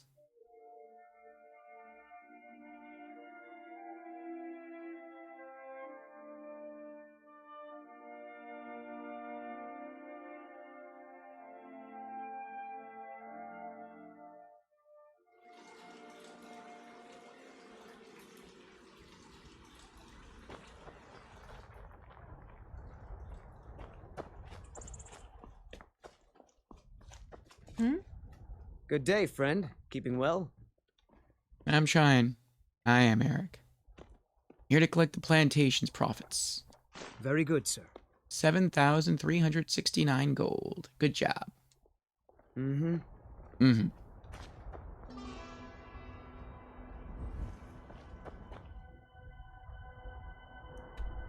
Okay. Now, let us return to Hendraheim and drop some stuff off.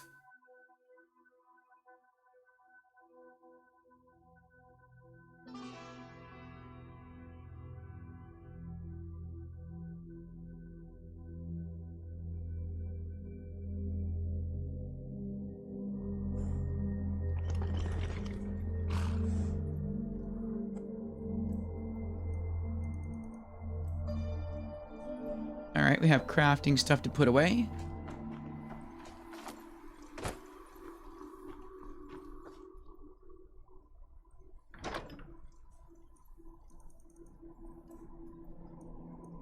Flawless diamond, goat hide, ice wolf pelt, iron ore, mammoth tusk, saber cat snow pelt, snow bear pelt, wolf pelt.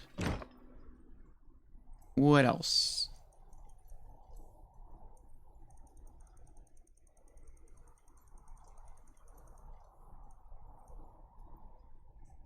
Weapon, blade of the pale.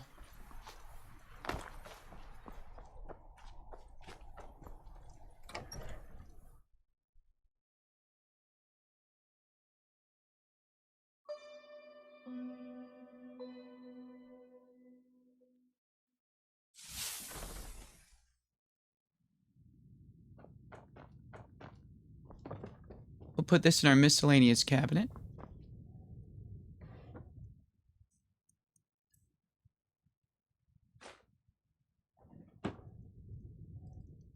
What else?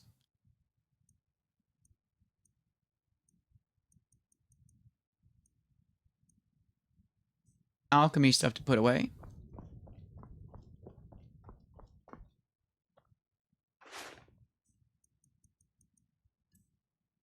Giant's toe. What else?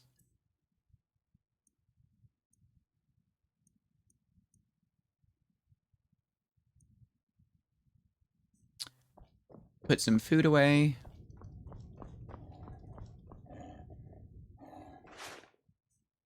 I think I'm just going to put almost all the food away, though.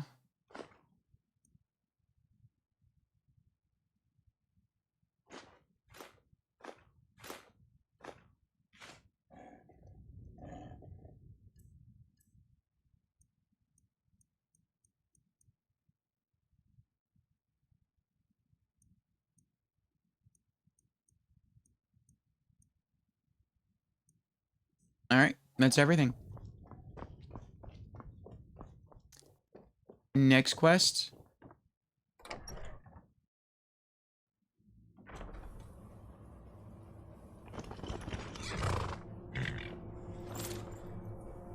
Let's hard save.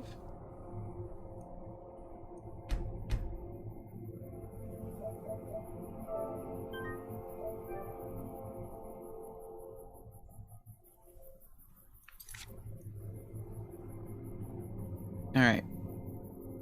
Kill the giant located at Tumble Arch Pass.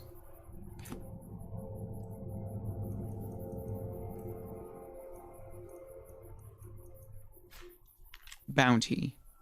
By order of Scald, to all able-bodied men and women of the Pale, the giant located in Tumble Arch Pass have been harassed and attacking citizens and visitors.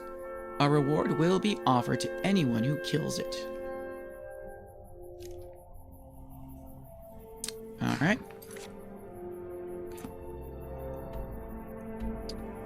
Haven't been there yet.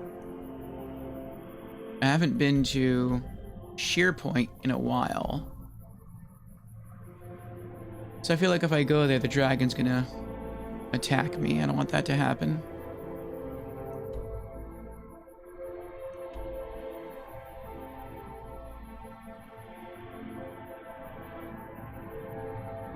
Nah, we'll do it. Fast travel to Sheer Point.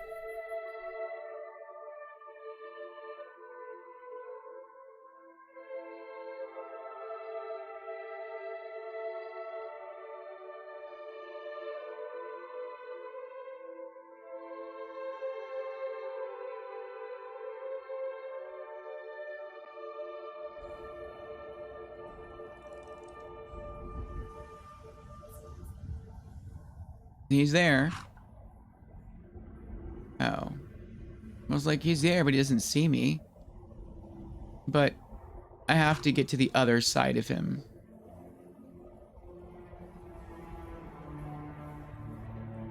I'm pretty sure if I just try to go down that way, he'll see me. Oh, maybe not. Maybe not. We'll see what happens. We'll give it a try. I'll try to avoid combat.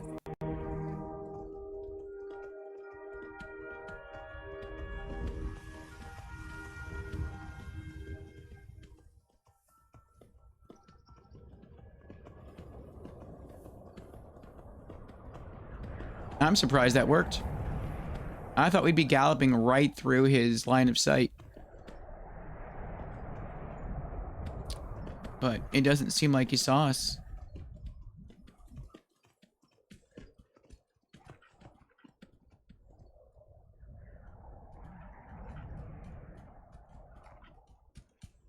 Well, this looks like a quest.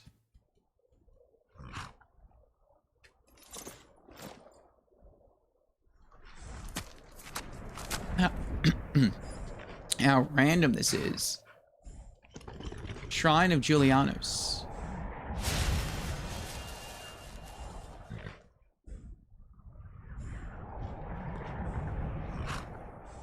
I can't interact with the skeleton. That is so random. There's probably a quest later on to maybe find this guy.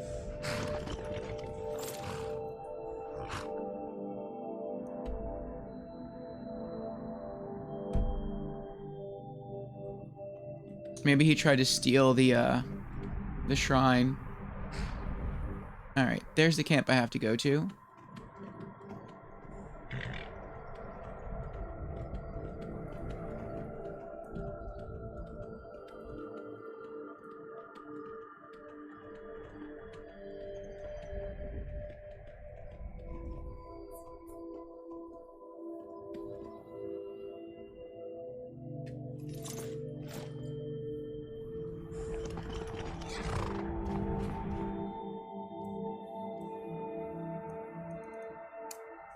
Put Animal Allegiance back on.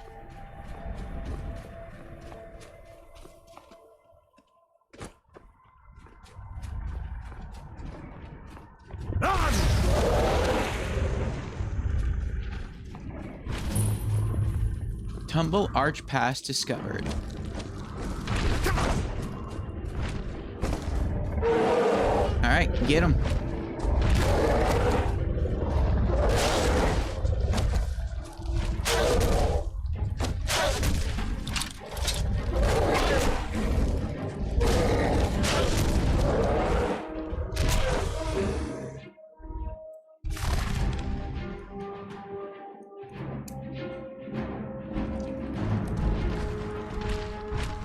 Oh, you killed your own pet. Oh, took him out at the knee. Collect bounty from Skull. Bear pelt, deer hide, cut off his toe, 325 gold. Mammoth snout, mammoth tusk.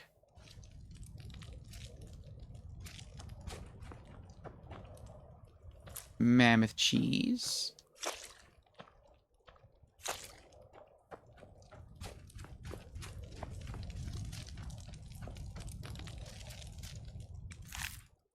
Deer hide, large antlers, venison. More cheese.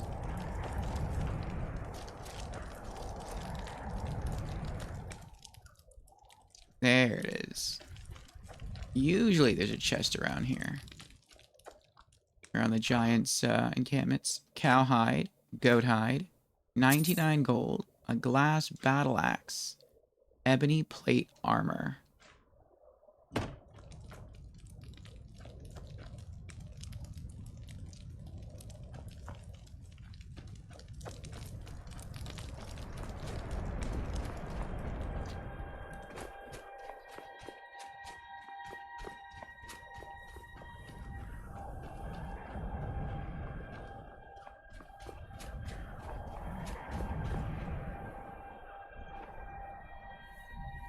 There it is.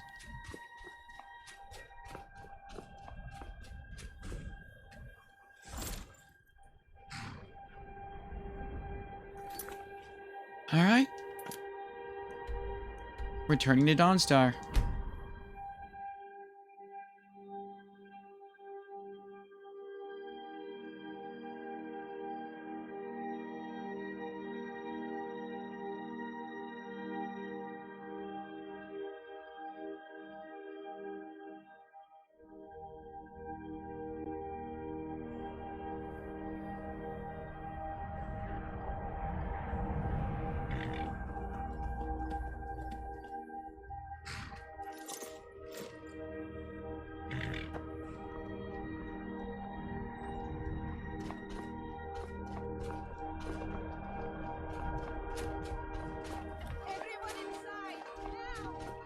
Oh no.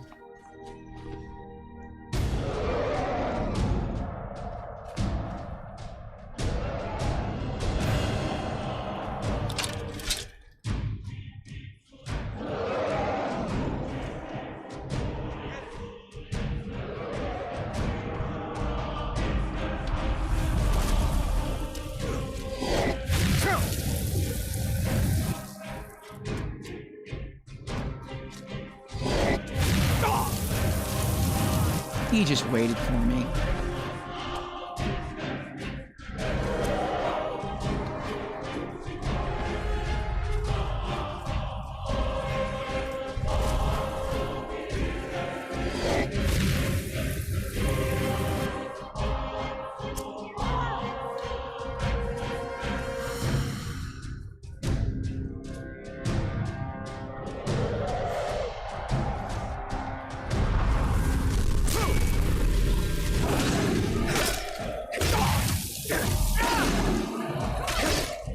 Got him.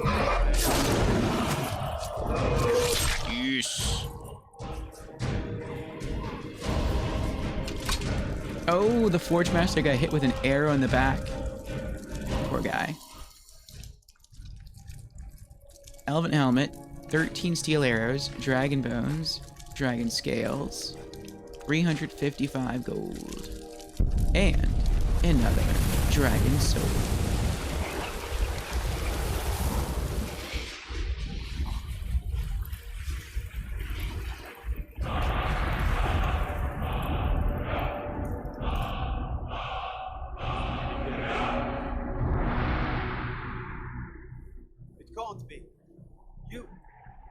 It's very soon.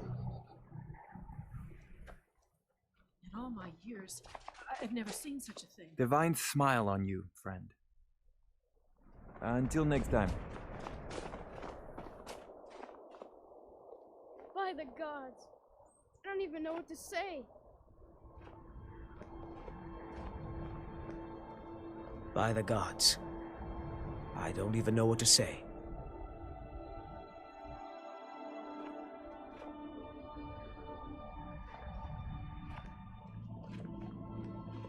Razman's here. Welcome in, Razman. How you doing? Razman says, hey, hey, hey, with glowy goat emotes. I do hope none of the villagers die during this dragon attack. Nope. I don't think they did. One villager died during the last dragon attack, which happened not long ago, like 10 minutes ago. Feels like, maybe 15. But it's just a guard. So, not too bad.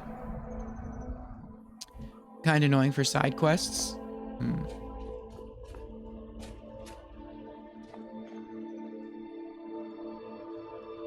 I'll wait an hour.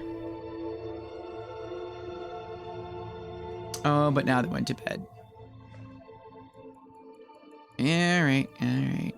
I'll wait 13 hours. How you doing, Razman?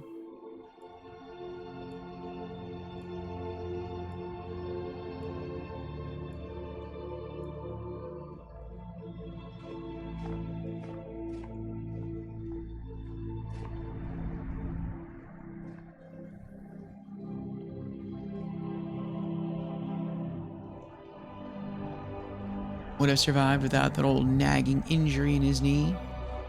Ah, yes. Arrow to the knee. What happened?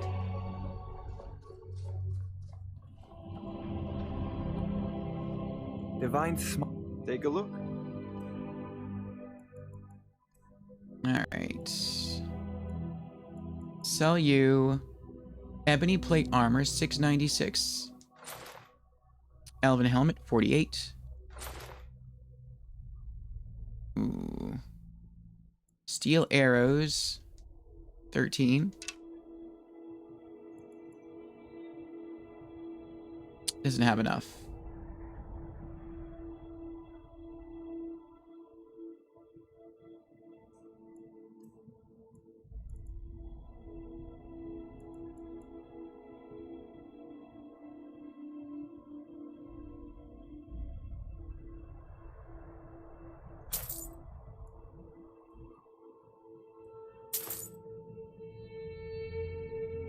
Now he has enough.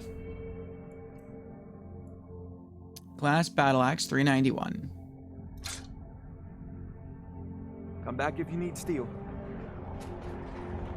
I wasn't born in Skyrim. When I served We have been the working our Legion, way this through land all the became quests in Dawnstar. I think we're still some ways away.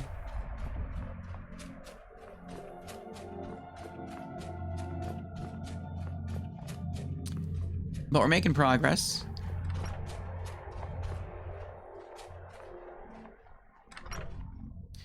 We did the Jarl's quest to go kill a giant, and we purchased a plot of land upon which we can build our home.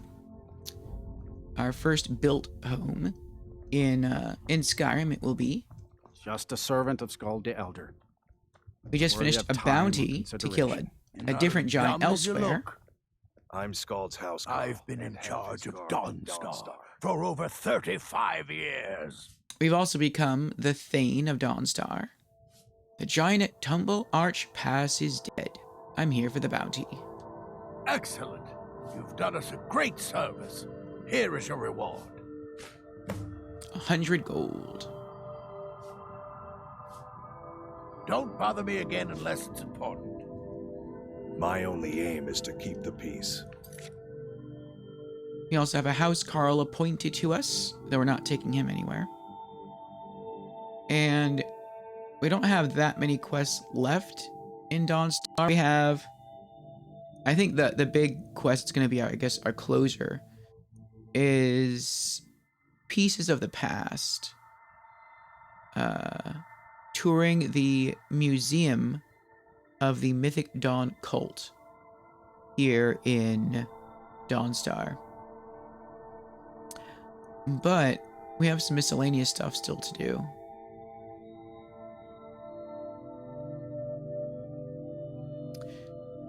The next one here is for a traveling merchant that sometimes stops in Dawnstar. Find the moon amulet inside Falder's tooth.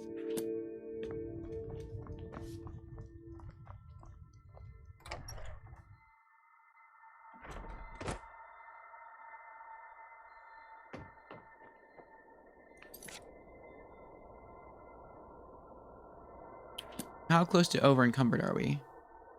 Like halfway. Alright, in that case... Wait, I don't have anything else to sell, do I?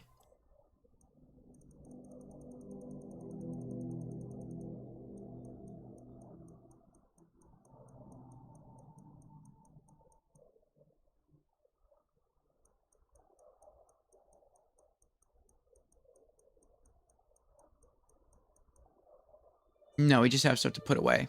Okay. Let's go to Hendrheim, drop some things off, and then we'll head out on our next quest.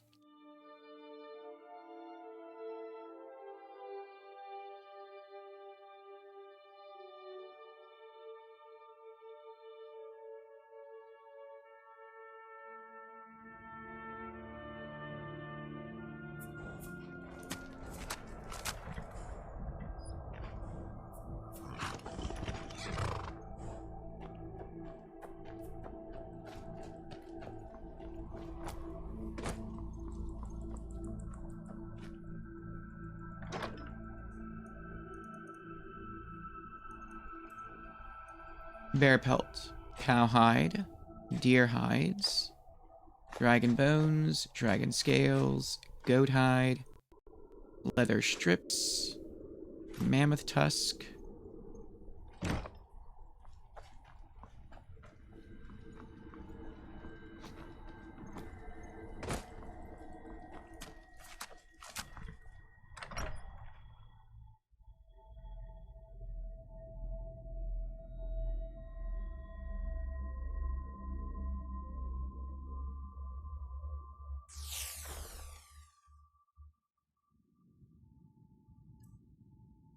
we have some alchemy ingredients to put away.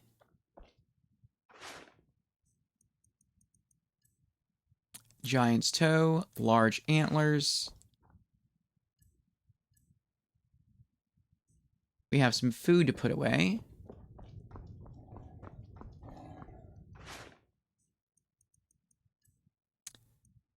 Mammoth cheese bowls, mammoth snout, venison.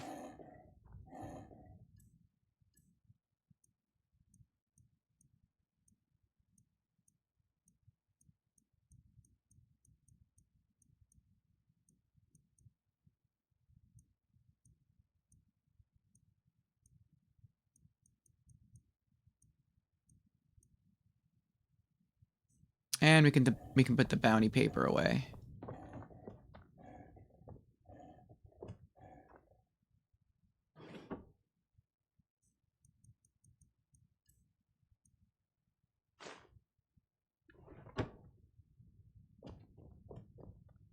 Papa, you're home.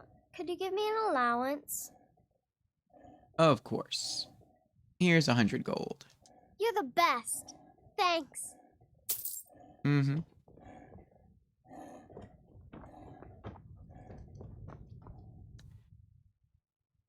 All right. Next quest.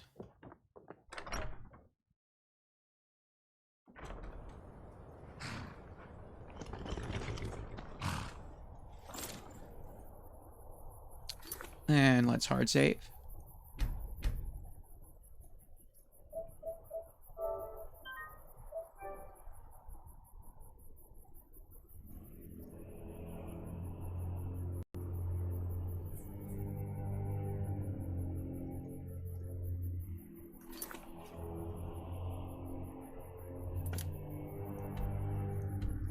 We have not been to Falder's Tooth yet.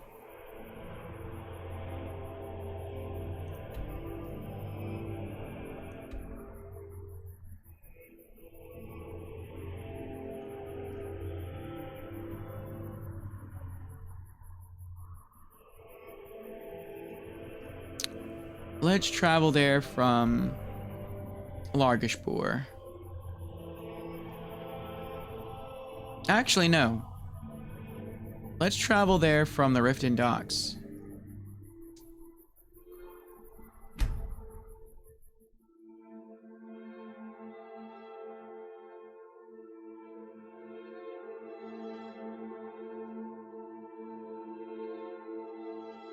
Unlike Morrowind, the water is often safe in Skyrim.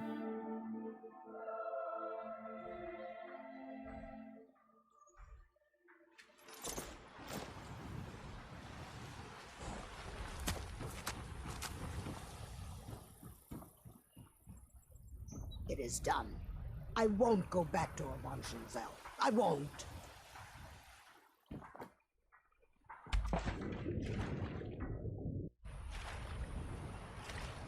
So, I can just swim there for the most part. It's kind of interesting how safe the water is in Skyrim. In Morrowind, it was very dangerous. There were slaughterfish, which there's still slaughterfish here in Skyrim. But it seemed like there were more slaughterfish in the waters of Morrowind. And then you also had Droog, which were like octopus men. And they were really strong. Depending on your level, Golden Glow Estate discovered. Depending on your level, they could potentially one-shot you from full health. And so that was pretty wild.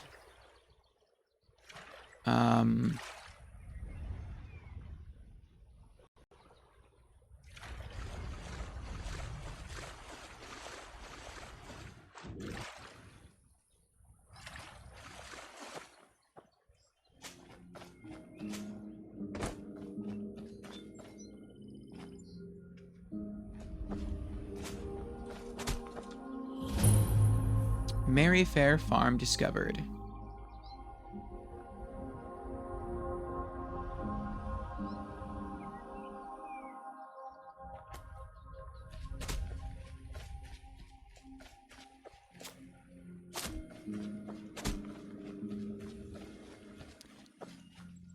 In Oblivion, the slaughterfish were still there.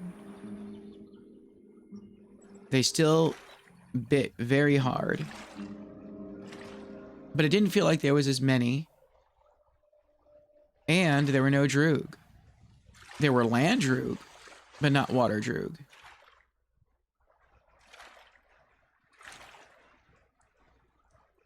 And here in Skyrim, the slaughterfish still exist, but it feels like there's even fewer of them than existed in Oblivion. They don't bite as hard.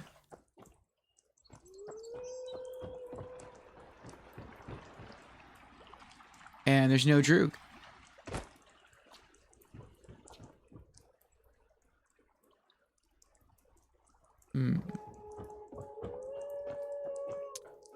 Have I been here before? No, I haven't, because it's not on my compass. Baldur's Tooth discovered. Is this a nice place? This is not a nice place. Oh, wait, I have an idea.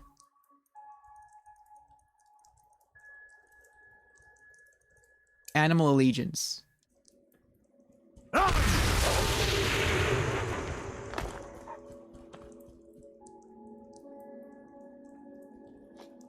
be so much easier to roam when you're dead. Race your own kind. There we go. Get up. Yes. Oh, that was quick.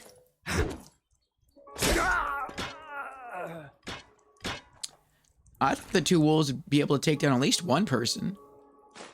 12 gold for armor. Count out your coin.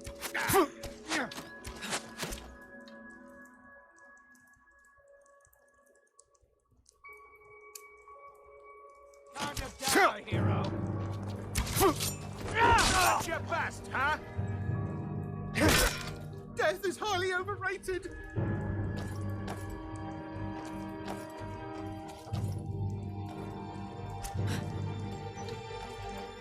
Trying to see if she can shoot, if she'll shoot him for me. Oh, I guess not. You're the one. All my will. You're gonna die for that.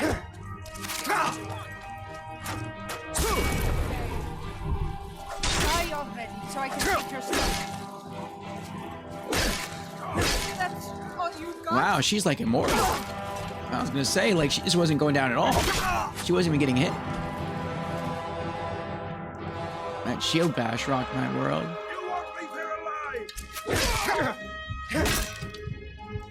Ooh, this is getting close.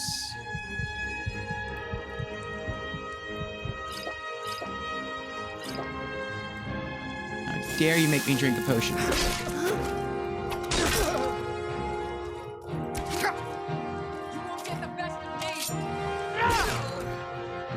I think I just did.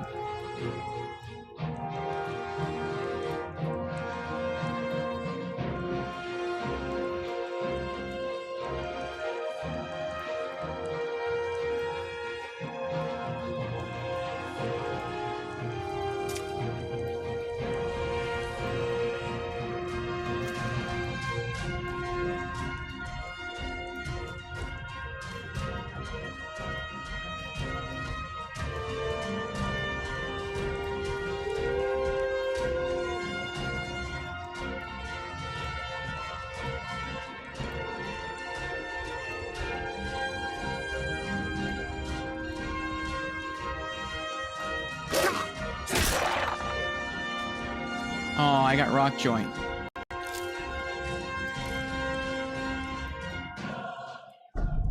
What does that do?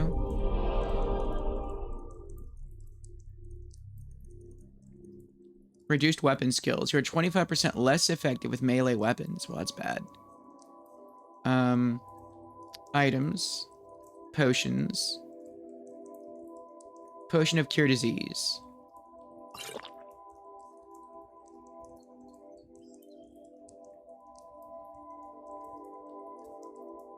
We are cured.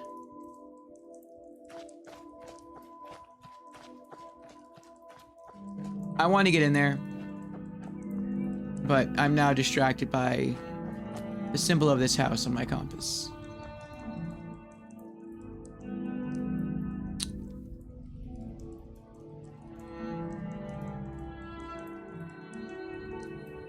Yeah, I'll do it. It's a long way down, but...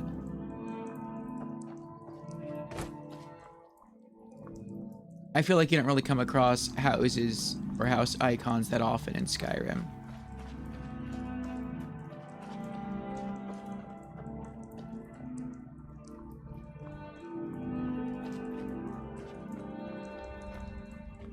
So I'll get this marked on the world map and then go back to the quest area.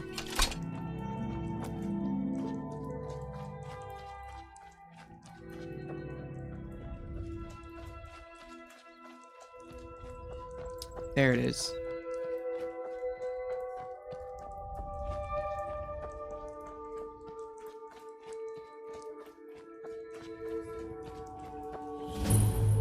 Redwater Den.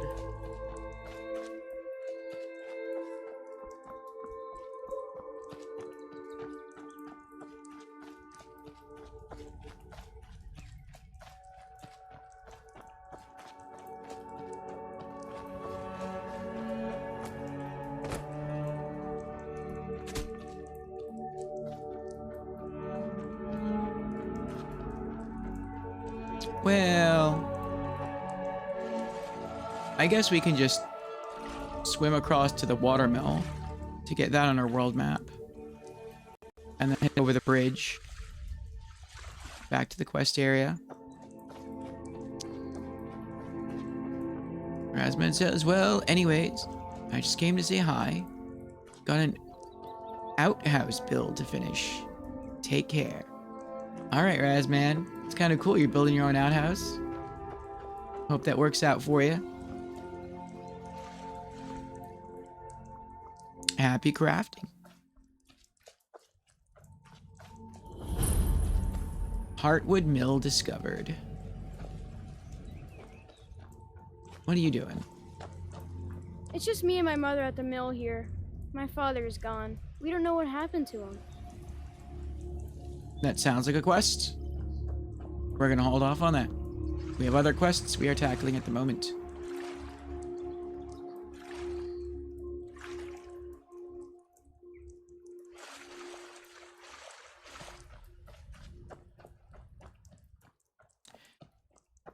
Ooh.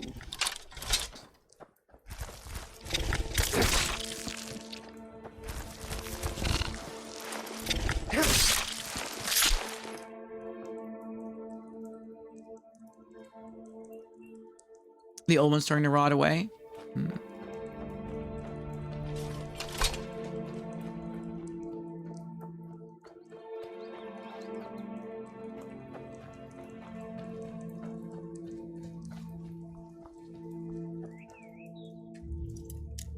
Adept level lock.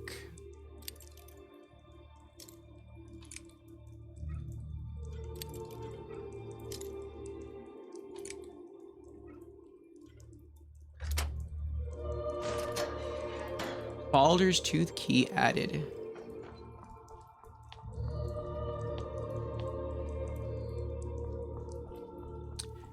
We found a back way in.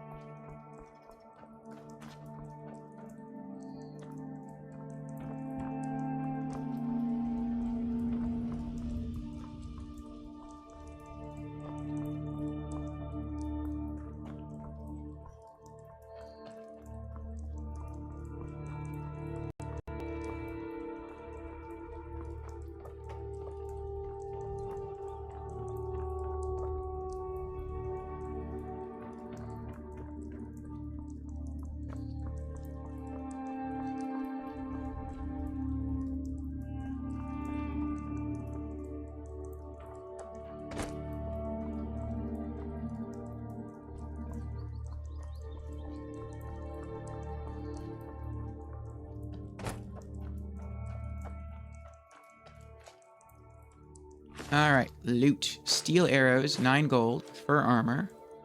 Hunting bow. Glass arrows, dwarven arrows, 37 gold. Leather armor. Scaled boots. Hunting bow.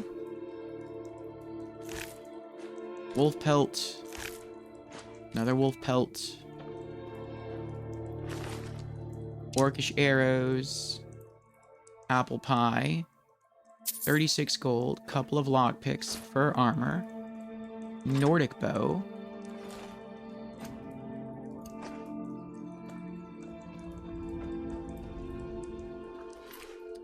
glass arrows, hunting bow, 12 gold, grilled leeks, studded armor,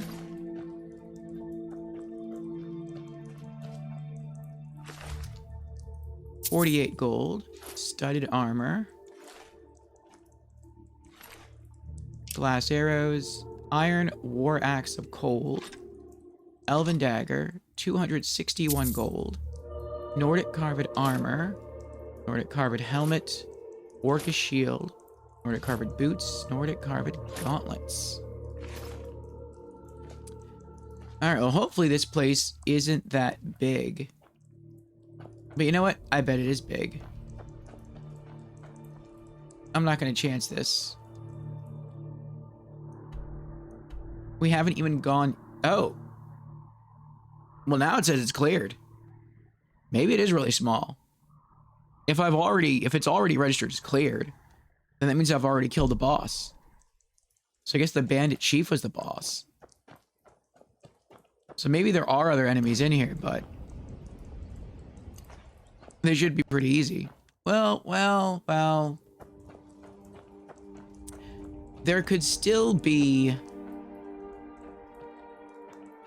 just like loot you can randomly pick up inside the fort.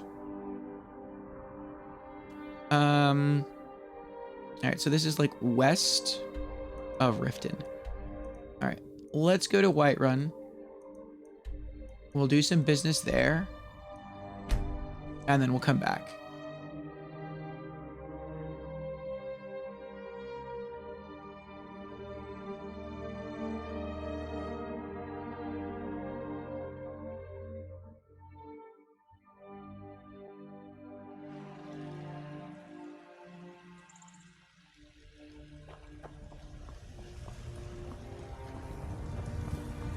You're someone who got some good piece.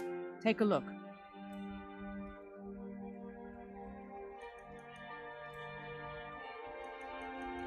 Alright, Dwarven Arrows, 28.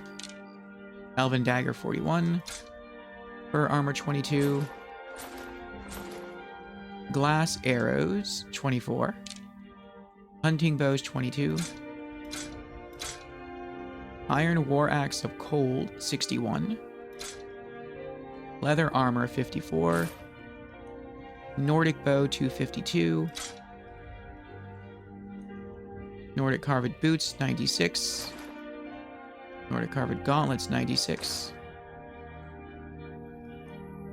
Orcish Arrows, 14. Scaled Boots, 30. Steel Arrows, 16. Studded Armor, 33. Don't forget to check inside the shop if you need anything.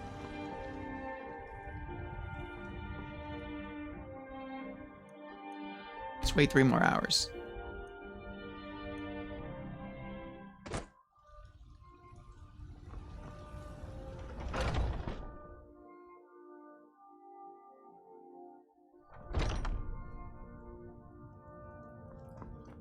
Welcome to Warmate. We've got... Take a look.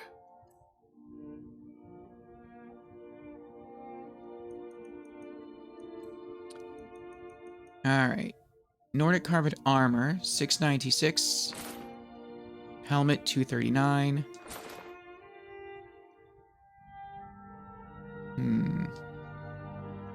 Good doing business with you. Head to Skyforge to sell the shield.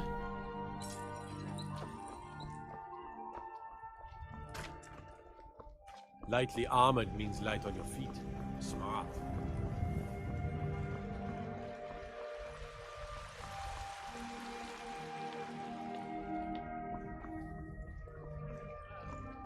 We shall inherit both heavens and earth, and we, not the elves or their foes, will rule Skyrim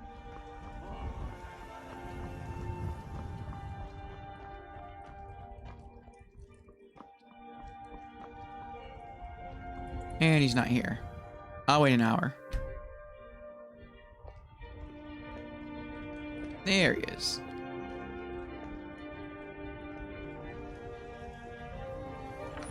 Got a lot of steel to shape. Gods be praised. Orcish Shield, 217. Alright, what else are we selling?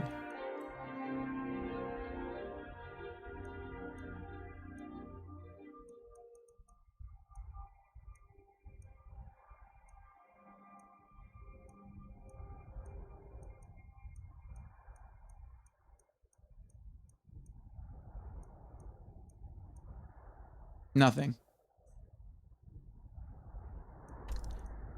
But I can go to Hendrheim, put some stuff away, and then I can pull out another cure disease potion.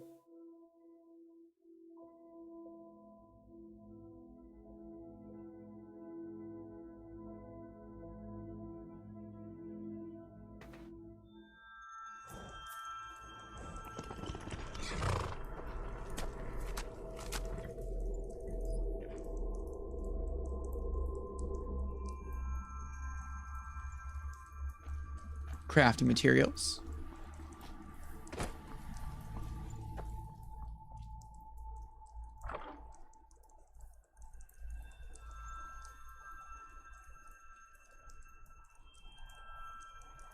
Wolf pelts.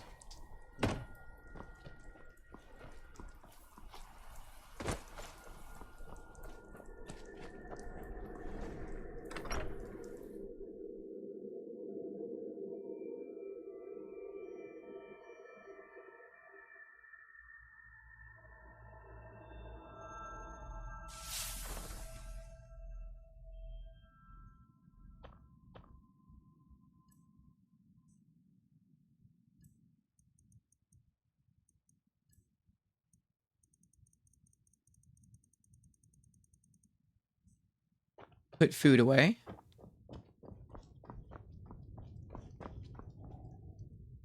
Though, we'll hold on to, I think, the apple pie. Since we can give that to Lucia. Put away the grilled leeks.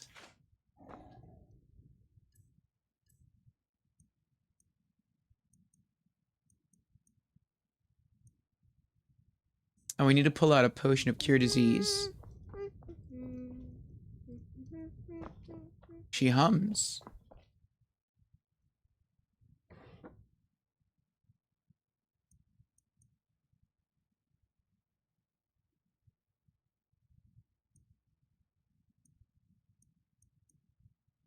There it is.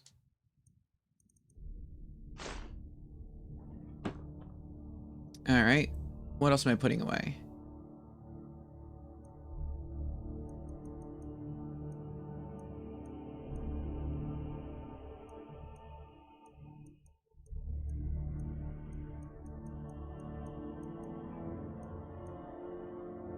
Nothing.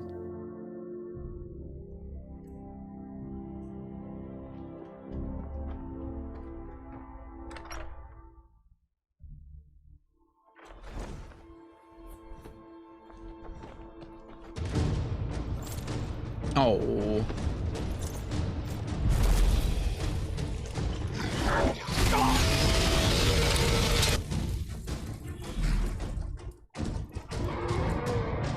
Run, horsey, run.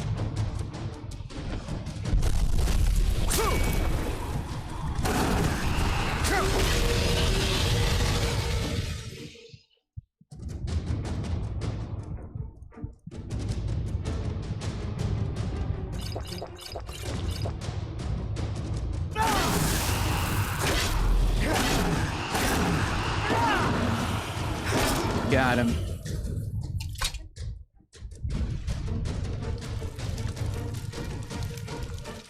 Dragon bones, dragon scales, 384 gold, and leather armor. And another dragon soul.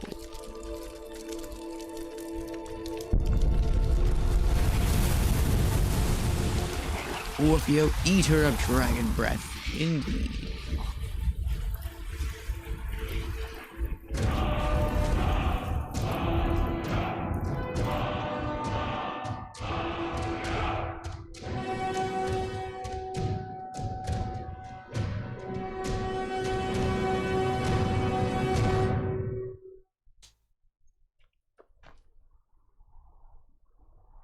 Alright, let's go back to our quest location. Well, I mean, I guess I can put the dragon bones and dragon scales away since that's right here.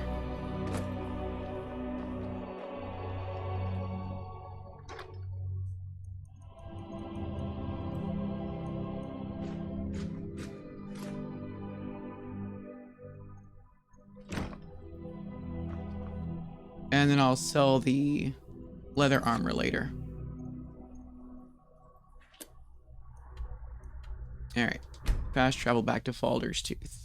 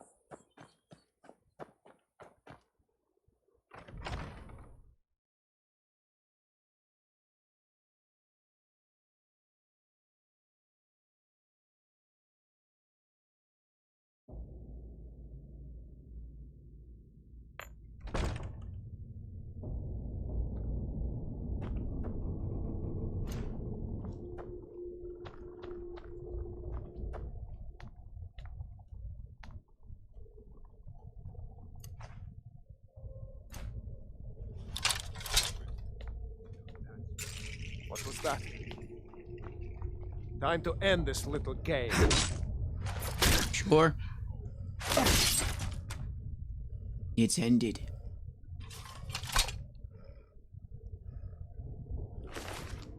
$37 gold for armor.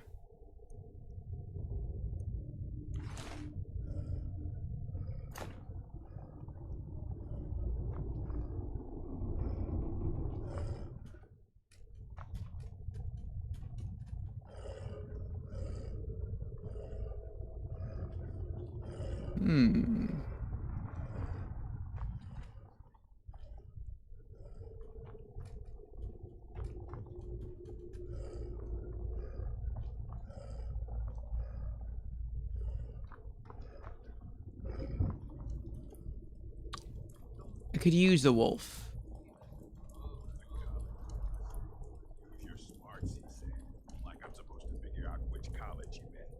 I probably won't, though. I'll have to backtrack too much to really make effective use of the wolf.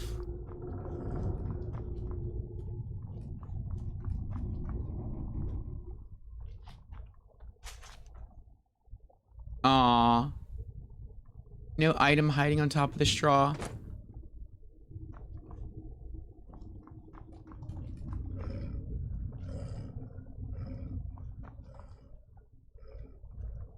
Is that dog meat? That's messed up. They're feeding dog meat to the wolves. I guess it's not too messed up. I don't know. I guess it would have been worse if they were feeding wolf meat to the wolves.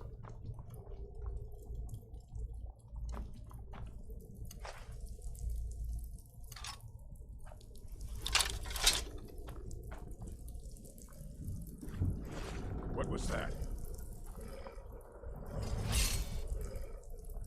Time to end this little game.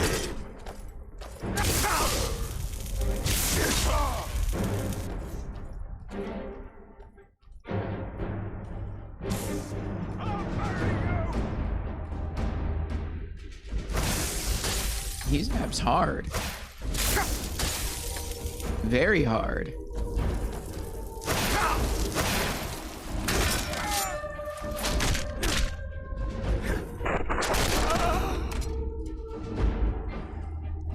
That was really close.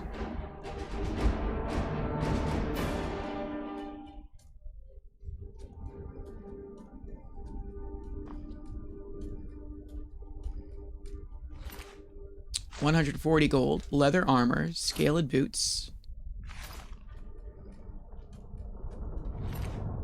107 gold, fur armor.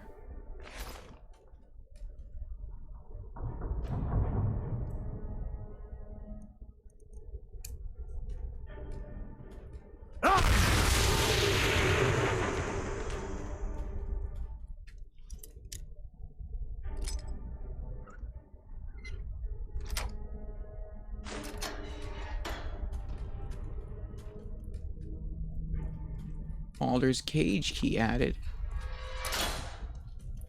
I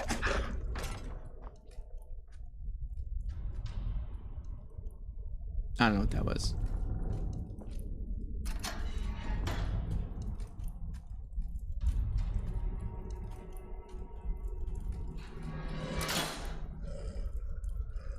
All right, well, never mind that then.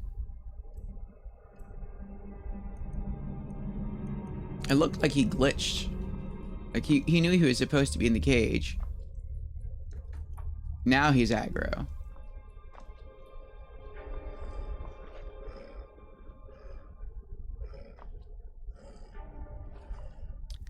Iron helmet. Iron gauntlets. High shield. Iron boots. Wolf pelt. Leather helmet. Iron gauntlets. Iron boots.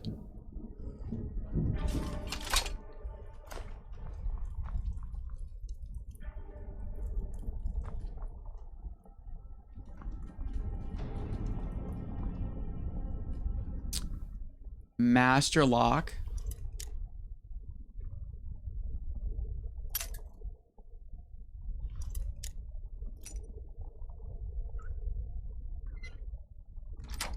Wow. It was dead center. That's crazy. Rock warbler eggs. Canis root. 7 gold. Salt.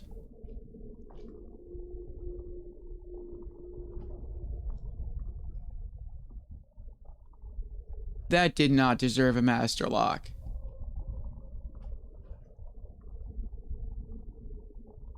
That's crazy.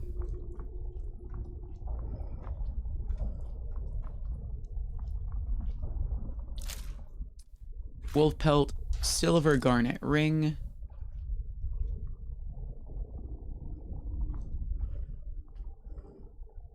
What do we got? Any good reading here?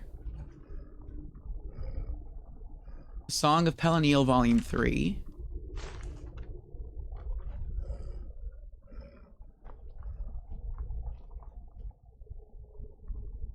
I see the trap. There's a chest in there. It's gonna hurt. Oh, no, we did it. Nice. Nordic Warhammer. Adept level lock chest. I was pretty sure we could get smacked by that door. I'm kind of surprised we made it.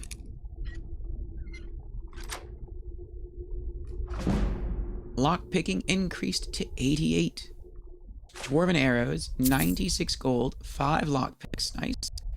Gold diamond ring, iron plate boots.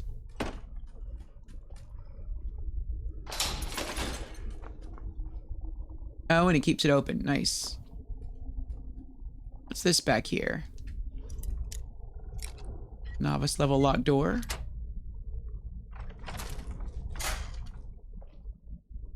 This is more worthy of a master lock than the other area we were in. Brief History of the Empire, Volume 2. Potion of Minor Healing. Draught of the Healer. Potion of Ultimate Healing.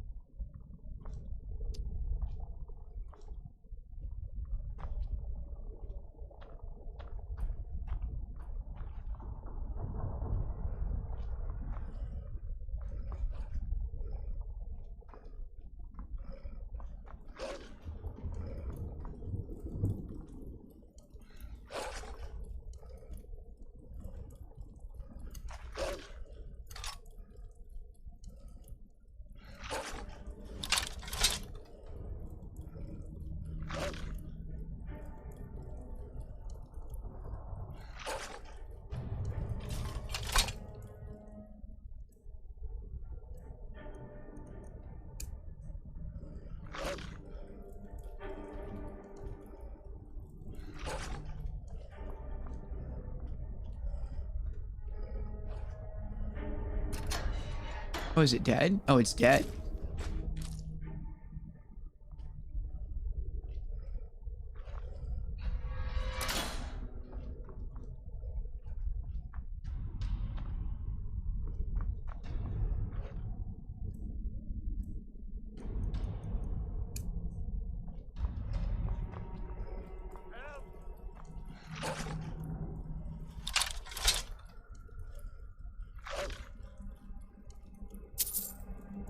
What was that? I'll do you 10 gold at 3 to 1 on the white Time one. to end this. You're on. Rip his throat out! I'll bury you!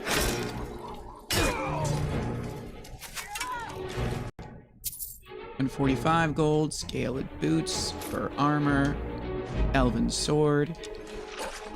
Yeah, I am definitely glad I went and dropped stuff off. 23 gold, studded armor. I'm almost over encumbered again.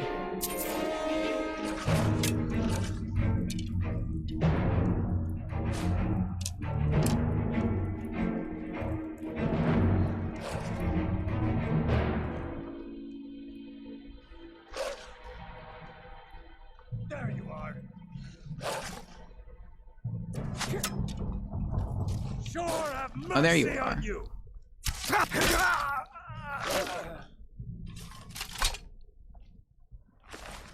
Steel arrows, amethyst, 12 gold, lockpick, studded armor, imperial bow.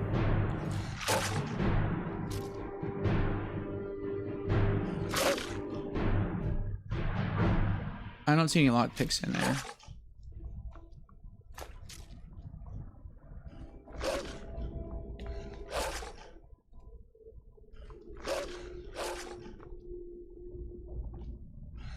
I can't reach my hand through there. I should be able to lift that gold. Another master lock.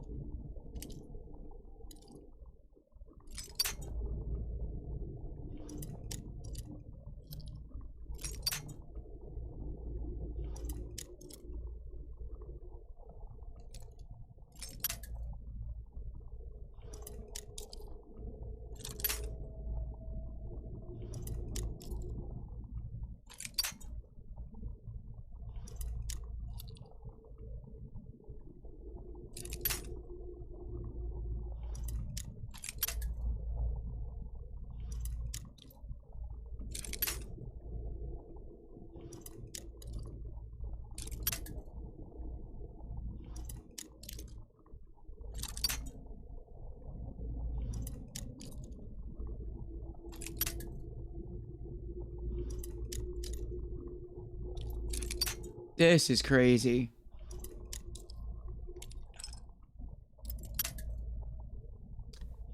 Alright, we're finally making some progress here.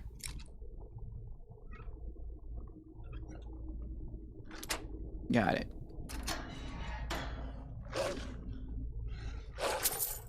$8 gold. 13. 13. 6. Potion of ultimate healing. 10. 32. Hide shield. 115 gold. Scroll of Guardian Circle. Copper and Moonstone Circlet. Glass armor.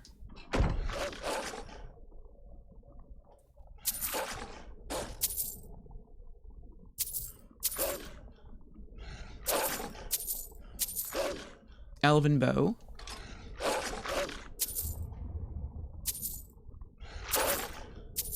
I guess these are all the wagers for the dogfight.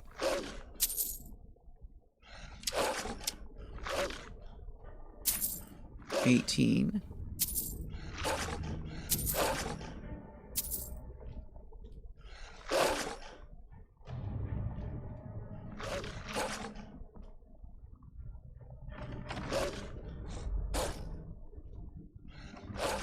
Not yet.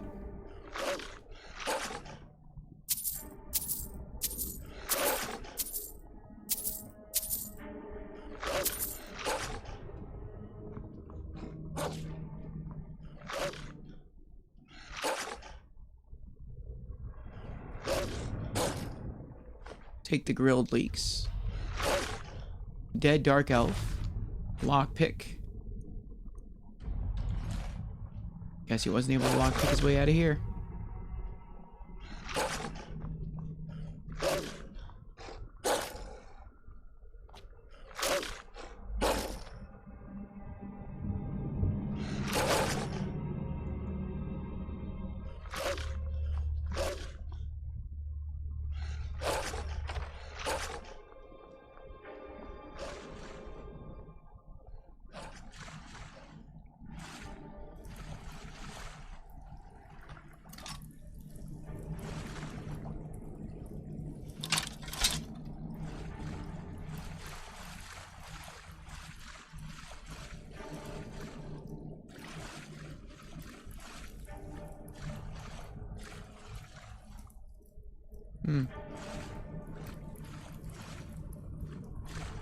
Nothing back here.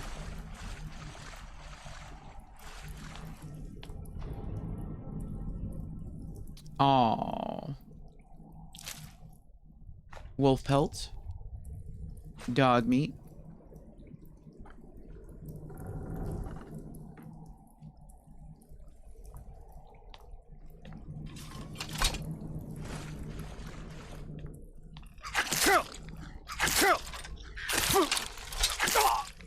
I knew it. Ataxia.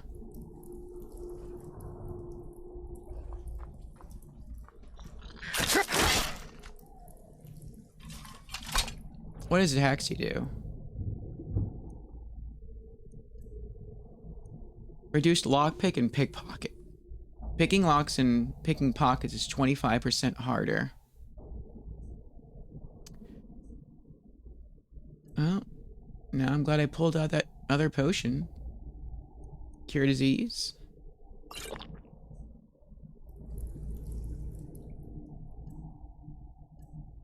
Alright, we're cured.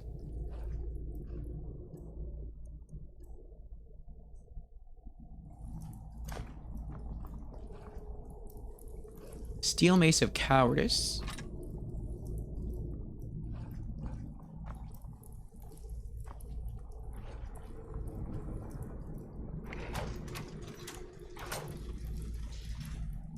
Ah, open the door. I see.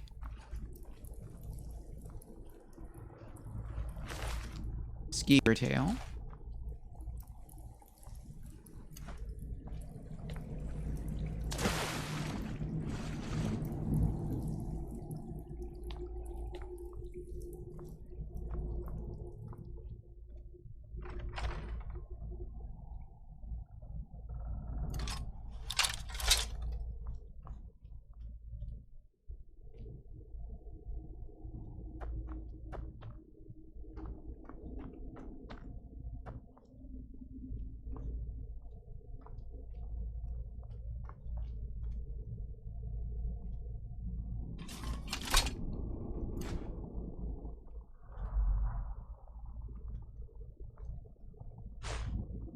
$13 Cook's journal. Meat, meat, meat, meat. That's all they ever want. I made them some nice grilled leeks, and they threw them in my face. I told them that if they'd bring me some fish or venison, I'd cook it up. But all they ever do is waste their wages at the ring. But maybe there is a way I can get them some meat.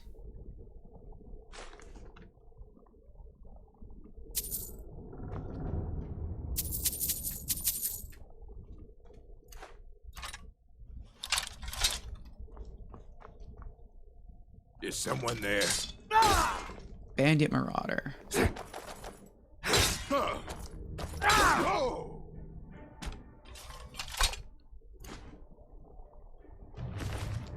Steel Greatsword. Orcish Dagger. $42. Hide Armor. I'm guessing he was the cook. Yep. So... all the dogs, uncommon taste. All the dogs that died in the matches, he carved up for their meat.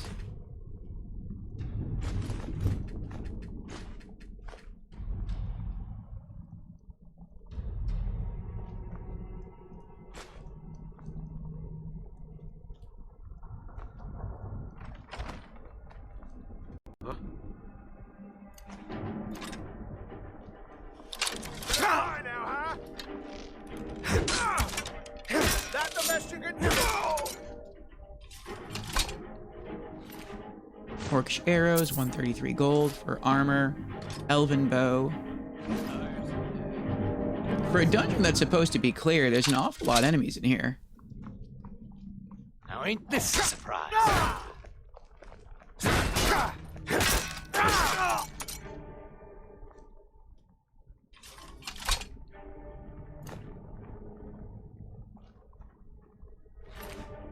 Steel shield.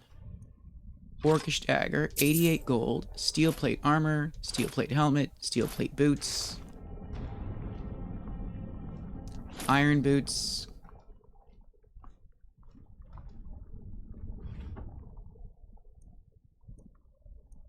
Leather strips.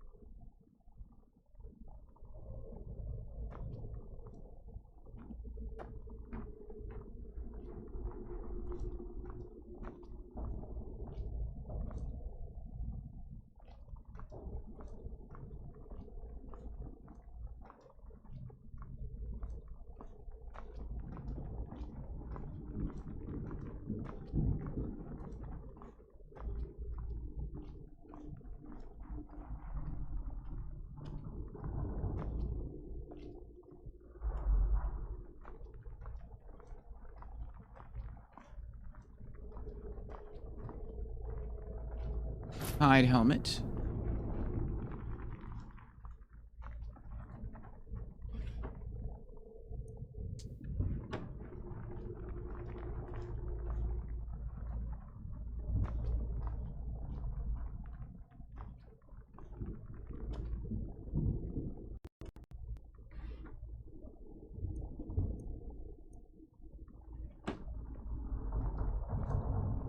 Iron boots.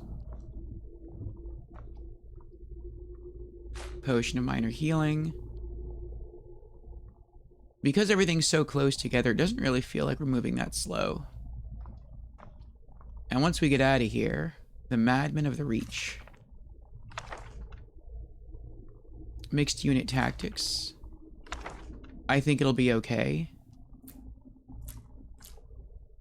Because our horse is nearby and we could just hop on him and then fast travel away.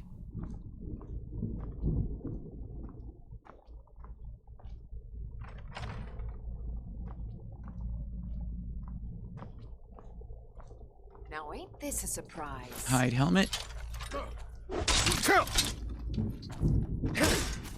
Lucky hit.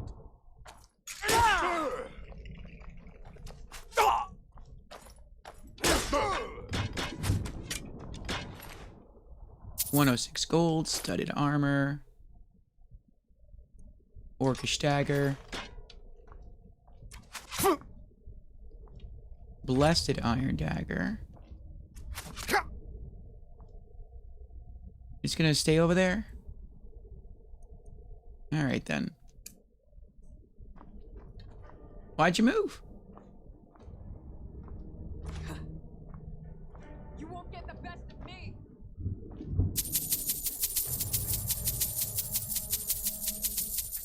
I'll settle for getting the best of your gold.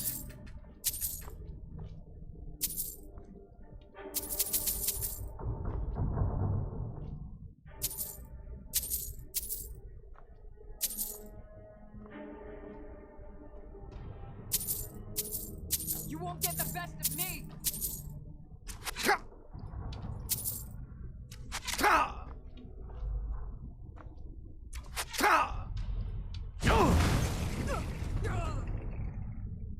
Wow. I am shocked that was that effective. I don't think I hit her at all, except for the fire. Potion of plentiful healing. I wonder if she was standing in oil. I mean, that would explain if she died that way. I don't remember seeing oil on the floor, though. Potion of ultimate stamina.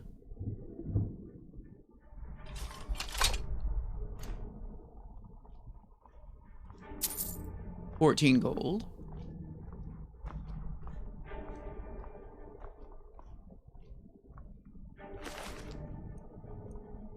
$9 gold for armor.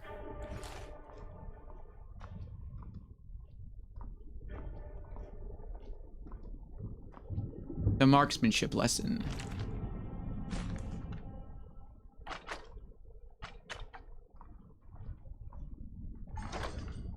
149 gold. Ow.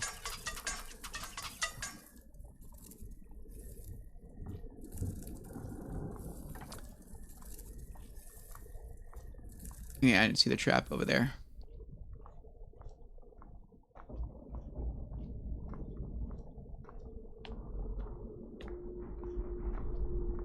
There is a trap.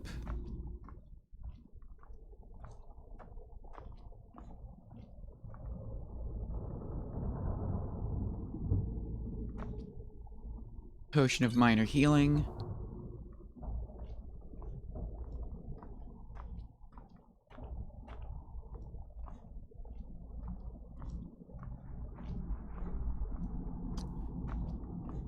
Well, it's easier for us to spot traps now that we're forced to move at a slower pace.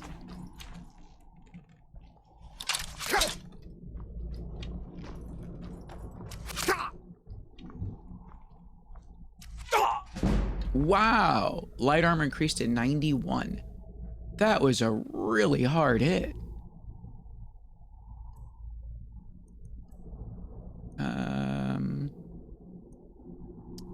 Grilled leeks.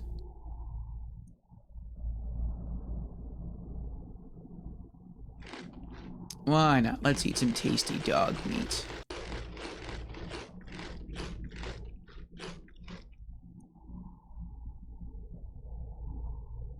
And some leeks.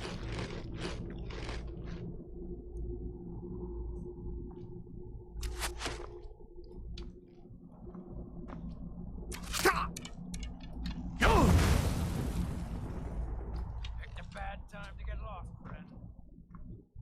Just die!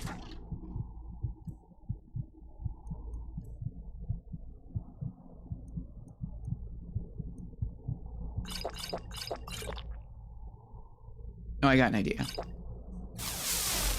I have to wait, though.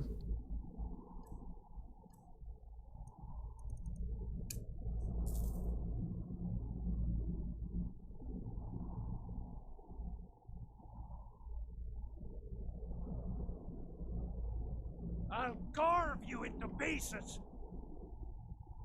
Come here and do it. You can't hide from me. You can't hide from me. There you are!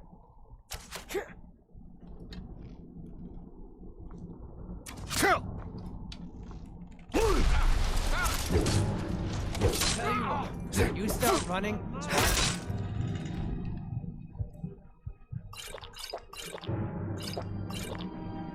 Hands on my wall! Easily blocked.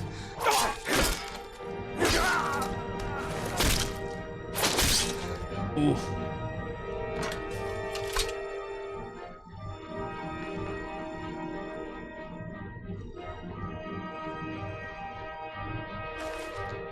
Dwarven arrows, 82 gold. Leather armor, scaled boots, scaled bracers, elven bow. 38 gold for armor.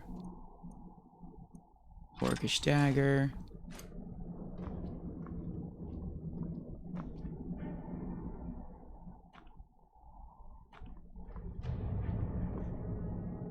Potion of minor healing.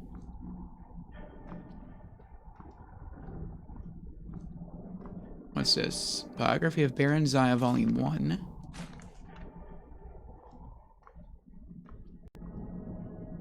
Potion of enhanced stamina.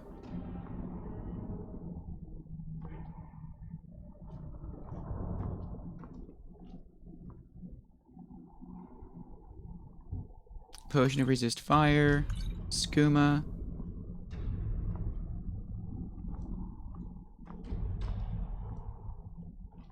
I feel like it's a travesty what they did to Skooma. Skooma was like one of the most broken potions you could obtain in Morrowind. And it feels like in Skyrim they watered it down. I don't really know how effective it was in Oblivion. I don't remember. I know we had an ad not too long ago. We have another ad coming up in like 35 minutes. I don't think I'm going to run another ad. Actually, you know what? Let's do it. I gotta use the restroom real quick. Then we'll come back and we'll finish the quest. So, burb.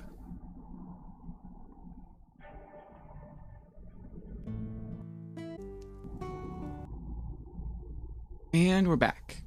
Thank you everyone for your patience. Alright, let us continue looking for the moon amulet.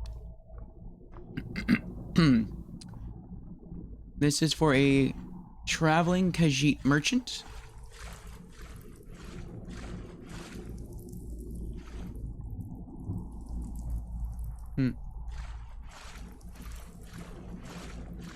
Who was ambushed by a group of bandits and had his amulet stolen, presumably from right off his neck. And so we said that we try to locate it for it, return it, and then we'll see what kind of reward we get. I'm assuming it's just going to be gold.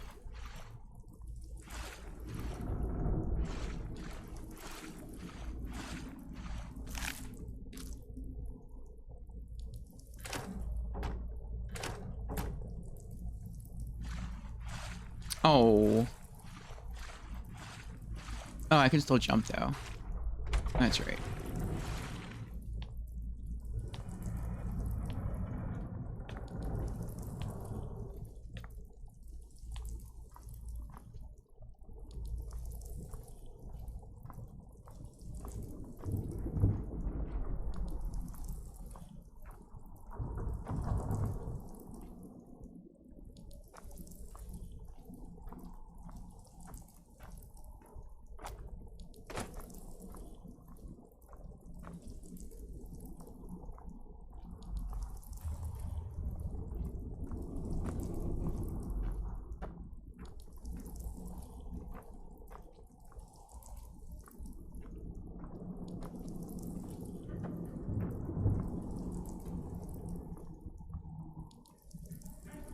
Steel arrows.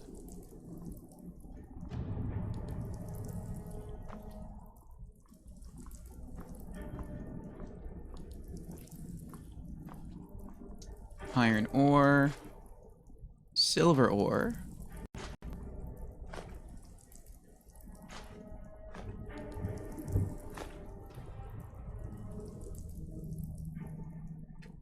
Novice level lock chest.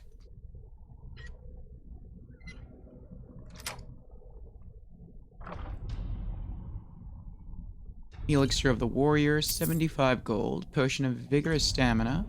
Iron plate boots.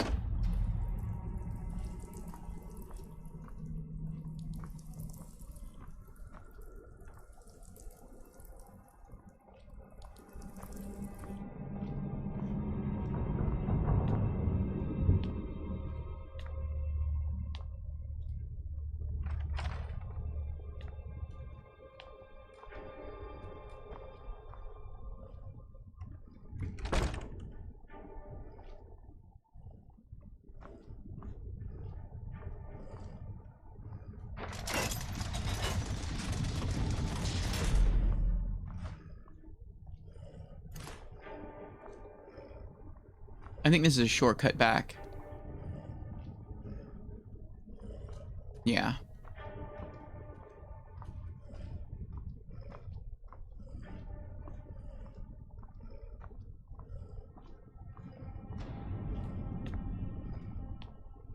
Oh, that was close.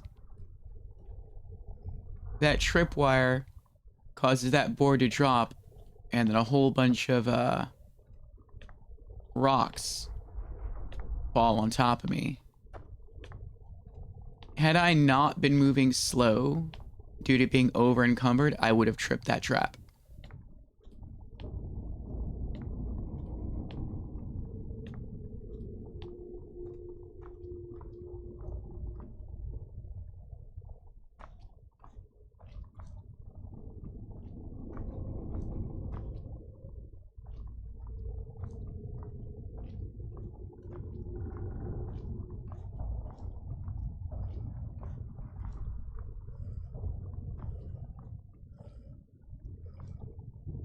Iron boots.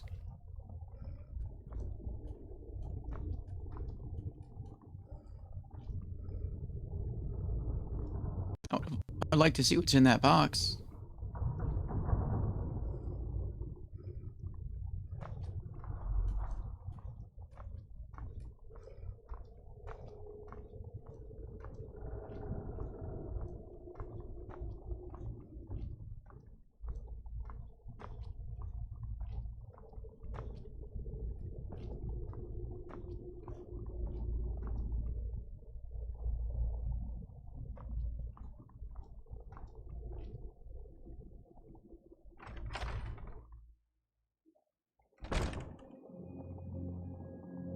What?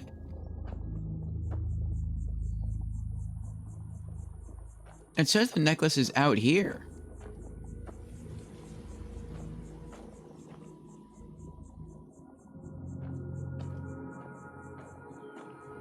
So you're telling me that when I came back after selling all the loot and I came into the fortress this way,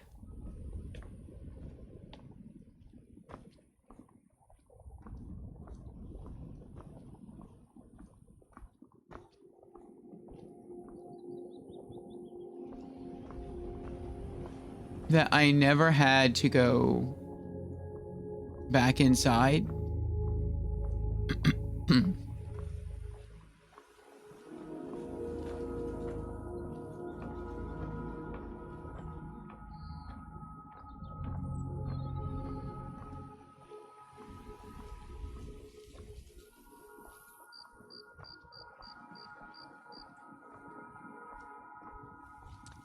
Let's just keep going.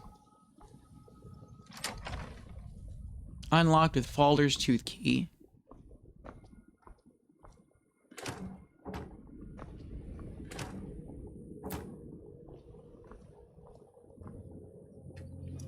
Novice level lock.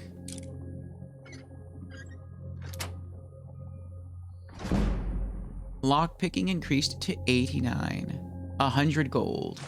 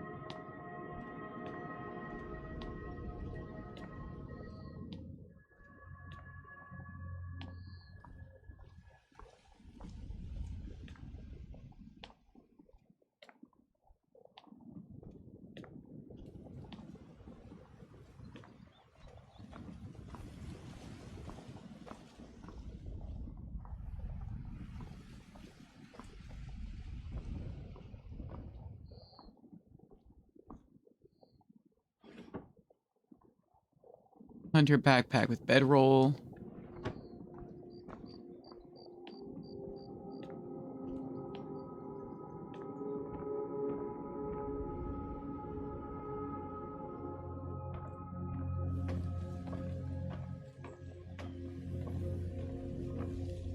Iron battle axe of ice.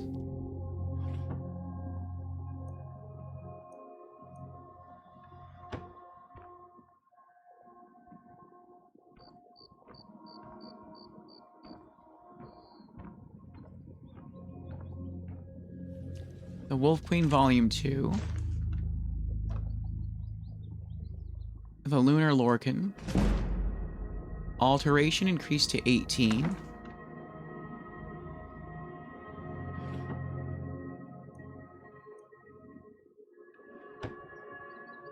Elven Boots of Hauling. Wait, what did those do?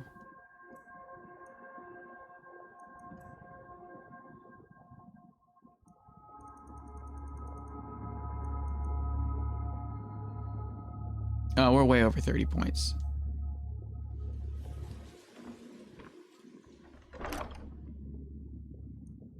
Glass Helmet, Amethyst, 103 gold, Ring of Major Lock Picking, Moon Amulet. Return the Moon Amulet to Karjo.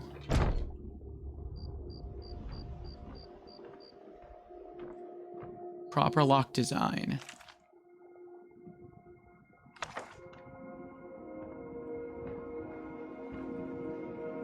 Nords of Skyrim.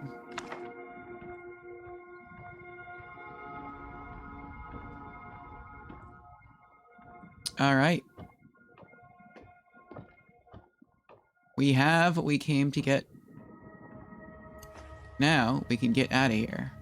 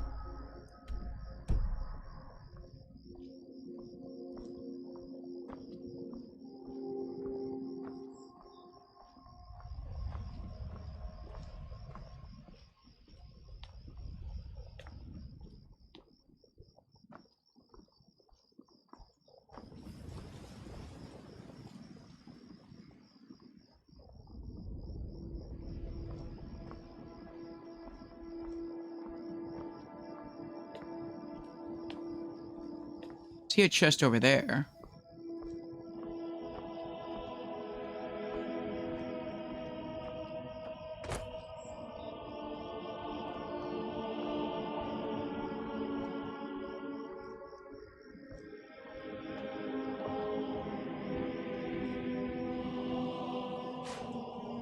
$5 gold.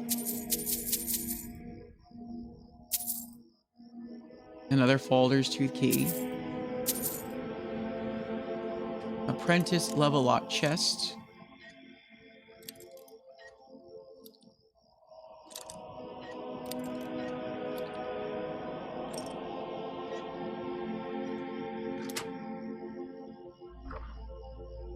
$157 gold.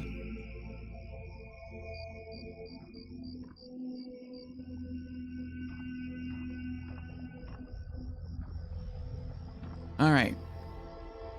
Now all I have to do is get down safely.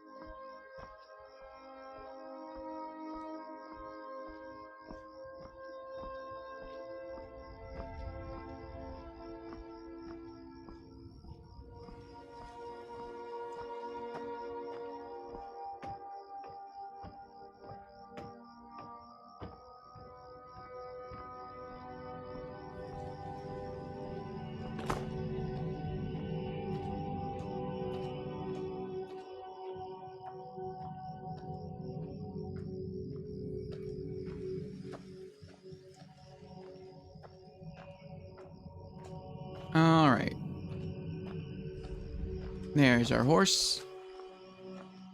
Pawing at a dead person. Leave the dead person alone.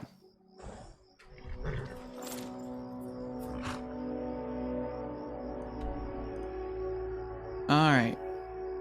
Let's fast travel to Whiterun and do some business.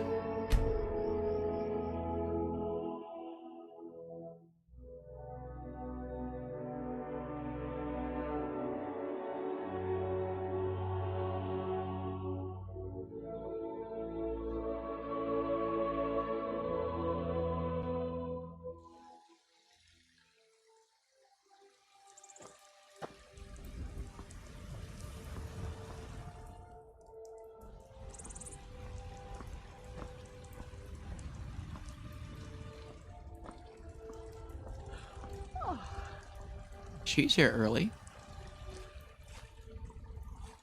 You're someone who can get things done. I like that. Got some good pieces out here if you're looking to buy. More inside. The finest weapons and armor. Alright. Blessed Iron Dagger. Undead up to level 3. Flee for half a minute. Nah. 57.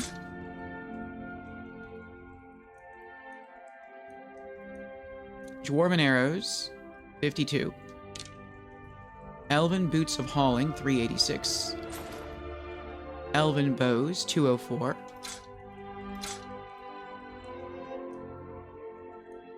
Fur Armor. 22.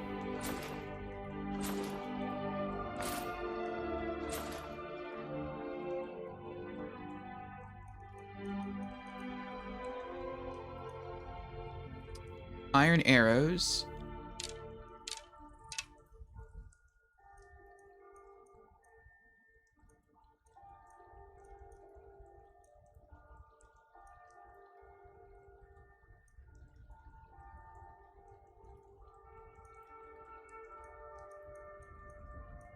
And Orcish Arrows. Don't forget to check inside the shop if you need anything.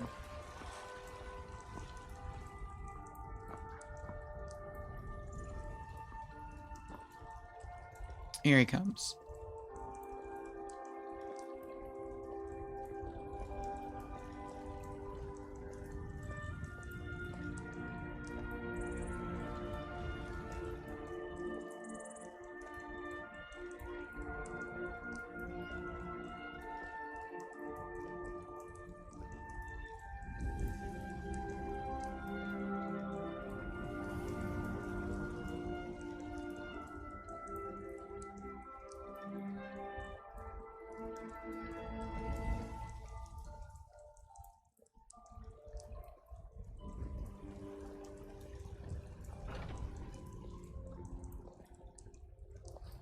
All right.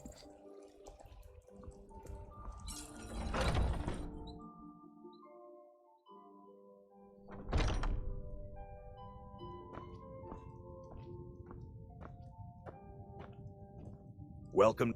We've got small weapons as well as big. Looking to protect yourself or deal some damage?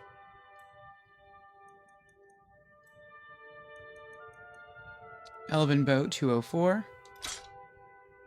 Elven Sword, 102. For Armor, 22. Glass Armor, 391.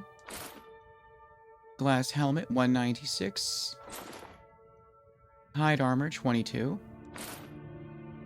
Hide Helmets, 11. Hide Shield, 11.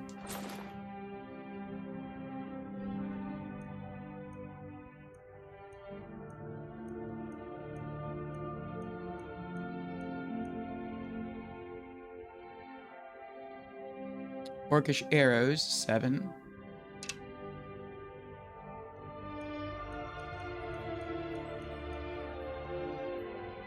Good doing business with you.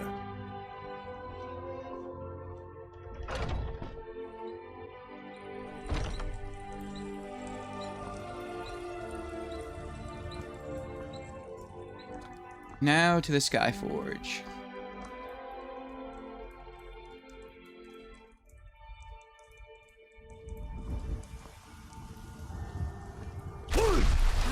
do that.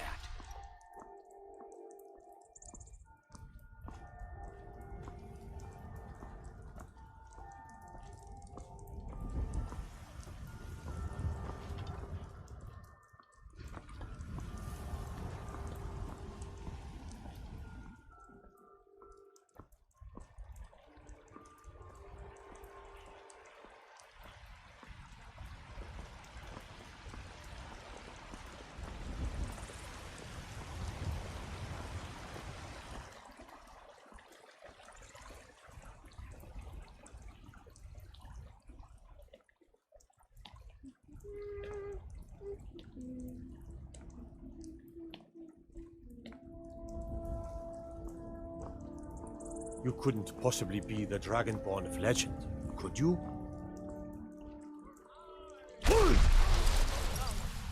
I alone have been anointed by the night. Spread his holy word. I wonder if he's coming to tell me not to do that again. Yep. The unassailable. To you we give praise and deserve our praise.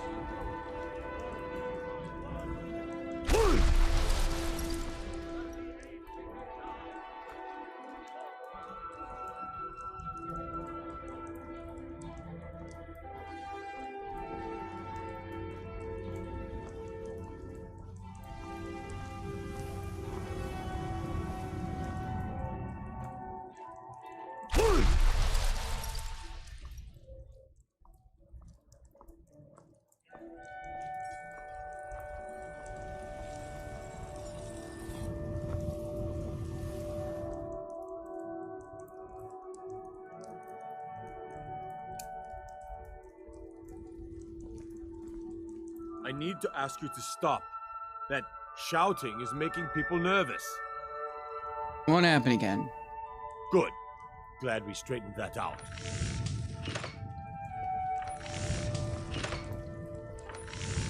Got a lot of steel to shape. I got a lot of steel to sell. Gods be praised. Hide shield 11. Hunter backpack with bedroll 35. Imperial bow 39. Iron battle axe of ice 177. Iron boots 11. Iron gauntlets 11. Iron helmet 26. Iron plate boots 15. I feel like those should have been worth more than 15. Leather armor 54. Leather helmet 26. Nordic warhammer 304. Orcish daggers 13. Scaled boots 30. Scaled bracers 30. Steel arrows 34. Steel greatsword 39. Steel mace of cowardice 84.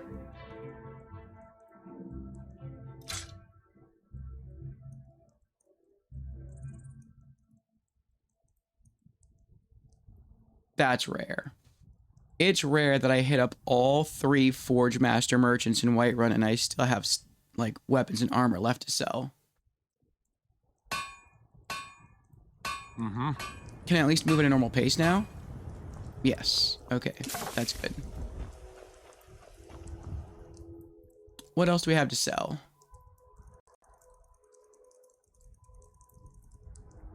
Gems.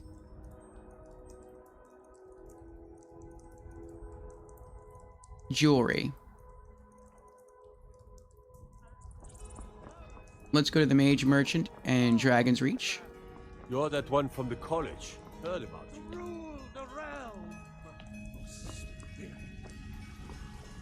Lightly armored means light on your feet. Smart. You are elders. Oh.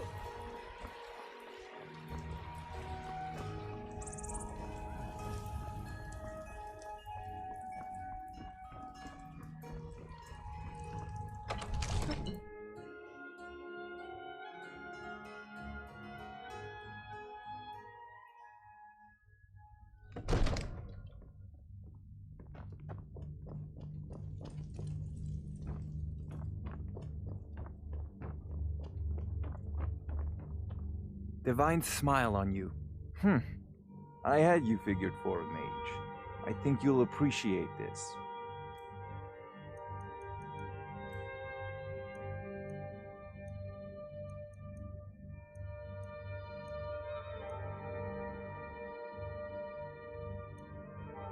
Copper and Moonstone Circlet, 43. Gold Diamond Ring, 391.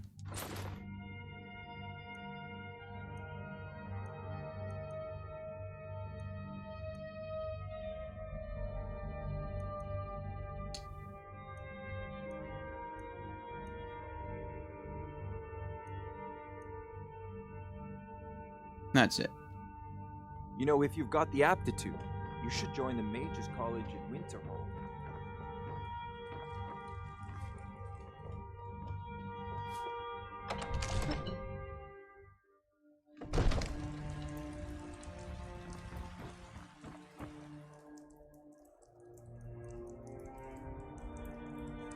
I have potions to sell, so let's head to the potion merchant. What is it?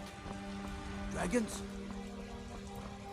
There will always be dragons. Actually, I wonder what happens when you beat the main game. Stormcloaks, Imperials, dragons. Ain't no matter. I've been looking for you. Got something I'm supposed to deliver. Your hands only. Let's see here. A letter. Not sure who from. He wouldn't say, just that he was a friend of yours. Looks like that's it. Got to go. Alright, well, thanks.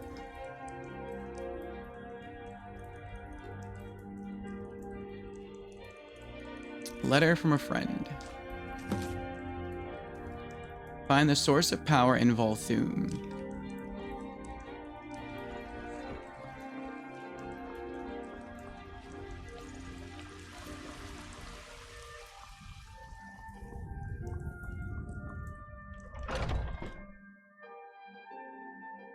Take a good look around. I'm sure you'll find what you're looking for. If not, let me know. What do you need, my friend? So you're interested in my potions and ingredients? No, I'm interested in your gold. Draw of the Healer, 66. Elixir of the Warrior, 115. Potion of Enhanced Stamina, 148.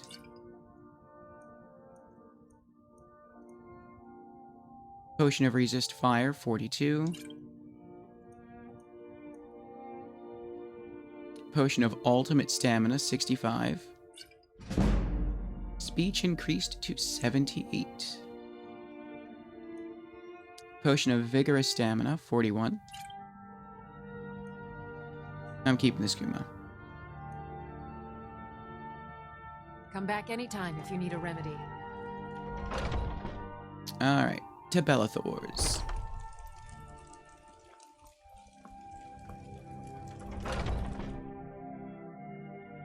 Got something for just about everybody in here. Give a holler. Some may call this junk. Me, I call them treasures.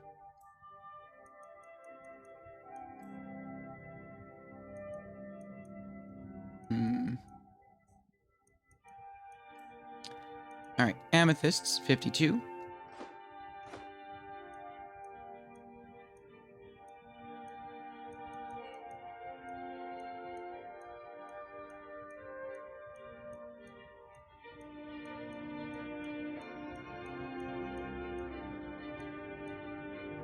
Ring of Major Lock Picking, 195.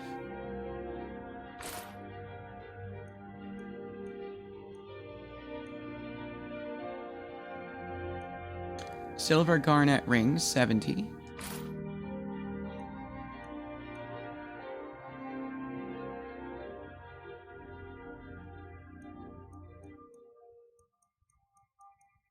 Okay. Steel Plate Armor, 273. Steel Plate Boots, 55.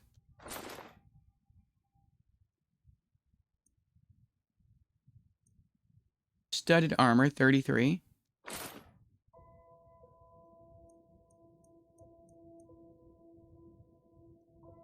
Do come back. I'd even buy one of your relatives if you're looking to sell. Yeah, that's... I was thinking about seeing if he had any healing potions to sell. Yes? But I feel like I'm already holding too many healing potions. I'll risk it. Let's fast travel to Riverwood. See if we can sell more of our armor to the Forge Master there.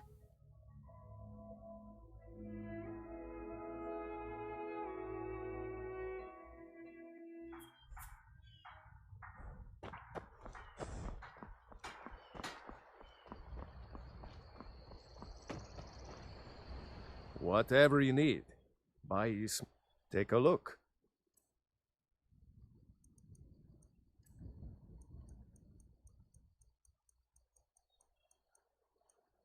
Steel plate helmet, 131.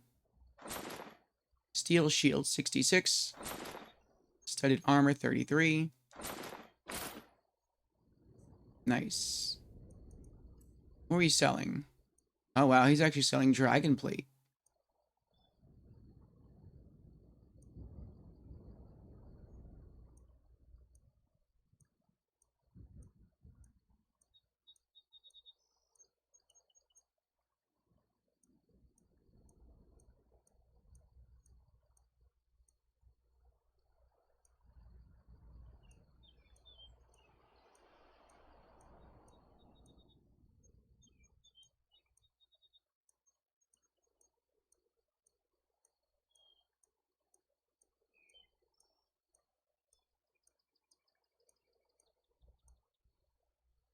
I've never seen the Steel Soldier gauntlets before.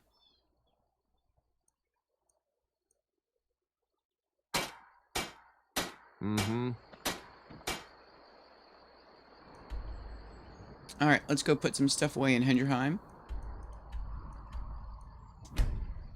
That's awesome, he got away with that. Riverwood just seems to always get hit with dragons lately. I'm always worried about people dying.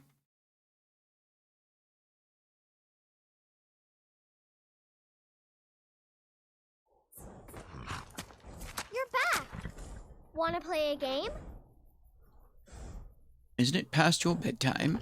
Aww.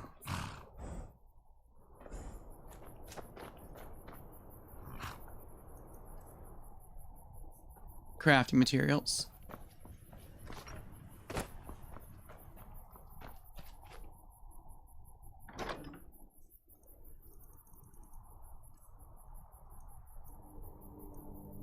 Iron ore, leather strips, silver ore, wolf pelts.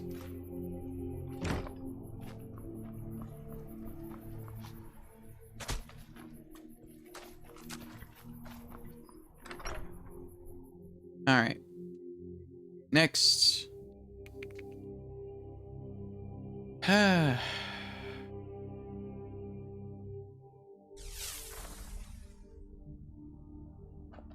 What do we got?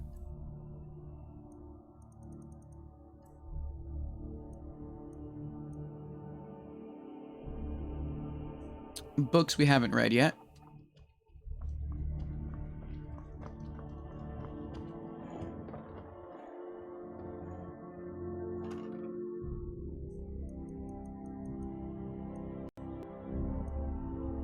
Biography of Baron Zaya, Volume 1.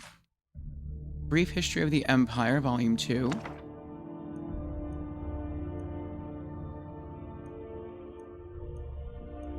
Mixed Unit Tactics. Nords of Skyrim. Proper Lock Design. The Madmen of the Reach. The Lunar Lorcan. Marksmanship Lesson. The Song of Pelenil, Volume 3. The Wolf Queen, Volume 2. Uncommon Taste. Quest documents to put away.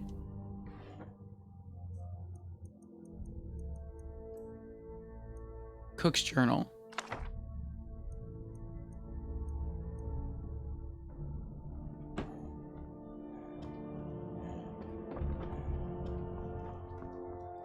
Alchemy ingredients.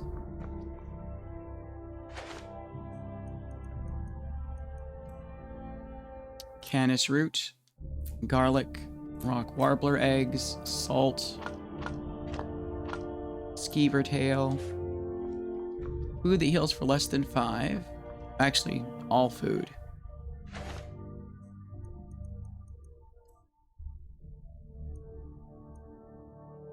Red apple. What else? Keys.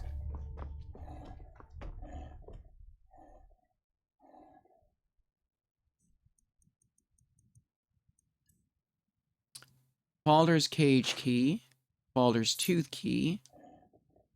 Hey, the quill finally stayed out from behind the strongbox. Nice.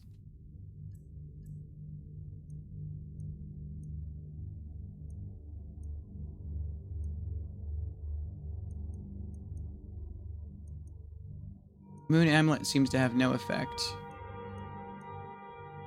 I guess it's just a keepsake.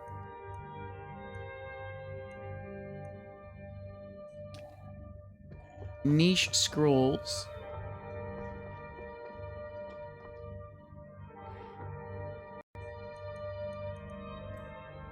Scroll of Guardian's Circle. Liquor. I know that in Skyrim, skooma is considered a potion. In Morrowind, it was considered liquor. And I consider it liquor. Alright. And that's it. Okay.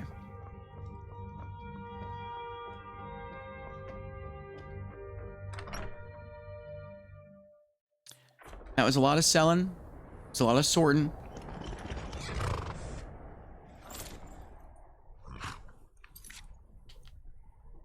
Let's hard save.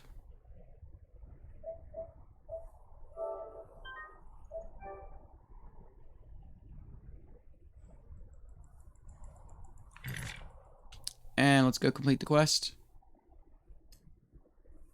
Return the moon amulet to Karjo. He might be on his way to Dawnstar. Let's fast travel back there.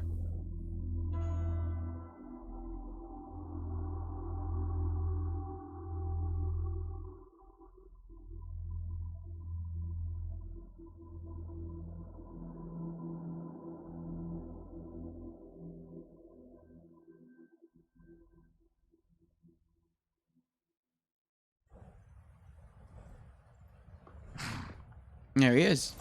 Nice. We are creatures of the desert. The north wind chills us to the bones. Need something? If you have come to see our wares, speak to the others. I have your amulet. There it is. Ah, home. If you ever need the skills of a Khajiit warrior by your side, I would be honored to travel with you. Until then, here. This is for you, in thanks. 1,500 gold. Alright. And if we bump into him at some point, we can recruit him temporarily as a follower. May your road lead you to warm sands. Khajiit is ready for any troublemakers. Nice. Alright, what's the next quest?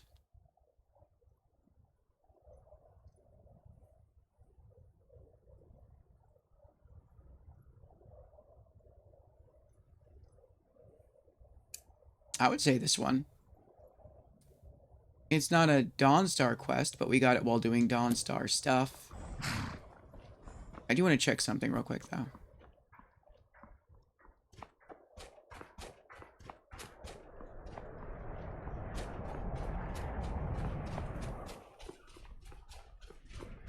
I work in the mine just like everyone else.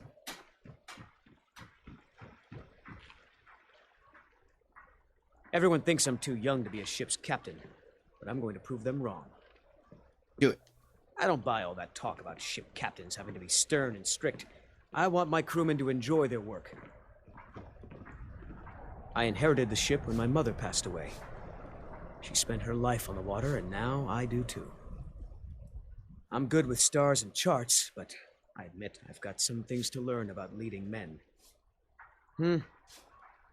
Need something?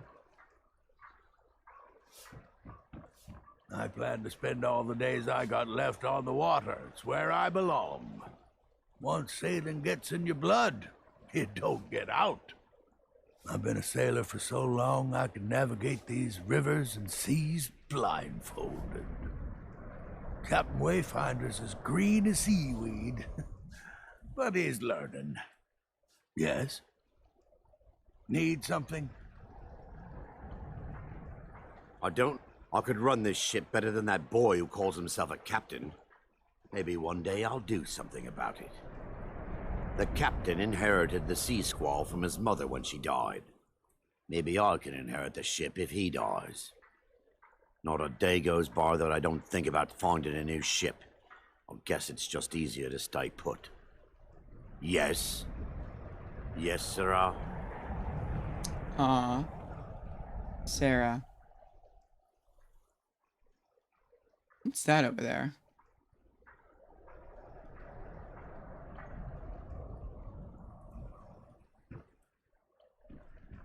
Looks like a giant person sitting down. Oh, they're horkers.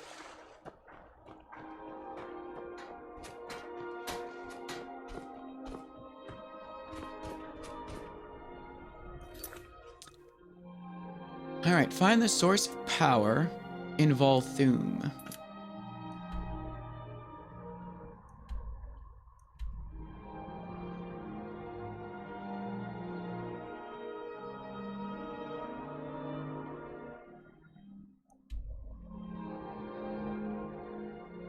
I guess we'll fast travel to Arkantham's and then travel east.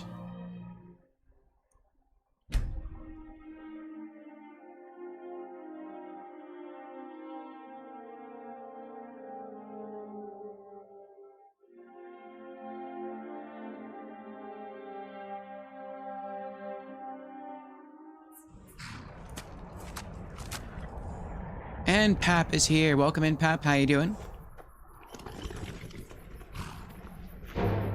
Oh, ow. Oh, I got Whitbane. That stinks.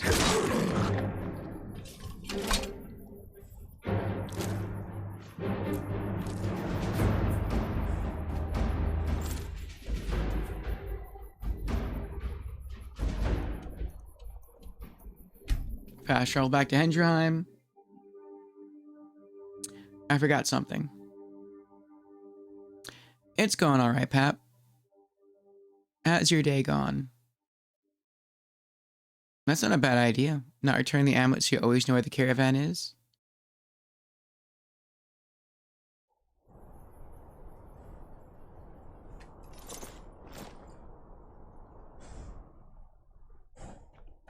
Alright, I think we looted his pelt and his tooth. So let's put the pelt away.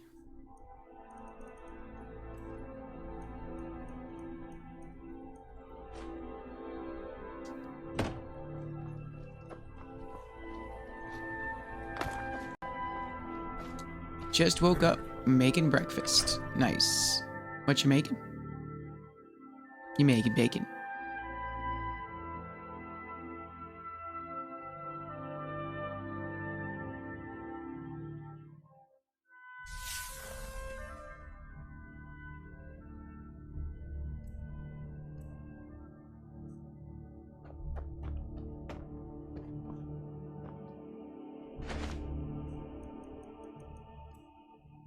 Saber cat tooth. And what I forgot to do, go in here and take out a potion of cure disease. And then since I'm already here,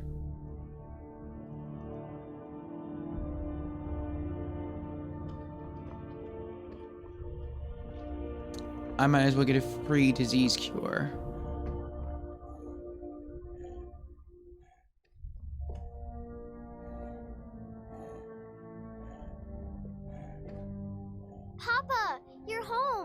Can I get a few gold to spend?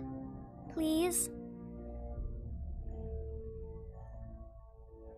Sure, how about 100 gold? You're the best. Thanks.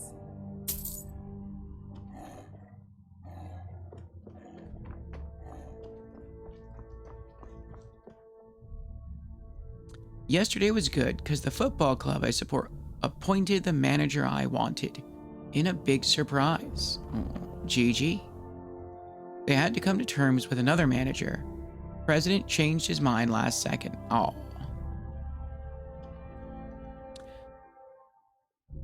So then you didn't get the manager that you wanted? Like the manager you wanted was chosen, but then at the last moment they changed it? I always make the same breakfast, more or less. Eggs in a pan, cheese, orange juice, salami, honey, butter, some tea. Sounds good.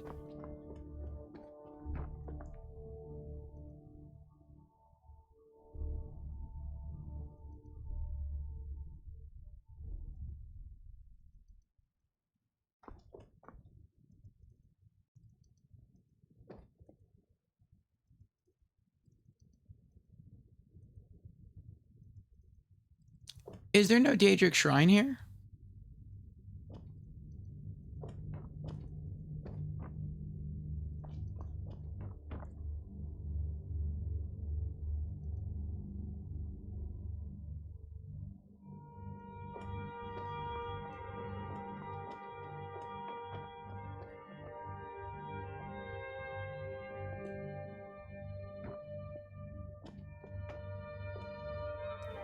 I did get the manager I wanted. They were set on a different manager. They switched to the one I wanted last second. I see, I see.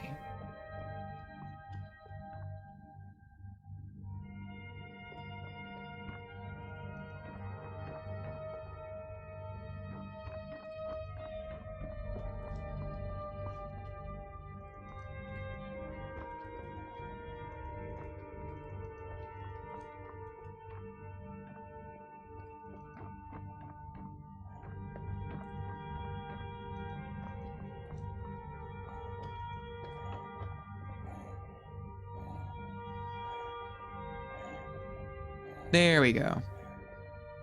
Shrine of Akatosh. I wanted to use... Well, I wanted to use a Shrine of Talos. But, I mean, we are Dragonborn. The Dragonborn were created by Akatosh, so I guess it's fitting.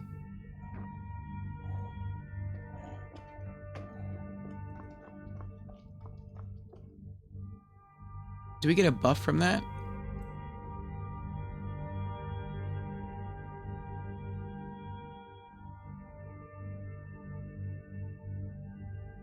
Not that I see.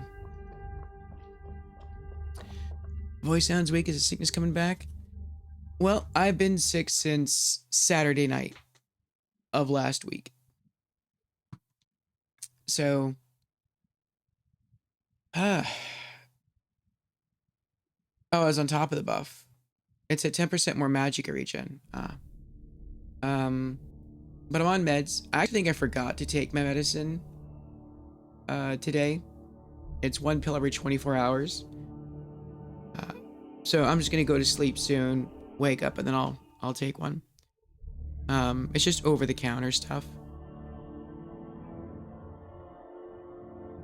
But yeah, I think my voice is a little weak. I can hear it cracking. It's been a little crackly for a while. Don't tire yourself. Yeah, I'll be calling it soon. We've been going now for almost 11 hours.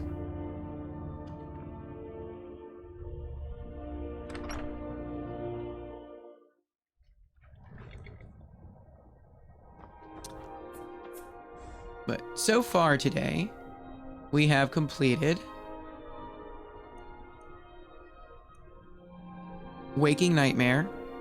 That was the first quest we did. That was the Skull of Corruption Daedric quest for Vermina. And we chose to spare the life of Erandur. And so the Skull of Corruption was hurled back into the pit of oblivion And we have Erandur for a companion, should we want him.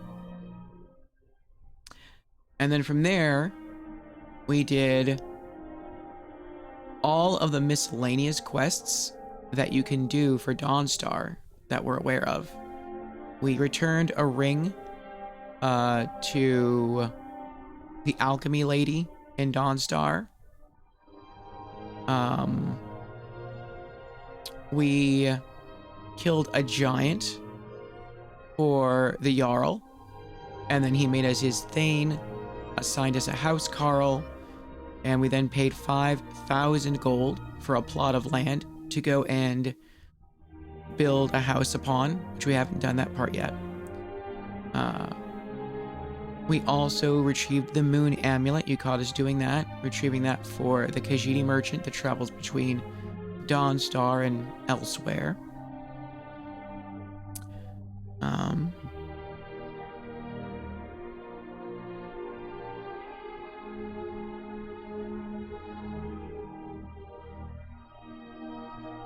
I forget what else we did.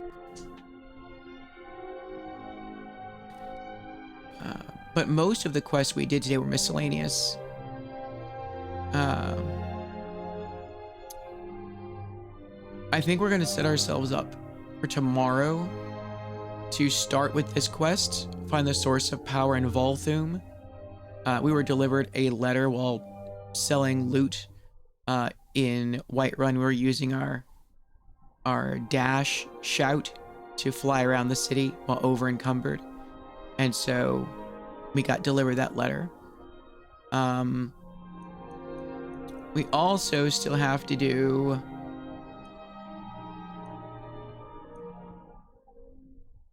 Pieces of the Past. This is the Mythic Dawn Museum. I want this to be the last quest that we do in Dawnstar. And then we also have Forbidden Legend. We found the book to trigger this quest within Nightfall Temple, which is the temple for Vermina's Skull Staff quest. And then we also got close enough while trying to reach the area to get the moon amulet. We stumbled across this place here, Frostmere Crypt, and that triggered a quest called the Pale Lady. So, yeah, tomorrow we'll be back and we'll start with the source of power in Volthoom, and then from there I guess we'll see what the Pale Lady's about. Then we'll do Pieces of the Past, then probably Forbidden Legend, and then after that we'll see about visiting our new property on the Pale Hold and building our first house in Skyrim. So, let's see where this is. It's there. Alright, let's try this again. Fast traveling to Argenthoms.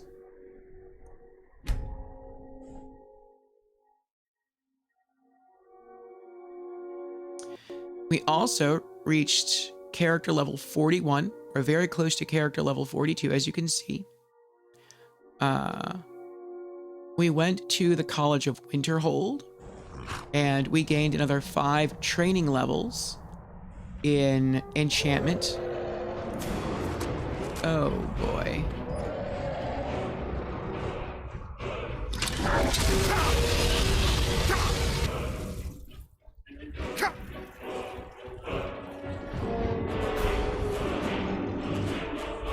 Well, there goes our horse.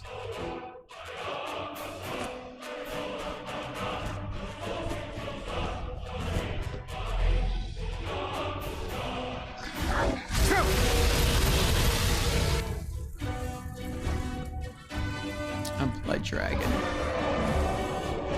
I'll wait till we kill him and then I'll continue.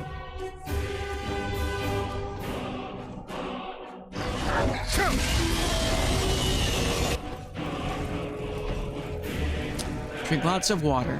When I'm sick, I take a sip of water after even the smallest of coughs. all my favorite quests. Pieces of Past, Forbidden Legend, Volthoon.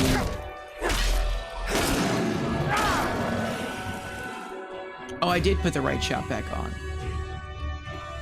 Okay, good. I thought I just like dashed into his face. Dragon Bones, Dragon Scales, 309 gold, and an Orcish Sword. And a Dragon Soul.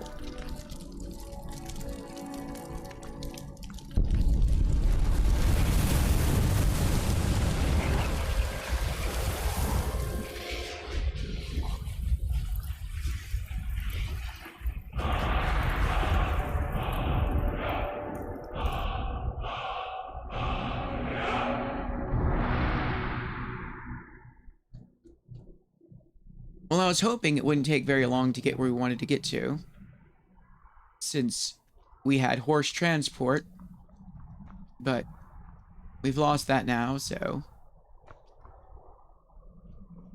I'm guessing he's over here somewhere.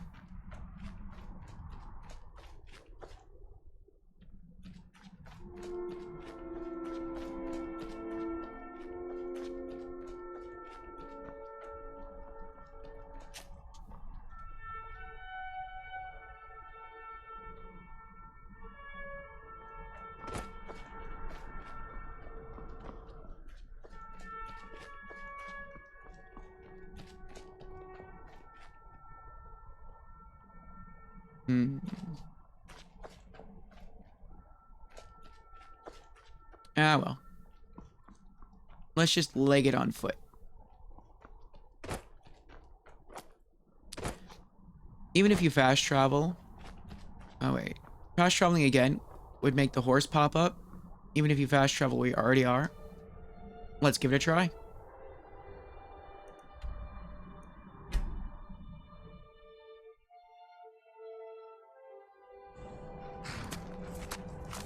Oh, good call. Thank you, Pap.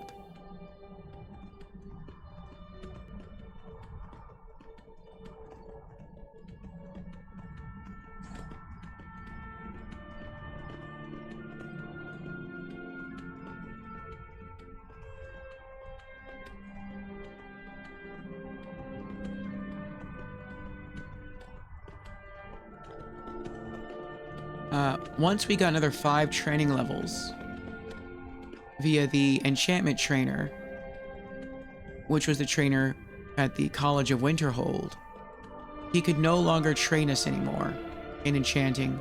So I guess he's not the master enchant trainer. I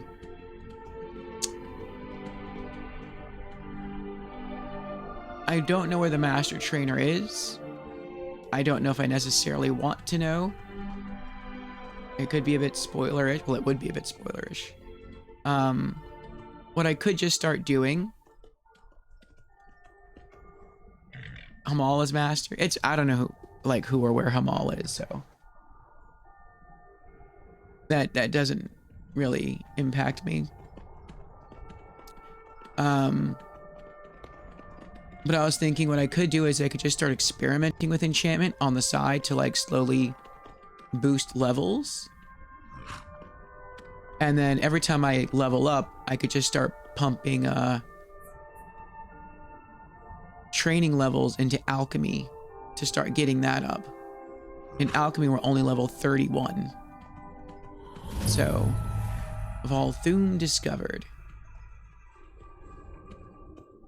We're way behind in terms of alchemy being anywhere close to where our level is in enchantment.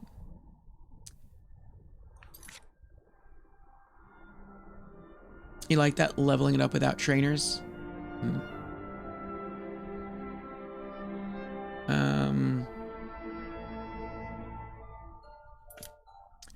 None of our gear has changed.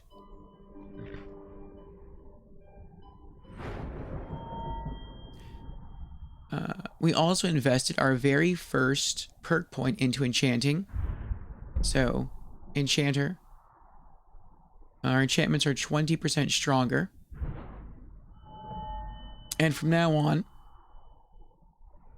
whenever we level up, we are just going to invest our next perk point into the enchanting skill tree. And I think we're just going to buy everything within the enchanting skill tree. I don't really know what we'll do, what we won't do, but why not? Let's get everything. Make ourselves a bit more versatile. I'm just holding on to the 2 perk points that we have saved up right now, so that once we get light armor is also at 91. Once we get lock picking at 100, we can instantly purchase the final 2 perks in the skill tree.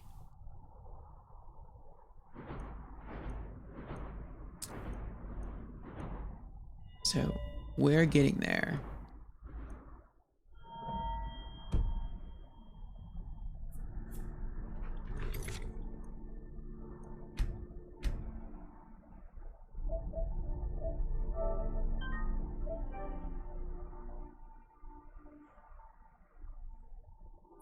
Yeah, I feel like we got a lot done. Like I said, mostly miscellaneous quests. Waking Nightmare.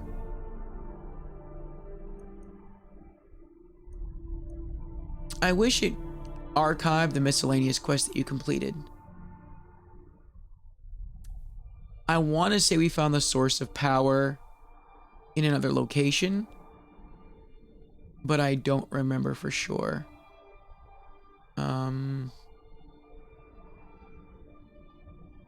Oh, we also killed a second giant for the Jarl of Dawnstar.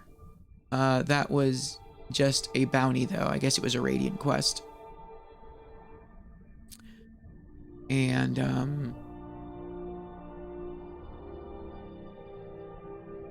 we toured both mines in Dawnstar, the Quicksilver and the Iron, and we mined them both out.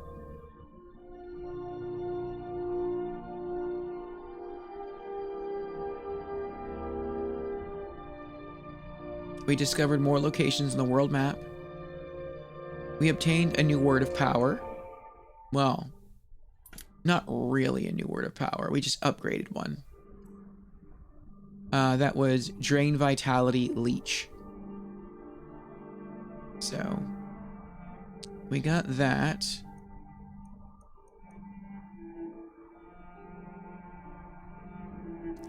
And I guess marked for Death Leech, if we didn't have that already.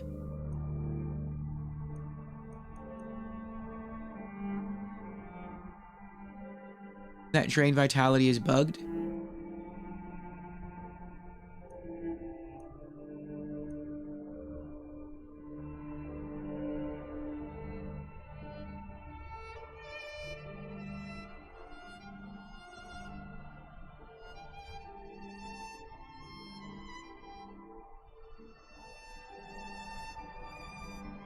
You got the second word of marked for death. Probably which made the Drain Vitality shout show up out of place. The real Drain Vitality shout is a little different. You'll see later on. Okay. Is it something that will correct itself? Like once I get the third word, or no?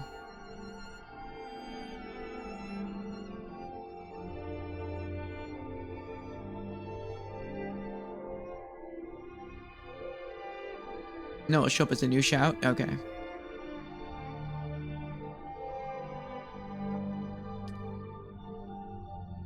I'm probably never going to use it. So far, my favorite ones to use are Animal Allegiance. I used that to take out both of the giants today. I just ran up and I shouted at their mammoth. And their mammoth wasn't strong enough to kill the giant, but it did soften it up. Each mammoth took out maybe like half of the giant's health, so that was a big help. And of course, Elemental Fury is my favorite, just to speed up our melee. I tried Fire Breath, and I used it against an archer that I hadn't attacked at all. He just kept walking backwards, and I was over encumbered, so I couldn't catch up to him. And I was like, you know what? Fine. I'm just going to use Fire Breath. And he died instantly. I was really surprised by that. But I mean, I'm not sure. Maybe he was standing in oil at the time. I don't know.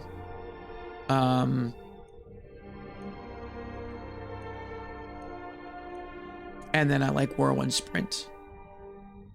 So those are sort of like my favorite shouts.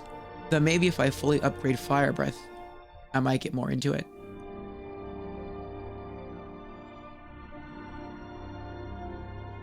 This Drain Vitality is usable too. Okay shout, just not the intended version. Fire Breath does very little damage, with like similar shouts. Ice Form is good too. Yeah, I liked Ice Form. It's very comical. I like how you can wait till someone's just about to attack you and then launch it and they freeze into an ice cube and fall over and then you get a free attack in.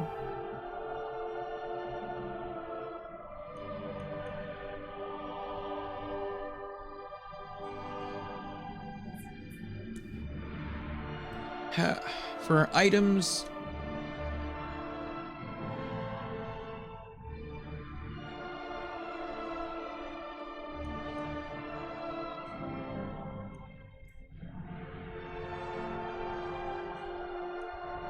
we have a ton of healing potions on us. I decided also to put away all the garlic bread. I feel like garlic bread is sort of the superior version of the potions of cure disease because they're lighter and they're easier for me to make. So until then, I'm just going to carry around one potion of cure disease, and once I run out, then I'll shift back to the garlic bread. I'm not carrying any food on me except for 2 items. I always try to keep the bottle of Haunting Brew meat on me in case we run into those random revelers. And I always try to keep 1 food item in case we go back to Hendrheim and Lucia asks us for a present. I want to have something on us that I know she'll take. So I know she takes red apples, she takes taffy, she takes the sweet rolls, she takes apple pie. So I always try to have like 1 of those items on me in case she asks. And for books, there's our Heldritch Hall Charter. We got, oh, we found this book, Lost Legends. Oh yeah, that's the quest I showed you earlier. And the letter from a friend.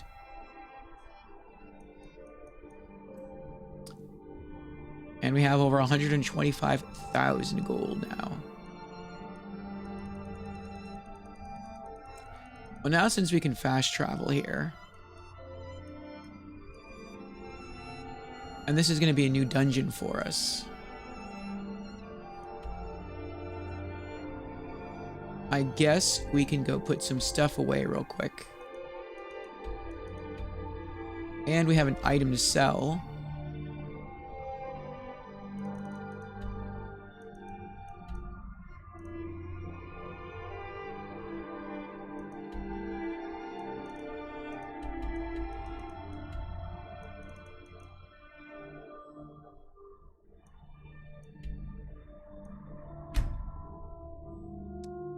See if we can go sell it Shorestone.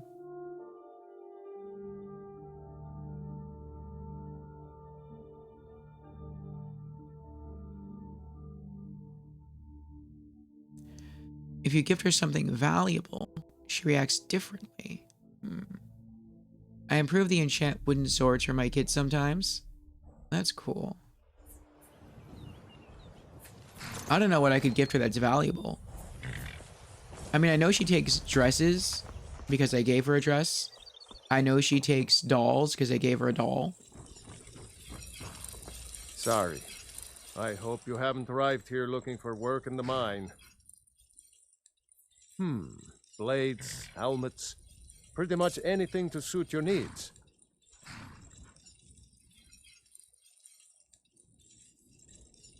Orc sword, 33. Don't kid yourself. Stone runs in our blood.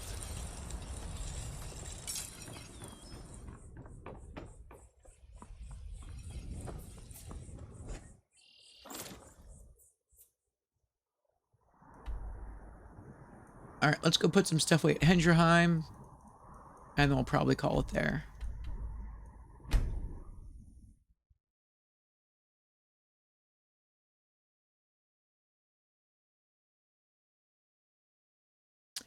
Actually, before we do that,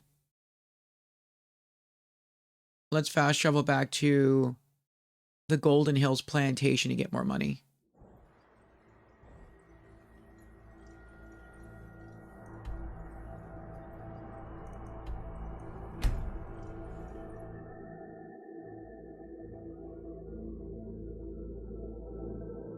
She takes daggers. Ebony dagger is an easy choice. Oh.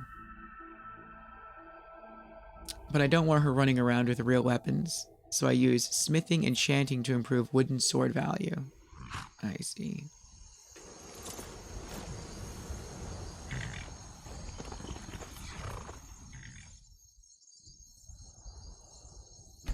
Wait, 6 hours?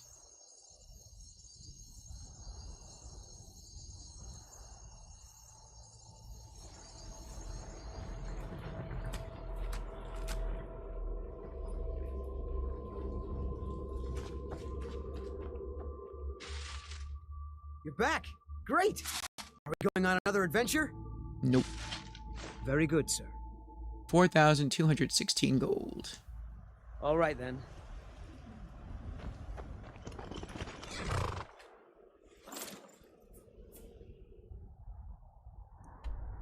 Alright, now back to Hedgerheim.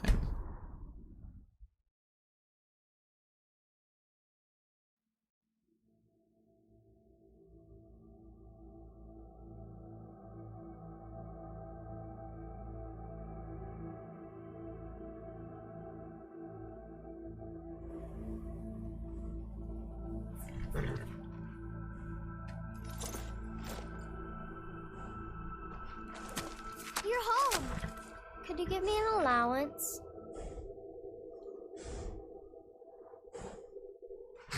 Here's 500. You're the best. Thanks.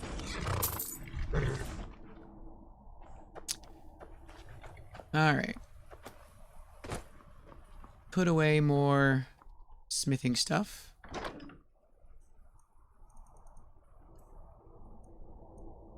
Dragon bones, dragon scales. And was there anything else I wanted to put away?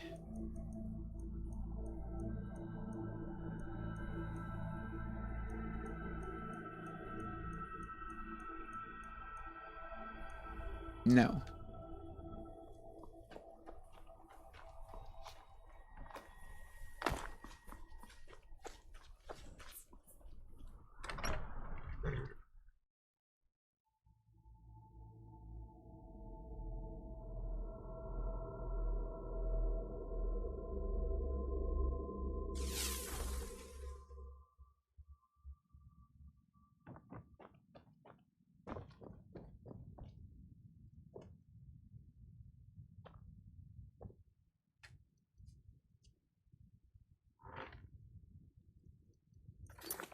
All right.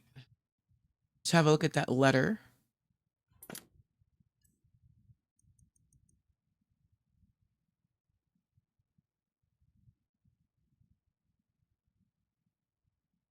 You know, I think we'll start off tomorrow's stream very similar to how we started off today's.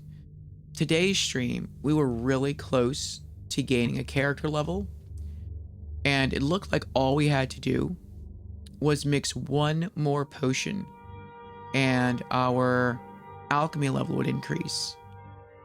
And once that happened, we would gain a character level. And so we mixed up a health restoration potion, and that did it. So since it looks like we're already really close to enchanting,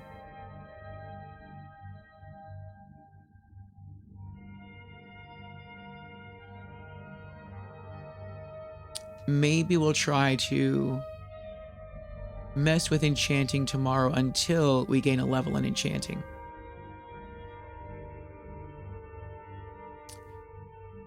And I don't know, maybe every time we gain a character level, we'll try to like do something maybe to gain another enchantment level. I'm not sure how complicated that would be, but if we start playing with it, we'll figure it out.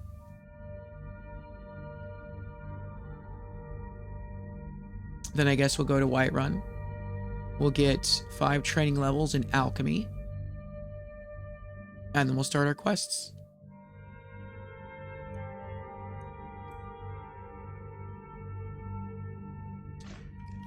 Letter from a friend. Drabur, you caused a bit of a stir in Whiterun when you demonstrated the power of your Thu'um. Not everyone is anxious for the return of the Dragonborn. I, for one, desire to see you grow and develop your talents. Skyrim needs a true hero these days. You should turn your attention to Volthoom. Understand it holds a mysterious source of power that can only be unlocked by the Dragonborn. Sincerely, a friend.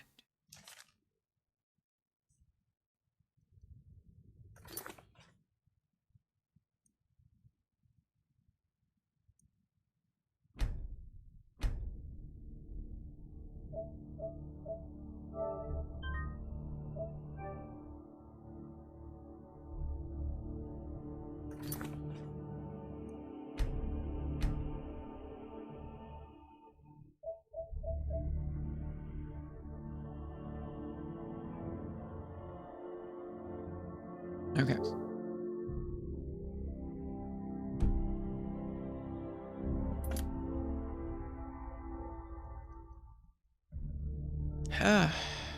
So, yeah, we're gonna get and call it here. We've been going for just over 11 hours. So this is usually when we call it with a Skyrim stream. And we'll be back in about 12 hours from now for another stream session of the Arcane Archive with more Elder Scrolls V Skyrim. So yeah, we're gonna start messing around with enchanting when we come back later today. At least try to gain 1 full level in enchanting, and that might gain us a full character level. And then from there we'll head to Whiterun. We'll see if we can get 5 more training levels in alchemy, and then we'll tackle the Volthoom place, looking for another word of power. Then we will, I guess, do the quest for the Pale Lady. Then we'll do the quest, the Legend of Legends book. And then from there, we will, I guess, go start building our first Skyrim home. And so those all sound like pretty good things.